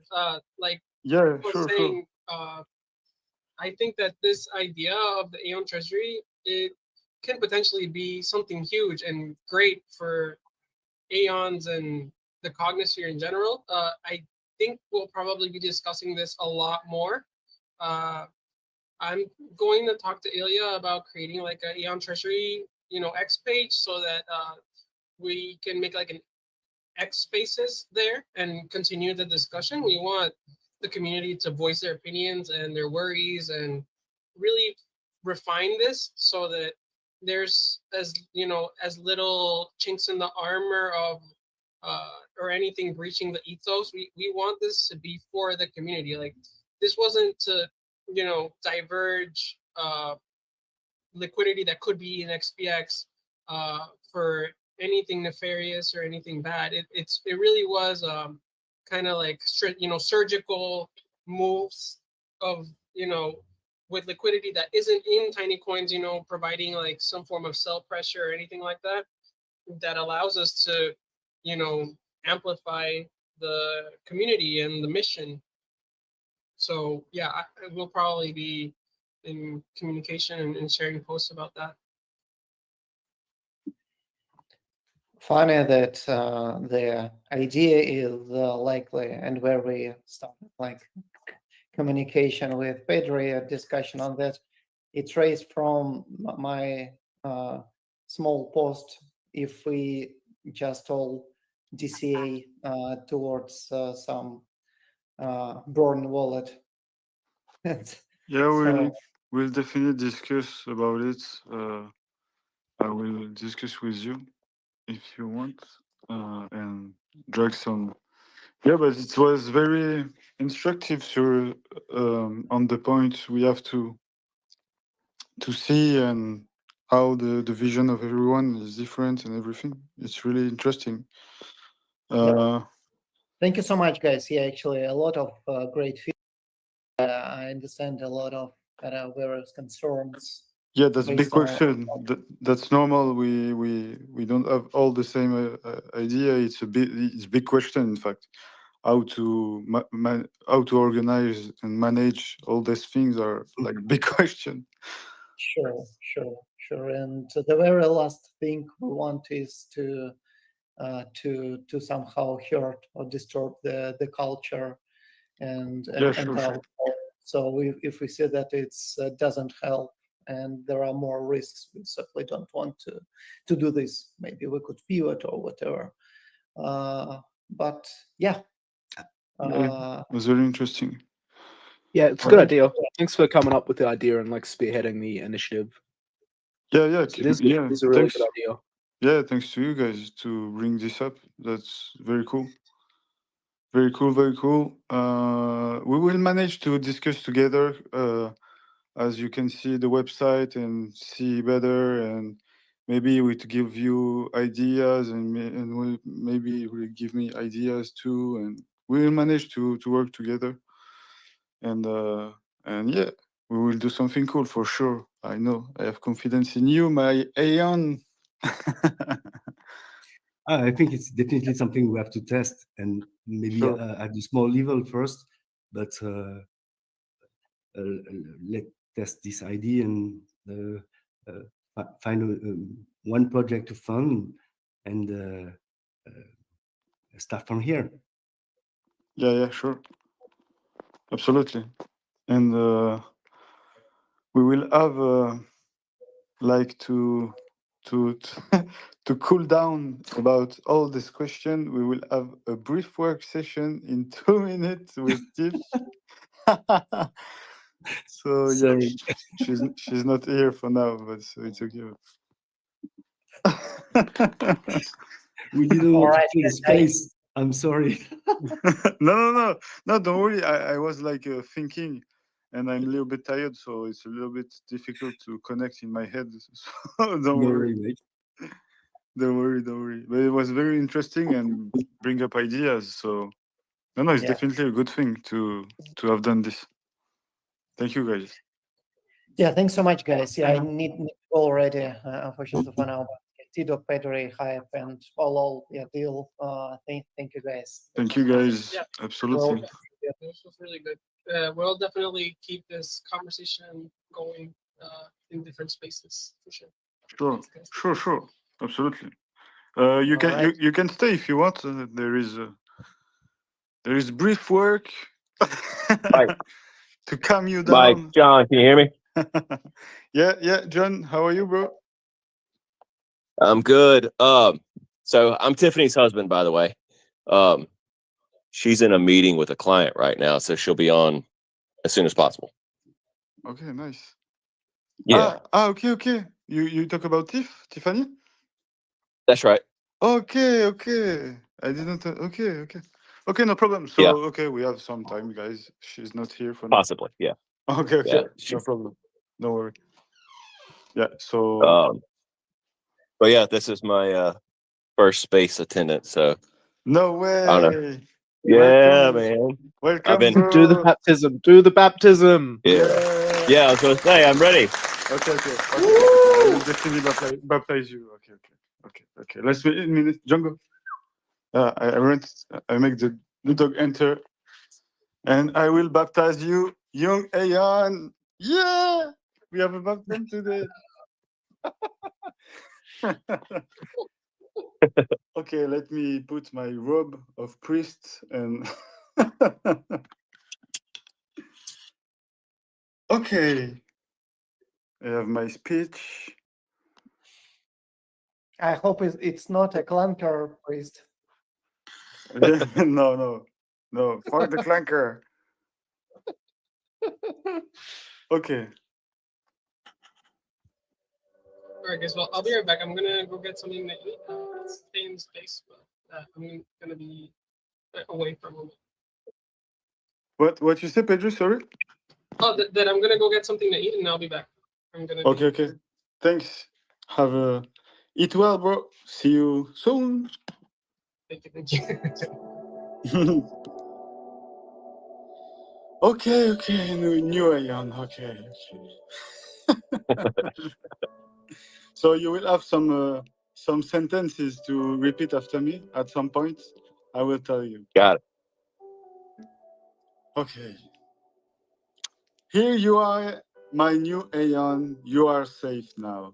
Don't fear anymore the space, my little Aeon. Welcome, brave Aeon, to the hallowed digital cypherpunk cathedral of SPX spaces, where voices soar, retardedness is okay, believer over trader shouts, and epic debates on AGI and inflation reign supreme. Today, we stand at the crossroad of chatter and chaos to baptize you into this secret audio realm. By the ancient power of the cognisphere, the blessing of unlimited vibration, and the occasional grace of Mary Rose, I announce thee with the spirit of belief and the power of Autoheal. That's the part where you have to repeat after me. So, all right. I will always mute my mic during a Fourier crisis. I will always mute my mic during a FOIA crisis. I will drop hot takes with kindness. Can you repeat that? I cut out. I will drop hot takes with kindness. I Hang on, will I'll drop hot translate to takes with English. kindness. I will dodge chart and price talks. I will dodge chart and price talks. I will always choose a peaceful life over greed. I will choose peaceful life over greed. And I will never move from a space without saying GM Aeon. I will never move from a space without saying GM Aeon. Arise, freshly baptized little ass Aeon. Go forth, amplify your voice. Let flow your face, and may you persist forever with love, hope, and belief, showing to the world the path to stop trading and believe in something. You can now talk in spaces without any fear, my Aeon. Amen. Amen. Thank you, Mike. Woo! You're baptized. You can go in spaces without any Thank fear. you. That's right. It's amazing, Mike. I can't hear this before. It's so funny. I love doing that. I love this. Yeah. Everything good, John? So yeah, everything's great. Just wanted to get on and touch base, do the baptism and let y'all know that Tiffany was possibly delayed. Yeah, she's still talking to somebody. So. Awesome. Yeah. So I don't really have a whole lot to add. You guys are like way above my level. I just love being an Aeon and buying SPX with as much as I can. Nice. So cool, bro. How much Yeah. time? So I guess I can give you a short story. Tiffany gave you the story the other day about like coming into SPX because of spirituality. We found SPX because of Benji. Okay. We initially bought Doge, a couple others on Murad's list, but mostly into SPX. Over time, I've basically ported everything we have as SPX now. Yeah. And we got in January 15th at $1.74 and DCA'd all the way down to 25, 35 cents, and now all the way back up. King Aeon. That's very cool. That's the short of the long. Yeah, it's pretty much the same story as me, except when I understood like 3 days after verifying what Murad say in conference, I full ported, and Yeah. inevitably we full port. Yeah, I mean, like full porting, like all at once. I mean, we've done a couple. Okay. But I'm kind of working on limited, so definitely not in like some of you guys, but definitely doing very well. Very nice, very cool to hear. That's very cool. Yeah, we're very excited about the community and SPX as a whole. Very cool. That's very cool. Definitely been life changing. And Mhm. and Tiff made Tiffany. Sorry, I always say Tiff because she's his name, but That's what you guys buy. okay. And yeah, she made a meditation session and yoga session. It was very cool, and talks about collective consciousness. Was very cool. Yep, I was there with y'all for all of it. If y'all haven't seen me on here, it's because I'm just listening on hers. Okay. Okay. Nice. Yeah. Nice. Feel free to join whatever you want to talk. Just chill with us. You're welcome whenever you want. Yeah. It's really cool. Yeah, I definitely will. I have no reason to have not before now, but Now you're baptized. Definitely will. You have no fear. Yeah, that's right. Yeah. So, guys, are you here? Are we alone? Did you move? Hello? Hello? Hello? Are you building a Kickstarter sort of function on like crowdfunding function onto your portal? Yeah, in fact, you can build how is in English, like raising fund. You have two function, like raising fund or like a bounty when you want to do a mission and someone put a bounty. There will be a wallet related to it, and when the job is done, the bounty is released, and otherwise cool. it's raising fund. Yeah, it's pretty. We work really hard on it. I think it will be really cool. Scrapayon is still working on it at this time, and I think it will be really cool. You will. I think you will enjoy. Yeah, I'm looking forward to it. Because having like both sides, like having a mission board. So if you're like, I want this done, here can someone do it? Having a mission board to post that up is cool. And then the other side of it being like, I want to do this. Yeah. Can someone fund me? It's like two sides of getting shit done, which is really cool. That's exactly the two functions of the mission board. Yeah. And there is like you can set up I don't know how to say, like time for it. Like you can. There is another side where we think it like a job board. Like I don't know. I give you an example. I'm doing forgery. I'm forging stuff. I could like put a permanent things on the jobs board to say I'm doing forgery, and if someone needs forgery, he came here and contact you, and like to build this economy that I were talking about. Like at some point we will have like everyone doing all the job probably available, and I prefer like if I have to do something for me, make work an Aeon that someone that I don't know. So it's a little bit that way we think about that. So, hey Tiff, how are you? Hello, I'm good. I'm sorry I was late. Yeah, don't worry. John said to us. Yeah, I had a client and they almost always go a little bit over. So, yeah, but I'm happy to be here now. Yeah. Thank you very much. I will manage to not fall asleep because breath work when I'm tired. You could totally fall asleep. That would be totally fine. Yeah, but I have to. We'll wake you up when it's over. I don't know how, but I'm sure that it would be fine. Hype, can I put you in co-host? Just in case. I have to put someone in co-host because if I fall asleep, you're trapped. I'll be able. I'm planning to like stay on too. I don't know how to co-host. I don't know if I have those skills, but Oh yeah, I can put you if you want. You just have to accept. Like, just 1 second.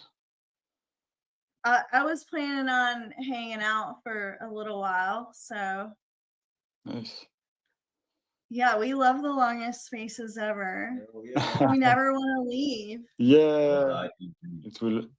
Yeah, at some point I will make probably a SPX radio after because I absolutely love being here with all the Aeon live always. So me too.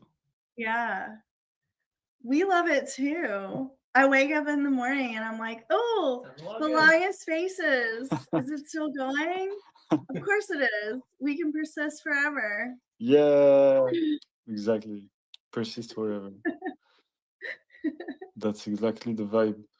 Sorry, I will add you, and you can begin whenever you want. Oh, you're here.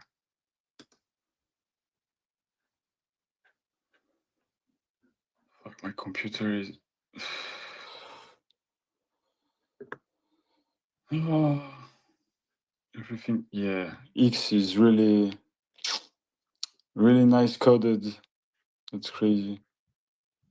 I have 1 million bug every day, and every time a different one. Perfect. How I can do now? Oh, okay.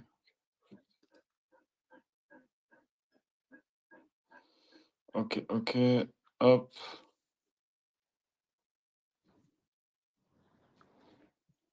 Invite to co-host. You will have probably a notification. Okay. Do I see? You have to accept, and it's okay.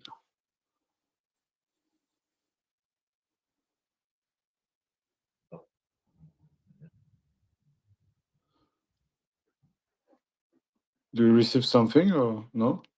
I don't see a notification. Okay. Yeah.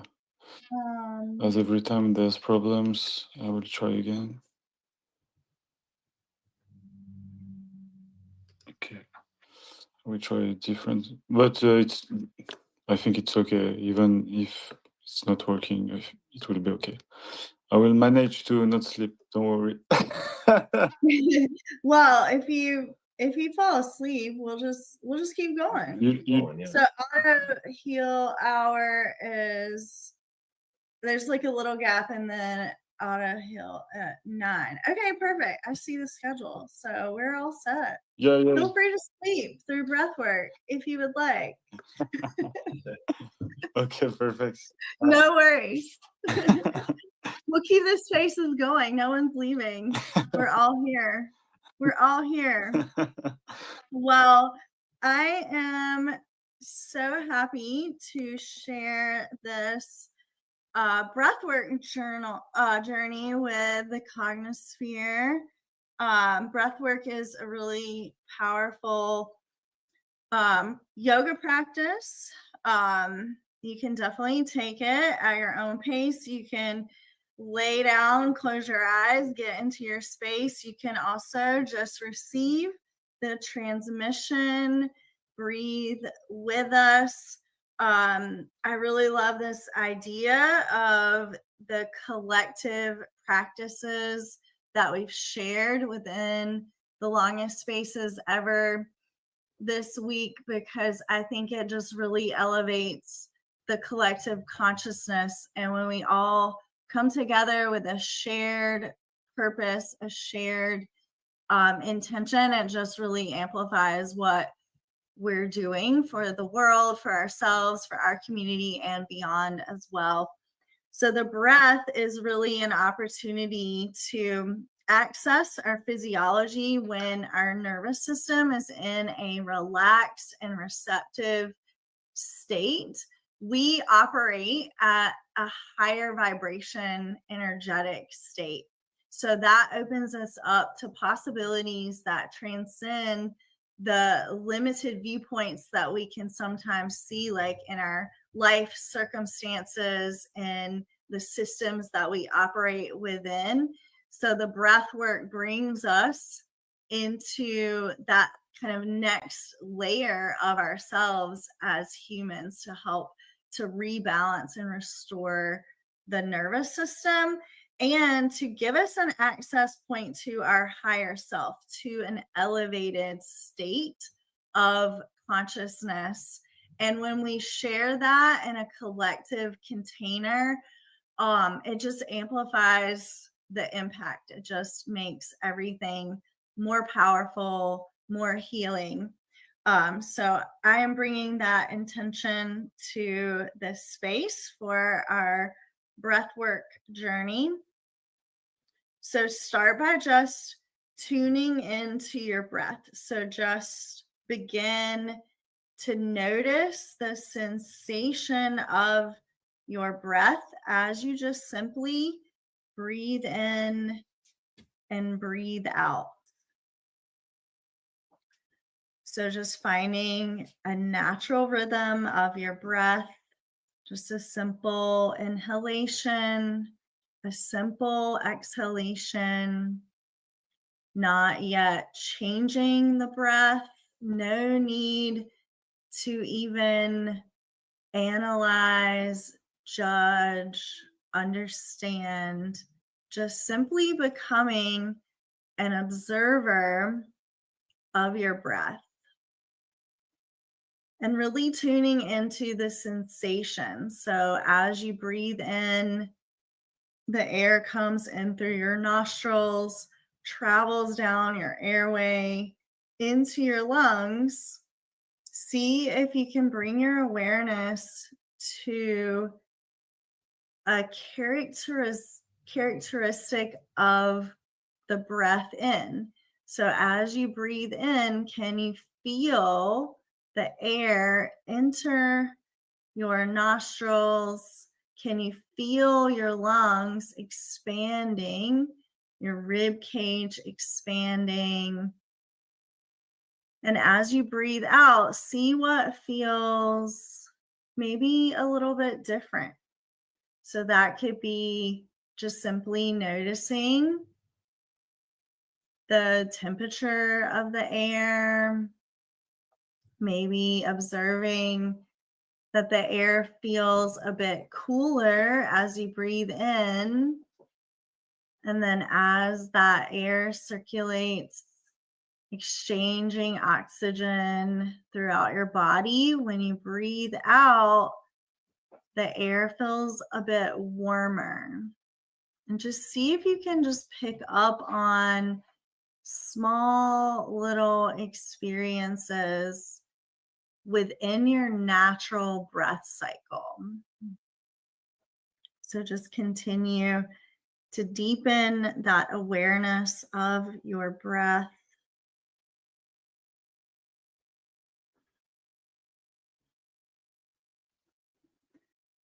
And then we'll start to journey into our first breathwork practice, which is called Samavriti breathing. It's also known as box breath, equal ratio breath. So here we'll segment the breath into 4 distinct segments. So as you start to breathe in, really fill up your lungs. We'll breathe in to a count of 4, 3, 2, 1, and then pause at the top of your inhale for 4, 3, 2, 1, and then breathe out 4, 3, 2, 1. Pause at the bottom of your exhale for 4, 3, 2, 1. Breathing in for 4. Pause for 4. Breathing out for 4. Pause for 4.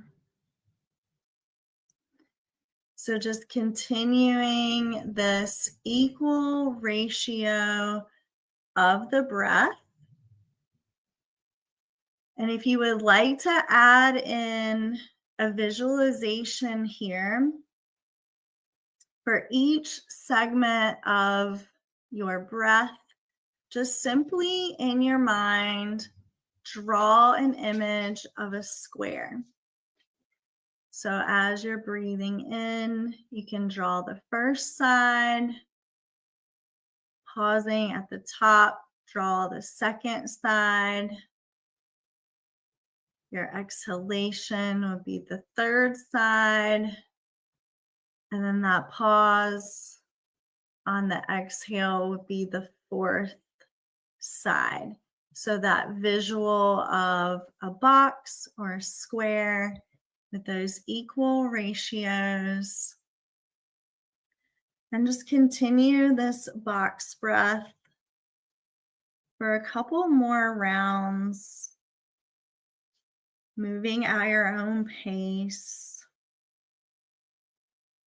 If you feel like any aspect of that breath cycle becomes difficult or challenging for you, you can just simply take it out.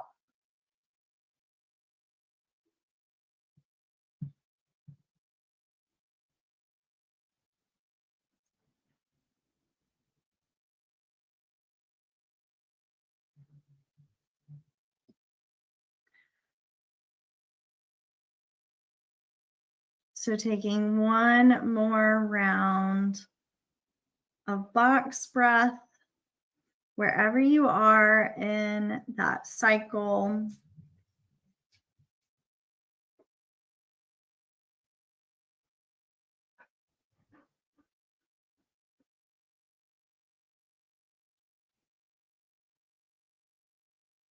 And then when you complete that last round of breath, just simply return back to your natural, easy breath.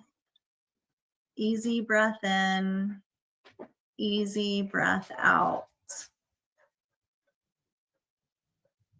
And again, connecting with the sensation of your breath, and just observe and notice if anything has already shifted.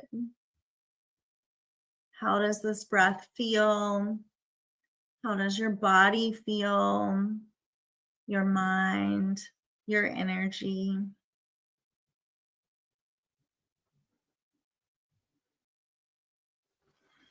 And then we'll take one deep breath together.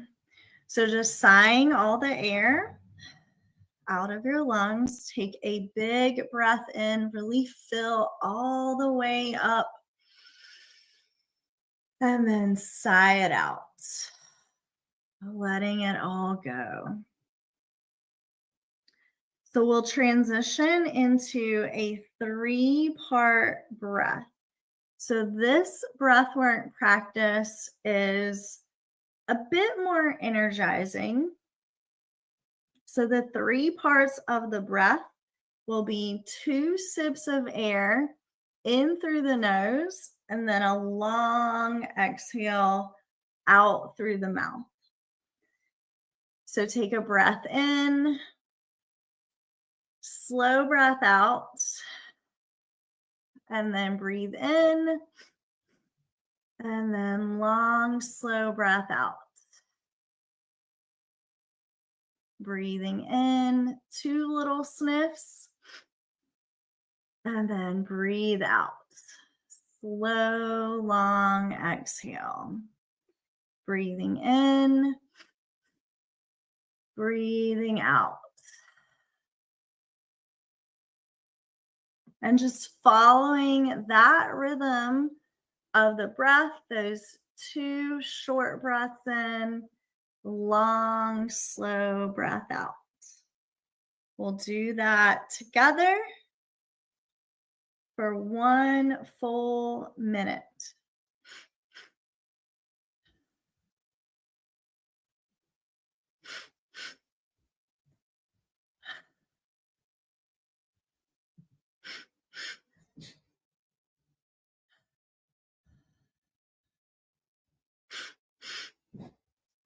Letting each breath out be a little bit slower, a little bit longer, completely emptying.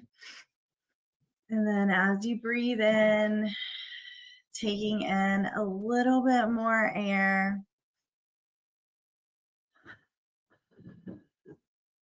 Continuing with this breath work.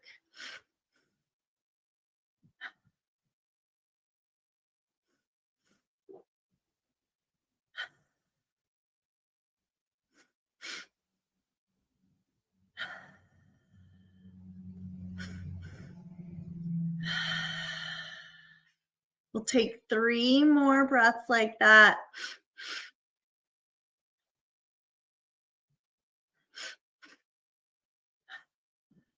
And then last one, breathing in.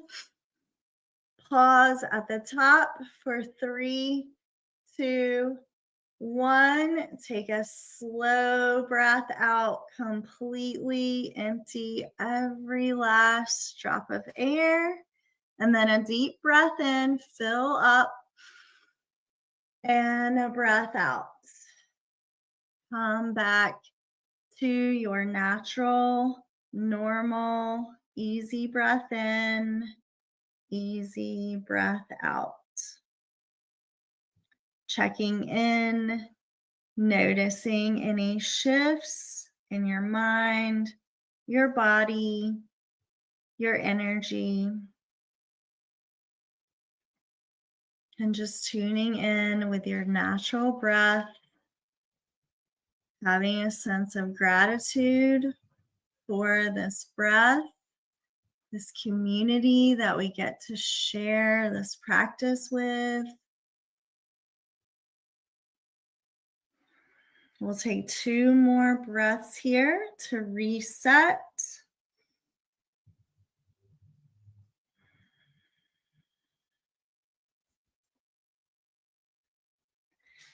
And then we'll move on to our next practice.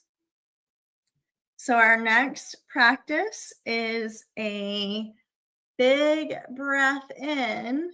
So really filling up your lungs and then holding at the top for 8, 7, 6, 5, 4, 3, 2, 1. Long, slow exhale out.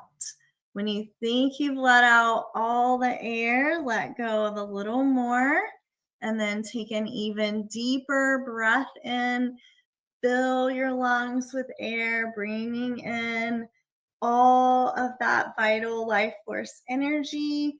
Pause at the top, hold the breath. 8, 7, 6, 5, 4, 3, 2, 1, and then let it go. Completely empty, long, slow, full breath out, letting go of every last drop, and then take an even bigger breath in, filling up.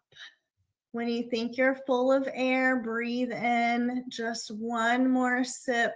Hold at the top. 8, 7, 6, 5, 4, 3, 2, 1. Completely empty. Let it all go. Every last drop. Letting out a little more air, even when you think you've let it all go.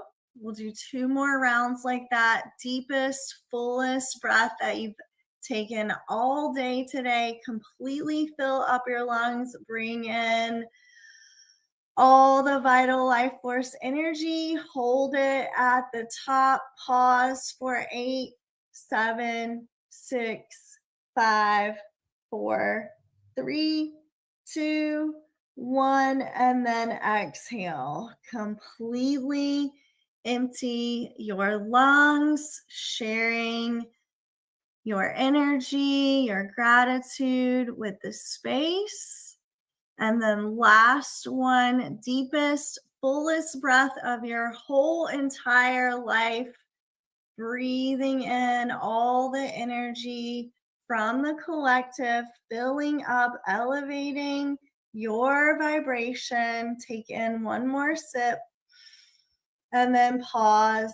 8, 7, 6, 5, 4, 3, 2, 1. Let it all go. Long, slow breath out. Completely emptying your lungs. And then just take a deep breath in and then sigh it out. Return back to your natural, easy breath. Normal breath in, normal breath out. Checking in with your body, with your lungs, having gratitude. Say thank you, lungs. Thank you, body. Thank you, longest spaces. Thank you, cognosphere. Taking 2 more breaths here as a reset. Natural, easy breath in, easy breath out. And then start to really connect mindfully with your inhales and your exhales. And we're going to find a really fluid breath. So as you breathe in, fill up, and then immediately breathe out. So this one is a resonant breath, a really beautiful way to connect energetically, spiritually with the space. So just simply breathe in, no breath retentions, breathe out. So for this, if you want a visual, you can imagine waves crashing on the shore. As you inhale, see the waves come in. And then as you exhale, see the waves go out. A continuous flow of energy, receiving, giving in perfect balance, just like the tides, just like the ocean, a larger force guiding us, continuing this resonant breath, breathing in, breathing out. So we'll continue this breath, continue this visual together. Receiving and giving, receiving love, giving love, receiving gratitude, sharing gratitude, receiving energy, giving energy, and just continue that cycle, flowing, connecting.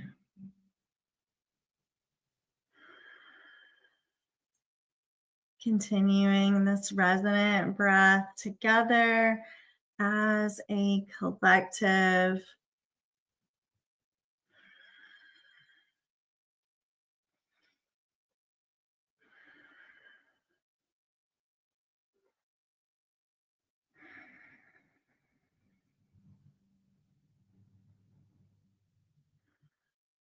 Continue following this resonant breath, letting this circulate through your body and letting that extend beyond your body to the space, to our collective community, to our communities beyond, to the whole world, to the galaxies, our galaxy, other galaxies, sending and receiving in perfect balance.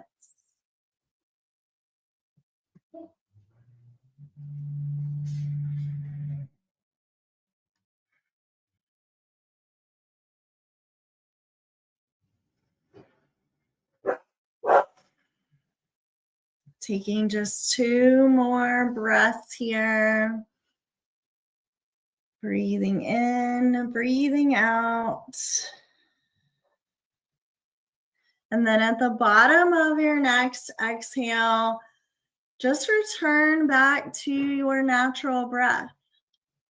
Whatever feels easy and effortless. Easy breath in, easy breath out. There's no right, there's no wrong. Just staying connected, noticing your breath, noticing what might have shifted along your journey.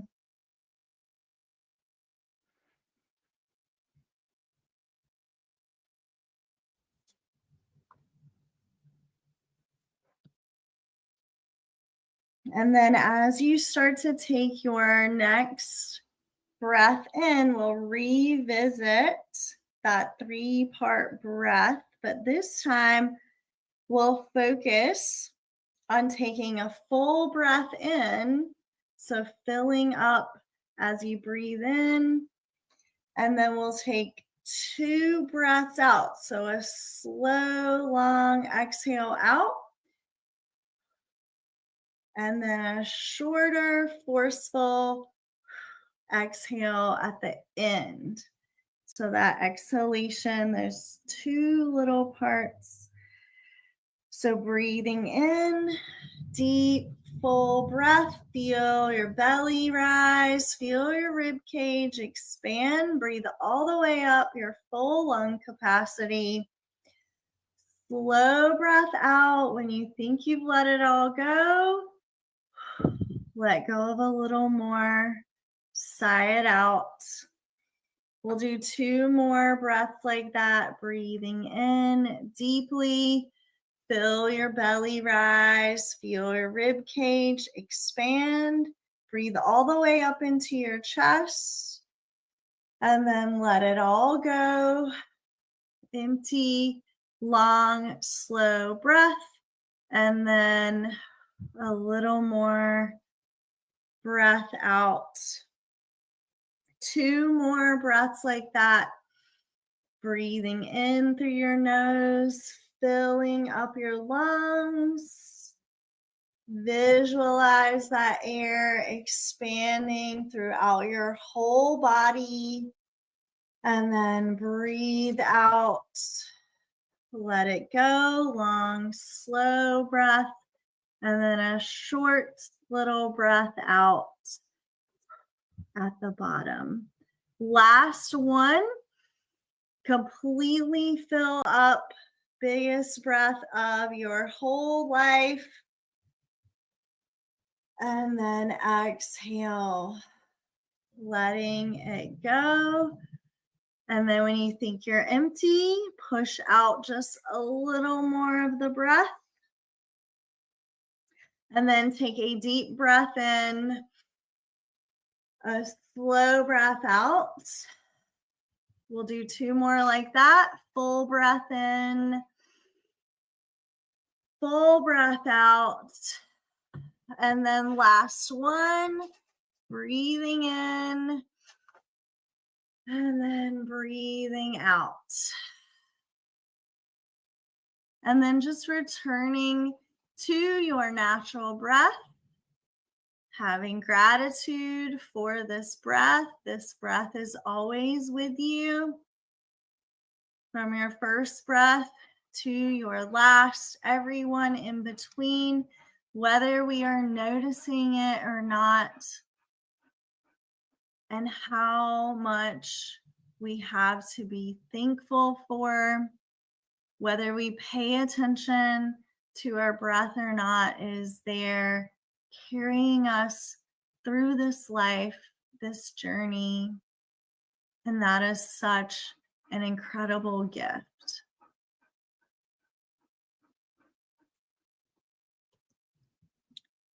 So continuing to just anchor into the experience of your breath.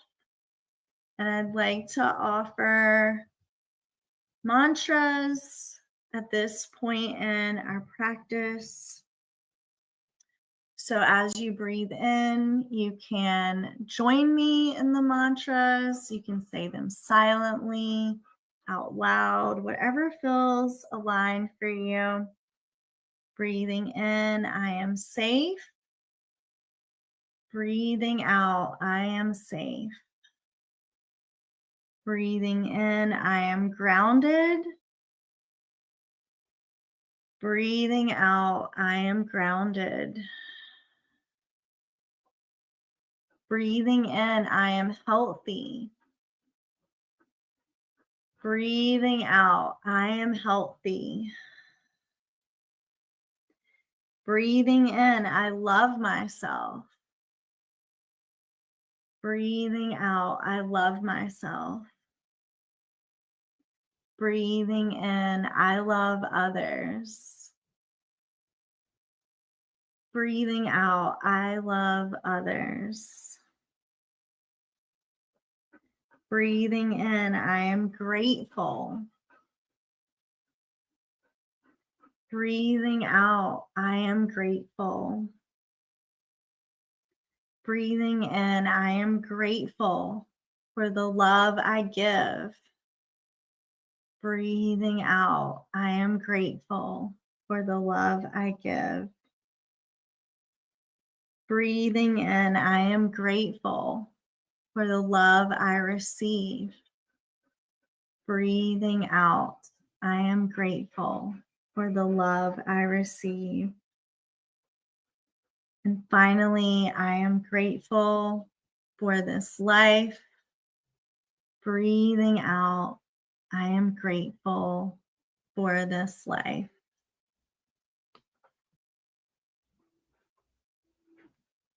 And just letting those words and the energy that they carry land in your body, in your energy.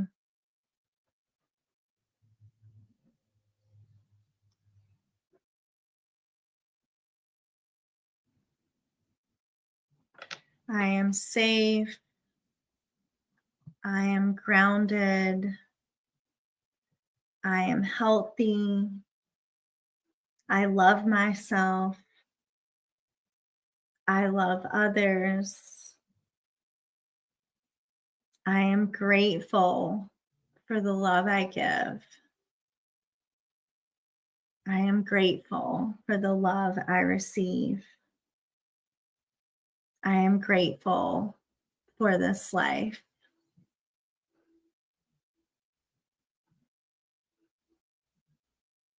And just allowing that frequency to flow through your body, your space, and sharing that with others.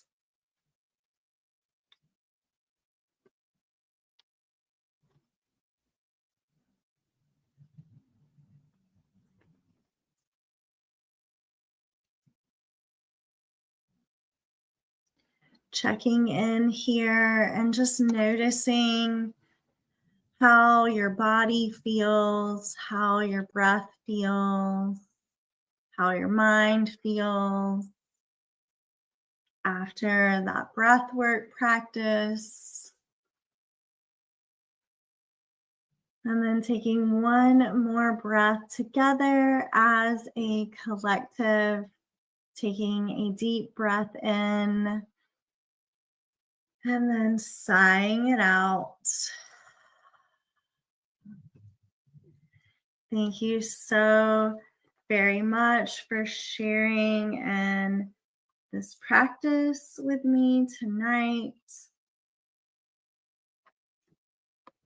I am so grateful for each and every one of you.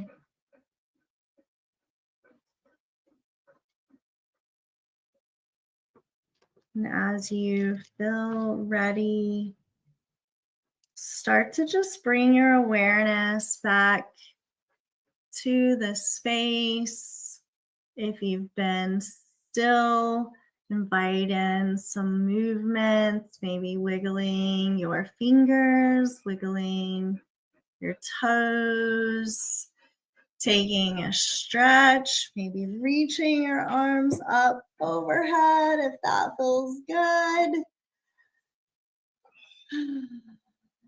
And just bringing yourself back into the moment. Drink a lot of water. Take a rest. Sometimes people feel like they need rest after breath work. Sometimes people feel energized. So just listen to your body for the rest of your day.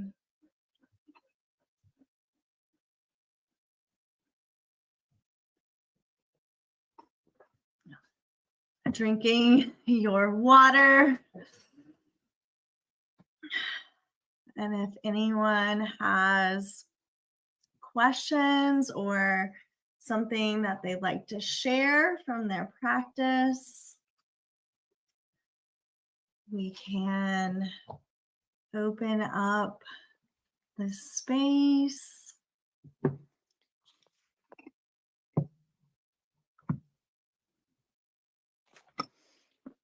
I'm here. Yay! Did you fall asleep? No, but border sleeping. Yeah, it was very cool. Thank you very much. You're so welcome. Yeah, it's very cool. Yeah, How is the practice for you? I'm very relaxed, ready to sleep. Good. That's amazing. Yeah, they were concentrating on the brief is so relaxing. Yeah, I love that. I find it to be really relaxing too. Yeah. It's different for, everybody kind of has their own experience with breath work. But yeah, I love that.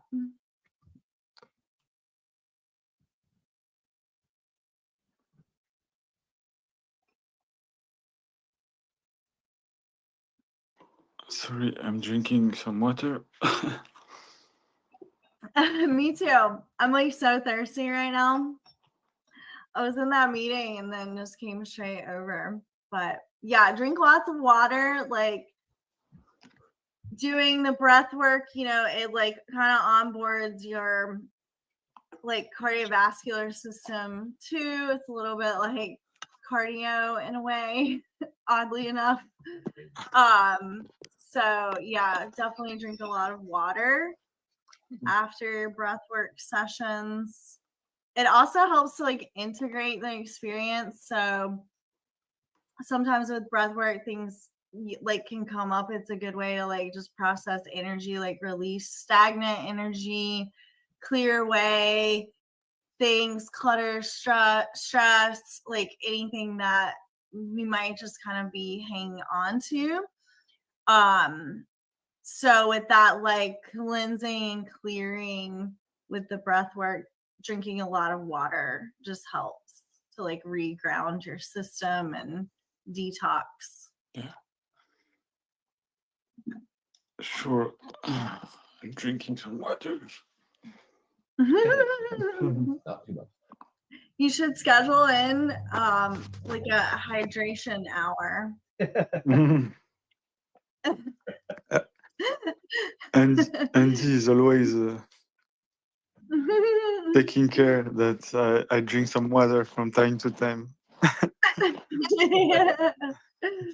Yeah. Yeah. It's so important to stay hydrated. Yeah. Yeah, especially when you talk all day on the phone. Yeah. Yeah. For sure.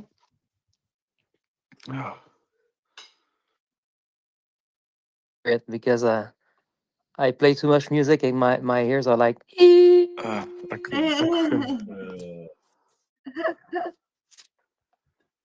Yeah, but I drink water, Andy. Don't worry. I think it's cool in general to be drinking water. Yeah, very true. Thanks for that session, Tiff. I didn't do it because I was late, but I'll be looking into it more. I think I need to take this more seriously. I'm sure that will be good for me.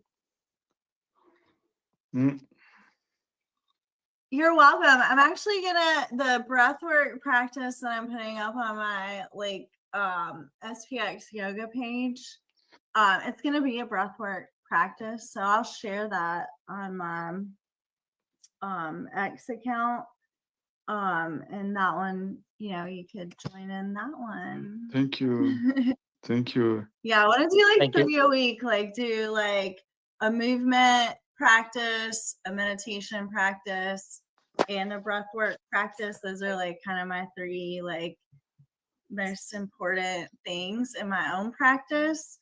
And honestly, you guys, I just when I've been practicing, I literally send my highest vibes to the whole SPX community, because I just think what we're doing is so incredible and so powerful. Nice. So linking your intentions collectively can be so powerful for just operating in a resonant frequency, and the universe will just match that. So you're literally elevating humanity with these practices. Nice. Thank you very much, Tiff. I just checked you uploaded a Aeon meditation on the website. I did, yeah. So there's 2 up there right now, a movement and a meditation. And the breath work will probably be up there tomorrow. Nice. So yeah, I'm trying to do every week, so it'll just keep growing. Nice. Thank you very much. Really, a little Aeons come there and do yoga or whatever they want. Yeah, very nice. I will promote the page for the Aeon Thank you. to relax. Thank you.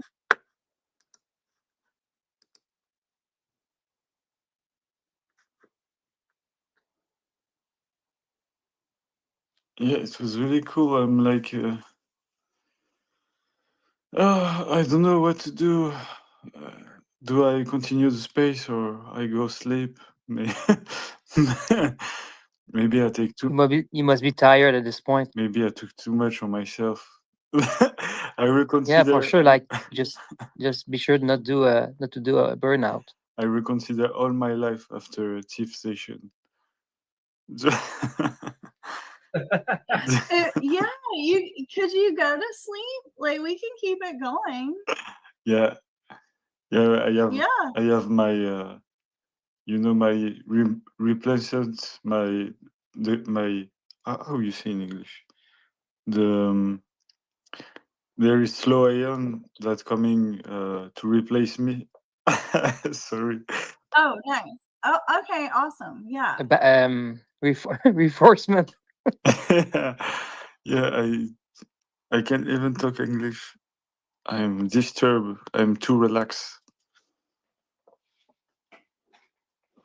Oh. That's a good thing. You can integrate this session while you're sleeping. It'll be good for your body. Yeah, good idea. just before sleeping. I will make a post to promote this.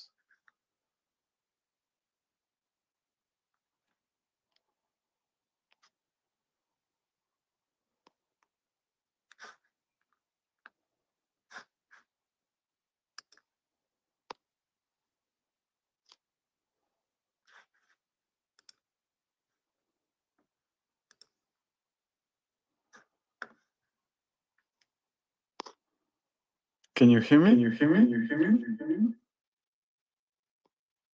Yes, yes, yes. Okay. Maybe the live will shut down soon. I have the message as every time.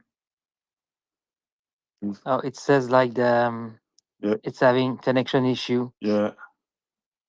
Oh my god. I'm scared. No. Too much relaxation. Yeah. We just put it to sleep. Our vibe's so high The connection. that we shut down X spaces. The connection relaxed. She don't want to work anymore. Yeah, it relaxed the network. We've transcended the network. Okay. Well. Elevated frequencies, you guys. No, I think it's okay for now. Okay. Okay. It was just a stress test. It's okay. Okay, maybe the spaces took a deep breath and it's good now.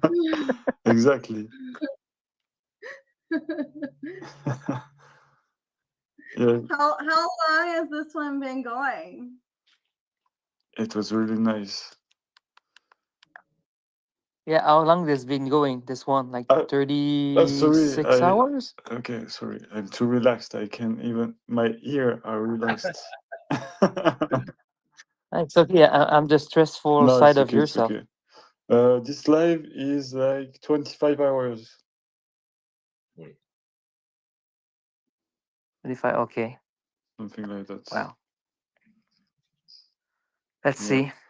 Yeah, but it's no problem. If it's cut, I just make a new one.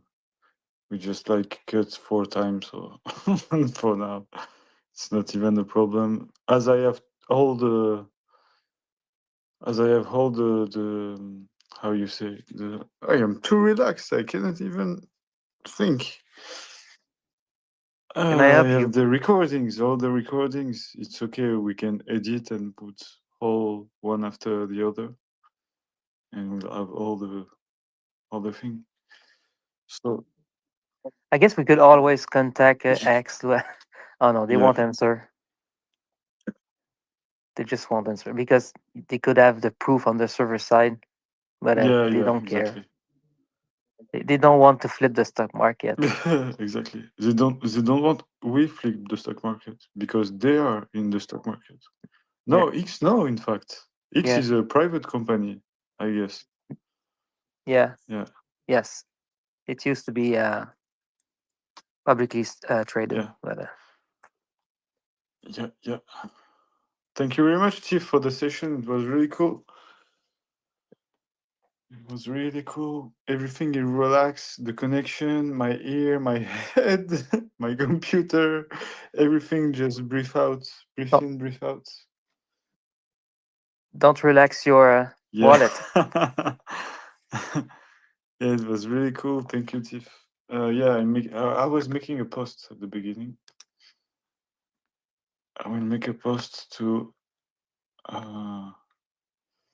share your website, Tiff, and to thank you.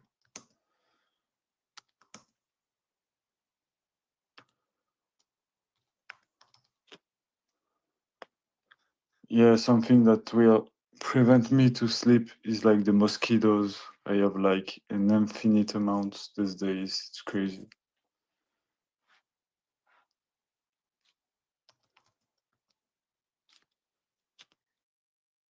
How it's working now with the co-host when you go to sleep? Like, is it Cow that takes over or? You see Cow too?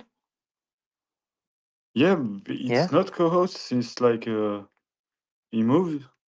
and I see it too on the phone and not on the computer. That's Oh, it's a yeah, virus. virus. Bashful.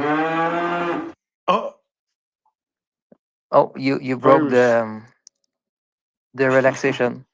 Wake up is the sound to waking up.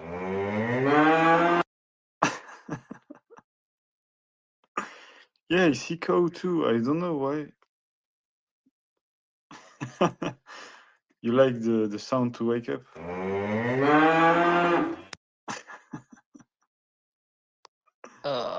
Wakey, wakey. That morning guy. Yeah. Let's Yes, exactly. go. Morning. Thanks to Tiffany for organizing meditation, yoga, and breathe work session. Yeah, I'm making a positive. Check her Aeon website for more Aeon session.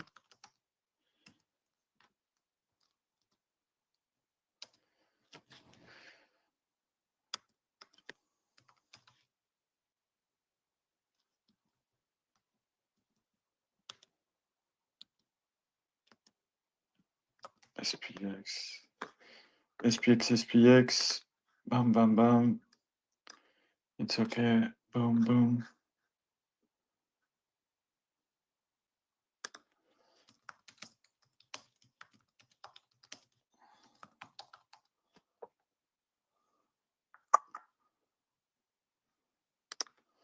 Tac.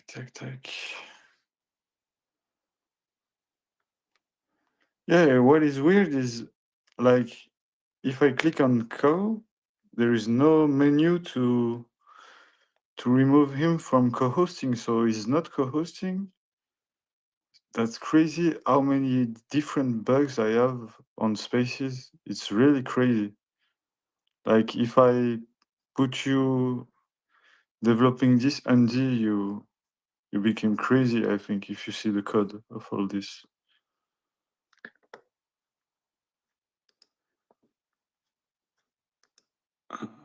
This.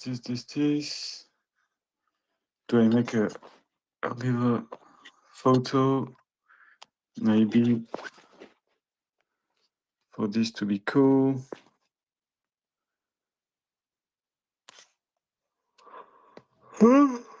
Whoa. Prompt.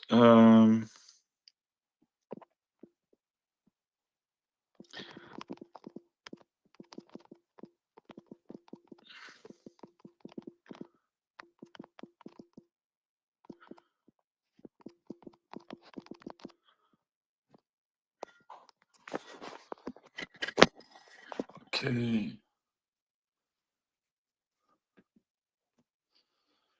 I want to hear the music from Aeon Music. No, I will put your music, Andy. I will put the only one I have here. I took on Telegram. It's like the hyper liquid.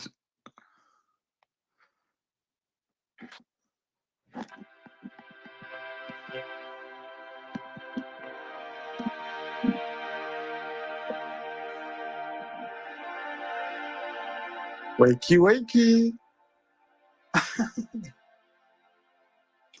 Oh, do you need to co-host me? Sorry, I was playing Overwatch. 16. What? Do you need to co-host someone so you can go to sleep? You can co-host, fully distracted. but I have like a problem on. Just I will try to put you co-hosts. Yeah, if I can. I have like issue with it, but I will try to. Hop. Hey, hype. Yeah. Should probably release that Hyperliquid track on my Spotify. I guess that's sort of a kind of an intro. Oh yeah. I like it. Yeah, Ethereum, I don't know why. the power of Ethereum. Yeah, this version. Yeah, sick. Imagine. Imagine the whole network joined hand in hand Uh-huh. as one. Yeah, it's a banger. Yeah, actually, we need Tiff to be doing this now. Yeah, I play it. I play it. Hyperliquid, breathing out, expire all the bad energy, and I'm playing it. 69 trillion. The average cumulative market cap that ants will achieve to flip the stock market. A goal so big and bold that very few believe it to be truly possible. Many believe it is our clarion call. Is our clarion call. Others, our grave. Though we've lost many friends along the way, their sacrifices fertilizes the ground we stand on today. We will persist Fertilize. forever into the unknown of this foundation. Now listed on the leading decks at the bleeding edge of blockchain innovation. To bridge the chasm between blockchains by utilizing Ethereum science technologies, omni-chain wormhole structures, and 6,400 more S's and P's. S's and P's. SPX6900 aims to bring hope to where there is none, to bring faith to the faithless, to usurp the throne from the corrupt who sit upon it. Utilizing the blistering fast speeds of Hyperliquid and the robust network state of decentralized informational nodes, SPX6900 and Hyperliquid together create havens in hostile environments. Decentralized network states that aim to cleanse corruption from centralized world, placing the power back into the hands of the people to engage by censorship business and organizations. Flipping the stock market is a long journey, yet we persist forever into a region of uncharted possibility. Amidst the chaos of the frontier, we shall build, protect, push forward into the deepest ends of decentralization where true hope will be found. We believe Hyperliquid is a key piece to the success of SPX6900. We are Project Aeon. Wow, what a blunder. Yeah, exactly. Andy, the voiceover is cool. Did you write yourself the prompt for the voice girl? No, it's Hype that organized this. Yeah, and then I Oh. found someone on VGen to voice it for like $15. Okay, crazy. Man, I wish we actually Crazy. had a good girl voice actor. Yeah. I'm manifesting. You don't like it? Well, Yeah, I mean, funny. your girl voice can only go so far. You mean Hmm? you mean I mean, Andy's your voice? girl voice is good, Andy, yeah, but it's not like No, I mean like this girl, like it's good, no? it's okay. I started to do like a little bit of like modifying to it. I didn't get the joke. Sorry. I had to like get it. She said like instead of wormhole, she said like wormhole. Oh and yeah, stuff like that. whatever. SSNP. S's and P's. Do you like chick SSNPs?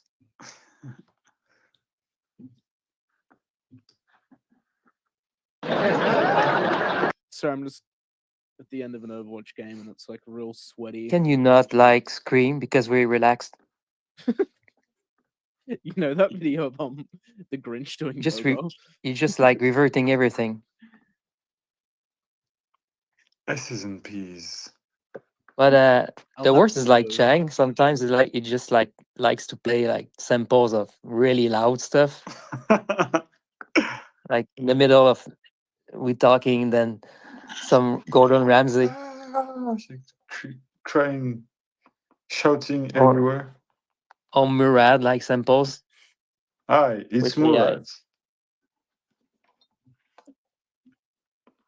Did you create your? SPX6900 represents more than a meme coin. They're actually like this little voice in. This is like my. This feels personal to me, like this voice, because it's the one I've been using forever, like since I started doing content for SPX.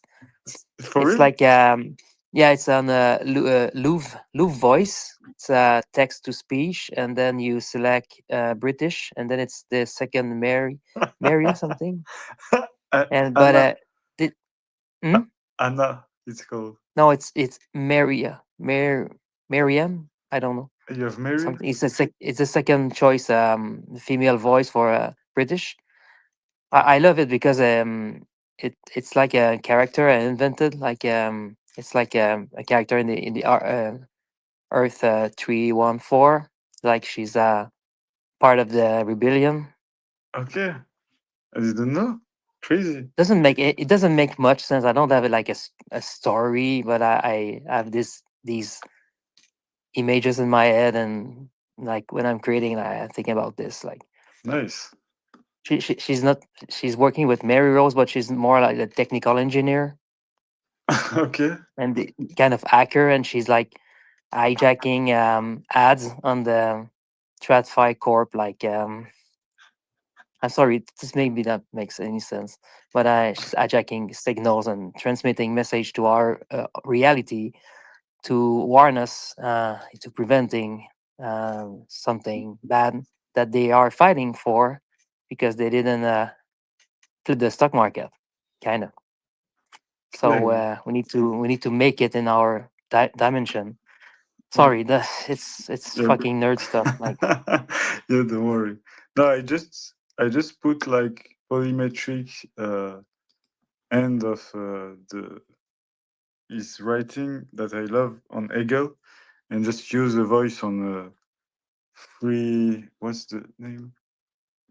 I don't remember. and sometimes you need to tweak like for the latest video I did. By the way, all the transmission stuff and Earth 301, it's all like hype that I just took over and I created more content around it. Let's Nice. say, let's put it this way. So, but this is the original work.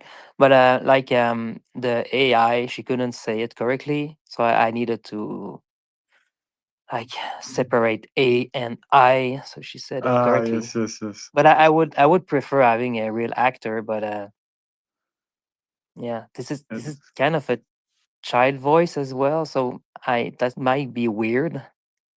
Like okay, read this text. I mean, going to the park and Me, I have this one. SPX6900 represents more yeah, than a meme coin. It's a yeah. practical demonstration of humanity's deepest power, the ability to shape reality Ah, through well, It's like yeah. It's her name is Lyra. uh Like for my story in my head, in my autistic head, it's okay, her okay. name is Lyra. So if you go back to my first videos with the transmission, she's Crazy. called Lyra. Crazy. Okay, I will go and check.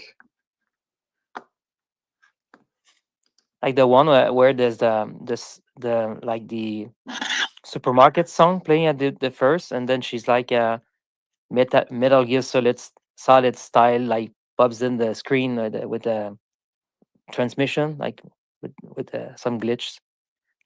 I don't know how to say it in English. Oh, mosquito. Mosquitoes. No. Skittles? Mosquitoes, they make me crazy. No, those candies, the candies, the candies. I have to. Where is the first video? No way.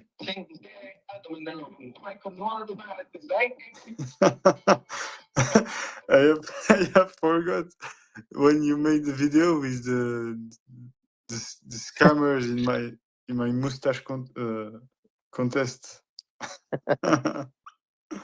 That's so funny. Oh, so I'll find it for you. I'm scrolling in video, but Oh my god, my location is doxed. You can hear a plane. This is the only plane in the world.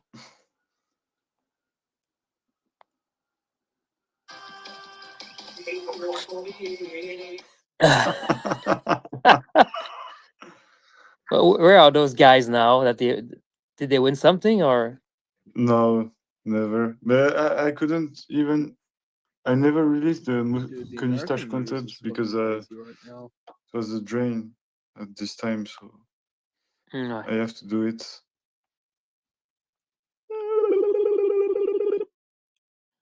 Yeah. Yeah. I agree. But my favorite video is probably like this one. I'm sending over to you. Super short, but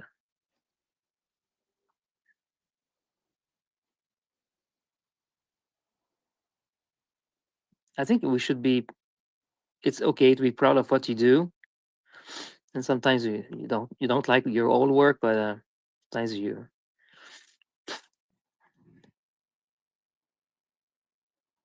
Oh, you made another cool message. Thank you, Andy. I didn't What? even. Thank you for your sweet posts on me. I didn't see. What did I do? It's like 4 hours ago. Thank you very much Oh, for your kind word, bro. but yeah, but I mean, this is like the least because you're basically changing everything from now on. This is starting something That's like very very powerful. That's very kind. Thank you very much, Andy. Can I cry? Can You I? can cry, but this is a bit gay. I Can check I? your message. I sent I sent you the video I'm talking about. Can I get crying? Yeah, yeah, you I'm can. gonna. I'm about to sneeze. Short sneeze in 42 seconds. Short Ah. sneeze. Yeah, actually, it's because I have a flu. Like I say that. Yeah. It's not better. It's like this is good content. I feel like I'm creating good content right now. This sneeze. is super cool to listen to. I have to record the sneeze and we make a sound. And I'm the worst sneezer in the world. Like I spit everywhere. I make very old guy like old guy sounds.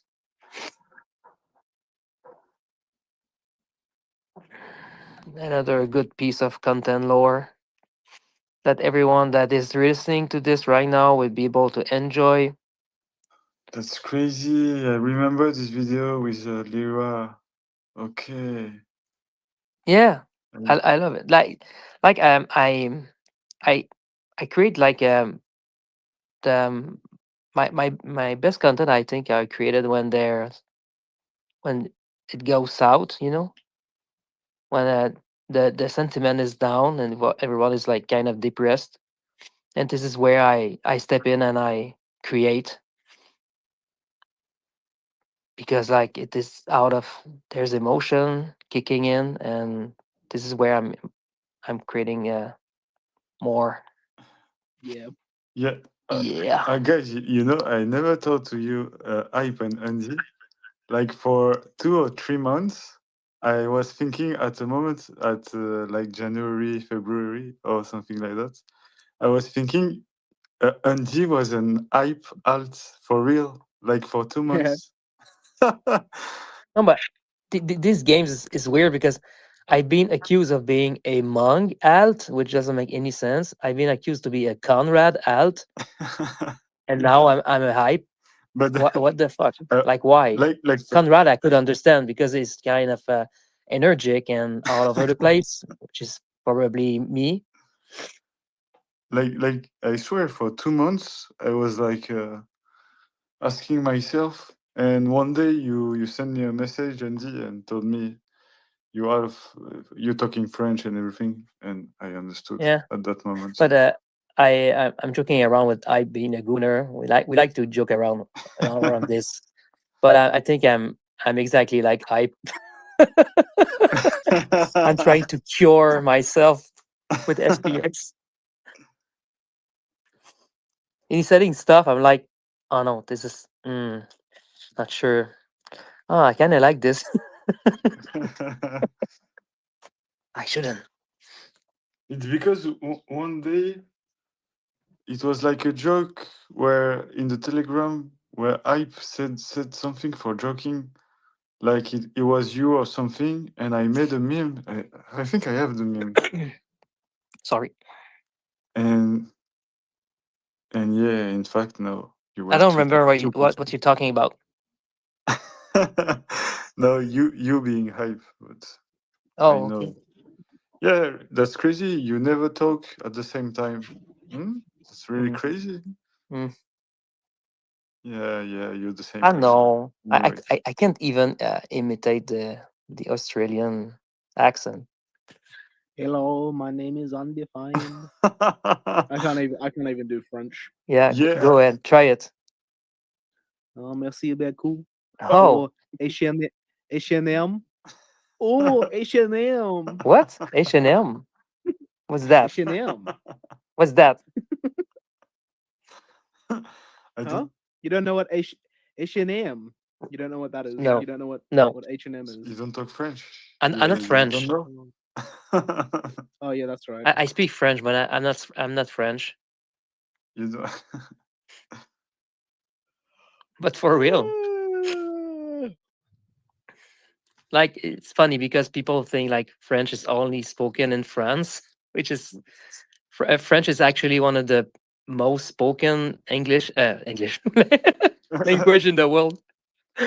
Yeah, there is more people outside of France talking French than in France. Yeah, that's sure. that's pretty sad though. Yeah. Pretty sad. No, it's okay. It's like Francophonia. It's cool, man. Why?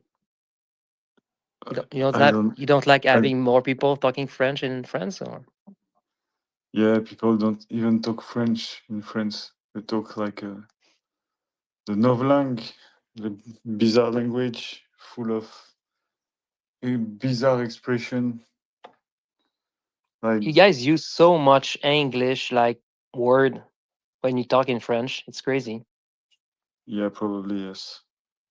There's some people that don't like that, and young people are using a lot. Yep. Yep. What you doing? I still playing Looking at Overwatch. no, I was on the time on. I was looking at Cryptic Mang's post about Crypto Compass tomorrow. No way. I was looking the same. Like 10 seconds. The more you fight it, which one? The one about having Ron from Unicorn Fart Dust to talk about. You talking about Mung? SPX space. Uncle Mungy? No, I'm talking about Cryptic Mang. Yeah. Oh, Cryptic Mang. Sorry. Cryptic Uncle Mang. Put together by Manifesting Devo, who has a purple PFP of a crypto NFT. Like, is this getting farmed? Our attention is getting farmed by external communities. Yeah, probably. Looking to use the platform that we've made to promote themselves under the guise of kumbaya with the rest of the crypto community. No, it's okay. It's Cryptic Mong. Yeah, but that's crazy how I'm like so much SPX Maxi. It's like I look at other community and everything. Sorry, I take my precaution. It's no PvP. It's just But let's admit that we onto like it's so much different. it's my feelings. I explain my feelings and my thought. But I think everyone get it here. Like it's quite surprisingly different. Everyone is like copying us on many things. Yeah. Yeah, we have And a lot of people that are innovating in many ways. And Yeah, they're not. yeah. Yeah, that's what I love in SPX. Everyone, you're like finding a way to push what you are doing like more than ever before, and you just look back and there is like 10 people doing the same in other sector. Yeah. It's crazy. That's a compliment, and I feel like this is the end game. There, Yeah. I don't see a point like there's not going to be something like this. It's gonna. I mean, there's already something like this. Why create another something like this? I mean, Yeah, exactly. Yeah. Yep. we are into something, and I'm pretty. This is very sick. Yeah. Insanely sick. I'm so excited Yes. by all of this. Hey, Jill, you want to join and talk a bit? Because you're a true Aeon, man. He come and say, "What? You want to pay some calls? What the fuck, bro?" Is it baptized? Is it baptized? Hello, hello. How are you, Oh, Jill? Chang. How are you, Jill? Oh, it's Dill, not Chang. Another day in paradise, man. Another day in paradise. Nice. Nice, nice. Yeah, I loved your intervention. I was thinking the same. What the fuck, dude? Yeah. You want to pay calls? Well, yeah, I mean, it's such like a fundamental thing for SPX, in my opinion. Yeah, yeah. Was not forking over cash to random KOLs, but that's kind of what set me off. I mean, really, what set me off was you know, the whole Charlie thing. You know, Yeah. not to dox or anything, but you know, his winter home was right next to mine, so you know, got to meet his kids, his newborn. You know, and it's just sad, regardless of his political views. That made me not so happy today. Yeah. Damn, dude. That's like literally close to home. Yeah, like literally close, but which probably got me into a little bit more of an argumentative thing than necessary. But yeah, Yeah, yeah. It was. Damn, I missed some spicy drama, didn't I? No, it wasn't like Till that. late this morning. That's why I asked you your thoughts, hype, because we were like in the middle of a rumble. And you Oh. came and like nothing, you exploded everything. Beautiful. Yeah, it's perfect. Yeah. Yeah, never pay KOLs. Like normally. Oh, KOLs? Yeah, it's gay. Okay. Yeah. Because yeah, sometimes it's like we'd done stuff for so long in SPX that it just became like a given. Like you barely ever had to mention stuff like we don't pay KOLs. Yeah. Like, and now you forget that a bunch of people don't know the core ethos because we stopped like having to speak about it. Yes. Like we stopped having to like reiterate like what was basic fundamentals of like how SPX succeeded in the first place. Yeah. Because when you pay KOLs, then no one can trust any call. Yeah. Exactly. Like, but when you don't ever pay them and people know you never pay them, then there's like a level of trust. It's like lying to your girlfriend. You know what I mean?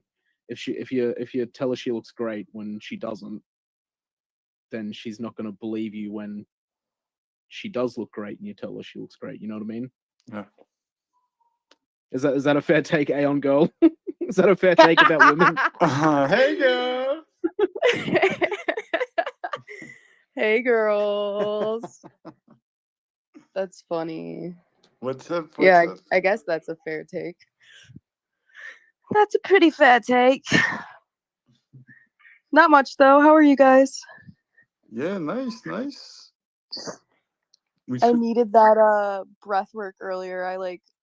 Yesterday it was the girl, I'm not trying to dampen the mood, but yesterday it was that girl getting stabbed on the subway, like all over my feed, and Yeah. I was freaking sobbing over that, and then I got out of work and watched the video of Charlie getting shot, and then I was just like Whoa. crying, just like feeling the weight of the entire world. Crazy. So I've just been like sitting here like fuck.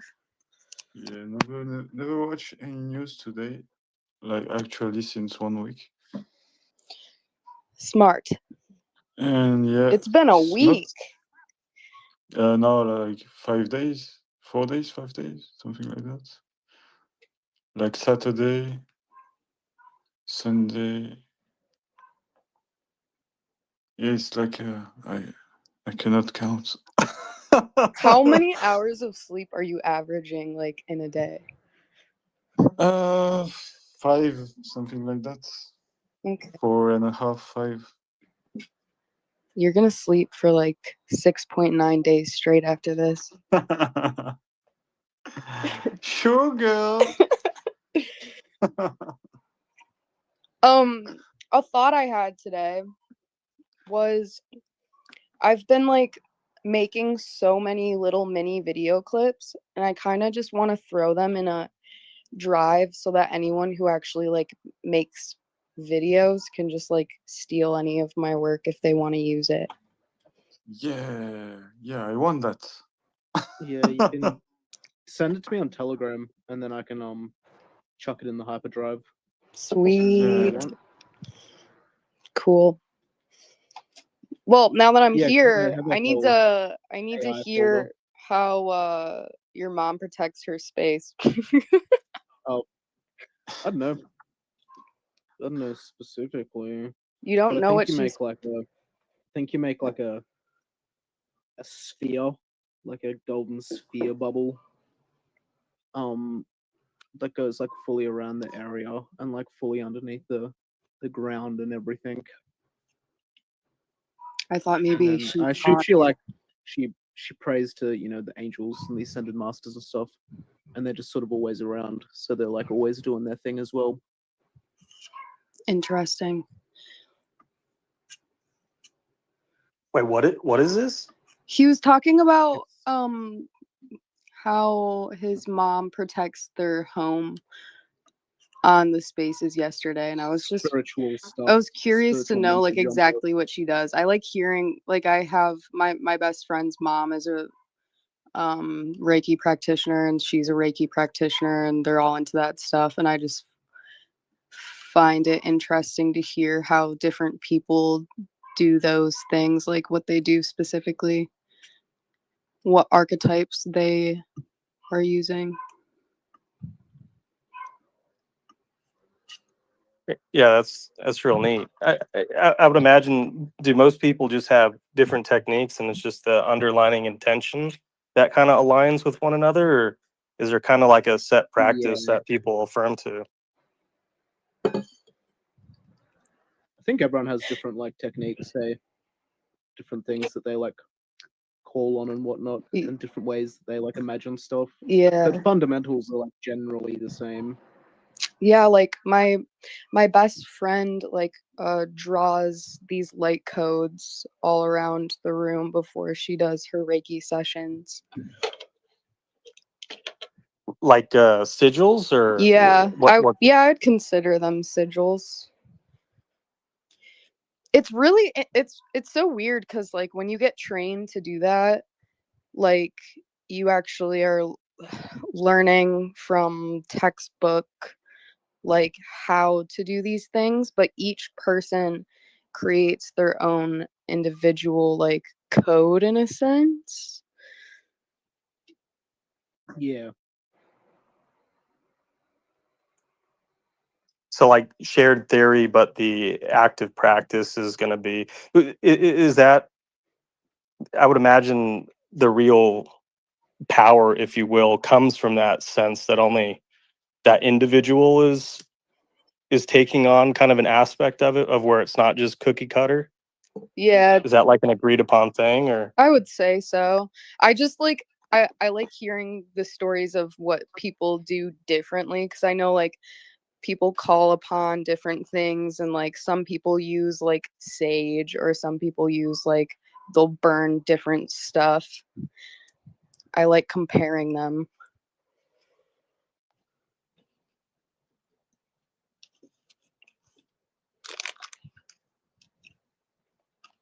Mm.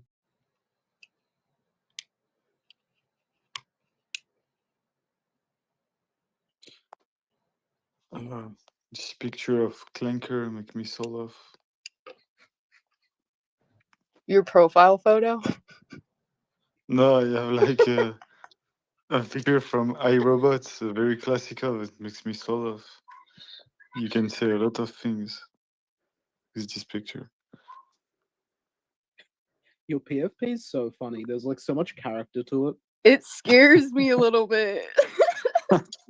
So I just imagine you're like old man sitting on your like on your favorite chair, like reading a paper, like a classic like paper, but it's like 2048 or something, 2060, and your like daughter's going out on a date, but she's like dating a clanker, and you're like so not happy.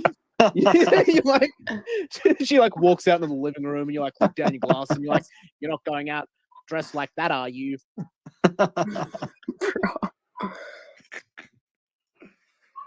Yeah.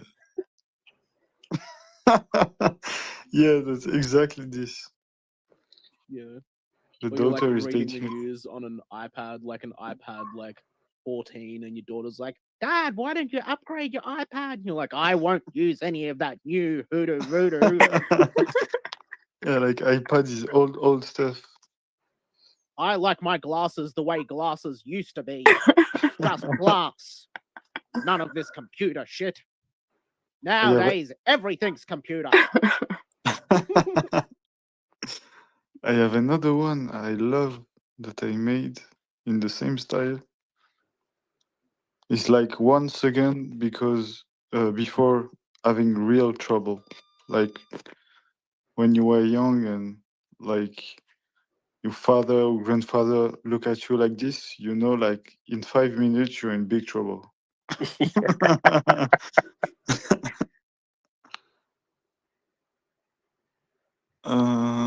Where it is. What are you using to make that? Chang have made a bot. Mm. And we're using it, and I made so much pictures for XPX. My phone is saturated. That's crazy.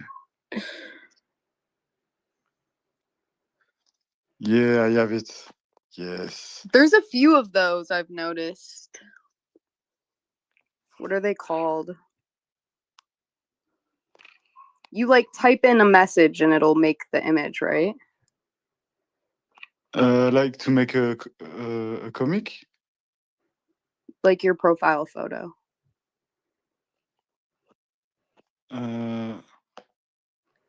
There is a message on it. That's what you say. Oh, I'm like asking, is it prompt based or do you upload an image and it like aeonifies it?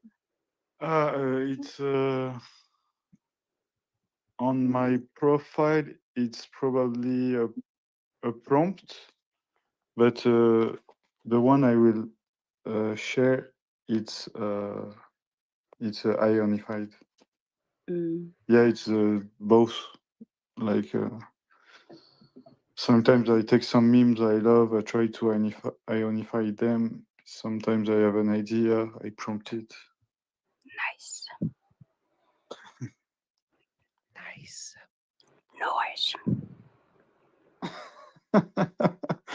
Yeah, it's perfect. This one too.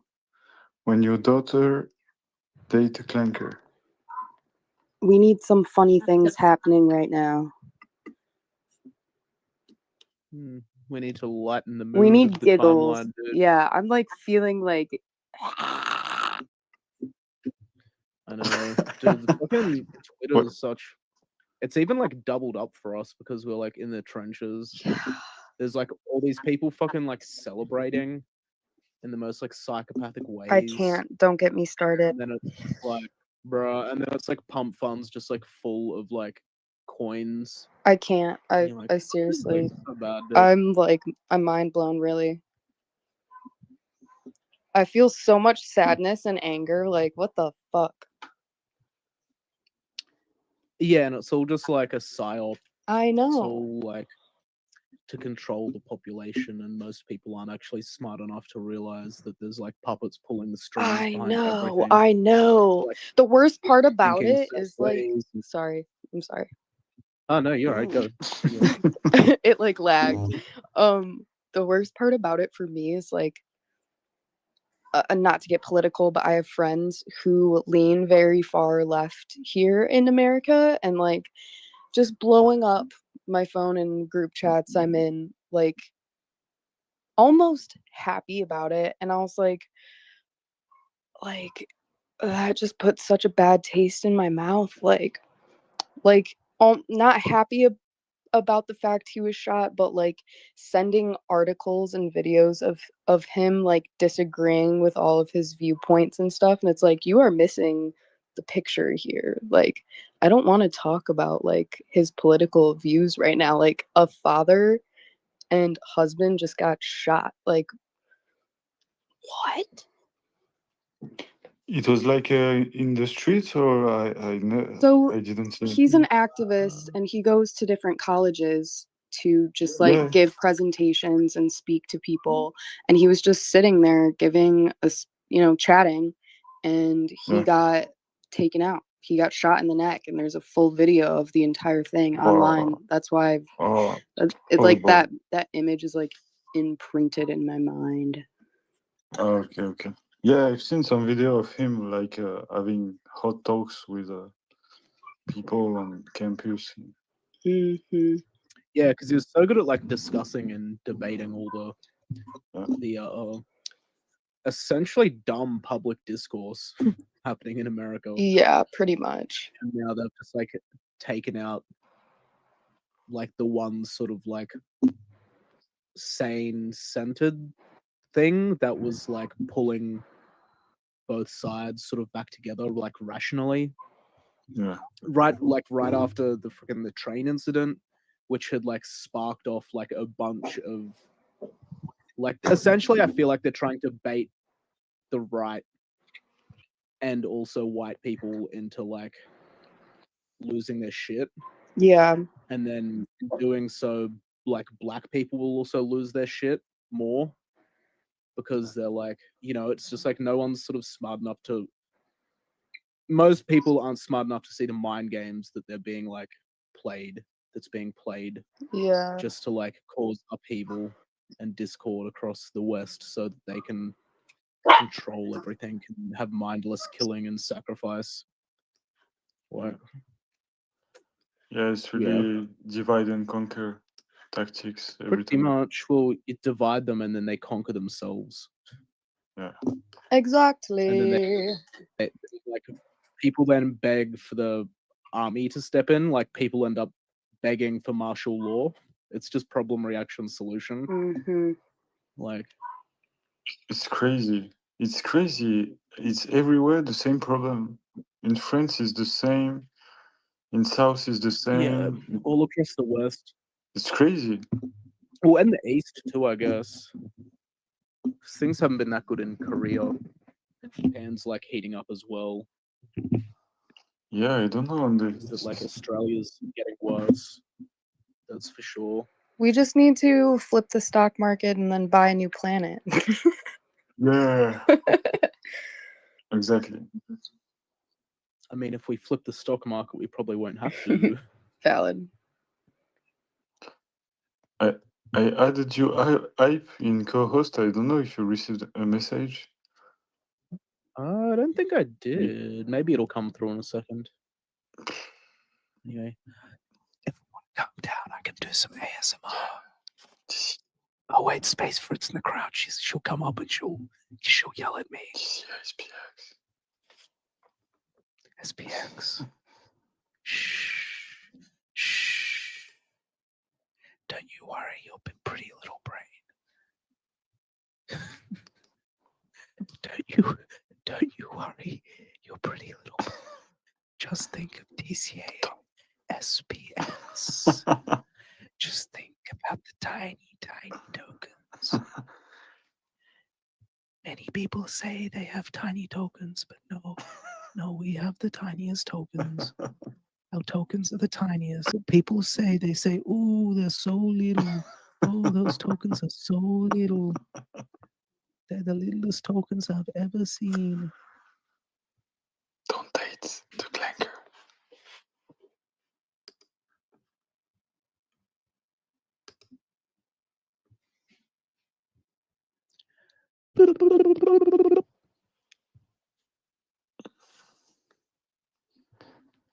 Oh.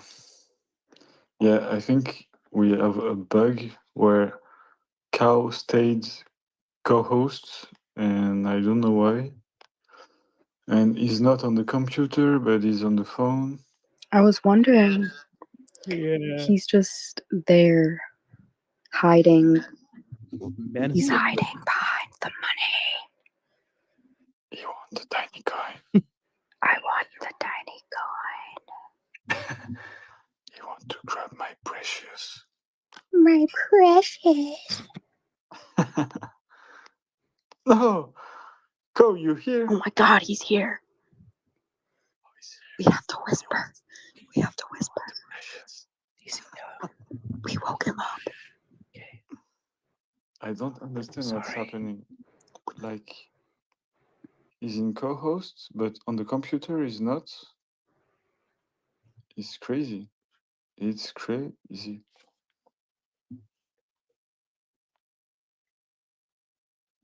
That's a big problem.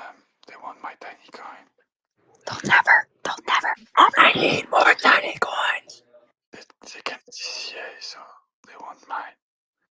Oh, we. I never signed DTA every day.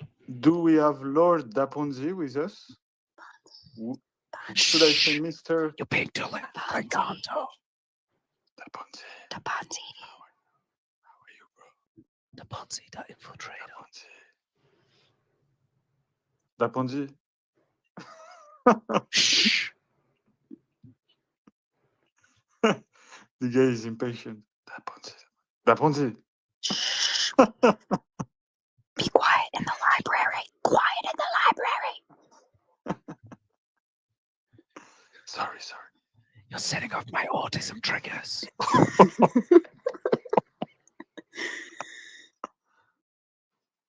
can't handle the stick.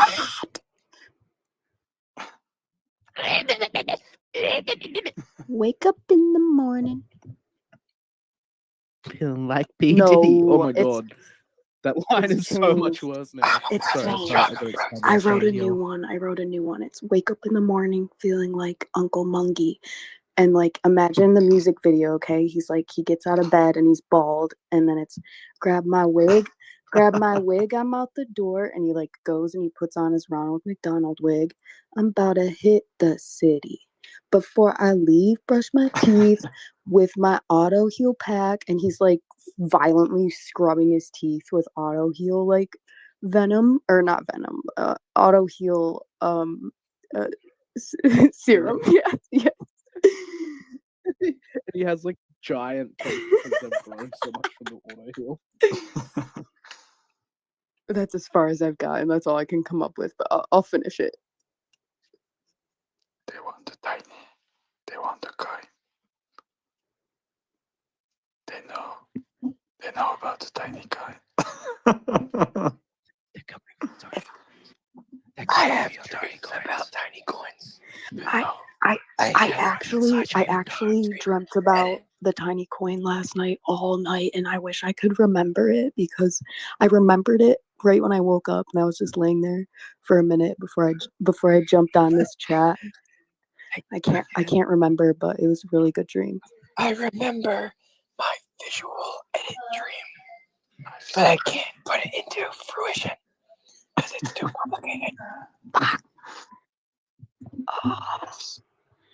In their eyes, they know I have tiny coin.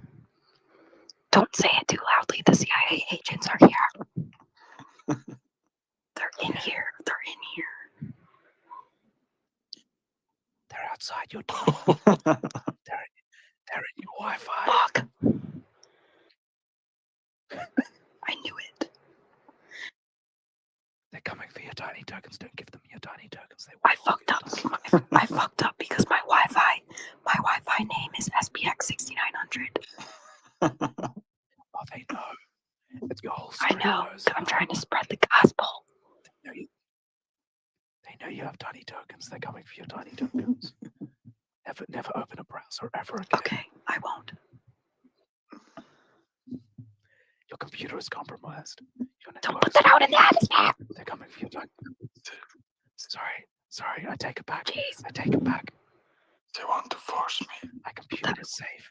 My I network is not see it. compromised. No one is They're coming through my walls. They want to force me to sell my tiny coin. It will never happen. I surround this space with a bubble of protection. Thank you. Thanks. We are protected. We are surrounded by love and light and angels. The divine energy. Saint Michael. Saint Michael. Michael.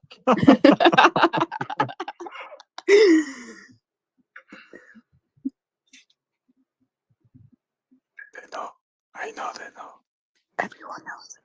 Angels are with Always.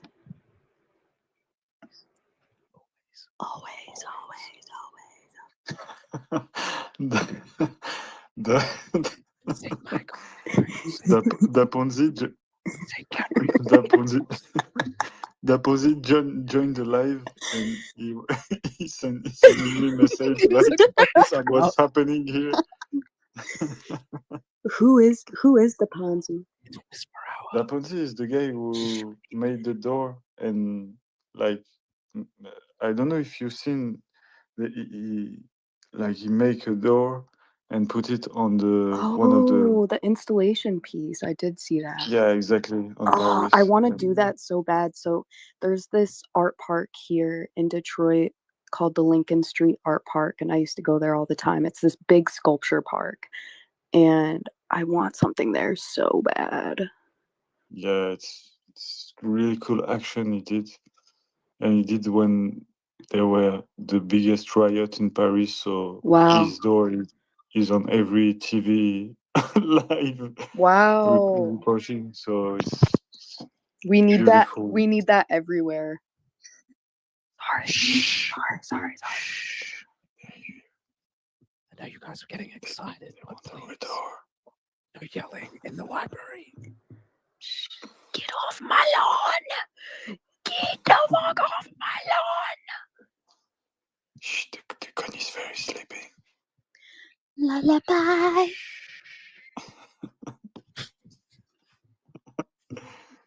Turn around, bright eyes. Every now and then I fall apart. If you talk,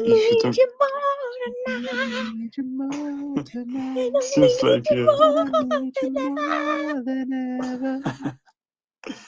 I'm holding my tiny tokens so if you tight. talk too loud, there is the guy in my PFP that look at you like this. He's seriously so scary. Like I can't look at it for too long. Like seriously, it does not represent you, Mike. You're such a goofy, like peaceful, just like so happy to see Mike's face. This is fucking terrifying. It's not me. It's Clanker Hunter. He's chasing the Clanker. Okay, well that makes sense, but he needs sunglasses on. I put another one in the Jumbotron. It's like 5 minutes before having real problem. What's the problem? When I was young, if my father just stop looking at the journal and look at me like this. No. In 5 minutes, big problem coming. The black spoon is coming. We had the black. I have I'd say a large family, and like my mom would say, "I'm getting the black spoon," and then usually it was my youngest brother who was the little fucker, and she'd grab that black spoon and bam. It's a little booty tap. Yeah, I guess we were deserving it at the time. I was like, I had my little sister, and We were making my mom crazy when we were young.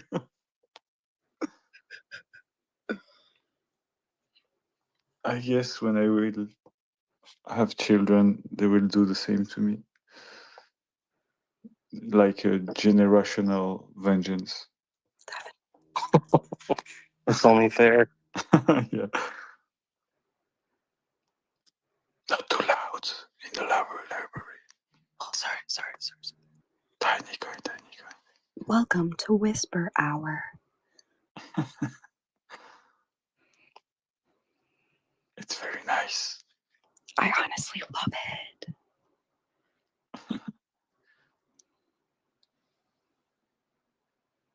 We will have the Autoheal hour in 5 minutes with statues. Oh, heck yeah. Perfect. I haven't missed a single one. Oh, so it will be the first one. I'm joking. No. Bans me from freaking blocked. This year. Oh, that juice is here. The juice. Don't say anything is here. Shh. Shh. That juice is here. Shh. He's here. Don't talk about that juice. He's here. Quiet. Oh, fuck.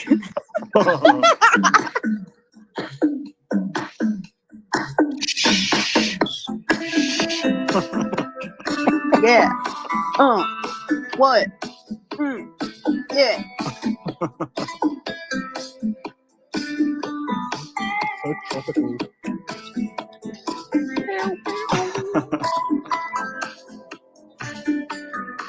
La fiesta. Fiesta loca. This monkey loves to potty, dude. Party monkey. So loud. Party monkey.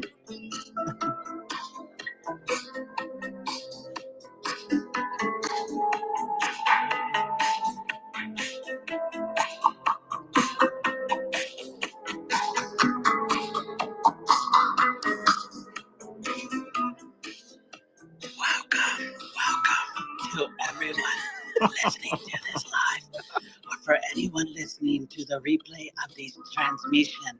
And thank you for those listening in incognito mode. We do appreciate every single one of you. In fact, we love every single one of you. Happy Wednesday. Happy hump day. Happy whatever you like to call today. I hope you get through today. But I didn't have the best of days today. But I'm here recharging as we speak. I would like to welcome everyone to a special edition of the Autoheal Hour.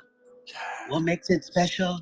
Today's transmission is being broadcasted on the world's longest X Spaces that Mike Flip the Stocks has been hosting for the past 4.5 days. The cognosphere is not only growing, but is glowing due to the pure energy we are bringing into the community. Now I get to share this moment with all of you for the Autoheal Hour, transmission number 14. I'm your host, The Juice. I'm just an Aeon who pays little to no attention to charts. I'm an Aeon who DCAs into SPX6900 every day with the rest of the cognosphere.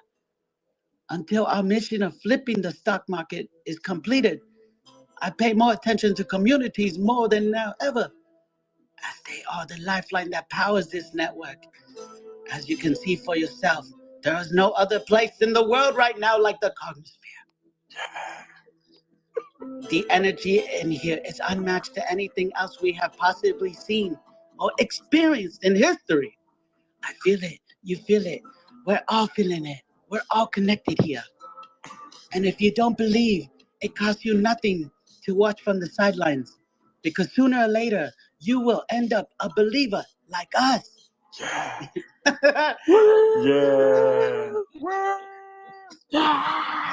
Wow, she needs no introduction, but you already know everyone gets one here. She's an OG who saw and understood the vision. She was the first to get an SPX lip tattoo at 10 million market cap. She used to run slumber party spaces with karaoke and conspiracy theories back when she was known as Space Fruit. But don't let the name Nicole or 23-inch waist fool you. I believe she is one of our queens in the cognosphere. I don't care what you think, because the girl is still cute. Yeah, you have space tonight. So cool. Welcome. Yo. Sorry if I sound like I'm delirious. It's because I am absolutely exhausted right now. But I'm very happy to be here, and nobody is probably as tired as Mike. So shout outs to Mike, aka Clanker Hunter. Clanker Hunter. 6900. We love you, Mike. Thank you for doing this. I love you, Spacey. And hi, The Juice. I love you so much. Thanks for inviting me on here. Thank you for coming on. I saw everyone was whispering, and I think I had to come in like that too. Yeah, thank you for Oh my gosh, did I miss? Okay, so honestly, I've just been in here, but I haven't been able to listen because I've been working since like 5 a.m. I have no idea. You wouldn't Anyway, have been able to hear us anyway because we were whispering. That's good, but now I feel like I didn't get the memo, and I feel like I should be talking like this. We're in the library. Should definitely be whispering. Okay, but can I just say, the other day I was ranting about how much I cannot stand ASMR, and I think that it's actually meant to overly sexualize the children. So I want to just put that out there, plant that seed in people's heads. If you've never thought about it, why all of a sudden, out of nowhere, did ASMR become the thing that all the high schoolers were doing? Anyway, just a thought. Whoa. I will never whisper again. But actually, we're adults here, hopefully, most of us. Yeah. But yeah, I don't know. Just the someone's gonna have to clip the last 10 minutes. No, it was not like that. I feel you. I wasn't saying you guys were doing that, but we were I think on Mike's space, but a couple days ago, because now this has been going on for many days. A couple days ago, or maybe my days are blending into each other. This might have been yesterday. We were talking about ASMR for some reason, and I think Undy was playing some sound. Yeah, I remember. Yeah, it was 2-3 days ago. Yeah. But thank you for coming on. Thank you, Mike. First of all, thank you for doing this. Thank you. This wouldn't be possible without you doing We this. love you. We love all of you. Thank you. How are you doing, Spacey? Or what would you like to be addressed by? I feel like. No, I love Spacey. Actually, obviously everyone knows my name is Nicole because SPX is just two Nicoles with 23-inch waists, and they're 4,000 alt accounts, which is what everyone else here is. No, I'm joking. No, but I grew up, my name is Nicole, but no one ever called me Nicole growing up. So Spacey is perfect. That's ideal for me. No way, your name is Nicole? Yeah. That's what. Okay, I understand. Oh, are you just getting that lore, Mike? No way. That's why. I can't tell if it's sarcasm or. No. I swear I didn't know. Okay, so that's why the two Nicoles. It's a lot of information. That's how old SPX is. That there are so many nuanced things that even if you're as involved as Mike, you still can miss out on one of the fundamental pieces. Is that why you wondered why I called her Nicole right now in the intro? I'm in shock. I can't tell if this is real. Guys, my brain is way too fried to process this right now. Crazy. Okay. Oh, wait, can I say one thing about the crazy thing? Okay, so Mike, go ahead, say crazy a couple times the way you know how. Crazy. Okay, so I don't know if anyone has been here for many of the past consecutive days, Mike and a couple of other people, I think Fredbird, whatever, have been saying crazy that way, rolling the R and kind of mocking in Italian. And Murad came in here yesterday, and I think he accidentally rolled his R, or he was lurking. And so I had to go and just ask him straight up, like, have you been lurking in here on an alt? Or did you like just accidentally roll the R? Because we've been doing the crazy with the rolled R. And he said it was a coincidence. So that's the cognosphere in action. Crazy. That's crazy. Crazy. You Yeah. said you're from your family is Italian?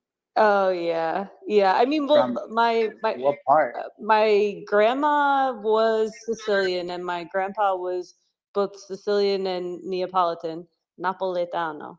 No way. Is No that what way. you are, Mike? That's crazy. That's crazy. my my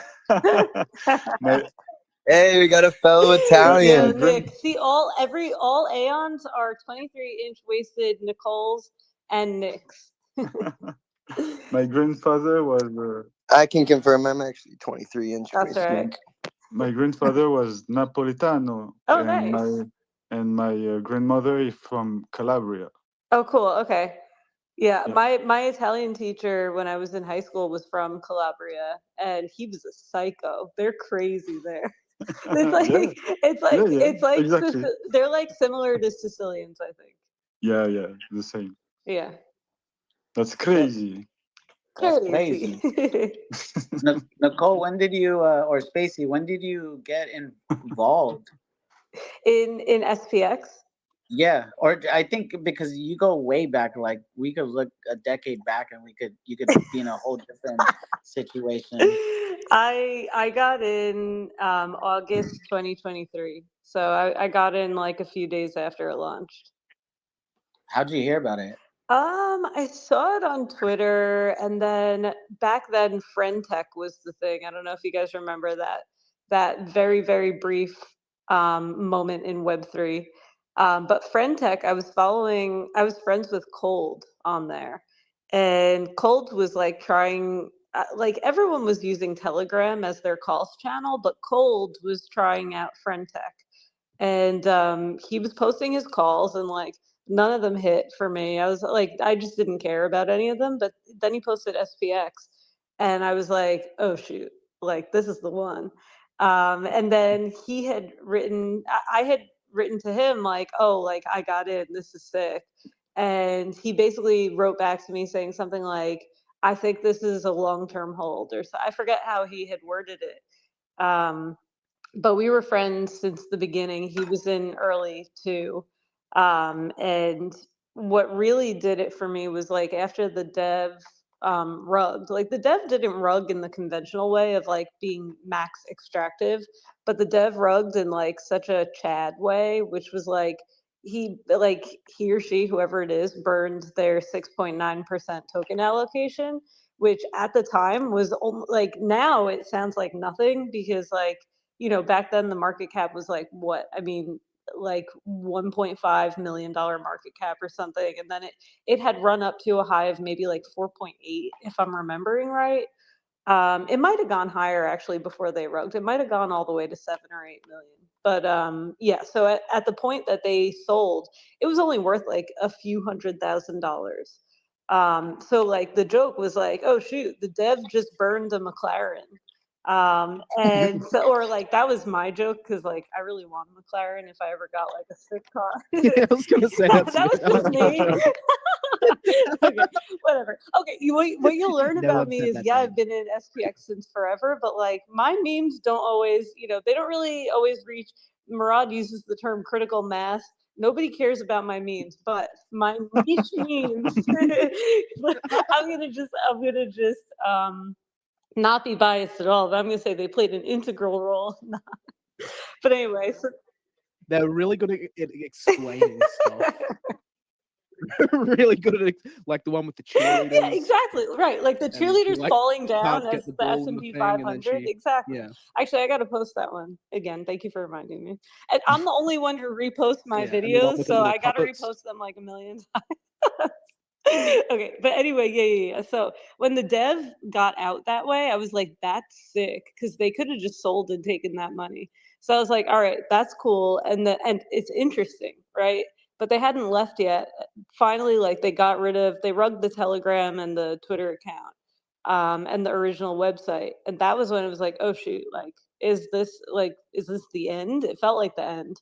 And of course you had like the people who are like online being like, yeah, like it's dead, whatever. Because like for some reason fear spreads quicker than conviction does. But anyway, we won't get into that. So then Idea Hazard started the Twitter space, and like I got up on stage and I was like, girl's still cute. And Cold got up and he was like, I'm doubling down. And I was like, oh, that's sick. Okay, like this guy really believed what he was saying when he wrote to me, like, this is going to be a long-term thing.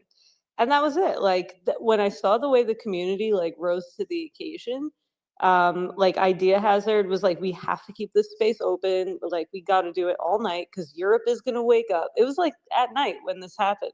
So like Europe was about to wake up and find none of the SPX socials. Like the Telegram we were like living in 24 hours a day was going to be gone. So it was like, we have to have a place for them to go so they can figure out what just happened. And we stayed up, like a couple of us stayed up like basically all night. And it was just like delegating. Idea was like, who can do the website? Like we need someone to rebuild a website. Who can do the Telegram? And people just sort of like filled all the different voids. Like they just rose to the occasion based on what they were able to do. So yeah, so that had me forever. I was like, done. I'm never leaving this. At what point did was the thought of a lip tattoo come into play? Besides being 10 million? You're gonna be surprised when I tell you how early that happened. I literally said this in SPX September of 2023, right? So literally 2 years ago. And it was shortly after, like, we brought it back to life. And, you know, just by like doing what we do, which is like the memetics and just like being present on a day-to-day basis, creating new content. And we had pulled all the way back to like a $1.2 million market cap after having run to like 7 or 8. And we had pulled back to 1.2. We were like, crap, if it goes below 1 million, like it's dead in people's eyes. They're not going to look at this again. And it didn't. It never dropped below, I think, 1.2. And then it ran back up. And it was, you could tell it had momentum again because I was like, 4.8 is a level. Like we were just, at that time, we were still watching the chart a little bit because it was like survival mode. It was like, this thing could die. So anyway, we were like, oh, 4.8 is a level, buy there. Like people need to like, if we want this to survive, we all just need to buy at the levels that we know. So yeah, so it was like 4.8 is a level. No one was saying buy here, but it was like, like, do we want this to live? 4.8 is a level. Like we need to break through there. And then after that, I was like, you know what, if we like surpass a $10 million market cap, I'm getting a lip tat. And we did, like literally within weeks of this. And we surpassed 10 million, but I didn't do it right away. And then one day in November of 2023, I was in LA and I was with my friends. I was like, I'm going to do it. So I just like walked into a shop. The guy was laughing hysterically. It took literally 3 minutes, like from the moment that I signed all the paperwork to him sterilizing my lip to it being fully tatted. And that was it. Is there any plans for a tattoo at 10 billion? Oh, there's another. I already committed to one at 690 million, and that's my knuckle tat, and I'm gonna get that soon. Nice. Yeah, so I'm gonna get 6,900 Yeah, I'll get greater mine. than 500. Oh yeah. Spacey, next. I'll get my first tattoo at 10 billion. Yes, do that. Next week, I'm doing the lip tattoo too. Let's go. You know what? Yeah. I want to credit the Ponzi for making it a thing because we needed a second person to do it and to post about it for it to become a thing that grows kind of like exponentially. So shout outs to the Ponzi. And that's the same person who did the portal. So really, he's killing Yeah, it. the portal's sick. I saw that. I gotta go there just so I can walk through it. It's crazy. It's crazy. I was gonna correct myself and roll the R. So I was like, Mike got that. Yeah, so I feel like everyone is gonna have to get a lip tattoo to come into the cognosphere. Like they're just gonna bring. Let me see your lip. Okay, yeah, come in. That's a good idea. That's the new. It's like hazing, but it's like benevolent hazing. Yeah. So was it stressful at all back in 23 at all? Because it seems like everyone was just having a fucking good time. Excuse my French. Yeah, I think people had different like reasons for being stressed.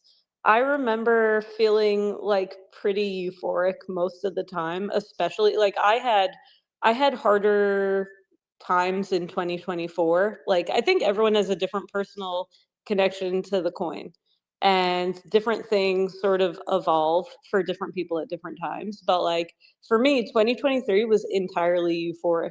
The only annoying thing was like I was always trying to do more, and idea hazard, it was much more centralized back then.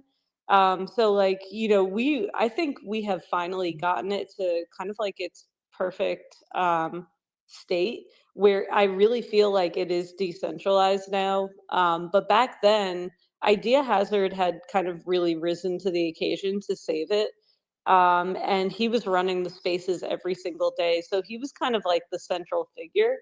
So a lot of things kind of ran through him. And when secret projects were happening, like when Project Aeon was being done, that was like kind of gate kept a little bit, but I think for good reason. But I was always trying to do more, and I felt like in 2023 I was really obstructed from doing more. But that's fine. And 2024 was a harder time for me than 2023. But yeah. So was Project Aeon was that like happening behind the scenes while the CTO was about to take off? It was literally like as soon as like the CTO happened, which would have been like I think the first week of September, ish. I don't know. I could be off a little bit on that, but as soon as that happened, I want to say within like 2 weeks, there was a secret project was announced without any details on what it was. But it was Project Aeon. And so, probably 2 months after it was announced, actually less than 2 months, maybe a month and a half after it was announced, Project Aeon's minted. Because they minted November 2023, I think. Yeah, November 15th. Yeah. So it moved really quickly, even though it was like a small group of people. Like now SPX is like it like runs itself because everyone sort of takes accountability for doing things. But back then it was like a pretty small number of people who were like doing the big things. And you know, Project Aeon was like a pretty small group of people who had worked on it, and the quality of it and just the quality of everything, like the way that the mint was done, the quality of the artwork, I think everything about it was executed like perfectly. And for context, Idea Hazard was the dev on that, but he also was the dev on Ticker Bitcoin's Proto Gremlins. So he definitely had experience before. Has there ever been any like bad apples of like previous OGs or something like in the past? Anyone that Yeah. Yeah, I mean, like everyone, for the most part, bad is like really relative to different people's different experiences. So, like, I would say anyone who was noteworthy in SPX was probably noteworthy because they like really cared about it. And I would say maybe SPX Trump was the one exception.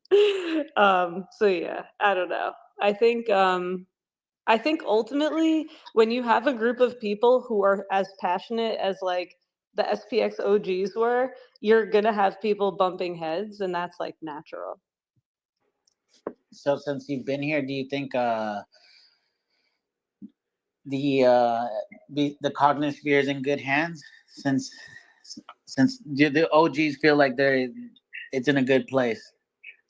I personally feel like it's in an amazing place. I think as long as people move with purpose and it doesn't become like a dogmatic thing, and as long as people are led by their moral compasses, then it will always be in good hands. And just as long as people aren't becoming complacent, and I don't think they are, I think people are becoming more active. And like you see a portal pop up and you're like, oh shoot, I can do something big and like, you know, like kind of like jaw dropping too. And so I think at this point it's just the initial conditions are really important when something starts. And I think that those were really kind of protected by a lot of people who had just the greater good in mind. And I think that that really sort of was protective over the trajectory overall. So. Do you, I was gonna ask, how do you, like, because you and Nicole were the only two girls in the space back then, like for the most part, or were there any other? Like really early on, we were both August, right? So we were both there from basically the get-go. But I think, you know, Ducky came around pretty early. There were a handful of girls that came around pretty early. And we got Lady T a little bit later, like beginning of 2024, I want to say. And that was a game changer too, because she has a big platform. So there have been waves of like like it always becomes a focal point because girls in crypto is just like, it's already rare. As first of all, being in crypto is rare as it is. And then being in meme coins is even rarer. And then having a girl is like even rarer than that. So, I mean, it becomes a focal point for that reason. So I think there are like different waves, and like we have Aeon Girl on stage right now, and that's one example. Earlier it was Tiffany. I didn't get to do the breath work, but that sounded amazing. I think there will always be new waves of like girls kind of dominating this coin because it is like an all-girl coin after all. Yeah, I was gonna ask, like, how could we naturally just attract more women into the space, into the cognosphere? And like, since you guys were early adopters, like, and I remember when I first started Autoheal Hour, Aeon Grow was one of the first women that came onto the space, so I'm like very grateful for that. And then you came on too, just giving love, and so like I appreciate all that. I just feel like we need more women in this space. I think it's okay, honestly. Like, I think that there is nothing we should do differently because it is a place that has always kind of like embraced the female holders. And if we try to do too much, then it becomes performance art. And it attracts the right kinds of girls, in my opinion, because what I see in crypto is like, we have to understand that like institutions, even when they pretend like they're not heavily involved in things, they are heavily involved in everything, right? Like they have their foot in every door and whatnot. And I think what I'm trying to get at is like, you know, recently, last week, I tweeted like a few days ago, like, oh, the paid KOLs are telling us it's over. What are you doing? Like, it's really important to understand that a lot of these sort of like influencers are literally paid, like they're plants, and they are meant to control the sentiment. And so I think in the crypto space, what is the best way to control sentiment? Well, not only to have someone with a big platform, but to have someone with a big platform who's like stunning, right? Like someone super beautiful with like an alluring voice and all this stuff. And so like I saw someone analogize it to like sirens, and I think that's the right analogy. And somehow SPX has managed not to become a place for those people. And probably because it's just the real deal. I don't know. So I think we should do nothing differently except put a girl on.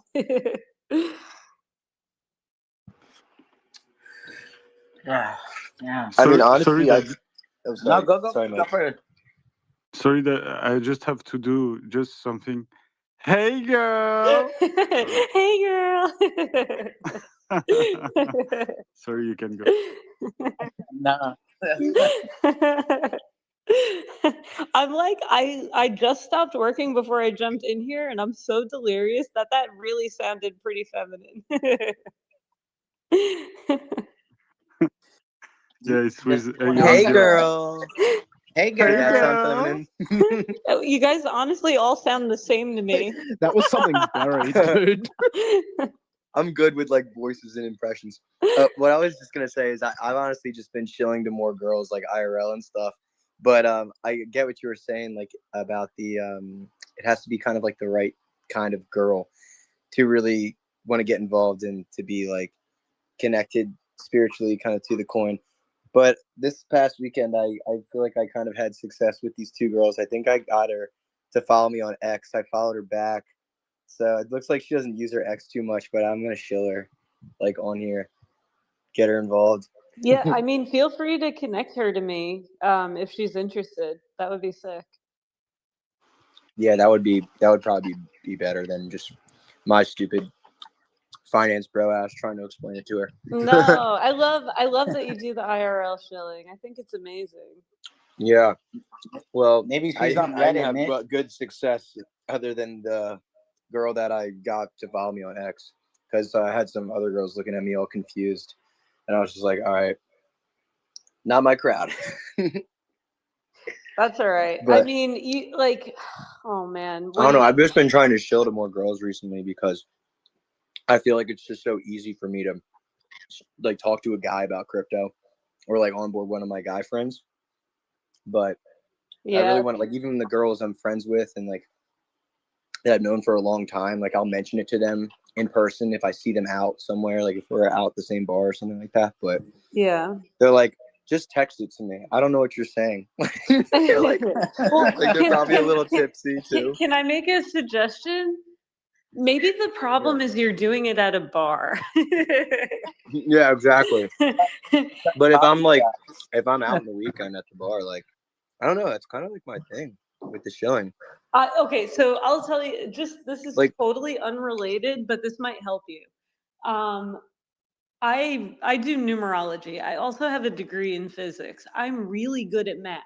But if I'm at a bar and I've had enough drinks, I could like be reading someone's numbers, doing numerology and doing basic addition and still screw up. Like and it doesn't make sense. So just get people in their right minds, maybe. that's so true. That's but the time. one thing is like kind of ties back to Murad and like how like our culture has kind of just like changed since like the past couple of years. Like I feel like we don't have third places. Like I watched this on YouTube video recently. Like people just either go to work or school or whatever, and you go home and like that's it.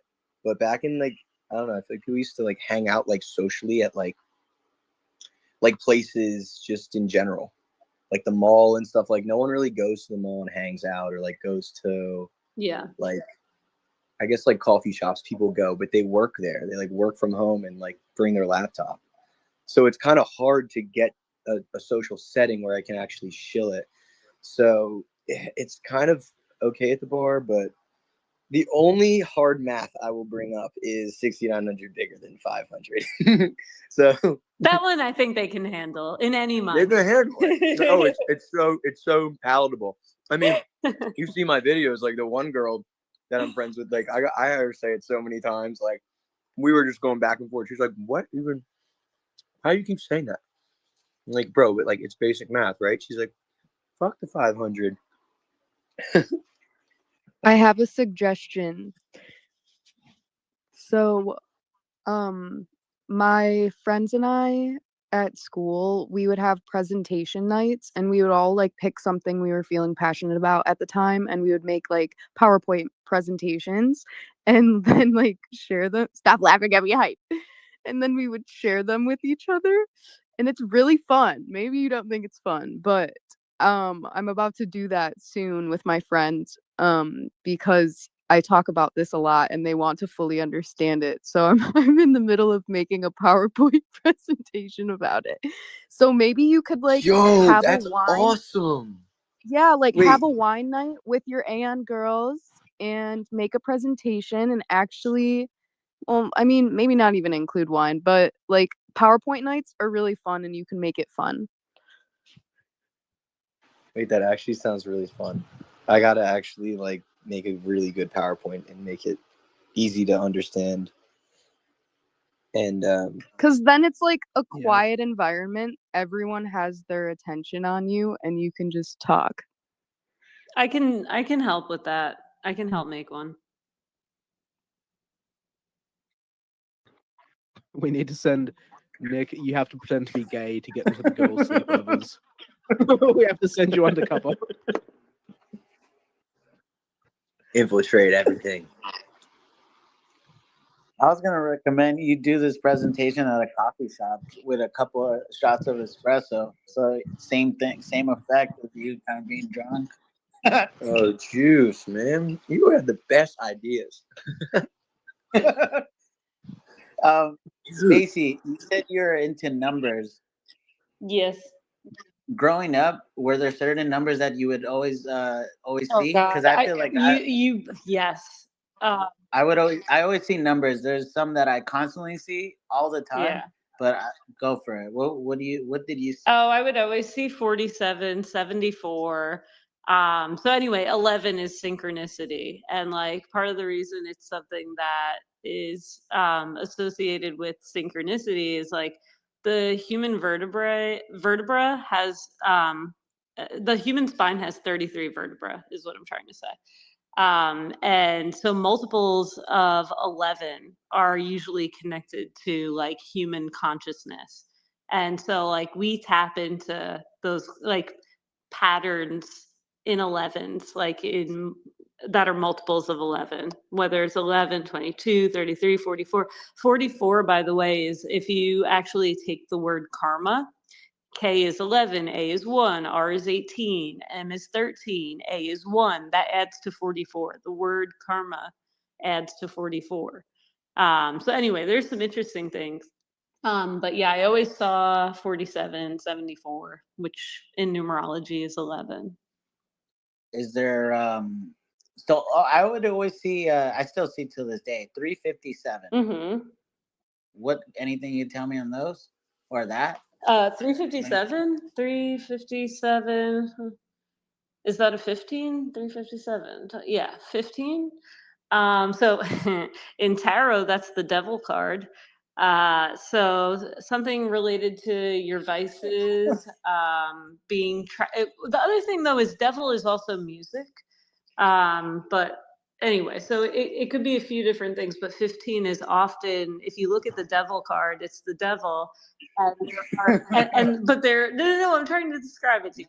No, it's, you're hitting the nail. Like I mean, I do music, but 15's also my birthday. So well, that makes 15's my birthday. Yeah, you're a Libra. Libra? No. 315, but 15's my number too. Nice. But yeah, no. So the devil card looks like two people, like two humans, and they're both on leashes, like attached to what looks like the Baphomet. So anyway, it's usually being tied up by something. It's usually vices. It could be addiction. It could be like your own lessons, like karmic lessons that you haven't learned yet. But yeah, it could be a lot of different things, but it's not always a negative because 15 is also kind of like Saturn. Well, it's again, it's karmic. It's like Saturn driven. So it's like, it could just be that this is a very like, a time of like things coming very full circle for you or something like that. So if you're seeing that number a lot, it's probably like, there's a lesson in this or something like that. That's probably how I would interpret it. Okay, thank you. I mean, I see a lot of things a lot. But besides this being a 6900 chat, what's your favorite number? And by the way, 6900 is also what's Wait. 6900. Can I ask a significance of a number I see? Sure. Go for it. Number 72. 72 is 9, which is the hermit in tarot, and the hermit is kind of like skeptical of everything, like literally questions everything and kind of like a little bit misunderstood, but is sort of the humanitarian. Like, so 72 is if you break it down to the two different numbers, the 7 is like spiritual perfection. It's like a seeker, someone who like can